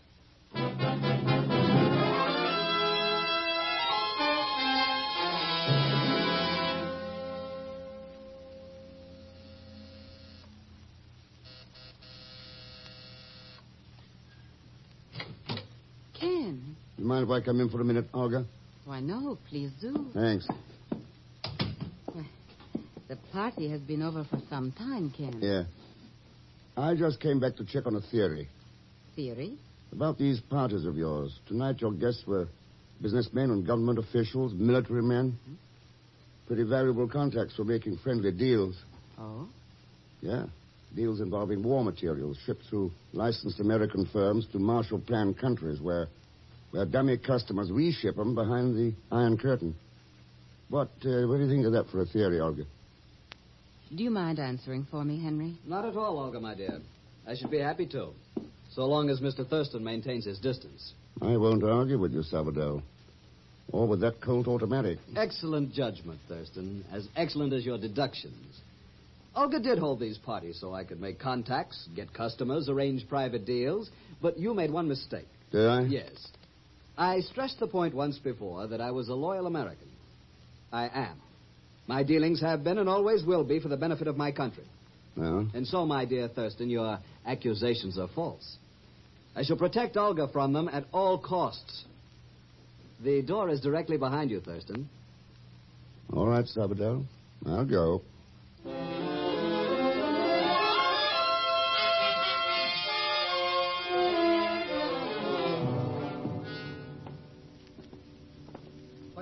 I got it all figured out, Mr. Thurston. That invoice stuff that Hawkins was working on was a system to beat the bank at Las Vegas. No. Sure. Like I say, I got it all figured out how he was going to work it. Oh, well, all I need is a little capital to get started, don't you understand? And you and me, we'll be rolling in silver dollars. Believe me, Mr. Thurston, it's the chance of a life. Yeah, sure. Huh? What's this place? Number 11 Kai Sing Road. Let's go in. Still in the mood to talk about insurance, Mr. James? Well. So you decided to take my advice, eh, Thurston? Very smart, very smart. Nothing like life insurance to insure your life, I always say. Pretty good, eh? Pretty good. I'm talking about a different kind of insurance, James. Different kind? Yeah. Insurance to protect a free world. Huh? What do you mean by that, Mr. Thurston? Ames is an export broker. He'd contract for priority materials and ship them out through ASTA, a licensed shipping firm he owned through dummy stockholders. What's that? He'd send the stuff to dummy customers in legitimately cleared countries and then reship behind the Iron Curtain. You must be crazy or something. It must be Olga. She owns Astor, sure. Olga does. Her name's on the list. Sure, because you played her for a sucker when she was your girlfriend before Salvador came into the picture. Another cover-up. Huh? That gorgeous gardenia was this character's girlfriend? She let it slip at the party, Pagon. And here, on this desk. Well, Astor invoices. The same kind that Hawkins had when he was killed. You're doing a great deal of surmising without evidence, Thurston. It all ties in. Hawkins could have been one of your agents who decided to double-cross you. Lau Rao, a customer who got too suspicious. The invoice numbers, a code for the real destination of your cargoes. Even if what you say were true, such operations would be perfectly legal. The only ones breaking any laws would be the customers overseas who were guilty of reshipping. Hey, is this character right, Mr. Thurston? I'm afraid he is, Pagon. We can't touch on any of that, but we can get him for murder. Murder? Yes. The murders of Lau Rao and Hawkins. And that gun you're wearing in your shoulder holster will give us all the proof we... You'll get the gun all right, Thurston. Look out, Mr. X! Let's have it, James. Come on, let's have it. I said let's have it. Grab it, Pagon. I got it, Mr. X. I got it. All right. You have it. Let go. Let go. Sure, I'll be glad to. Oh. Boy. What a smackaroo. He's out like a couple of lights. Well, I guess we cleaned this one up all right. Yeah, I guess we did, Pagon. Sure. What a pushover. Thinking he could pull the wool over his sheep's clothing by acting drunk. Well, that's the trouble. It wasn't an act. Huh? James and all those like him, they're never acting. They're all drunk. Drunk with greed, with power. James thought he could get away with murder just as long as he held a gun. He found out different. And you know, Pagan, that holds true for certain countries, too.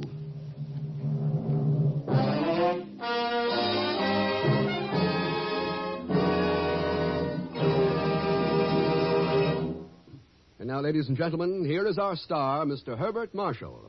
Thanks for being with us.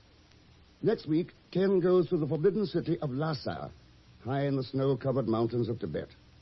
As Ken Thurston, a warm welcome awaits him. As Mr. X, sudden death. And, of course, Leon Velasco will be along as Pagon Zellschmidt. So join us, won't you, when next I return as the man called X. It's the Saturday night feature on NBC's 5-show festival of comedy, music, mystery, and drama, brought to you 5 nights a week by RCA Victor, world leader in radio, first in recorded music, first in television. And by Whitehall Pharmacal Company, makers of Anacin, Coronos, Bicidol, and other fine products. Good night.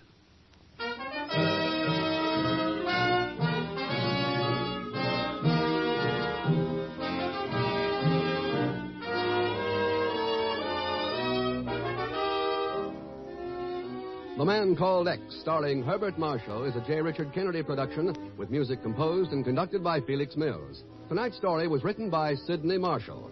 All characters and incidents on this program are fictitious, and any resemblance to actual characters or incidents is purely coincidental.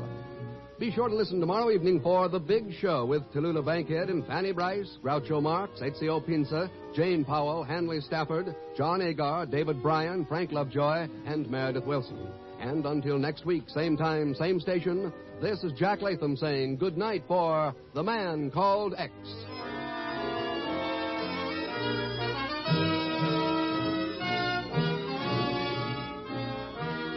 For a maximum of fun, hear Tallulah and The Big Show tomorrow on NBC. 88 plus. Hello? Call Super 2848. That is all. New post-war Old Dutch cleanser, famous for chasing dirt, presents Nick Carter, famous for chasing crime.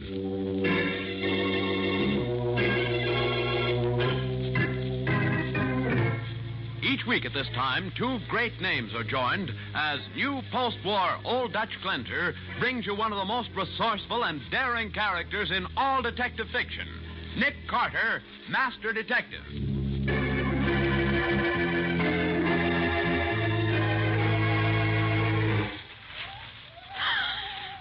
Gosh, Nick, I just don't like tramping around in an old cemetery in the middle of the... Oh. Careful, Patsy. Smaller gravestones are hard to see. You're telling me. I almost broke my neck on... Patsy, look. That headstone there. What about it, Nick? Well, don't you see the name on it? Yes. But so what, Nick? This grave holds the key to the whole mystery. Now, the case of the graveyard gunman. Today's exciting adventure starring Lon Clark as Nick Carter, brought to you by new post-war Old Dutch cleanser. As our story opens, the somnolent quiet of Patsy Bowen's room is suddenly broken by the harsh, urgent jangling of the telephone. Hello? Hello, Patsy. This is Nick. Nick. Oh, Nick, it's 2:00 in the morning. Where are you? Down at the Homicide Bureau, in Mattie's office. Well, what's happened, Nick? You remember Nate Benedict, the guy who stole the Felix Garth jewels? Nate Benedict? Why, of course. You helped send him up about 3 years ago. That's right.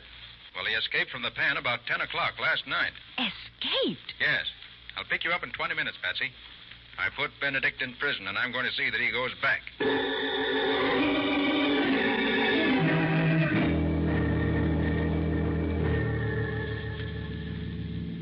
Well, what are we going to do at the office, Nick? There are a couple of things I want to check up on. The name and address of Nate Benedict's girlfriend, for one. Well, I remember her name. It was Kay Florian. Why, yes, that's it. You think Benedict will try to contact her? He might. One thing we can be sure of, he'll go after the $50,000 worth of jewels he hid somewhere. Yes, I wonder where he hid them. You're not the only one who wonders, Patsy. When Benedict refused to talk, the insurance company had to pay off. Felix Garth collected the full $50,000. Well, here we are. I've got my key right here, Nick. Oh, thanks. Oh, I'm still sleepy.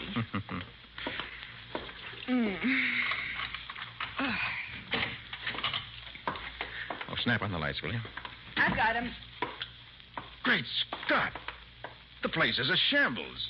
Oh, Nick, there's been a fight in here. It certainly looks that way. And get a load of that filing cabinet. Oh.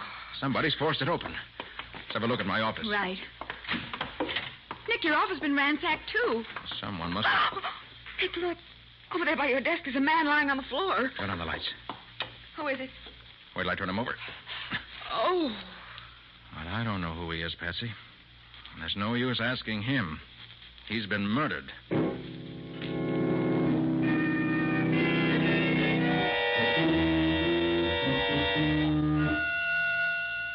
I got Matty on the phone, Nick. He'll be right over. Oh, thanks, Patsy. Did you find anything on the body to identify him? Just this slip of paper in his pocket with an address on it. 1019 Willow Hill Drive. Uh-huh. What do you suppose he was after, Nick? Whatever it was important enough for someone to follow him here and take it away from him. After he put up a fight. Exactly. My guess is that whoever killed him didn't mean to do it here in the office. But when the fight started, there wasn't any choice. Nick, maybe we can find out what they wanted if we check our cross files against the files in the drawer that was forced open. That'll tell us if a file folder is missing. Ah, that's my girl. Good idea, Patsy. I'll read the names in the cross file, and you check them against the folders in the drawer. Good. You ready? Uh-huh. Adams, Albright, Anderson, Applegate, Babcock, Bannister, Barton, Benedict. Oh, hold it, Nick. Yeah? That's it. The file on Nate Benedict is missing. And 5 hours ago, Benedict escaped from prison. That's no coincidence, Patsy. But why would he want our file card in his own case? Why would anyone want it? The answer to that is somewhere on this cross-file card. Well, you mean because it contains all the information we had on the original card? The one that's missing? Yes. It has everything, down to Benedict's family name. His family name? Yes, he changed his name years ago. His father's name was Benedetto. Oh. According to the cards... Hey, wait. Well, that's strange. What, Nick?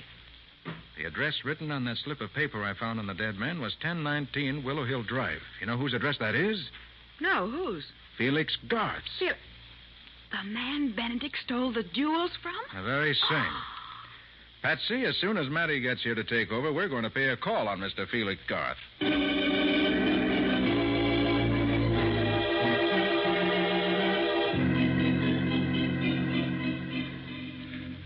Sit down, Mr. Carter. Miss Bowen. Thank you. Sorry to break in on you at this hour, Mr. Garth, but... Oh, not at all, Mr. Carter.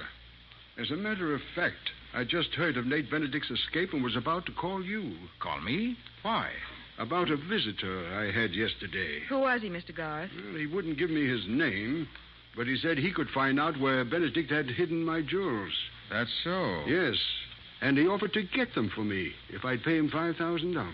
And you agreed? Why not? The insurance company is offering a reward of $5,000 for the jewels. What did this man look like, Mr. Garth? Oh, he was rather a nondescript character. Small, sandy hair. Wore a gray pinstripe suit. Nick. Mr. Garth, less than an hour ago, we found that man in my office. Murdered. Murdered? Good heavens. Oh, excuse me. Hello? This is Sergeant Matheson of the Homicide Bureau. Is Nick Carter there? Yes, just a moment. For you, Mr. Carter. Oh, thanks. Hello? It's Matty, Nick. We've identified the guy you found in your office. Who was he? His name was Sammy Gates. Got out of the pen on parole last week. What? And that ain't all, Nick. The whole time Sammy was in the can, his cellmate was our old pal, Nate Benedict.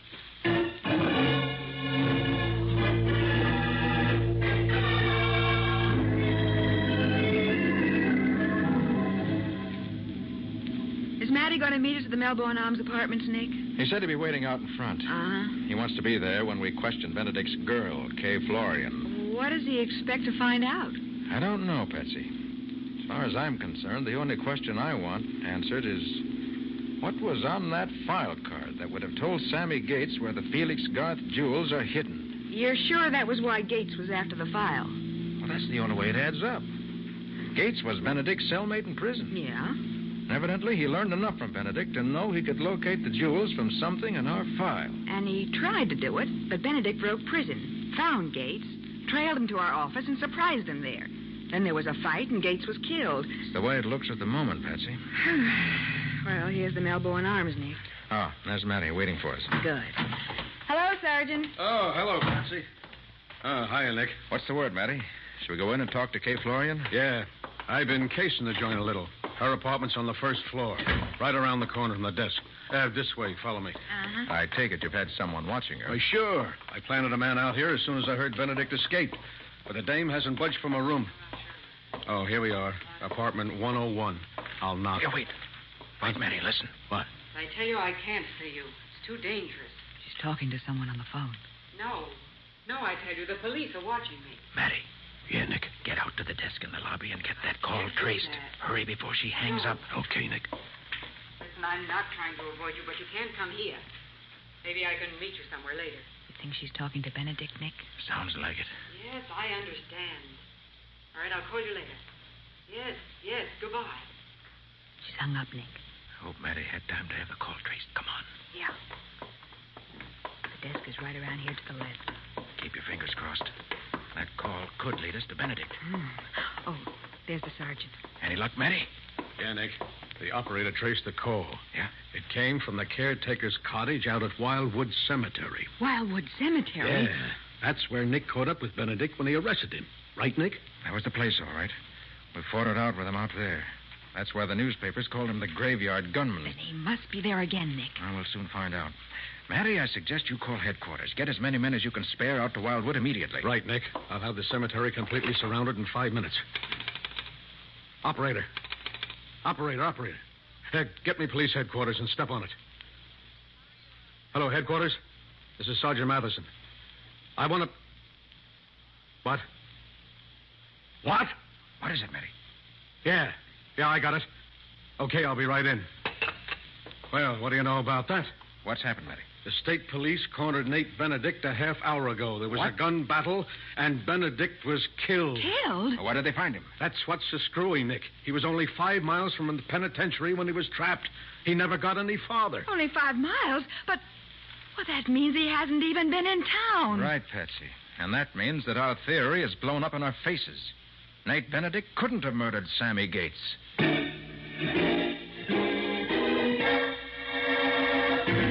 Momentarily stunned by the unexpected news of Nate Benedict's death, Nick realized that what seemed to be an open and shut case has suddenly developed into a deep mystery, and that he's dealing with a daring and desperate murderer. We'll see what happens in just a moment. Now, back to the case of the graveyard gunman. Today's adventure with Nick Carter, brought to you by new post-war Old Dutch Glenter.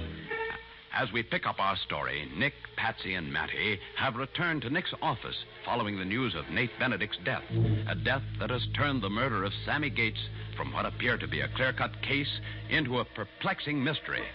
Well, with Benedict dead, I admit I'm stymied, Nick.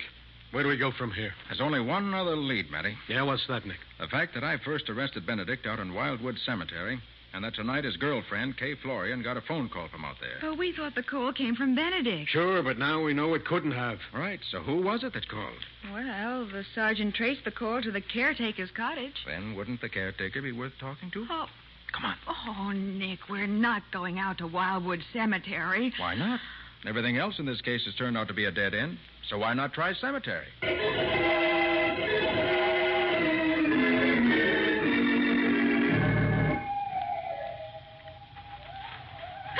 Oh, God. Gosh, Nick, I just don't like tramping around in a graveyard in the middle of the night. Yeah, and what's it getting us? The caretaker isn't home, his cottage is dark, so why don't we blow? Because he may be back at any minute, Matty, and I think it's worth hanging around for a while. Here, let's go this way. Oh, but Nick... Oh. Careful, Patsy. Oh. It's hard to see those smaller gravestones. Oh, you're telling me I almost broke my neck. Hey, wait a minute. What's the matter, Nick? Nick, what is it? What are you looking at? The headstone there, the one my flash is on. You see what I see? Just another headstone as far as I'm concerned. Look at the name. Joseph What? Benedetto. Benedetto! Nick, that was the name on the cross-filed card. What are you talking about? Matty Joseph Benedetto, the man who's buried here, was Nate Benedict's father. Is that... Well, I'll be a monkey's uncle. And hey, look here. Behind the headstone. Hey, fresh dirt. Somebody's been doing some digging here lately. Unless I missed my guests, what they got out of that hole was Felix Garth's jewels. Of course. That's what Sammy Gates was after in our files. Nate Benedict's family name. Right. Gates must have known that I arrested Benedict out here in this cemetery. Uh-huh. And apparently he'd wormed the information out of Benedict somehow that the jewels were buried behind his father's tombstone. Which means that to find the jewels, all he had to do was to find out the right name of Benedict's father. But, Nick, that means that someone besides Benedict knew the jewels were buried here. Sure. And whoever that someone is followed Gates to your office and killed him to keep him from finding out the name on this gravestone. You may be right, Matty. You bet I'm right. And I'll lay you odds I know who it was. Kay Florian's the only one it could have been. Kay Florian? Sure, she was Nate's girlfriend. What? She's the only one... Well, hey, down, both of you. Hit the ground. Stay behind the stone. They're shooting at us. Oh, yeah? Well, two can play that game. Shots were from behind those bushes over there, Matty. Right. I'll smoke them out. Okay, hold it, Matty. Whoever it was, I think you've scared him away. Oh, Nick. You all right, Patsy? Oh, as soon as I get my heart out of my throat, I will be. Well, looks like we've got another graveyard gunman on our hands, Nick. Come on, let's take a look at those bushes. Oh, careful, Nick.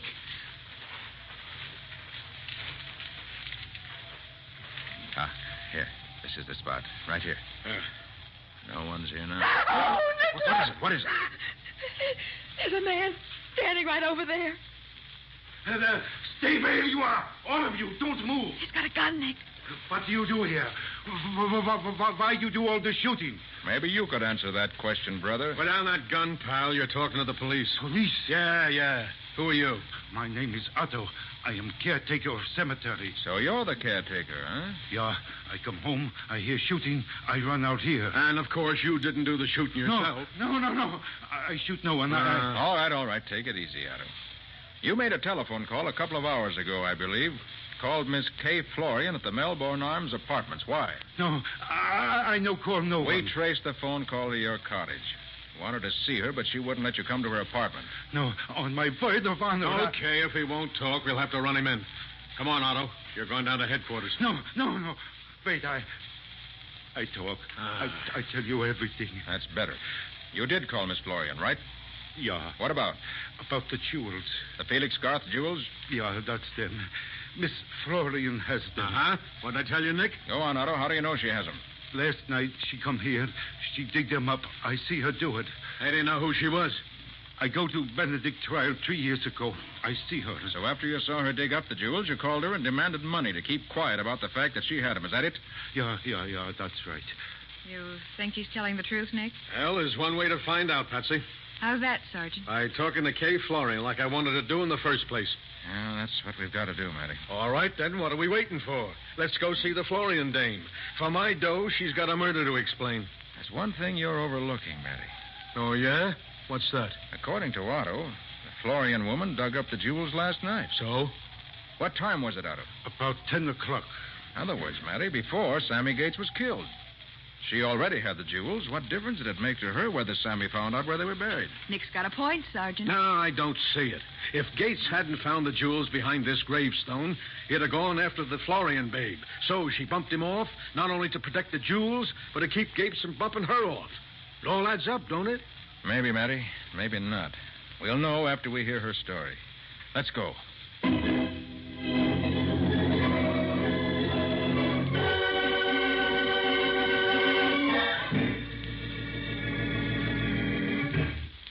Well, come on, sister. Come on, talk. I'm telling you, I got nothing to talk about. We know you have the Garth jewels, Miss Florian. Where are they? I never heard of him. You dug up the jewels from behind a gravestone in Wildwood Cemetery between 9 and 10 o'clock last night. Who says so? Otto says so. Otto. He told us his story, Miss Florian. How he tried to shake you down for some money to keep it quiet that you have the jewels. Why, that dirty little double-crossing All rat. right, all right. Will you talk now, sister? Not much point in keeping quiet now, is there? Okay, you win. I'll talk, but plenty. More than you're bargaining for. What do you mean? I'll tell you a story about those jewels that'll floor you. All right, let's have it. And remember, just because I've got 'em, that doesn't mean I killed Sammy Gates. Where are the rocks now? In my bedroom under my mattress.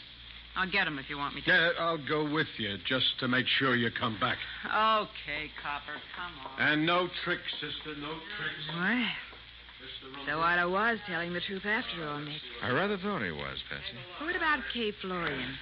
You think she's lying about not killing Gates? I don't know yet.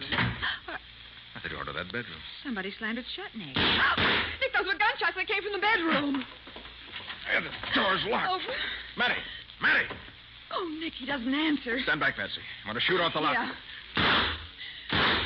That did it. Careful, Nick. It's dark in there. Should be a light switch. Yes, here it is. Oh, Nick. Here, Matty. Matty. Does he... Oh, Nick, he isn't. No, he wasn't shot. He's slugged. And the Florian woman got away. That other door there must lead into the kitchen and out the back. Yeah. Matty. What happened? I don't know, Nick. I came in here. The room was dark.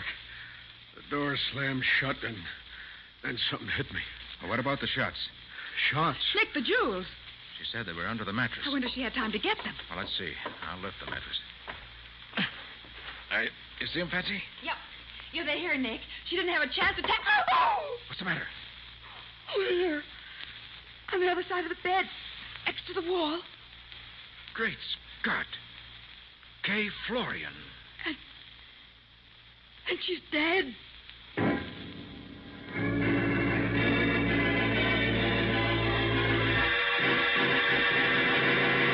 In shocked silence, Nick and Patsy stare at the lifeless body of Kay Florian.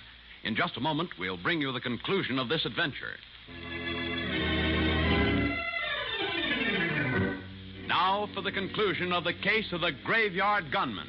Today's adventure with Nick Carter, brought to you by new post-war Old Dutch Cleanser. Although he has finally found the Felix Garth jewels, Nick is still faced with the task of tracking down the murderer of Sammy Gates and Kay Florian. We pick up our story several hours after the Florian woman's death. The door of Nick's office is just opening. Is Mr. Carter in, Miss Bowen? Oh, Mr. Garth. Yes, Nick's in his laboratory. Well, he called to tell me that he recovered my jewels. Oh, yes, he has. If you'll wait just a moment, I'll tell him you're here. Thank you, Miss Bowen. Nick, Felix Garth is here. Oh, good. I'll see him right away. Ask him to come in, will you? Right. Mr. Garth, will you step in here, please? Thank you. Hello, Mr. Carter. Good morning, Mr. Garth. Well, here are your long-lost jewels. Oh, Mr. Carter, I don't know how to thank you for this. Oh, you don't need to. Your insurance company will do that. I believe they're all here, except one of the larger pearls. I have it in this glass. Why? What on earth did you put it in a glass of water for? It isn't water, Mr. Garth. It's a solution of acid. Acid? Yes, acid. You see the pearl? It's just as round and firm as it was when I dropped it in the glass 2 hours ago. You know what that means, Mr. Garth? Oh, Nick, look out. Stand right where you are, both of you. Don't move. This revolver's loaded, and I have no qualms about killing. We know that, Garth. After what you did to Sammy Gates and Kay Florian. You mean... Nick, is Garth... Yes, he's the murderer, Patsy. And the motive's right here in my hand. The pearl in this glass were genuine. It had been dissolved by the acid. But it's a phony, like all the rest of Felix Garth's jewels. It's very clever of you to discover that, Carter. They're the best imitations money could buy. But hardly worth the $50,000 you collected from the insurance company after they were stolen.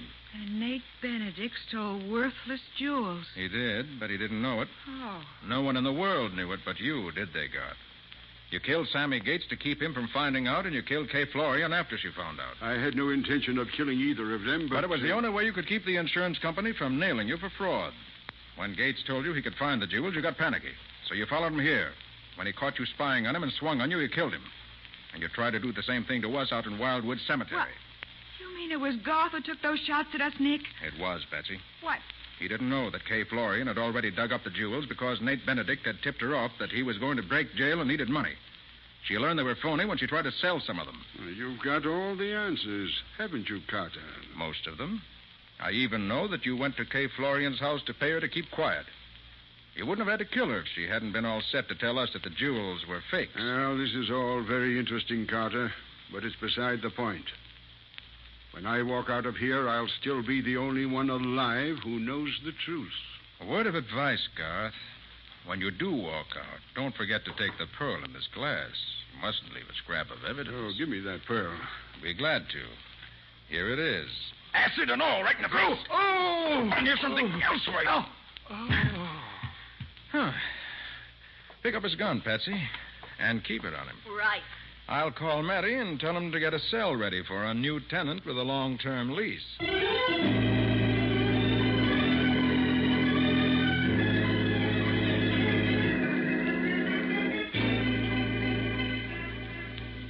But, Nick, I still don't see whatever gave you the idea that the jewels were phony. It was the only thing that made sense, Patsy. Huh? I began to suspect it when Kay Florian said she'd tell us a story about them that would floor us. Remember? Yes, but that didn't prove anything. Well, it helped. I'd already eliminated her as a suspect because she wouldn't have shot us out there in the graveyard. She already had the jewels, so why should she? Oh, I see. The person who was doing the shooting didn't know that the jewels had already been taken out of the grave. Exactly. Huh. So that automatically eliminated Otto, too. There was nobody left but Garth who had any interest in the jewels. Uh-huh. He'd been paid off for them, so he wouldn't kill to recover them. Yeah. But I realized that he might kill to keep them from being recovered, because he wouldn't want the insurance company to know they weren't genuine. But how did he hope to square with the insurance company, even if he did get his hands on them? Oh, that wouldn't have been hard. Garth's made a lot of money since he collected that $50,000. He was broke when he sold the real jewels after having them insured. But today, he's rich. Yeah? He figured he'd pay back the insurance company and keep the phonies, and no one would be the wiser. Oh, I get it all now, Nick. Except one thing. Why wasn't Garth horribly burned when you threw that acid in his face? That's easy. It wasn't burned because it wasn't acid. What? No, nothing but water, Patsy. Water? I didn't need acid to test that pearl. One good look under my microscope was enough. Then why all that business about the pearl being an acid? Showmanship, Patsy. Purely showmanship. Oh. When I threw that water in Garth's face, he was so sure it was acid, he raised his hands to his eyes and dropped his gun. Oh, well, for heaven's sake. From the way he howled, I thought sure he'd been burned. I imagine he will be. But I'm satisfied to leave the burning of Felix Garth to the proper authorities.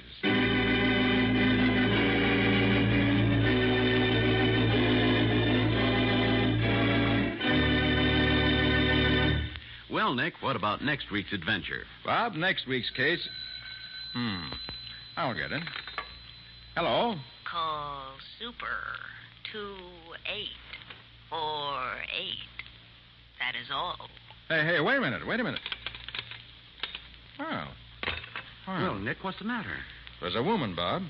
All she said was, call Super 2848. Why, Nick, that message was on my calendar pad this morning. Look, Nick, this is mighty mysterious, all right, but what about next week's show? Oh, yes. Well, Bob, that's also very mysterious. It's about a man who was killed in Florida and who was also killed 2,000 miles away.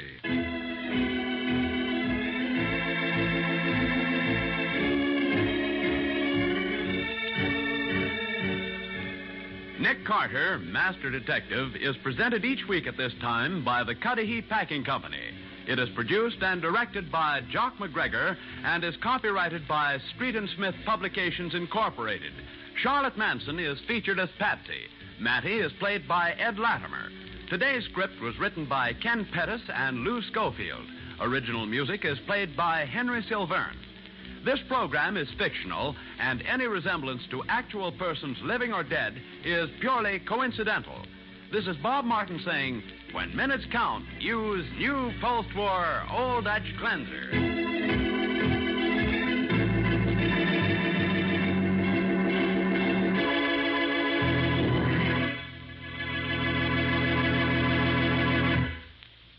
This is the Mutual Broadcasting System.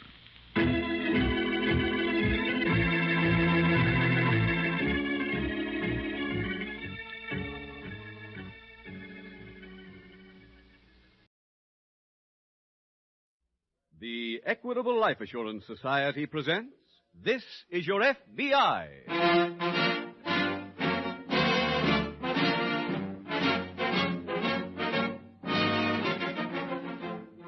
This is Your FBI, the official broadcast from the files of the Federal Bureau of Investigation. Presented transcribed as a public service by the Equitable Life Assurance Society of the United States and the Equitable Society's representative in your community.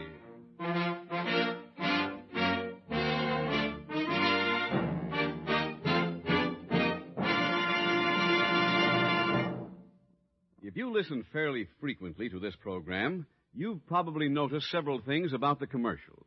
They're interesting. They appeal to your intelligence. They help you solve personal or family problems. Tonight, for instance, the Equitable Society is going to present some very timely facts on why it pays to give your children a college education. We'll then outline a simple, workable, money-saving plan, the painless way to pay for those 4 years in college. If you want your children to get ahead in life, you'll be vitally interested in this information from the Equitable Society coming in about 14 minutes.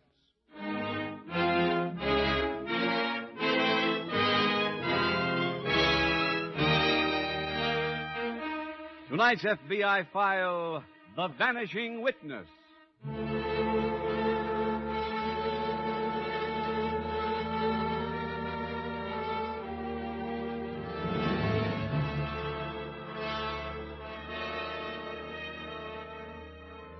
The job of the professional law enforcement officer is never an easy one, for the war against crime is full-fledged battle. However, it is true that some criminals present less of a problem than others. Take the ordinary crime of auto theft, for example. In the past 12 months, almost 72,000 cars were stolen, representing a total value of more than $56 million.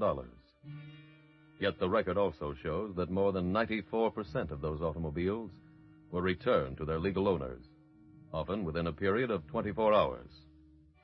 Swindlers may enjoy momentary success, but the files at the Federal Bureau of Investigation reveal not a single important confidence man who has failed to serve at least one prison term. Go down the line, and you will find the same thing to be true with almost every type of criminal. However, there is one big exception to that rule. One kind of lawbreaker always difficult to arrest on the weight of evidence. Fortunately, he is not in every city in the country, the overwhelming majority of men in public office being decent, responsible human beings. But this leech among us, the politically protected racketeer, is present in too many sections of the nation. And where you find him, you will find crime on the increase, with almost everyone profiting handsomely. Hoodlums enjoy steady employment. The criminal machine is kept well oiled by a constant flow of loot, and the crooked politician is able to retire wealthy. Situation: one group composed of you, the people.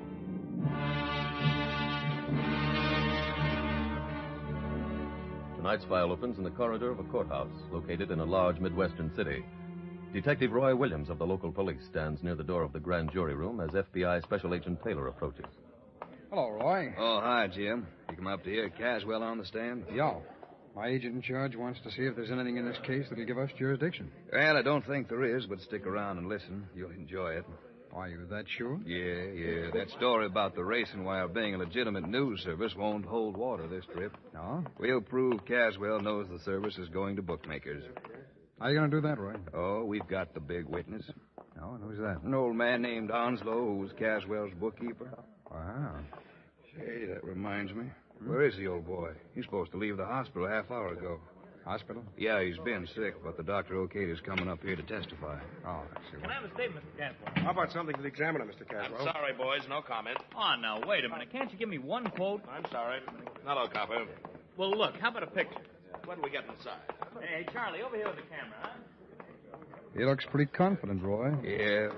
Roy. Yes, Nick? We were just down to the hospital to pick up old man Onslow. Well, where is he? 2 men posing as cops took him out of the place 5 minutes before we got there.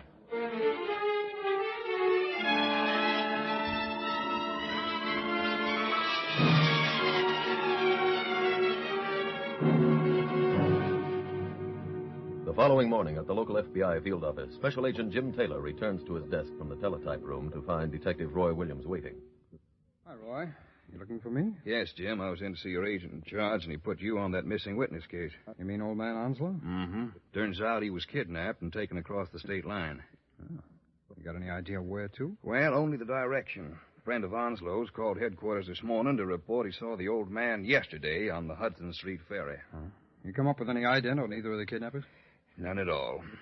I don't have to tell you, Jim. Without Onslow's testimony, the grand jury can't bring back an indictment. Yeah, I know. How long do you think they'll wait? Till tomorrow morning. If we don't produce Onslow by that time, they'll start hearing another case. It's not much time. No. To make it worse, the term of this grand jury expires the end of this week. Well, you've covered the hospital, haven't you? Yeah, but I drew a blank. Wasn't there any police guard? Mm-hmm. They took him out of the play. He was called to the hall telephone. What about this friend who saw Onslow on the ferry yesterday? I got his name and address here on this sheet of paper. Let me see. Andrew Harper, 29 Maywood Street. You want to interview him, Jim? Yeah, sure. Hey, where are you going? Back to the hospital. Some of the floor workers who were on duty at the time of the kidnapping weren't due back till this morning. Oh, I see. I'll meet you back here at your office.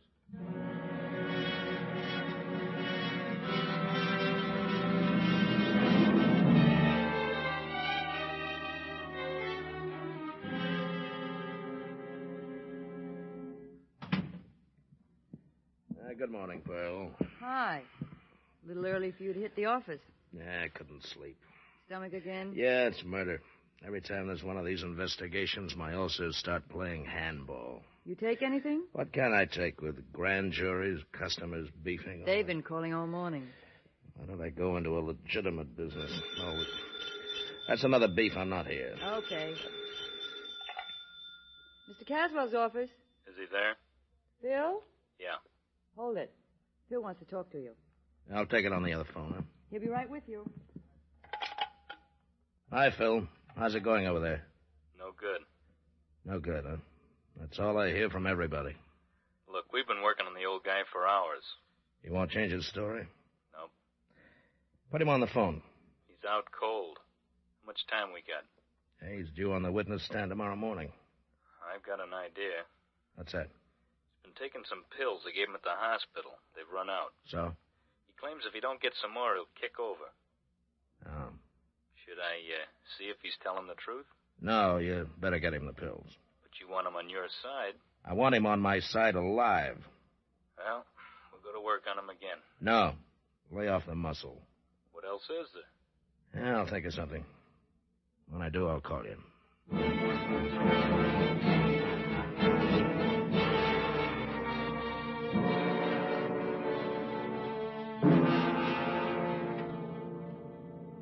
I got a small lead at the hospital, Jim. What's that, Roy? The 2 phony cops signed the visitor's register. Oh? Here's a page with their signatures. What names did they use? Richard Jones and John Smith. They used a lot of imagination. Yeah.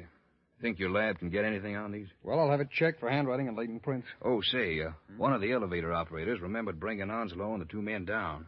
He said both kidnappers were tall and wore hats with the brims pulled very low. That's almost as good as a mask. I showed Onslow's picture to every cab driver who works the line in front of the hospital, but none of them remembered him. Well, that figures. Not much point in taking a cab from the hospital with a ferry right across the street. Hey, how about the man you interviewed?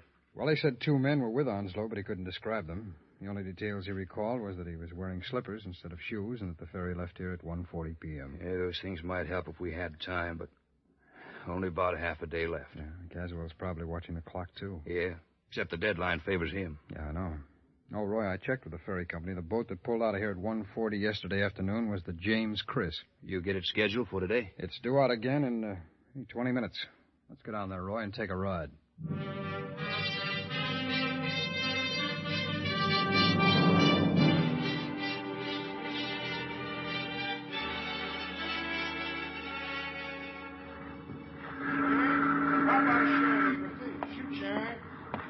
I Thought I had someone for a minute. What's that, Jim? I just talked to the gateman down at the other end. He recognized Onslow's picture, but he didn't remember seeing anybody with him. Hell, I didn't even do that well. Oh? Hey, look. Boat's pulling into the slip. Yeah. Yeah, I guess there's nothing left to do but take the next one back. All we managed to do was use up a couple of hours of valuable time. Hey, Roy. I just thought of something. Come on. Where you going? I want to talk to that shoeshine boy. Shoeshine. Yo, shoeshine. Okay, right with you. Shine, mister? Yeah, I'd like a shine and some information. Well, I'll do the best I can on both. Right foot first, huh? Okay. I'm a special agent of the FBI. Here are my credentials. Oh. Were you on this boat yesterday? Yeah, all day. Well, in your line of business, you generally notice what kind of shoes people are wearing, don't you? Most of the time. Yes, sir. Do you remember seeing anybody on this ferry yesterday who was wearing slippers? Slippers? Yeah, sure I do. He was an old guy. Take a look at this picture. Is that him? Sure, that's the guy. Do you remember who he was with? Let's see. Yeah, I think I do. He was with two other guys. I gave them both shines. One was wearing brown shoes, the other black. What'd they look like? Well, no, you got them. Now, would you recognize them if you saw them again? Yeah, I think I would. How about coming to police headquarters with us and looking through some pictures? Sure. Thanks a million. Roy, if he can make an ident for us, Onslow might still get before that grand jury in time.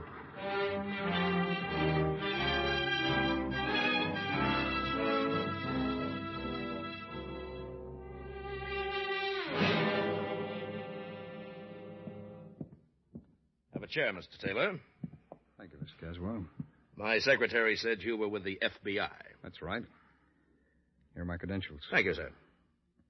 Mm-hmm. You don't mind if I look at them closely. No, not at all. You can't be too careful, you know. Take all the time you want. I don't have to be anywhere till 10:30 tomorrow They seem morning. to be in order. Now, what was it you wanted to see me about? About two men who posed as police officers and kidnapped a grand jury witness who was prepared to testify against you. Mr. Onslow? That's right. Well, I'd heard he was missing, of course, but not that he'd been kidnapped. That just shows you never know about these quiet little men. Who'd think he had enough money to be worth kidnapping? No, he's not being held for ransom. Oh? No. You see, we know who kidnapped him. Well, you FBI men are really amazing. You mean you already know who did it? Their names are Phil Newland and Paul Adams. Well, then you've got no problem, have you? All you've got to do now is find those men and arrest them. That's why I came here, Mr. Caswell. Well, I don't quite understand. It's common knowledge that both Newland and Adams work for you. Newland? Adams? Well, I don't think so, but just a minute. I'll check. Yes, Mr. Caswell? Look at our payroll record, Miss Sheridan. See if we have anyone working for us named, what were their names again, Mr. Taylor? Phil Newland and Paul Adams. Oh, yes. Phil Newland and Paul Adams. Just a minute, sir. Maybe janitors or elevator men in some of the real estate I own, you know. No, I doubt that you'll find them in that category. Well, perhaps they work in my construction company. They're muscle men, Mr. Caswell. Muscle men? Well, I'm afraid Caswell? Yes, Miss Sheridan. Neither of those names appears on the payroll record. Thank you. Well, there's your answer, Mr. Taylor. Caswell, let's stop kidding each other. You know those men work for you, and you know they took Onslow. You're the only one who'd benefit by his absence. Look, are you charging me with kidnapping? No, not yet. Any other charges you want to make? Not till I can prove them. Well, come back when you think you can. I will, Mr. Caswell. That's a promise.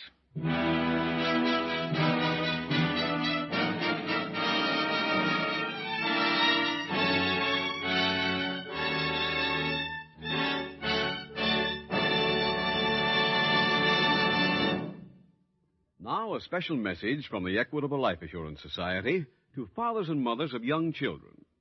Let's turn the calendar ahead for a moment to the year 1960 or 65, to a day when that youngster of yours comes to you and says, "Oh, Dad, I'm all set.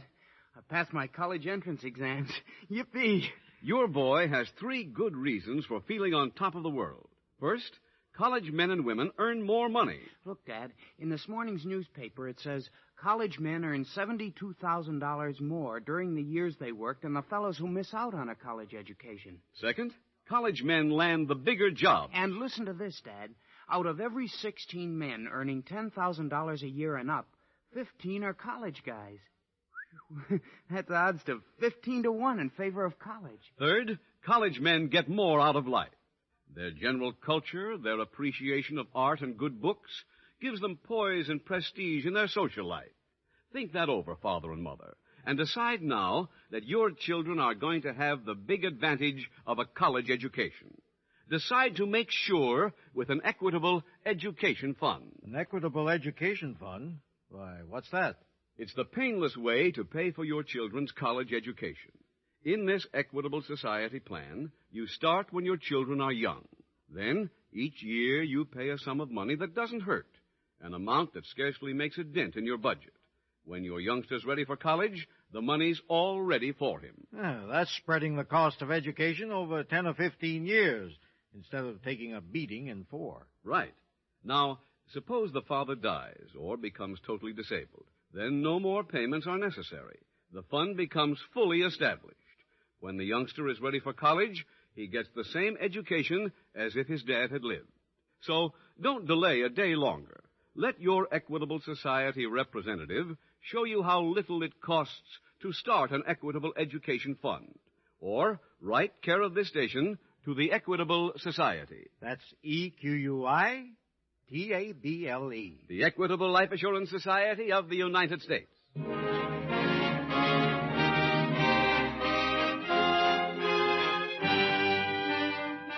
And now back to the FBI file, The Vanishing Witness. Every case chosen for dramatization on this, the official broadcast from the files of the Federal Bureau of Investigation, has a message for you listeners, an important message. Take this evening's case, for example. It concerns the boss of a machine which controls crime in a particular city. There are probably some now asking themselves how this affects them, unless they happen to reside in just one place. Here is their answer. Look at crime for what it is, an infection in the body of society. Let it fester unchecked in one place, and it spreads, as any epidemic will. The reason it spreads is that crime breeds dictators, and therein lies the menace to you, the decent citizen. No dictator, by the very nature of his position, can afford to sit still. Born of turmoil, he lives by chaos. He must reach out for colonies, for puppet states, in a constant effort to expand. In like measure, the criminal dictator, established in one community, must spread out, must move to include new territories in his domain. Eventually, unless stopped, he reaches you. But those two words, unless stopped, do not constitute a careless, empty phrase. The Ed Caswells of the country can be stopped, as infection is by medicine. In the case of crime, the medicine is usually manpower. More manpower for your local police. Give them that weapon. Leave them politically untrammeled, and your police will do the job.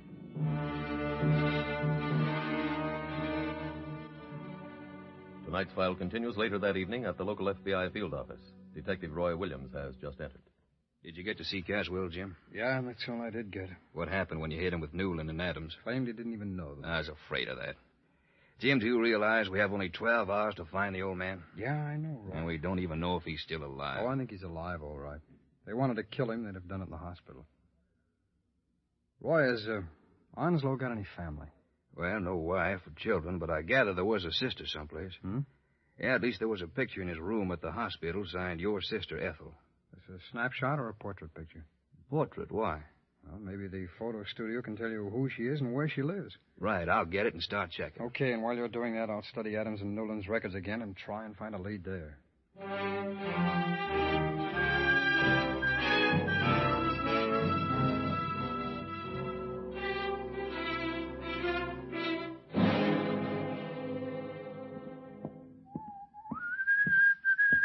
Well, what's with the jollies? Oh, it just happened to feel good. That was a quick cure. All I needed was a little luck, baby. Puts the ulcers right to bed again.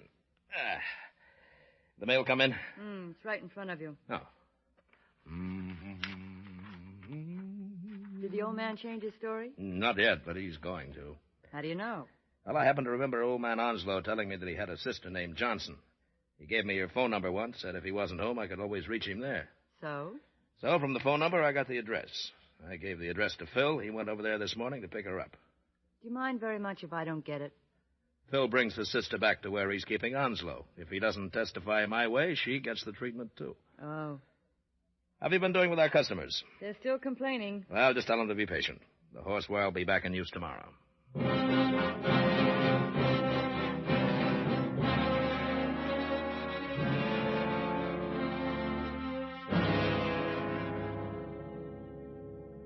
Roy, did you locate Onslow's sister? No, I got an address from that photographer, but she'd moved 6 months ago. And no forwarding address? No, but the department is checking every moving company in town. Yeah. Well, I spoke to my agent in charge. He didn't think there was any chance of getting another continuance from the grand jury. I know there isn't. We either come up with Onslow in the next hour or else. Hey, Roy, wait a minute. I just got a thought. What's that? We know the kidnappers had their shoes shined on that ferry, don't we? Mm-hmm. Now, let's assume for a minute we're the kidnappers. Now, we spirited old man Onslow out of the hospital onto the ferry. Mm-hmm. Now, if we had a car, would we get out and take Onslow for a walk so we could get a shine? Well, no, of course not. Okay. Now, if we were taking Onslow any distance after we got off the ferry, we'd need a car on the other side. That's right. Well, in that case, it would have been just as easy for us to use a car all the way and a whole lot safer. Yeah. Wouldn't that make it seem that the old man is hidden out someplace close to the ferry slip just across the river? Could be, Jim. But that district is crowded with tenements and cheap rooming houses. It'd be next to impossible to find anybody in that jungle if we had days instead of minutes. Well, there's no point just sitting around here and letting the clock run out on us. I'm going to take the ferry and canvass the rooming houses, coffee shops, diners. I sure wish I had jurisdiction over there. Well, I'll get some local help. Oh, by the way, Roy, why was old man Onslow in the hospital? Some kind of blood disease. Do you remember the name? No, the hospital could tell you. Okay, I'll check with them.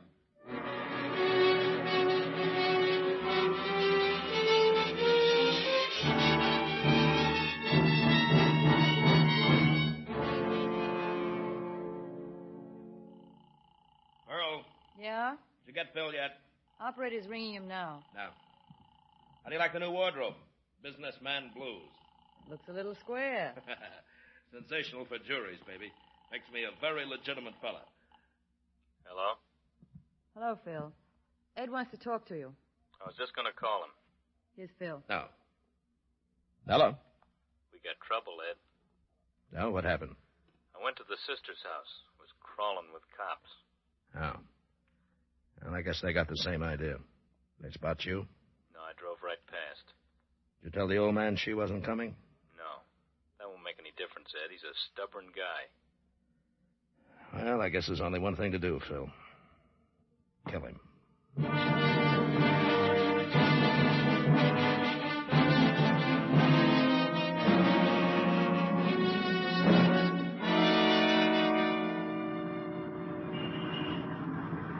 No place to park along here. Pull past the courthouse. That's where I parked yesterday. Okay. I hope Phil followed through. You can depend on Phil. I don't know why you didn't kill the old guy in the first place. That's too crude, Pearl. Having him testify for me would have been much better. You'd think he'd have been willing to after having worked for me for so long. Well, I guess I expect too much from people. Oh, there's the spot to park. Oh, yeah.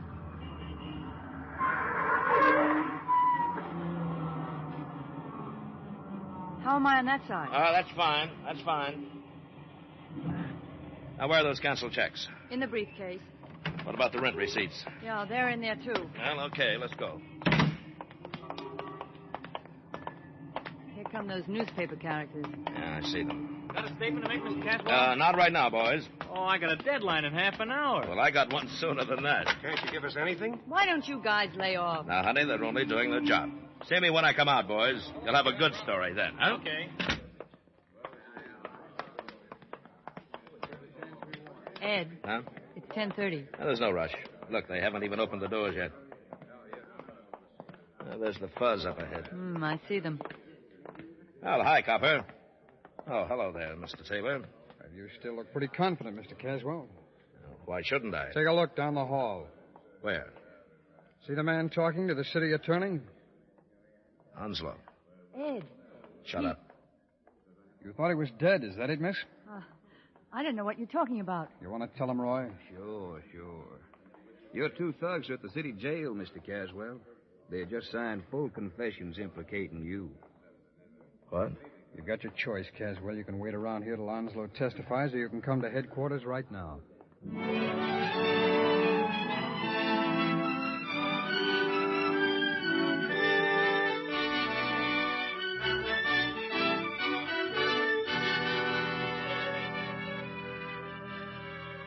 Ed Caswell, Pearl Sheridan, Phil Newland, and Paul Adams were all tried in federal court on a charge of kidnapping. Upon being found guilty, each received a sentence of life imprisonment. Tonight's case from the files of the Federal Bureau of Investigation is another in the long line of illustrations of the value to every special agent of the course of training he receives at FBI headquarters in Washington before being sent to a field office. Part of that training teaches a student never to evaluate the various clues in an investigation, for the one which seems most promising frequently leads to a dead end, and the one which at first seemed just another useless bit of information develops into the lead with which a case is broken open. For example, Special Agent Taylor was able to locate the hideout to which Ed Caswell's kidnapped bookkeeper had been taken because before starting his search, he called the hospital where Onslow had been a patient. The doctor there informed him that the old man was suffering from acute leukemia, which was being treated through the use of newly developed pills containing aminopterin. The doctor also said he had written a prescription for the pills and given it to Onslow in case he needed some while away from the hospital. Special Agent Taylor then proceeded to the district where logic had told him Onslow was being held. A visit to the neighborhood drugstores revealed one which had had a call for aminopterin and had delivered the pills to a certain address, an address which turned out to be occupied by Phil Newland, Paul Adams, and their kidnapped victim. In that way, another case from the files of the Federal Bureau of Investigation was closed, and a criminal dictator whose continued freedom had been a threat to every decent citizen was removed from circulation. But even more important, the life of an innocent person was saved. An innocent person who is now a living tribute to the fact that the special agents of your FBI are vigilant, tireless defenders not only of the liberties and properties of the American people, but also defenders of their very lives.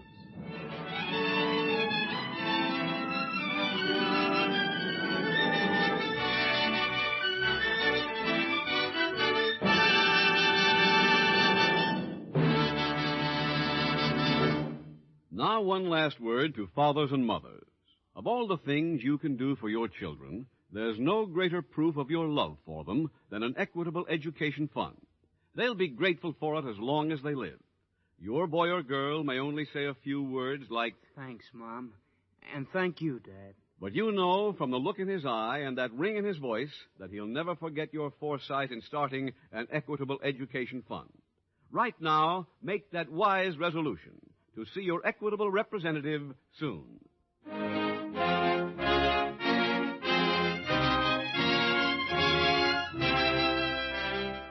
Next week, we will dramatize another case from the files of the Federal Bureau of Investigation.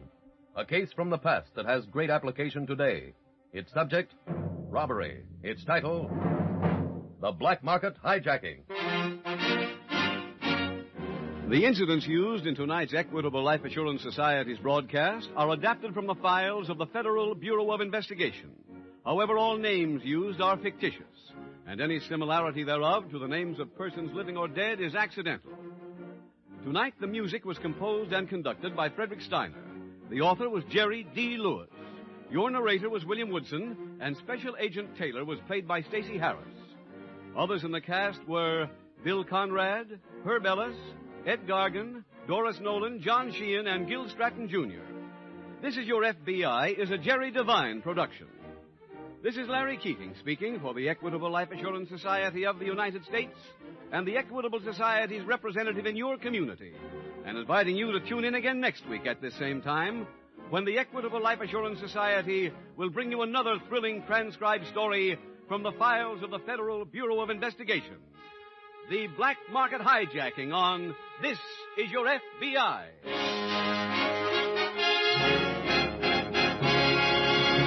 Stay tuned for the adventures of the Thin Man. Fun and excitement for the whole family when the Thin Man comes your way. This is ABC, the American Broadcasting Company.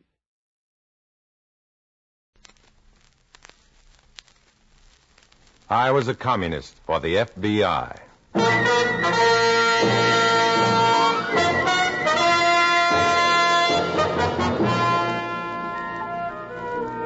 starring Dana Andrews in an exciting tale of danger and espionage. I Was a Communist for the FBI.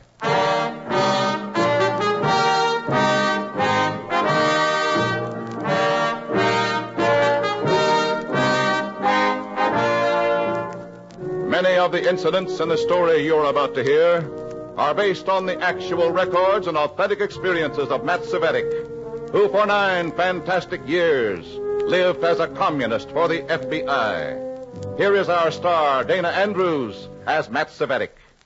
Music may be the universal language to all peoples who appreciate beauty. But during my 9-year stretch with the Reds, I learned that communists can't carry a tune. They stifle the talents of their great artists and find their melodies only in the cry of terror, the shriek of pain, the whimpers of defeated men. This story is writhing with communist music. In a moment, listen to Dana Andrews as Matt Cvetic, Undercover Man.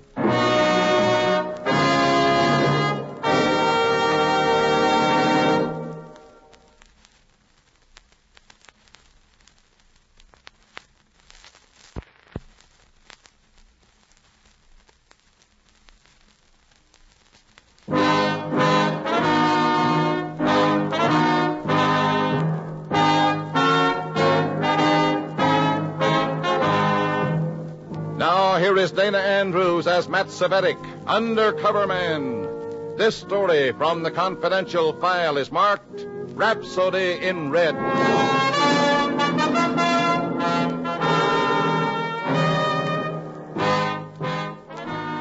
I don't dislike classical music. I just don't understand it. The opera makes me sleepy. A good symphony confuses me. I don't know a glissando or a cadenza from Beale's Calipini, but I'm a music lover. No, not because I love music.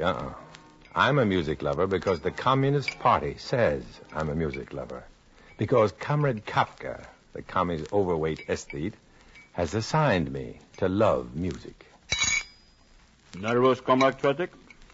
No, Kafka. Annoyed. The food is good, is it not? Yeah, delicious.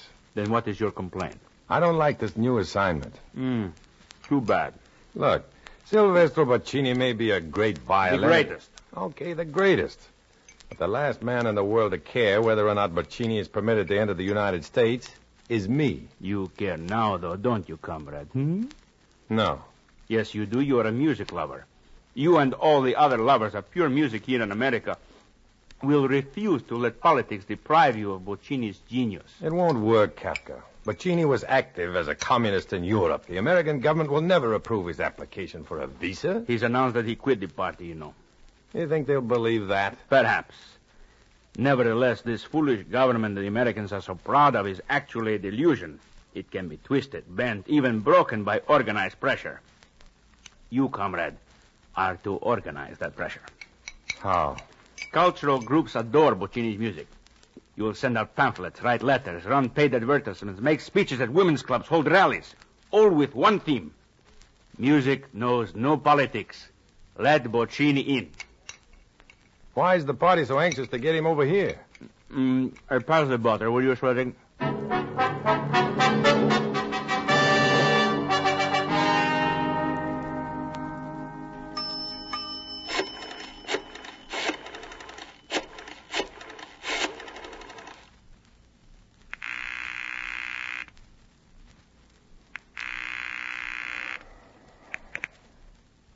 Beaker, this is Red. Hi. What's new? Say, has the FBI cleared Boccini's visa yet? The violinist? Yeah. No, not yet. We're still working on it. So far, he looks pretty clean. Did he actually quit the party? Or was that just whitewash talk? No, he quit them cold. Been working against them for the past 2 years, in fact. Why do you ask? The Reds want him over here. They're organizing a pressure campaign to get Boccini into America. How come? I don't know, and I can't find out. Well, it'll take a little time before the Attorney General passes on the visa. That'll give us a chance to re-examine the case. Okay. I'll keep on fishing. Maybe I'll hook a revelation. All right, Matt. Just be careful. Don't get your lines tangled.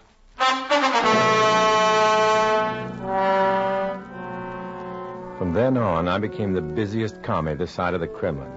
The Universal Language League was organized, and I was appointed chairman. Our goal, music without politics. Chapters were set up by red groups in major cities all along the eastern seaboard. Members were recruited from sincere music lovers, professional and amateur, with ears for immortal melody, but no eyes for communist treachery. Svetik, what is this letter? Huh? Oh, that's one of the form letters we're sending out. Shall the music lovers of America permit the so-called government of the people to deprive them of Boccini's violin virtuosity? It's no good.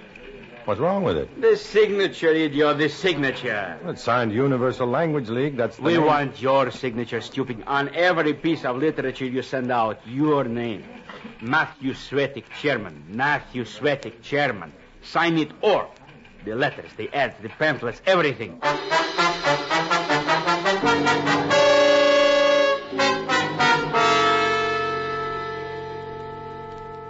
Still don't know why they're doing it, Matt? No, Beaker. They're obviously setting me up for something.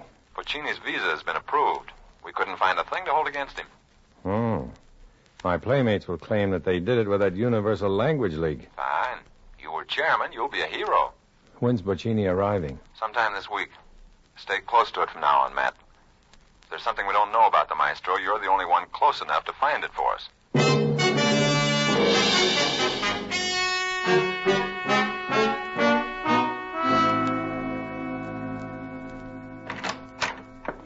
Svetik.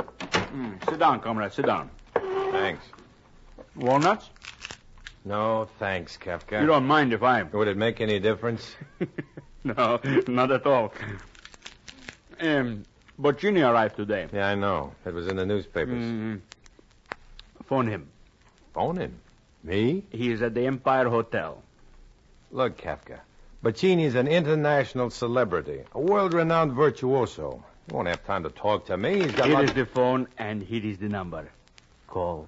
But I'm not in the... Comrade, your name is Svetik. Matthew Svetik. The name that led the campaign to admit Boccini to America. Here, phone him. Tell him you want to meet him. You are a dedicated music lover paying homage to a great artist. Call.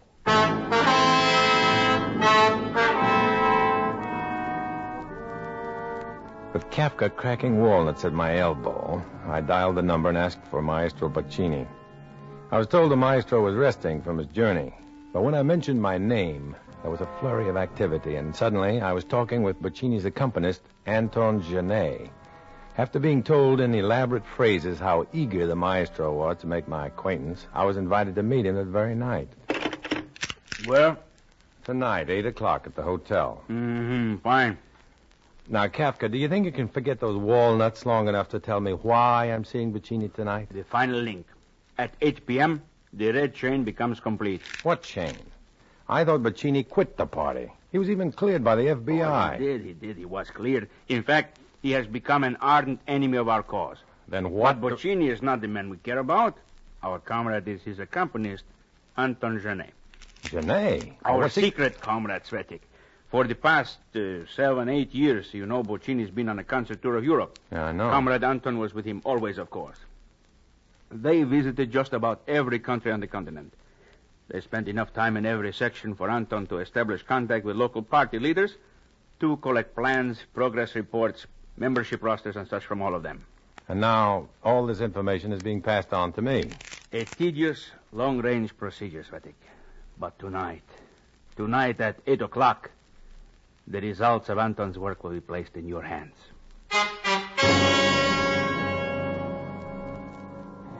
I had until 8 o'clock, a little less than 3 hours, to tell the FBI about Anton Genet.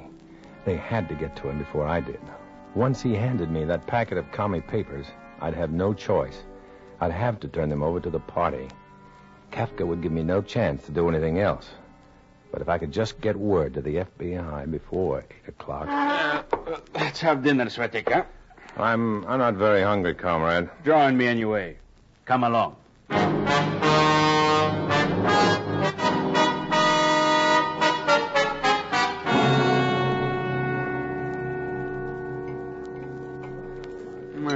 You're not eating, Svetik. I told you I'm not hungry. Worried about your meeting tonight? A little, yes. You should be. Anton has spent years accumulating that information for us. A slip-up now would be catastrophic. The gravy, please, Svetik. Svetik, the gravy. Oh, the gravy. Yes. Okay. Look out, you idiot! Oh, gosh, I'm sorry. I apologize to me, you fool. You spilled it all over yourself. Well, I better get some water and wash this out before it stains. Svetik, just a minute. Svetik! I'd ruined a pair of trousers to do it, but it was a good investment. At least I was free of Kafka for a few minutes. Long enough to put a phone call through to the FBI from a phone booth just inside the men's lounge.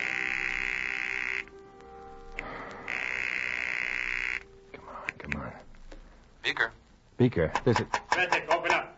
Open this door. Hello? Uh-oh. Hello, who's this? Svetik. Hello?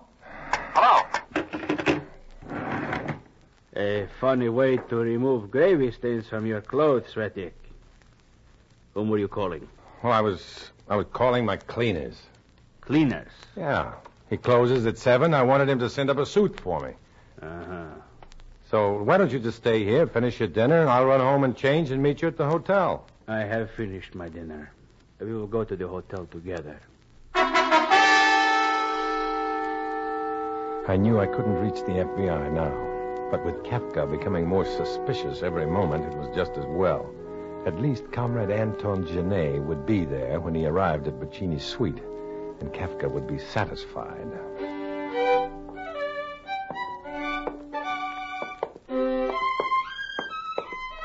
The maid admitted us. We were led through Boccini's luxurious suite to the room in which the maestro was practicing. It is no good. No good. Something wrong, maestro? Wrong? The world spins on its axis upside down, and you ask what is wrong. Which of you is my friend, Svetik? Oh, I'm Svetik. This is Mr. Kafka. How do you do, maestro? You must forgive me, gentlemen, to meet you in this state, but... Oh, what use is it? He's gone. Gone? Who? My accompanist. Gone. Anton Genet. Gone. Where? Where did he go? He did not go. He was taken. The American FBI Bureau has come and taken him away. What? The FBI? What for? Why? For questioning. They said questioning. I wonder how they knew, Svetik. I wonder how they knew.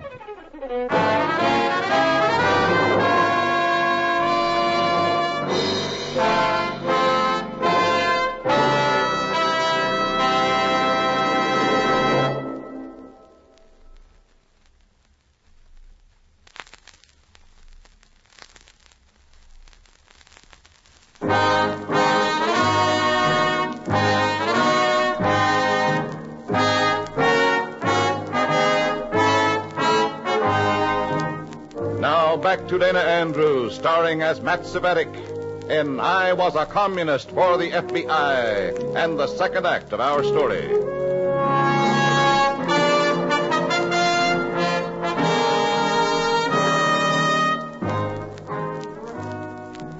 They had sent him all over Europe, hiding in the shadow of Maestro Silvestro Boccini, to collect information for the commies. They had sent him across the Atlantic to America to deliver that information to the Communist Party USA. And now, Anton Genet was gone, taken by the FBI. And Comrade Kafka seemed certain that I was the cause of it all. Oh, Maestro. Maestro Boccini. Oh, Maestro. Huh? Tell me, what reason had the FBI to take Anton? What matters the reason, Svetik? He is gone. The greatest accompanist the world over, and he's gone. But why? It does not matter, Svetik. The harm is done. I think we should leave the maestro. No, not yet, Kafka. To think I had to be the one. I, his friend, his colleague. What is that, Maestro? The essence of our friendship. Heartbreak that I was forced to do this. Well, it almost sounds like you turned him over to the FBI. I did. What? You... I wonder how he knew, Kafka. I wonder how he knew. Boccini told us how he'd come to suspect Anton during their last European tour. How Anton would spend hours at dismal proletarian cafes when he should have been rehearsing. How local Red leaders appeared backstage in every city. I was clear of Kafka's suspicions now, but those party papers were still at large. He was frantic to find them. If the FBI had them, they had enough evidence to incriminate commie leaders on 3 continents. If Anton had hidden them, they had to be found quickly. But until we knew Anton's fate at the FBI, there was nothing we could do. Kafka and I parted at Boccini's hotel, and on my way home, I made that telephone call I've been trying to make all evening.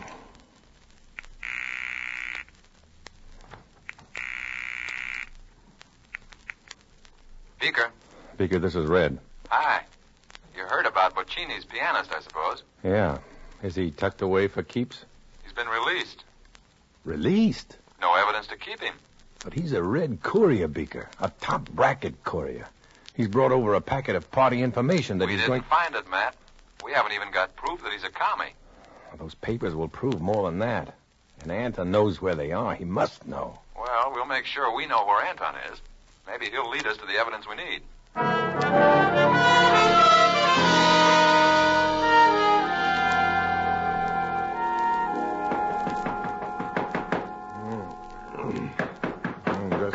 Just a minute. Just a minute.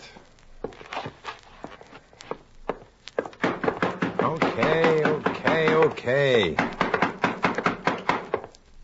Who is it?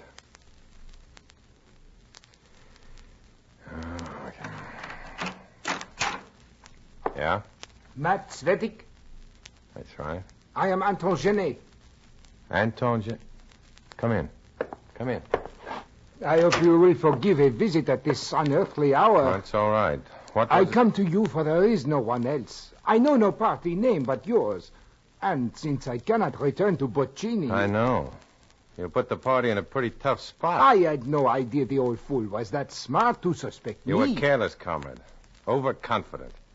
Now, all that information you brought over here for us will fall into enemy hands. No. It has not as yet. That I know. Where is it?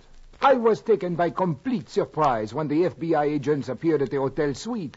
I could not let the FBI find that party data on my person. You left it in the hotel suite? Oui. Inside a violin. What? Inside one of Boccini's violins. One of his violins? How many does he have? A Stradivarius, which he uses only in concert, and 3 others on which he practices regularly. The Strad is kept in the hotel vault. Then the papers are in one of the other 3. Suppose he uses that one. He's bound to discover the papers. That is why I have come to you, to arrange that we repossess the papers from the violin before... You are a fool, Anton. No, comrade, I had no choice. I had no time, no range in which to work. My one thought was to hide that packet of information somewhere, anywhere. You're coming with me. To Boccini? No, then he will know you are a worker for the cause, too. Not to Boccini. To Comrade Kafka at party headquarters. But why? For discipline, comrade. I'll let him decide your punishment for failure. This was the only way I could be sure Anton would be kept out of the way. I knew Kafka would keep him in custody before turning him over to the Control Commission. And I knew, too, that I could talk Kafka into sending me to Boccini's, for I was still the maestro's champion, the chairman of the Universal Language League, fighting to keep music free of politics. When I was ushered into Boccini's suite, the maestro was in conference with 4 or 5 earnest-looking businessmen. He excused himself, met me in the hall, and waved away my apology for intruding. Business problems, I hate them. You have something on your mind, my friend. Well, this is just a little something about the Universal Language League. It can wait. The League did not wait in its fight for my visa. What can I do for you? Well, the League is preparing some publicity pictures about you and, your story. Good. I will be delighted to pose. Soon? As soon as my violins are returned. Returned? Yes. Elio has them. Who? Elio, the greatest violin maker this side of the Atlantic. Oh, I see. And, this Elio... An old man, but a virtuoso of the repair shop. He works quickly. A day, 2 days, and the violins will be back with me. Then, my friend, you may have all the photographs you wish.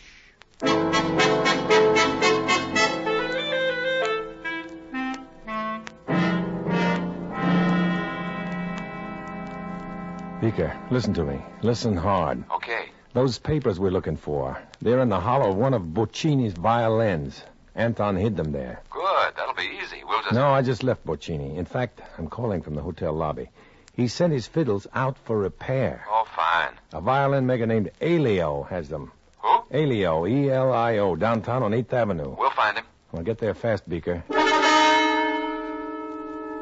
There, done. Barring any unforeseen obstacles, those papers were destined for the FBI files. I hung up, stepped out of the phone booth, crossed the lobby toward the exit, and bumped right smack into one of the unforeseen obstacles. Well, Svetik, you look pleased. Oh, Kafka. You found the party documents, I trust. No, I haven't. You haven't? Then where are they? Boccini sent the fiddles to a violin maker downtown. No. Yeah, they're down there now. Is that why you were making that phone call? Yes. I was calling Elio, the violin maker. I wanted to be sure he hadn't started work on the violins yet. And? Well, he hasn't. If the papers are there at all, they're untouched. Then let's go. No. Come on, Svetik, let's not waste time. We were on our way to Elio's place, while I prayed secretly that the FBI had time to get there first. One moment, Svetik. That's the shop up there, is it not? Yes. There are 3 violins here, you say? Yeah. If one contains that packet of papers, it is bound to have a muffled tone, correct? Sure. But you'd have to play them to find out which one. Exactly. We will have our newfound friend, Elio, play them for us.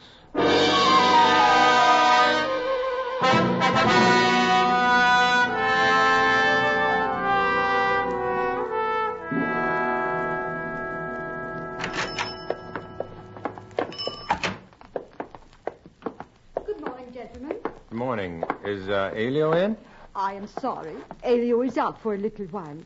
Is there something I can do for you? I am his wife, Tina. Well, no, I guess not. We'll come back later. Just a minute. We are old friends of Elio's, Tina. This is Mr. Svetik. My name is Kafka. How do you do? But I don't recall... Last time we saw Elio, we talked about Silvestro Boccini, our idol, you know. Oh, Boccini. Oh, why, yes. Yes, a great artist. Elio claimed that Boccini's tone, that gorgeous, rich tone he's famous for, is more the work of the violin maker than the virtuoso himself. Well, now Elio talks big sometimes, you know. Well, Elio promised the next time he had one of Boccini's fiddles in his shop, he would demonstrate how the tone is produced. Oh, why, we have 3 of Boccini's right here now. Ah. See? I show you. Well, can you play them for us, Tina? You mean play on all 3? If you don't mind. Well, if you do not mind poor playing. Well, here, try this one first. Well, let me just get some rosy. 3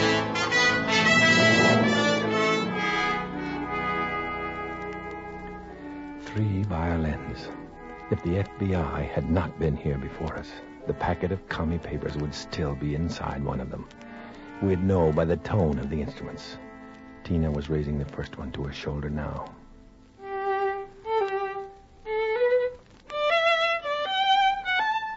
She plays very well, doesn't she, Svetik?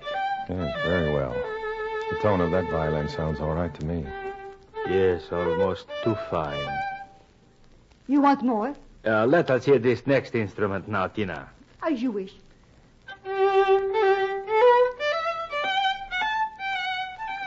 One down, 2 to go. Never before had the tone of a violin seemed so important to me, never. And this one as pure and as unmuffled as the first. Oh, sounds good, Kafka. Yes, good, too good. There is only one more, Svetik. It must be that one. It must. You're playing better all the time, Tina.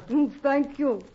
Can you judge the tonal differences in the instruments, gentlemen? Well, not too well, but then we're just... Here, play this one. Hurry.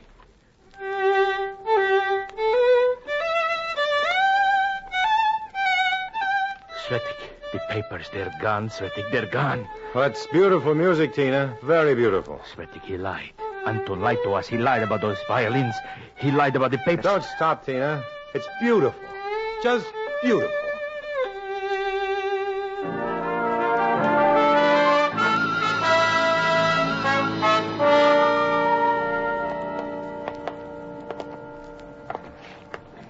Are you coming with me, Svetik? Where to? Party headquarters. There is a large score to settle with Comrade Anton. Lies, incompetence, failure. He will be held fully responsible for whatever becomes of those papers. Well, I'll stop by later. Where are you going? Pacini is giving his first American concert tomorrow night. Thought I'd buy a ticket. I'm a music lover now, you know.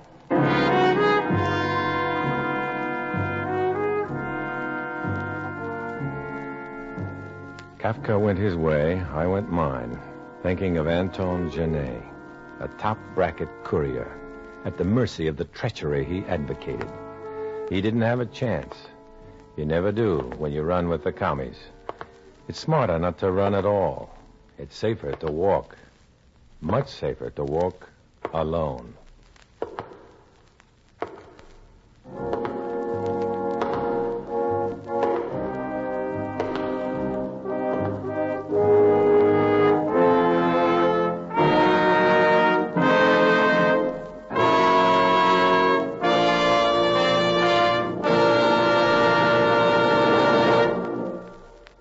Dana Andrews will return in just a moment.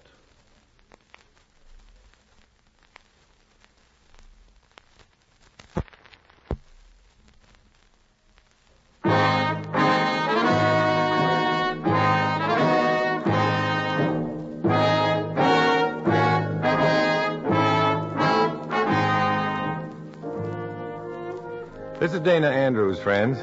In the story you've just heard, names, dates, and places are fictitious to protect innocent persons.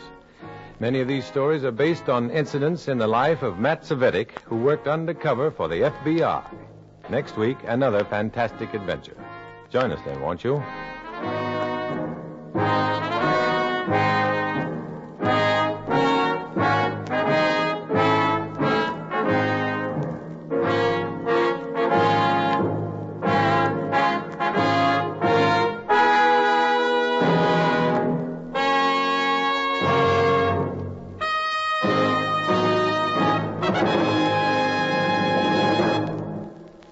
Transcribed.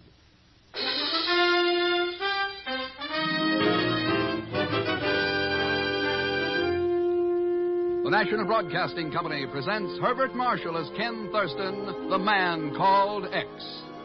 Wherever there is mystery, intrigue, romance, in all the strange and dangerous places of the world, there you will find the man called X.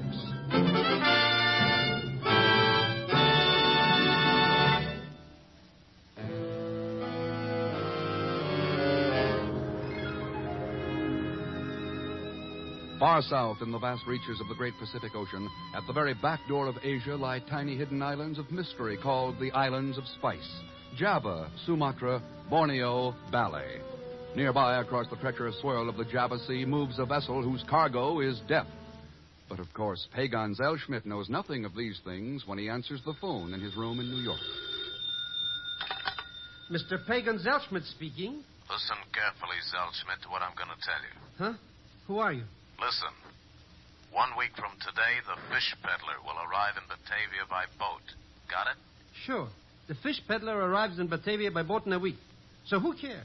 Mr. X might care. Huh? Why should he? Mr. Who? I don't know anybody with a name like that. If you know what's good for you, you'll get this information to Ken Thurston right away. But if you wanted him to know, how come you didn't call him yourself? Because he'd have figured some way to trace this call. You're not that smart. Hey, wait a minute. Hello?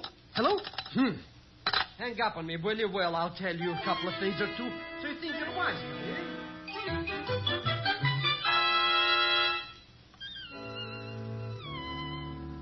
Well, it was very nice of you to give me $100, Mr. Thurston, but of course, I didn't really expect anything, you understand, just for delivering your message. Oh, sure, Pagan. We forced it on you. Well, Ken, this could be the break we've needed for 2.5 years.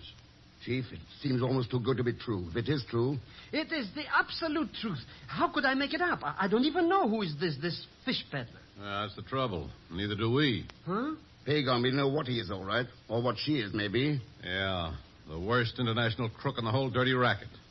The fish peddler's been back at the scenes in the taking over of every country in Eastern Europe for the past 10 years. Buying and selling information, bribery, assassination. You can throw a good chunk of Asia into that pot, too, Chief. And come up with a winning hand. China, Korea, French Indochina. Oh, but how could one person do all those things? He or she has got a string of agents scattered all over the world, known as the Net. And we don't know who any of them are. But this may be the chance, Chief. It wouldn't be the first time one of those boys got soured up on that kind of a setup. And did some straight-from-the-shoulder talking. Yeah. You think that accounts for the phone call? Could be. Anyhow, Pagon and I are going to the East Indies and find out. Huh? But Mr. Thurston... Pagon, if this turns out to be one of your bum steers, I want to know exactly where to lay hands on you. Chief, I'll wire you from Macassar. Macassar? I thought that message said the boat would arrive in Batavia. The Dutch Airlines office says the only boat due in Batavia 1 week from today is a cargo liner from Macassar. Makes a 3-day run across the Java Sea. And I'm going to be on board.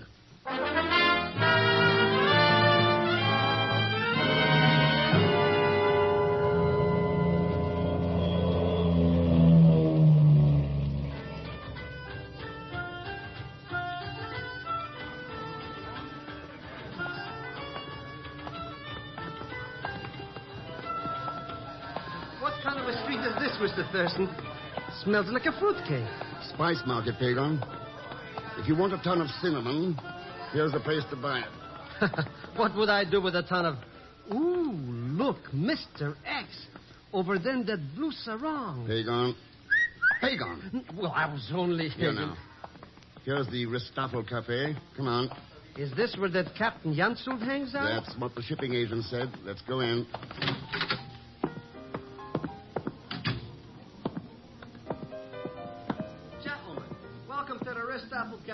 Thanks. We're looking Always glad to see a new face. Step right in and shake hands with Michael Joseph Zicciatella, the tomcat of the keyboard. Hiya. The world's greatest hot piano player, bar none. Sit down, sit down. You asked me about Ellington, Jelly Roll Morton. I never heard of him. Here, take a listen. How about it? Yeah. Well, that's... Right. Used that as my theme for 16 months at a nightclub off Piccadilly. Went from there to the Follies Bergère. Played a full season back in 27. Hey, remember this one?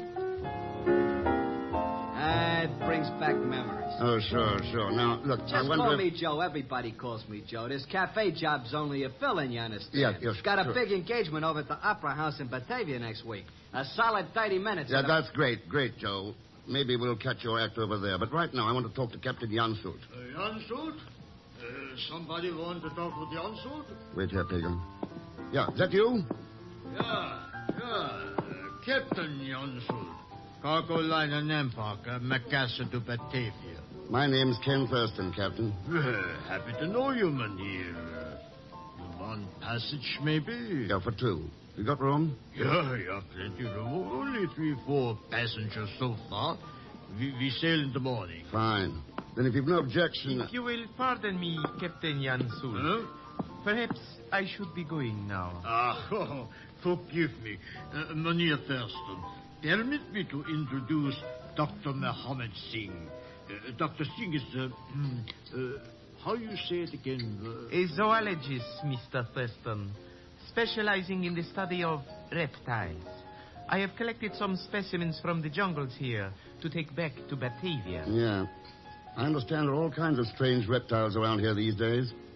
I hope you're satisfied with the specimens you've collected, Dr. Singh. Oh, yes. Yes. Quite satisfied, Mr. Thurston. They will make excellent additions to my collection. All of them are quite vicious. Quite deadly. Snakes in boxes. It's a funny business. Yeah. You're sailing with us then, Dr. Singh? That is correct, Mr. Thurston. I trust the voyage will give us time to become better acquainted. And perhaps if circumstances allow, you will be able to make the acquaintance of my reptiles also. I'm certain you will find them most interesting. Yeah. Thanks for the kind invitation. It will be my humble pleasure, Mr. Thurston. I will see you later then. Sure. See you on board, Doctor. It is a funny cargo sometimes I carry. Yeah. Especially funny on this trip. Huh? Captain, one of your passengers happens to be wanted. Wanted, Mynheer? Yes, by almost every one of the Western nations in the UN. You mean he's... Oh, yeah. know maybe who it is? Not yet. I may need your help. Mynheer, it is my business to haul cargo, haul passenger. It's not my business to catch criminal like this one. It no bother me. I no bother him. I no want trouble with nobody. I just mind... Going to take me to dinner? Oh, Your Honor, well, I forgot you coming here. Mynheer Thurston is Johanna. How do you do? Is this your daughter, Captain? Yeah. Maybe we go eat now, Johanna, huh? Glad to, Pop. I'm starving. Yeah. Well, come. I'm happy to have met you, Miss Jansult. Are you going with us in the morning by any chance? What? Why, yes, Mr. Thurston. I am, as a matter of fact. Why do you ask? Oh, let's not bother with it now. We'll have a lot of time to talk about it before we get to Batavia.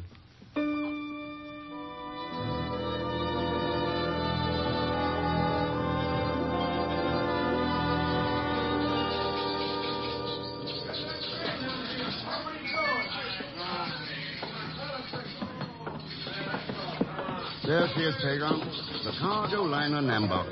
Macassar to Batavia. That? Looks like a rusty old bathtub my Uncle Ahmed once gave to my Aunt Zenobia for a birthday present. Yeah. Not as trim as most of the Dutch ships you'll see in these waters. Maybe this Captain Jansult has got worries on his mind that don't pay attention enough to business. Could be, Pagon. Here, let's get aboard. Oh, sure. How that old geezer ever got such a luscious lollipop for a daughter like that Joanna? Going somewhere, mister? Yep. Aboard the Nambok. Any objection? Maybe. What's your name? Ken Thurston. And I'm Pagan Zelschmidt. We're both of us going Yeah, I know. Maybe someday the skipper will learn that passengers are bad luck on freighters. Never seen any yet that didn't bring trouble with them. Sounds like you're expecting some on this trip, mister. Who are you? Anderson, first officer. And you're right. I am expecting trouble. Plenty of it. Any particular kind? With rusted boilers ready to blow, bow plates ready to split wide open if we hit even a lemon crate.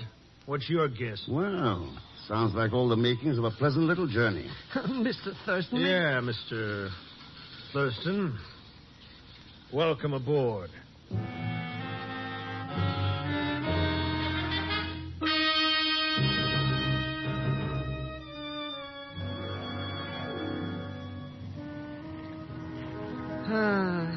I should have that little cookie in the blue sarong on this trip, Mr. X.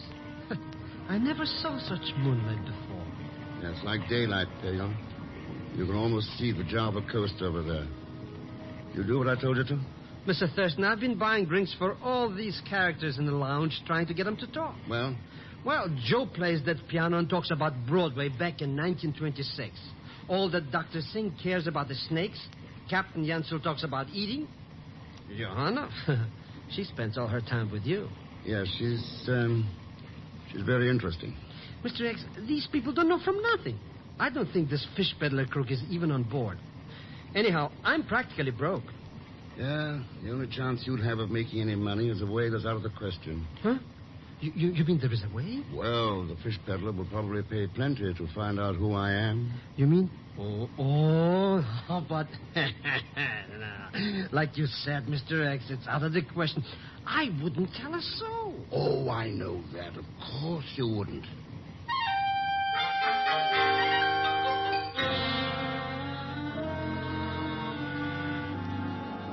No, Pagan, as a matter of fact, I don't know who he really is.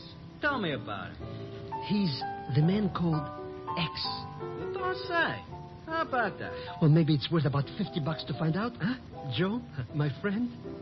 As a matter of fact, Pagan, my friend, I was wondering if I could borrow about 5 from you. Just until we get to Batavia, of course. Of course, I wouldn't tell this to another soul, Dr. Singh, but Mr. Thurston is really called Mr. X. So? I find this most interesting. Most interesting. So maybe it's worth about $100, eh? Mr. Zelschmidt, to a poor scientist, such an amount seems staggering.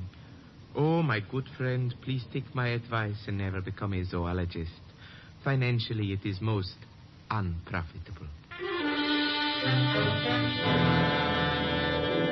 You mean Ken Thurston, the man called X. Oh, sure, I know him for years.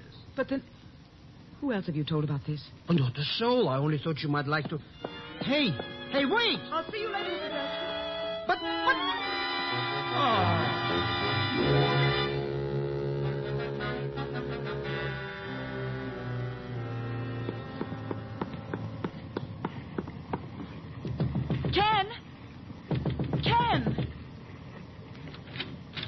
Ken? Are you in here? Is that you, Ken? Who are you? Who are you? Wait! No! No!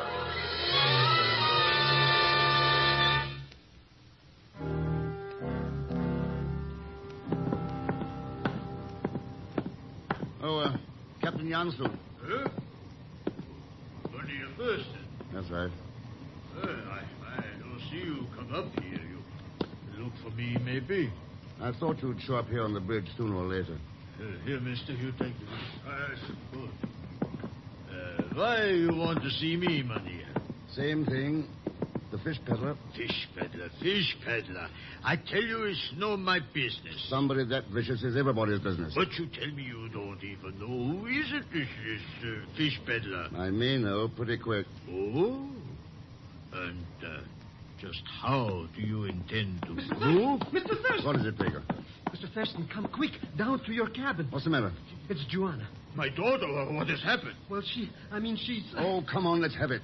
She's lying in a door at your cabin, Mr. Thurston. Somebody killed her dead. Blood all over.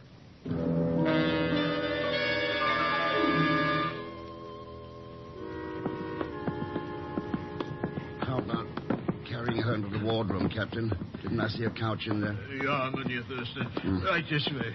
Oh, my poor Joanna. Easy. Stay on easy. Watch your step. Poor little Petunia. I wonder who could be such a dirty no-account. Yeah. Here, the wardroom. Right over to the couch with her, Pagon. Easy now. There. Now, Captain, what about your first aid equipment? Yeah. Right here it is. But will it be enough for my poor little girl? We'll soon find out. Now, let's see. Oh, poor. Hand me that roll of gauze, Pagon. Here you are, Mr. Thurston. Thank heaven she is not dead. When here's Zelsmith, you come to preach and say my daughter is dead, and I think I'll die too. Right there. Well, she looked kind of dead. No wonder. Whoever did that wasn't fooling. Monsieur Thurston, if I ever find who has done this, with these two hands, I break his bones into... And I know someone who'll lend you a helping hand. That's the best I can do. Do you think she will be all right, Monsieur? I'm no doctor, Captain. My guess would be that the sooner we reach one in Batavia, the better. Well, I will order them full speed ahead. If the boilers I burst, I will get my Johann. Himmel, what is that? Hey, sounds maybe like a torpedo or a pirate or a mine. Or maybe somebody called the fish peddler, Pigger. The fish peddler? Hey, now the engine stopped. Oh, Himmel, what is happening on my ship? I think we better find out. Come on. Yeah, sure, Monsieur. We must get those engines going here. Otherwise, my Johanna might... Well... Doctor. Good day, Mr. Thurston. How long have you been standing outside the wardroom, Dr. Singh? Standing, Mr. Thurston? You are mistaken. I was approaching the door as you opened it. It was my intention to inquire as to the well-being of the young lady. My daughter, Johanna? Yes. I trust her injuries are none too serious. Is that just sympathetic solicitude, Doctor, or a more personal concern? I fail to grasp your meaning, Mr. Thurston. Do you? Then how come you knew that Johanna had been injured in the first place? It was your most estimable friend, Mr. Zelsmith, who informed me. That's a lie. Besides which, it isn't true. I didn't tell nobody nothing. So then, if nobody was telling you, there is only one answer. You were the one who... With these hands of mine, I will take Hold you it, and I... Hold it. Let's get an answer first. All right. But it had better be an excellent one. Yeah. Yeah. Well, Dr. Singh, what is your answer? When I gave you Mr. Thurston, I heard Mr. Zell-Smith informing you and Captain Jan Sult of the unfortunate occurrence to Miss Johanna. It was purely sympathetic solicitude, as you put it, that prompted my inquiry as to her present state of health. Now do I receive an answer?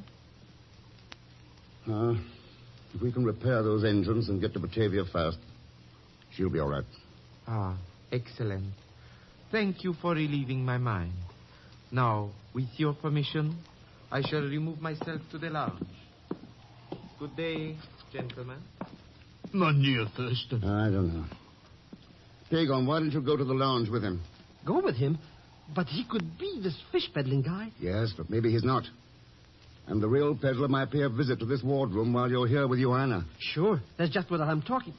He might? Make up your own mind, Pagon. Come on, Captain. Let's take a look at that engine room. Ja, Mynheer Thurston, those engines, we must get them running again. But Mr. Thurston. But Mr. X.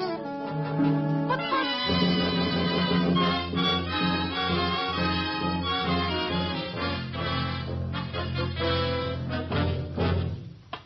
Is that you, Captain Janssen? Yeah. What has happened down here with the engines? That explosion aft damaged the rudder. She wouldn't answer the wheels, so the first officer had to stop the engines. Just where was that explosion? Aft somewhere else. The first officer's checking on it now. All right. Keep steam up. They're going to need it. Aye, aye, sir. Come on, Captain. Let's see what the first officer can tell us about this. Maybe he... Mynheer Thurston. Yeah. Let's get up there. Fast.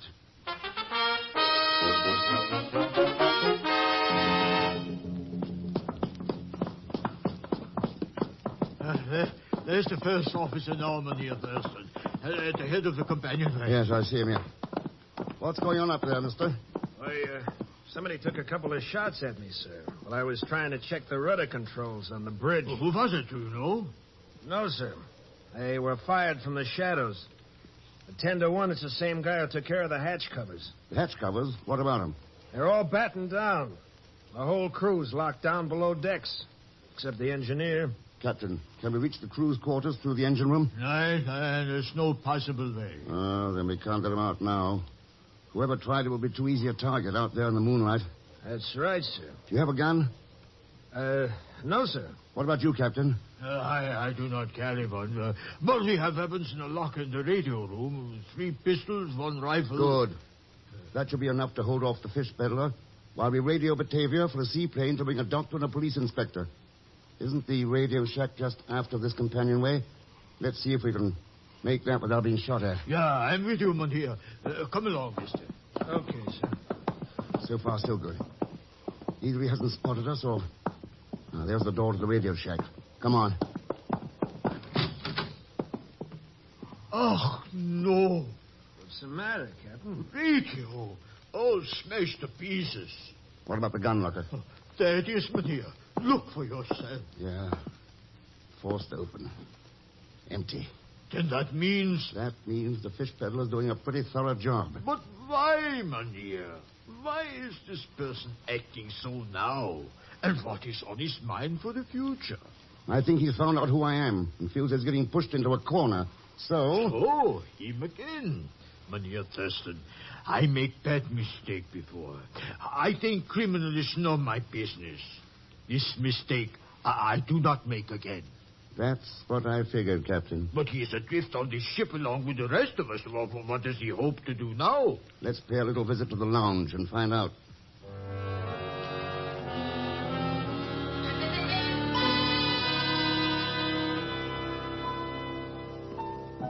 Hello, Mr. Thurston. Everything is under control. Yeah, I can see it is, Pagon. Step right in, gentlemen. Bend an ear. Won't cost you a cent. Thanks, Joe. Glad to find you and Pagon in such a cheerful frame of mind. Why not? We're going to get mitered, we're going to get mitered. That's all. Why don't you have a little drink, too? No, thanks. Pagon, where's Dr. Singh? Who knows? I was keeping a very close watch on him. But all of a sudden, poof, he was gone. Oh, sure. Then, except for him and the crew below decks, all of us are right here in the lounge. Johanna! We forget about Johanna, Mynheer. Is she all right, you think? I locked the wardroom door, Captain. It's right. I forget. Well, what we do now? We identify the man I'm after. How you find out? Who is he, Mr. Thurston? Right now, he's probably the only person on board beside me who's got a gun. That's all I wanted to know, Thurston. Don't move. Ooh. Well, Joe, so you're the fish peddler. Smart guess, Thurston. Only it's a little late. I'll take your gun. Thanks.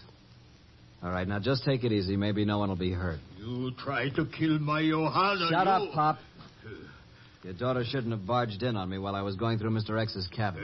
Well, Joe, what are your plans? Very simple for a spur-of-the-moment idea. It's less than 10 miles to the Java coast, so I'm taking the power launch and heading in. I see. And with the ship's radio knocked out and the motors dead, we don't have much of a chance of contacting anybody before sometime tomorrow. That's right. Now let's go out and lower the launch. If you do a good job of it, maybe I'll let all of you wave goodbye to me.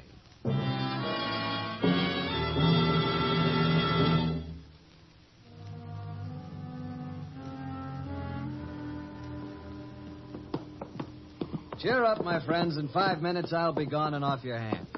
Now, here. Gentlemen, what is happening? Dr. Singh. Been looking for you, Doctor. Come on, fall in with the rest of them. Mr. Thurston, why does this man have a gun?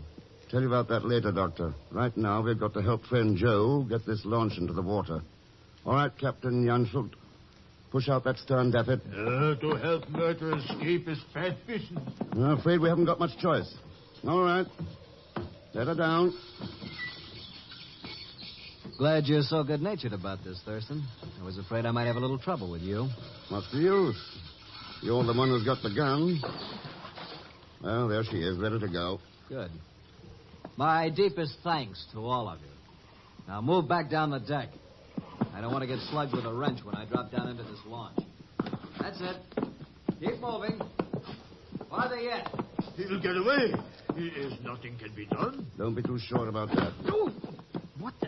Mr. X, and this coil of rope. Guns! Guns! Hey, will you shut up? So you found him, huh? Hit the deck fast. Give me that gun. He has hidden behind that ventilator. Yeah, he's under cover, but he can't move away from it. But these guns. I found them, where he'd hidden them before we went into the lounge. I was waiting till he went over the side. All right, Joe. Game's over. Come on out. Thurston? I think we can make a deal. Not a chance. Not even for the names and addresses of the net? The rest of my organization? Huh? I've got a list of all 26 of my agents here in a notebook. Well? I can toss it to you, or I can throw it overboard. It's up to you. What do you want for it? Your word that I can leave in the launch without being shot at. It's a deal, Joe. Let's have the book. I thought so. Here. Maybe we'll run into each other again sometime. So long, chums.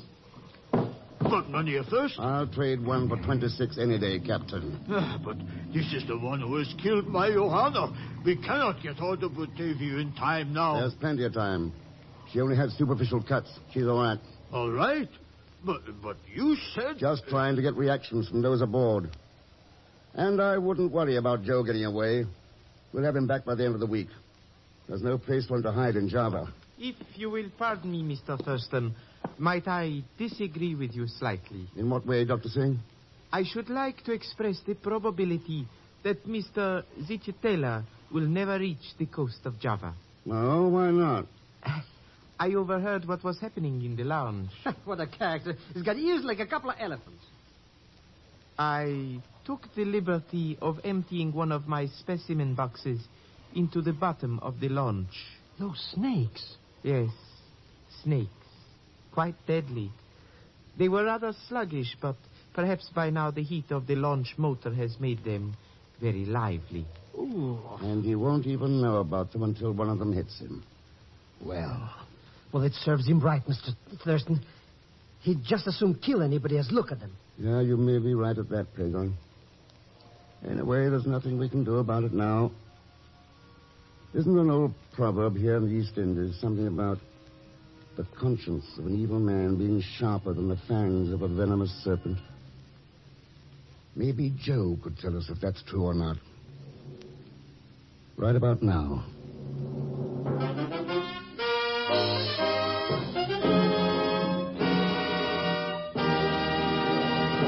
Now, here is our star, Mr. Herbert Marshall. Thanks for being with us. Next week, our story is called A Journey to Xenophon. A journey that is started by an innocent old lady and ends with Mr. X encountering one of the most vicious international rackets of his career. And as usual, where rackets are concerned, we find his playmate, Pagon Zellschmidt, portrayed as usual by Leon Belasco. So join us, won't you, when next I return as the man called X. Good night.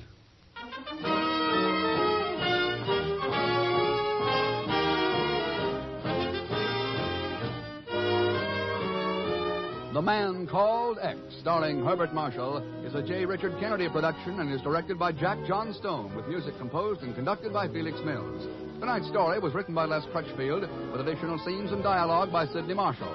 All characters and incidents used on this transcribed program are fictitious, and any resemblance to actual persons or incidents is purely coincidental. So until next week, same time, same station, this is Jack Latham saying good night for The Man Called X. 3 chimes mean good times on NBC. The chimes ring for Dennis Day and Judy Canova tomorrow night on NBC. Dennis gets himself into more merry mix-ups, but still has time to sing in his beautiful tenor voice. And Judy Canova goes operatic tomorrow because her guest on the Judy Canova Show is Ezio Pinza. The Equitable Life Assurance Society presents This is Your FBI.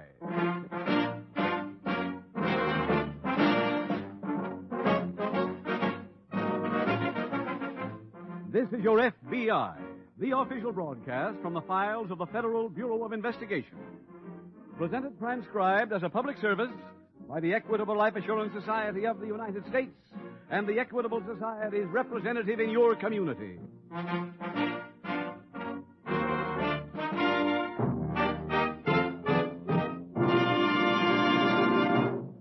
Again and again, regular listeners to this Equitable Society program write in and say nice things about our commercial messages. They say that our Equitable commercials are packed with helpful and useful information, presented in a sincere and reasonable way. You'll find tonight's middle commercial a perfect example of this. It deals with college education, shows why it's such a good investment for your children, then outlines a simple, painless way to pay for those 4 years in college. If you have ambitions for your children, you'll welcome this information from the Equitable Society coming in about 14 minutes.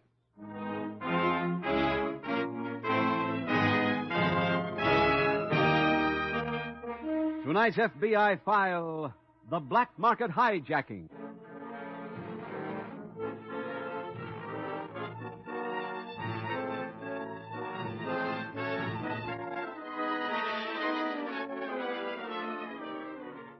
"5 years ago, there was great joy throughout this nation, for peace at long last had returned. Americans who had given of their youth were getting ready to start the long voyage home, the long trek back to civilian life, back to a way of life they had fought to protect. Painters in every city were busy writing the words, 'Welcome Home' on smokestacks, storage tanks, and every other available space. From coast to coast, the face of America was being lifted. For here was a nation getting ready to enjoy an era of peace. And now, only 5 short years later, there are young men in this nation receiving letters which start, 'Welcome, you have been chosen,' and go on from there. Letters from their draft boards. Factories which had just about gotten themselves switched from war work to civilian production are undergoing reconversion once more. And the morning paper is again alive with words America had almost forgotten. Words like General Pershing tank, bazooka gun, and P-80 shooting star. There are other words, too, making their reappearance. Unpleasant words that bring back unpleasant thoughts. Rationing, price controls, hoarding. A man who spent the last 5 years asleep could wake and follow any conversation, could pick it up where he had dozed off. As yet, there are no black markets, but there are gray ones, because a few selfish people have caused a temporary shortage by purchasing beyond their possible needs. For that reason, the Federal Bureau of Investigation has chosen for dramatization this evening a case which took place in World War II. Maybe you'll remember it.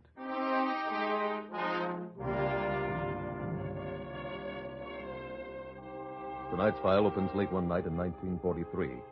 Two men ride a small boat across the river, one at the wheel, the other peering through the thick fog.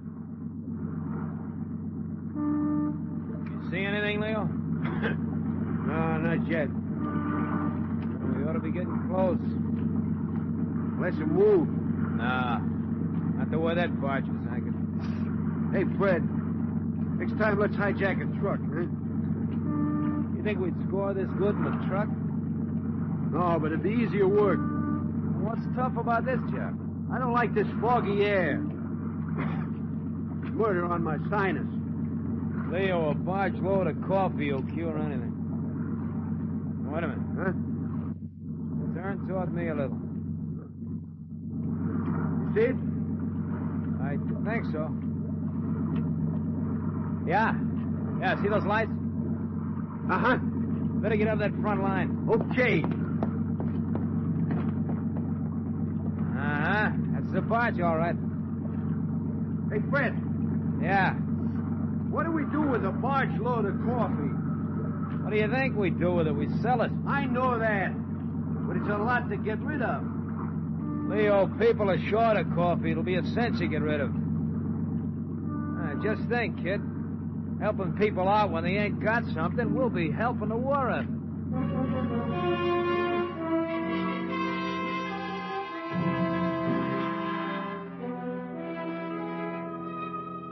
The following morning at the FBI field office in a nearby city, Special Agent Jim Taylor approaches the desk of Agent Elliot Warren. Welcome back to the office, Elliot. Thanks, Jim. You chased that young man all the way across the continent, didn't you? Just about. Well, I think you can settle down for a while. We've been put on one that has a local angle. Theft of government property. A barge load of coffee belonging to the Army was hijacked last night down the river at Auburn. There shouldn't be too much trouble locating a stolen barge. Well, the barge wasn't taken. The hijackers knocked out the watchman and ferried the bags of coffee ashore in a launch. You interviewed the watchman yet? No, the Auburn police have. Said he'd been assaulted by two men. He couldn't describe them, though. The fog was too thick. They must have come aboard in a boat. Yeah, they couldn't describe that either. But the police covered the shore this morning. They found a spot where a launch had been run in a number of times, and there were two sets of tire tracks on the beach, made by trucks. Did they lead any place from the beach? No. Hey, you ready to start working on this? Well, I've got just about one more hour's work on this report. Okay. I'll run down to Auburn and interview that watchman.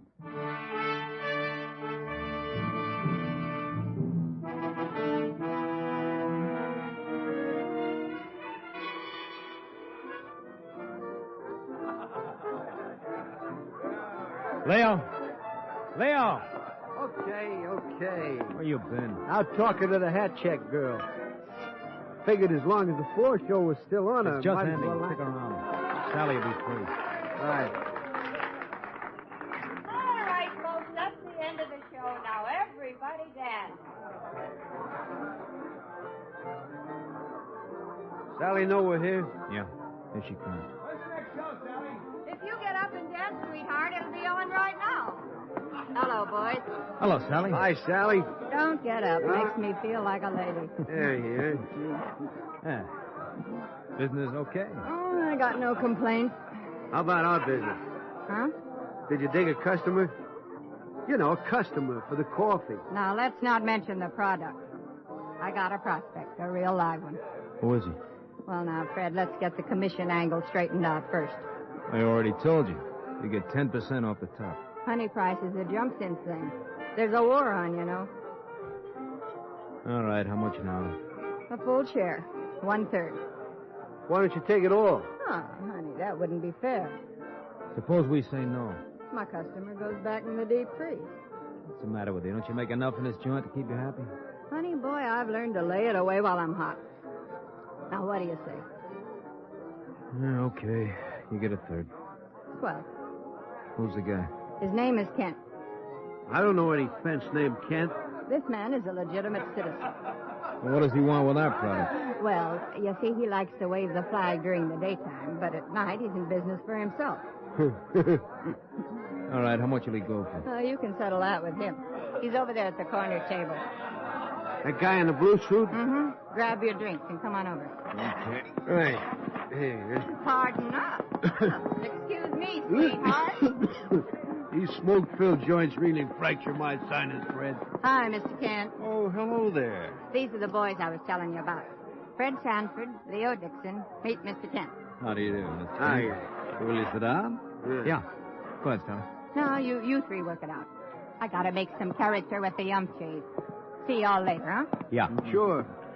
Well, I see you have drinks, gentlemen. Yeah. I suppose we might as well get right down to business. Okay. Miss Sally has told me about the property you have for sale. I'd like to make you an offer for it. How much? I'll give you 25 cents a pound. Oh, it's worth more than that. Not to me. That's a flat offer. And I'd like to add that I can't consider closing the deal until I've examined the merchandise. Now, you can see it any time you want. Where? I got it stashed in a warehouse at First of Broadway. A fellow named Woody runs the place. Just go there and tell him I sent you. All right, I'll go there tomorrow. Okay. And let's meet back here tomorrow night.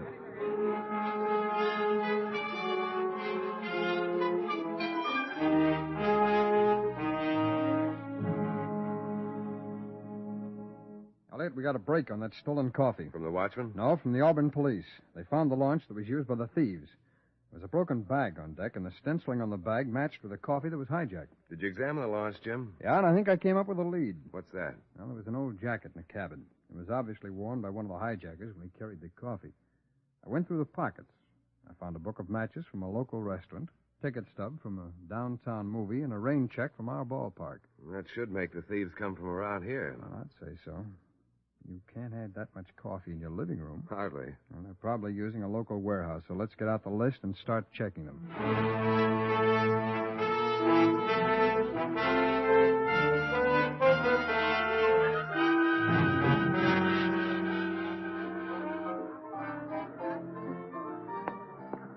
Sorry to keep you waiting, boys. That's all right. Ken show you? Yeah, he's in my office. Come on back. Did you get over to see the coffee? Ixnay on the offie case. Okay.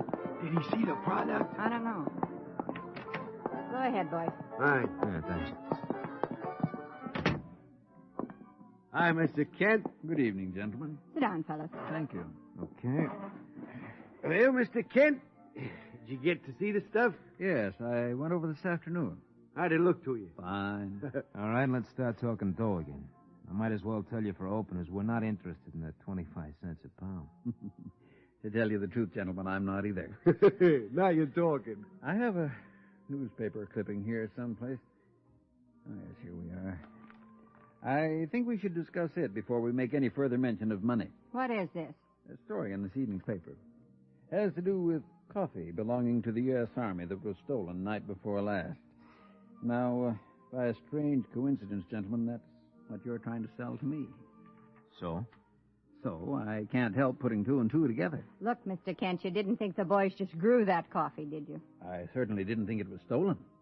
That puts an entirely different light on the deal. You mean you're backing out? No. I'm reducing my offer to 5 cents a pound. Mr. Kent, you're not a businessman. You're a comedian. Look, let's break this up. We got no deal. Just a minute. I'd like to call your attention to something first. The coffee is stolen. I know that it's stolen, and I know where it's being kept. And I regret to say that if you don't accept my offer, I'll have to notify the police. It would be my duty as a citizen. Now, what's your answer? I'll give you an answer. Hold it, Leo. What for? The guy's got us over a barrel. All right, so let me fix that. Sit down. Huh? Nothing we can do. Let's take his offer. Are you kidding? No. When do you want to pay, Mr. Kent? Come to my office tomorrow morning. I'll give you the cash. Okay. I'm sorry to have had to use this sort of pressure. Get out but of here. Very well. Good evening, everyone. Fred, why didn't you let me cool him? Because it wouldn't have done any good. Well, you didn't do any good this way either. Don't be so sure. Come on, Leo, we got some work to do.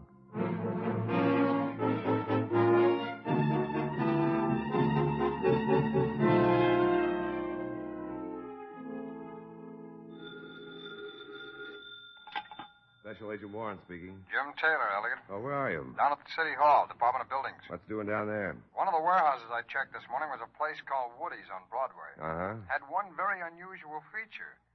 The inside dimensions were only half the size of the outside. Oh? I checked the building plans, and they confirmed my suspicions. Well, did you see anything that looked like a breakaway wall? No, not a trace, but there's an alley running through from Broadway to the market. I one side of the warehouse is on the alley, and I think that's where the fake wall might be. Huh? Elliot, secure a search warrant and meet me there as soon as you can.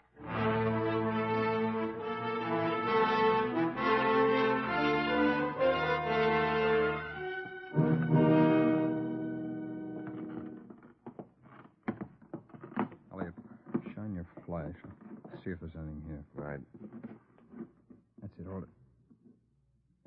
Hey, it feels like a catch. Yeah. Door's opening, Jim. Let's go in.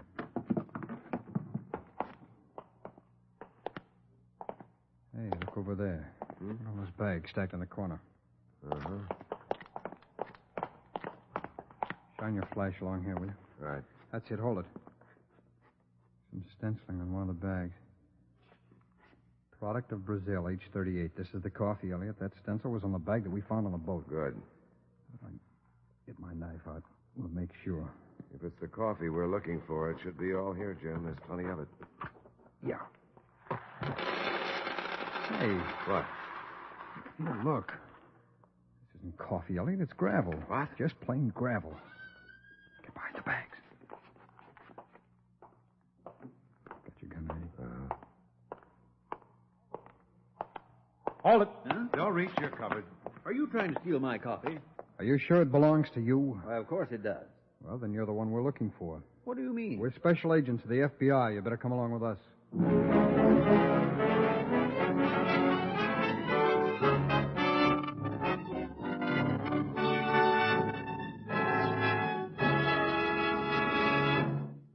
We will return in just a minute to tonight's exciting case from the official files of the FBI.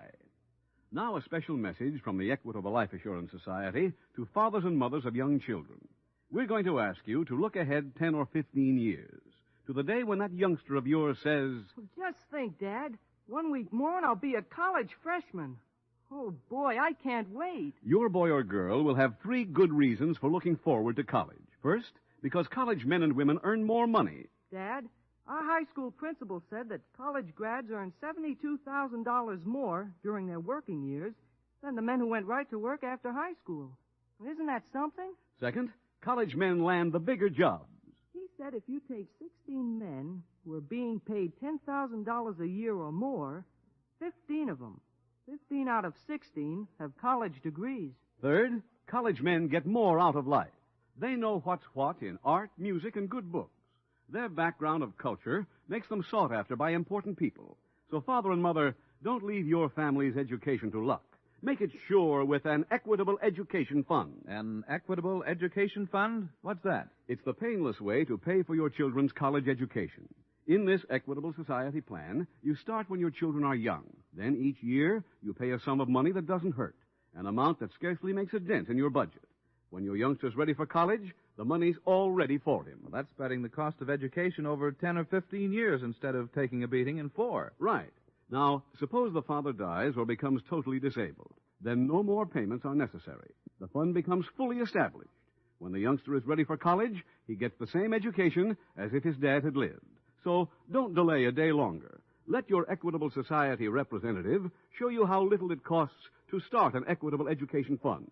Or write care of this station to the Equitable Society. That's EQUITABLE. The Equitable Life Assurance Society of the United States.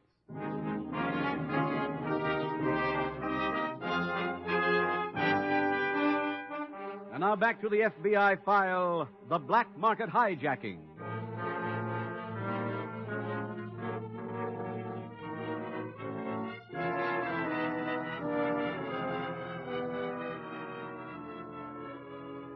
The man in tonight's case from the files of the Federal Bureau of Investigation, whom we have called Mr. Kent, was not alone in his greed during the days and years of the last war.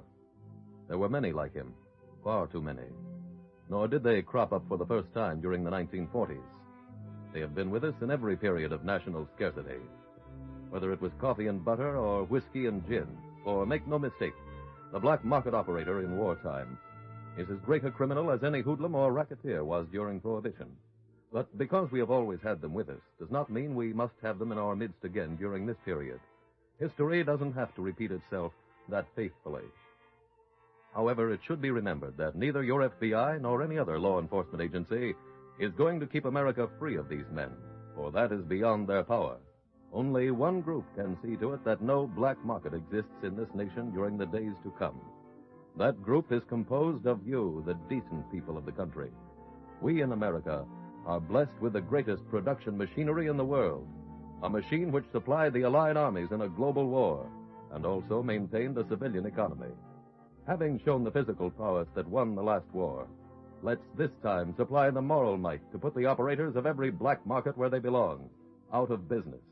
It can be done. Tonight's file continues in a room at the local FBI field office where Special Agent Warren is questioning Mr. Kent. And you don't think it's at all strange that in addition to your coffee, we recovered loot from other robberies in the same warehouse? I told you how I happened to use that particular location to store my coffee. Mm-hmm. You picked it out of the classified directory. Well, it didn't take very long to check those things Mr. Kent told us. Then may I leave now? Not quite, Mr. Kent. Parts of your story don't exactly jibe with the facts. For example? Well, for example, you said you went to the bank yesterday and got $2,500, which you used to pay for the coffee. That's right. Your bank statement shows no withdrawal of that amount on any day. Banks make mistakes, you know. You also said you met this man who owned the coffee yesterday at Jones' Chop House. I suppose there is no such place? Oh, I found it all right, but I learned they were closed all day yesterday because of a death in the Jones family. Well, maybe I met him somewhere else. I'm not guilty simply because I don't remember the name of a restaurant. You also told us you had no idea that the coffee was stolen. That's true. I found this clipping in the glove compartment of your car. It tells about the theft of coffee belonging to the United States Army. What made you so interested in that particular story? I never saw anything in any paper about that. You're making that up about my car. No, I'm not. We don't plant evidence, Mr. Kent. We find it. Now, you're an intelligent man, but you told us about a withdrawal from your bank, and it wasn't true. You said you met the owner of the coffee at Jones' Chop House, and that wasn't true. You said you had no idea the coffee was stolen, and we find a clipping about the theft in your car. Mr. Kent, do you really think any jury's going to believe that? How about telling us the truth? Very well. A woman I know owns the 800 Club. Sally Kimball? That's right. You know her, Elliot? We've had complaints about servicemen being robbed in her place. Never been able to prove anything, though. Go on, please, Mr. Kent. She put me in contact with the men who stole the coffee. There were two of them. After I examined it, I paid them. Then they must have substituted the gravel you found. Names of those men, please? I don't remember. Would you recognize them if you saw their pictures? I should. Elliot, suppose you take Mr. Kent to police headquarters and let him go through their gallery. Huh? Okay, Jim. Where are you going? Over and have a talk with Sally Kimball.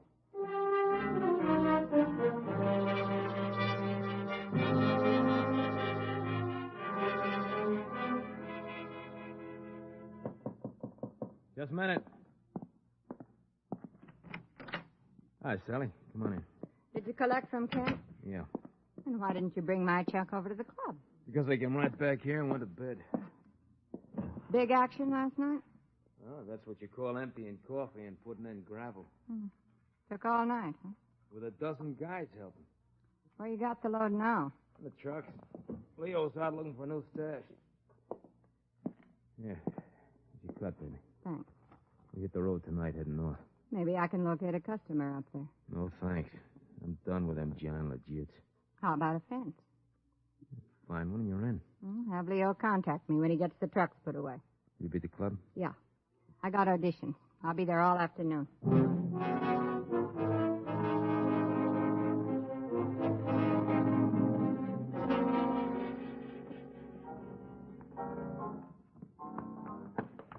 Miss Kimball. Hold it, Doc. I'm trying to watch this act. I'd like to talk to you, if I may. I'm a special agent of the FBI.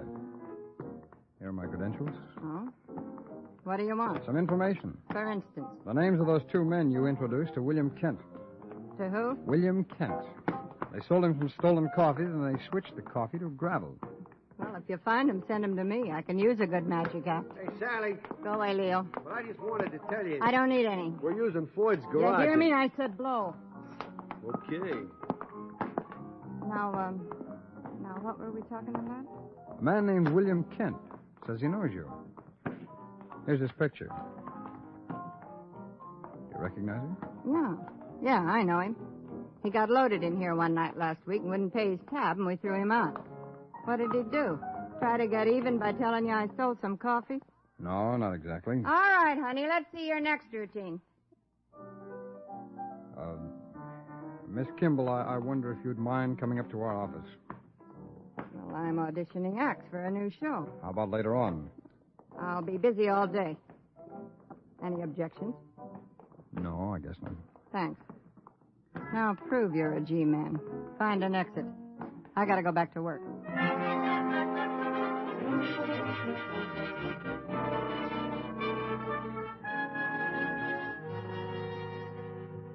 Well, that trip wasn't necessary, Elliot. Well, what happened? I talked to the Kimball woman. She denies everything. Naturally.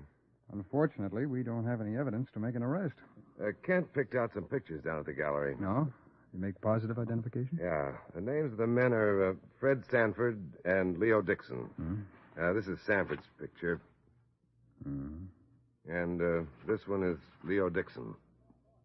Hey, I just saw him. Huh? Where? At the 800 Club. He came in while I was interviewing Sally Kimball. Hey. Come on, Elliot. We've still got a chance to locate that coffee.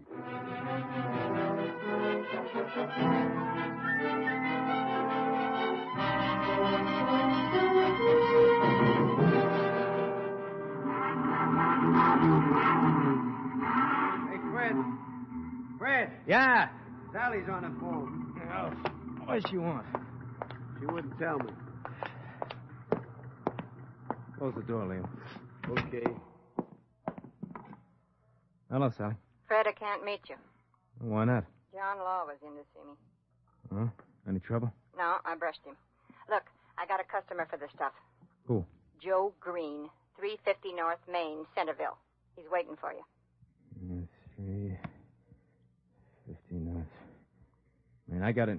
Just be sure you wire my commission. Yeah, I will. Look, we better get started, Sally. See you when we hit town again. Okay, bye. Come on, Leo. We taking off right now? Yeah. There they are, Elliot. Hold it, both of you. Huh? No, you don't. Let go. Let go. You're not taking me. Now get up. Let's have a look at those trucks.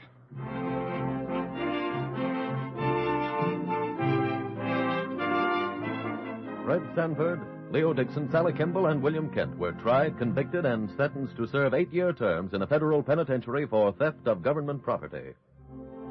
Special Agent Taylor remembered Leo Dixon telling Sally Kimball about using Floyd's garage. When inspection of the telephone directory revealed no such listing, Agents Taylor and Warren obtained a roster of owners of every garage in the city.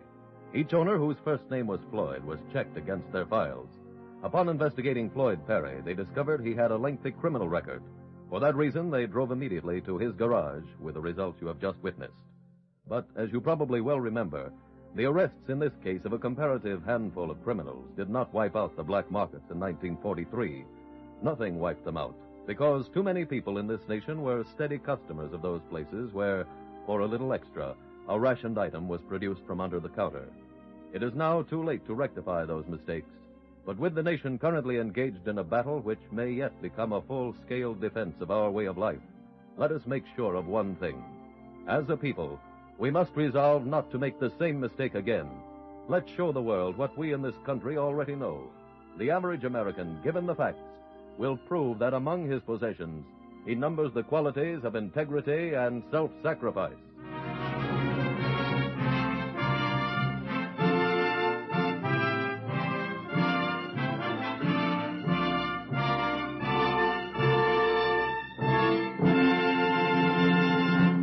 Now, one last word to fathers and mothers. Of all the things you can do for your children, there's no greater proof of your love for them than an equitable education fund. They'll be grateful for it as long as they live. Your boy or girl may only say a few words like, Thanks, Mom. Thank you, Dad. but you know from the look in his eye and the ring in his voice that he'll never forget your foresight in starting an equitable education fund. Right now, make that wise resolution to see your equitable representative soon.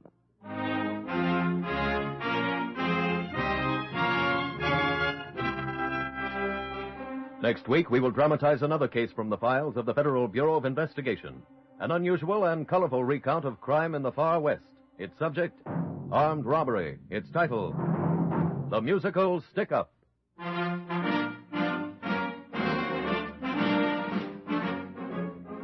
The incidents used in tonight's Equitable Life Assurance Society's broadcast are adapted from the files of the Federal Bureau of Investigation.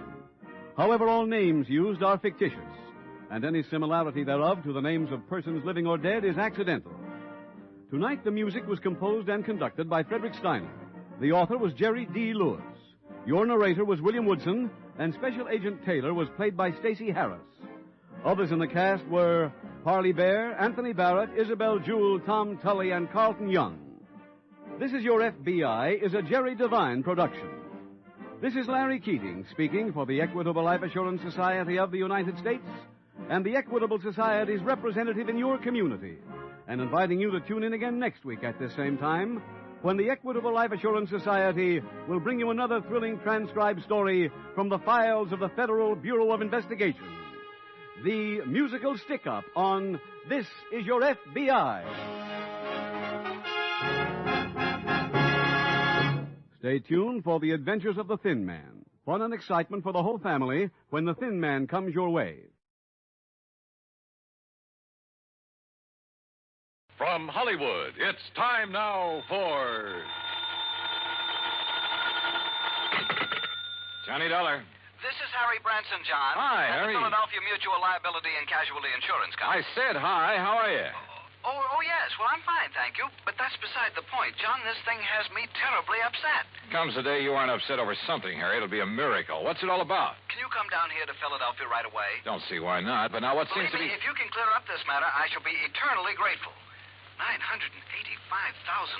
Wow. For what, Harry? Of course, anyone, any criminal, that is, could be suspect in the theft. Theft of what? But the murder, it doesn't make sense.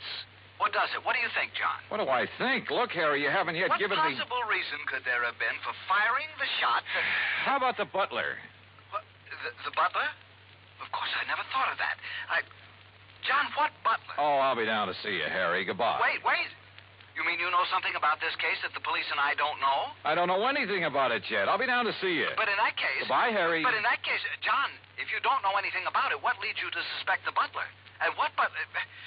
John, you have me all confused. Then that makes us even. Bye. But, John... So help me. If it weren't for the big fat expense account I can foist on Harry Branson, well, here we go again.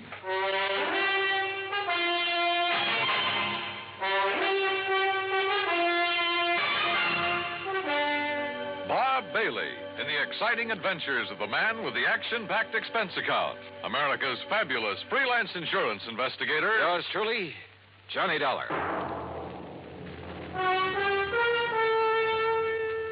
And now, Act One of Yours Truly, Johnny Dollar.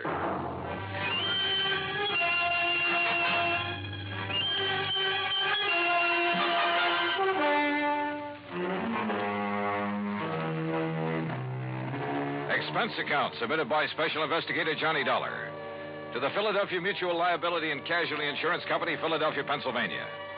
Following is an account of expenses incurred during my investigation of the ingenious jeweler matter.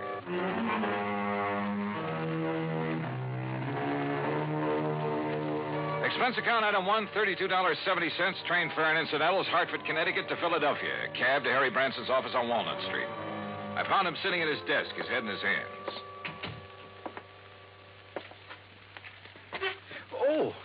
Oh, John, I'm glad you've come. Yeah. Well, how's your good health, Harry? My health? wait, As a matter of fact, it's fine, although I did have a touch of laryngitis last week. I could hardly speak about it. John, why do you always try to take my mind away from matters at hand? I simply asked Particularly something as important as this. All right. As what? The Beaufort collection, of course. Beaufort? Oh, yeah. Seems to me I've heard about that. Jewelry? One of the most important small collections in the world. Why, when His Grace the Duke de Beaufort lost them to the Germans back during the First World War. Yeah, I'm sure. But now let's get to the point. They've been stolen. And we'd insured them for nearly $1 million. Stolen from where? The jeweler who owned them, J. Harold Whipsett. Oh, hey, I've heard of him, too. Isn't he the fellow who was tagged by the Customs Department a few years ago for trying to smuggle in a lot of stuff? Yes, the same one. But his reputation since that incident has been quite all right, completely unsullied. Oh, I must admit that I had some misgivings about issuing a policy to a man with his past record. But since he's in the clear again, and considering the premiums involved, and John, I had a long discussion with a psychiatrist about the man, about what would motivate him to... Harry, before you go rattling off on another tack, John, I resent that. Look, you said something about murder at the time of the theft? Oh, yes. So far, however, it's only attempted murder, you see? Of this man Whipsit? His secretary, Miss Winkle. Winkle? Perry Winkle. Oh, now, wait. Is that some kind of a gag? It certainly is not. At first, when they arrived, the police thought she was dead. Well, where did all this happen? At the Whipsit office. It's on Chestnut Street. When did it happen? Just last night. Oh, dear, $985,000. And maybe a human life. Well, yes, of course. Now, tell me all you know about it, Harry. Well, the Beaufort collection contains several diamond and emerald brooches that date back to, let me see. Forget the dates. What I want to know is... the fact that all the stones were rather small and of conventional cut means that once they're remounted, no one could ever identify them. Well, what's that got to do with the date of the collection? Well, as I started to say... let's go over to the Whipsit's office. Oh, very well.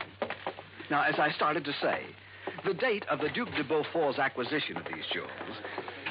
you say this Perry Winkle was badly hurt. How? She was shot by the robber. Now, as I started to say, the date at which the Duc de Beaufort... Tell me this. Was Whipsit himself shot or shot at? No, and I'm sure he'll tell you all about that when you see him at his office. He's certain to be in this morning. As I started to say, John... John, going down, gentlemen. Yeah, thanks. Come on, Harry. Step in, please. Harry! As I started to say, John... John? Whether I want it or not, during the 9-block taxi ride up Chestnut Street, I got the whole history of the Duc de Beaufort's jewels, from the time of the French Revolution to the present. That cab, by the way, is item 2, $1 even. What I did want to know was more about J. Harold Whipsit. After all, a man who'd once attempted fraud against U.S. Customs. Anyhow, we finally reached his office in the Prosser building. Present was Police Lieutenant Bart Stanley, with whom I'd worked a case 2 years ago. Glad to see you, Johnny. Yeah, same here, Bart. Well, what do you make of it? So far, blanco. Is Whipsit here? One of the boys took him down for some coffee. He needs it after what happened to him last night. The Beaufort jewels, huh? Yeah. Yes, I told Mr. Dollar all about them, Lieutenant. How the robber took nothing else, how the jewels themselves came into being, how back in the Harry, we've got work to do here. Well, after all... Now, look, Bart, this man Whipsit, his reputation in the past... I know exactly what you're going to say. I might have thought the same thing, Johnny, if I hadn't seen exactly what happened. Tell me what did happen. Lieutenant, you look very tired. Yes, Mr. Branson, I am. After all, having been up all night on this thing, suppose I bring Mr. Dollar up to date. Well, sure. Oh, no, you don't. I want to find out now, not next week. John. Go ahead, Bart. Well, Whipsit and his secretary, Perry Winkle... Isn't that a name? Yeah, sure is. Where is she, by the way? Jefferson Hospital. Anyhow, they were here very late last night working on the books. Came a knock on the door. Whipsit opened it. This man barged in with a gun and demanded the Beaufort collection. And? Well, Whipsit argued with him, finally gave in when the guy threatened to shoot him. But Miss Winkle made a dash for the door. The intruder let her have it, held the gun on Whipsit, tore out the telephone line, then locked him in and disappeared. And? That's it. Wait a minute. How could he lock Whipsit in his own office? This lock opens from the inside. With this, Johnny. What? This little rubber doorstop? That's right. But I don't see... I'll tell you how he did it, and why this little rubber wedge is absolute proof that Whipsit couldn't possibly have rigged this whole deal.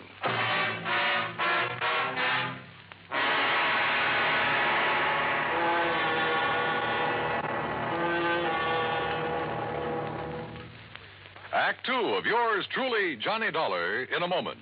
For a long time, people... And now, Act 2 of yours truly, Johnny Dollar, and the ingenious jeweler matter.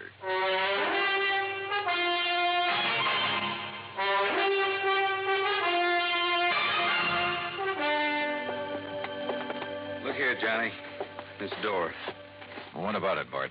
Well, this is a real old building. All the office doors open outward into the corridors. See? So? All right. After the robber made Mr. Whipsit hand over the jewelry, he shot the secretary, Miss Winkle. Then he yanked out the telephone, beat it, and slammed the door on Whipsit. But you said locked him in, and I don't see how... Look, with this little rubber wedge. The door opens outward, right? Don't you see, John? Oh, wait a minute. Sure. Of course I see, Bart. Sure. He simply jammed the doorstop under the edge of the door from the outside. Sure. So the harder Whipsit pushed against the door, the tighter it jammed. The telephone knocked out. All he could do was bang on the door and holler out the window. That's what tipped you off? The policeman on the beat down on Chestnut Street heard the shot and then the yelling. By a stroke of luck, I pulled up in a prowl car just about then. I see. We came tearing up here and found out how somebody locked Whipsit in his own office.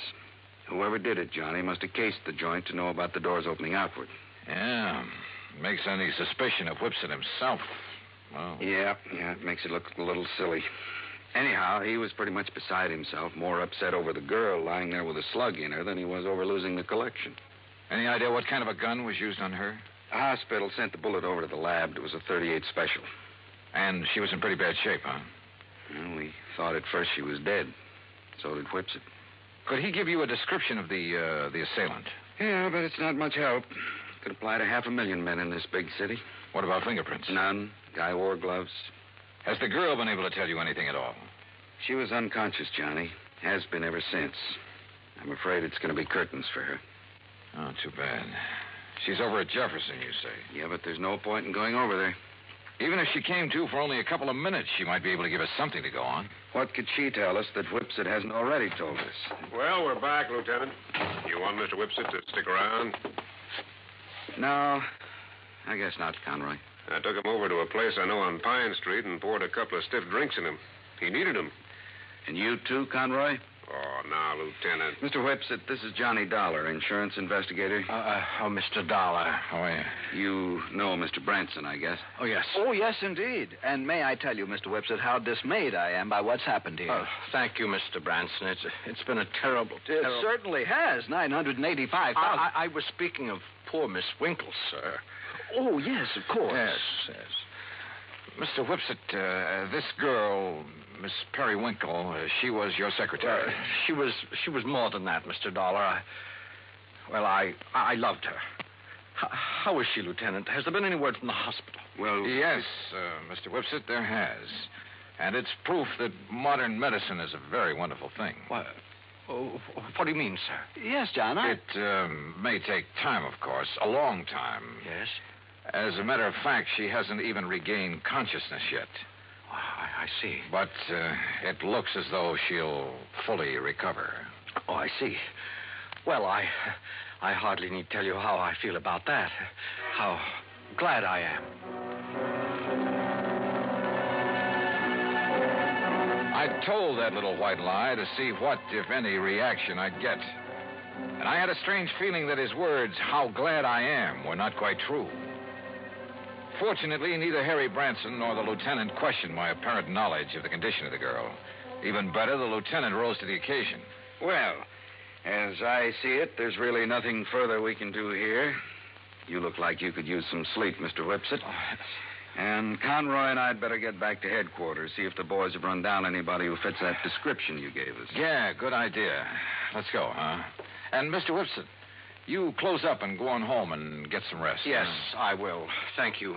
Thank you very, very much. You have no idea what a terrible shock this has been for me. Of course, you'll keep yourself available if we need you further. Oh, of course, Lieutenant.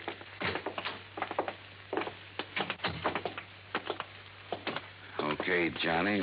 What was that all about? Telling him she'd recover. Yes, John, I almost interrupted. I was afraid you would. That's why I kept talking.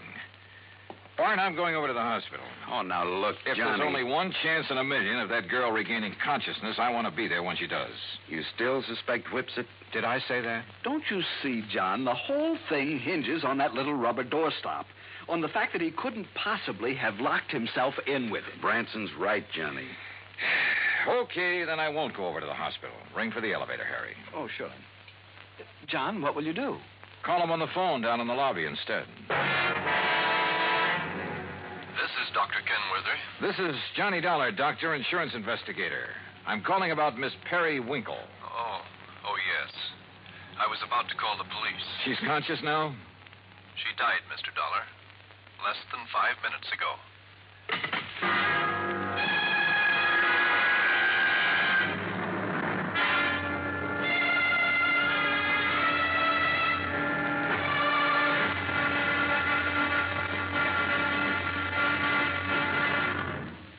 Act 3 of yours truly, Johnny Dollar, in a moment. Our flag, heaven. And now, Act 3 of yours truly, Johnny Dollar, and the Ingenuous Jeweler Matter.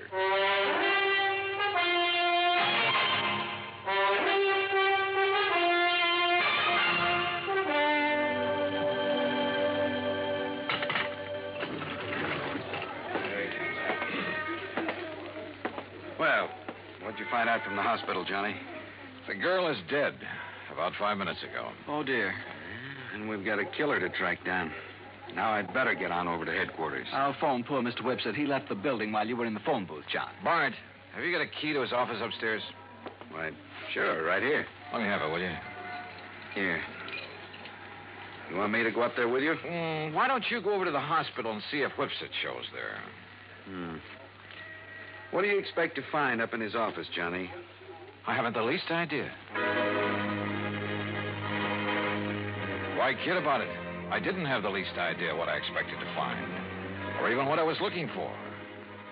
When I walked into the jeweler's office up on the 8th floor, I picked up the rubber doorstop, the one thing that proved Whipset couldn't possibly have rigged the whole deal.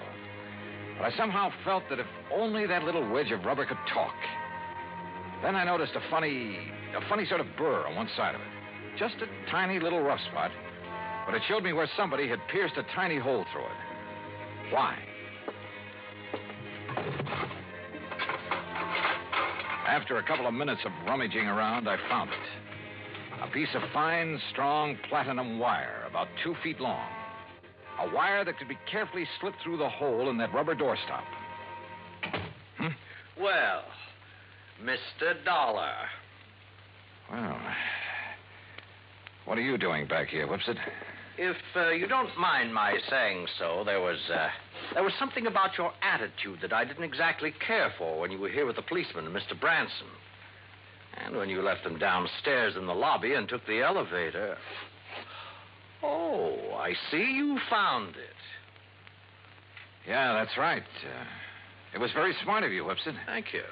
Put this rubber wedge on the floor, just outside the door, with the wire on it leading under the door. Exactly. Then pull the door closed. Then pull the wedge into place with the wire. And the door can't possibly be opened from in here. You've locked yourself in. The more you push on the door, the tighter the wedge holds it. That's right. And you don't forget to retrieve the wire by pulling on one end of it. I suppose those are the gloves you wore when you killed Miss Winkle, so you'd leave no prints. Oh, then she's dead. How fortunate for me. And that's the gun you used? Yes. I'm afraid she was rather averse to my breaking down the Beaufort collection, melting down the mountings and secreting the stones at my home. And, of course, claiming the insurance money, but after all, nearly $1 million. Why are you telling me all this?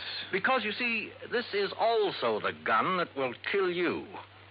After which I shall lock your body in this office using the doorstop again.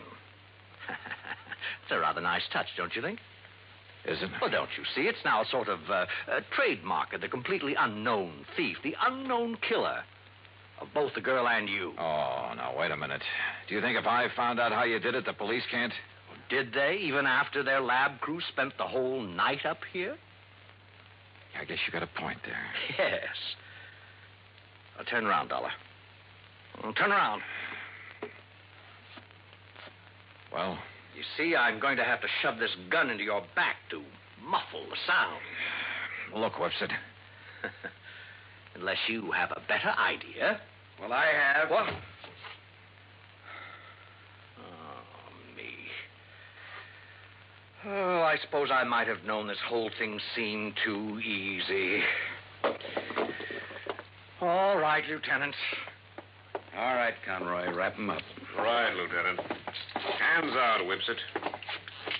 Johnny, I knew you had something up your sleeve when you came back up here. Just wouldn't let me work it out alone, would you, Bart? All right, what was it? What did you find out that tipped you off? Oh, you'll never know from me. Huh? After all, I might want to use it to stump you sometime. Oh, now look, Johnny. Okay, ask Whipset here. He just loves to explain things. At great length, too. At least it was long enough for you boys to get up here. I know something he's not going to explain his way out of. Let's go, Whipset.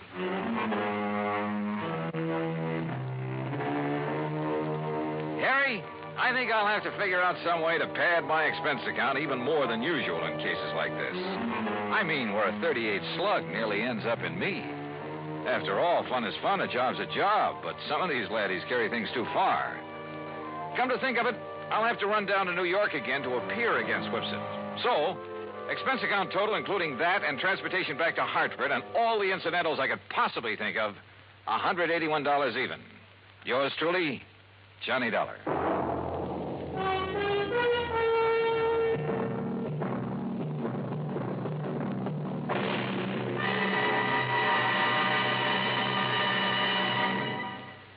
Our star will return in just a moment. With the bigger, more everywhere. Now, here is our star to tell you about next week's story. Next week, an inventor with a device that can either save or wreck our country. Join us, won't you? Yours truly, Johnny Dollar.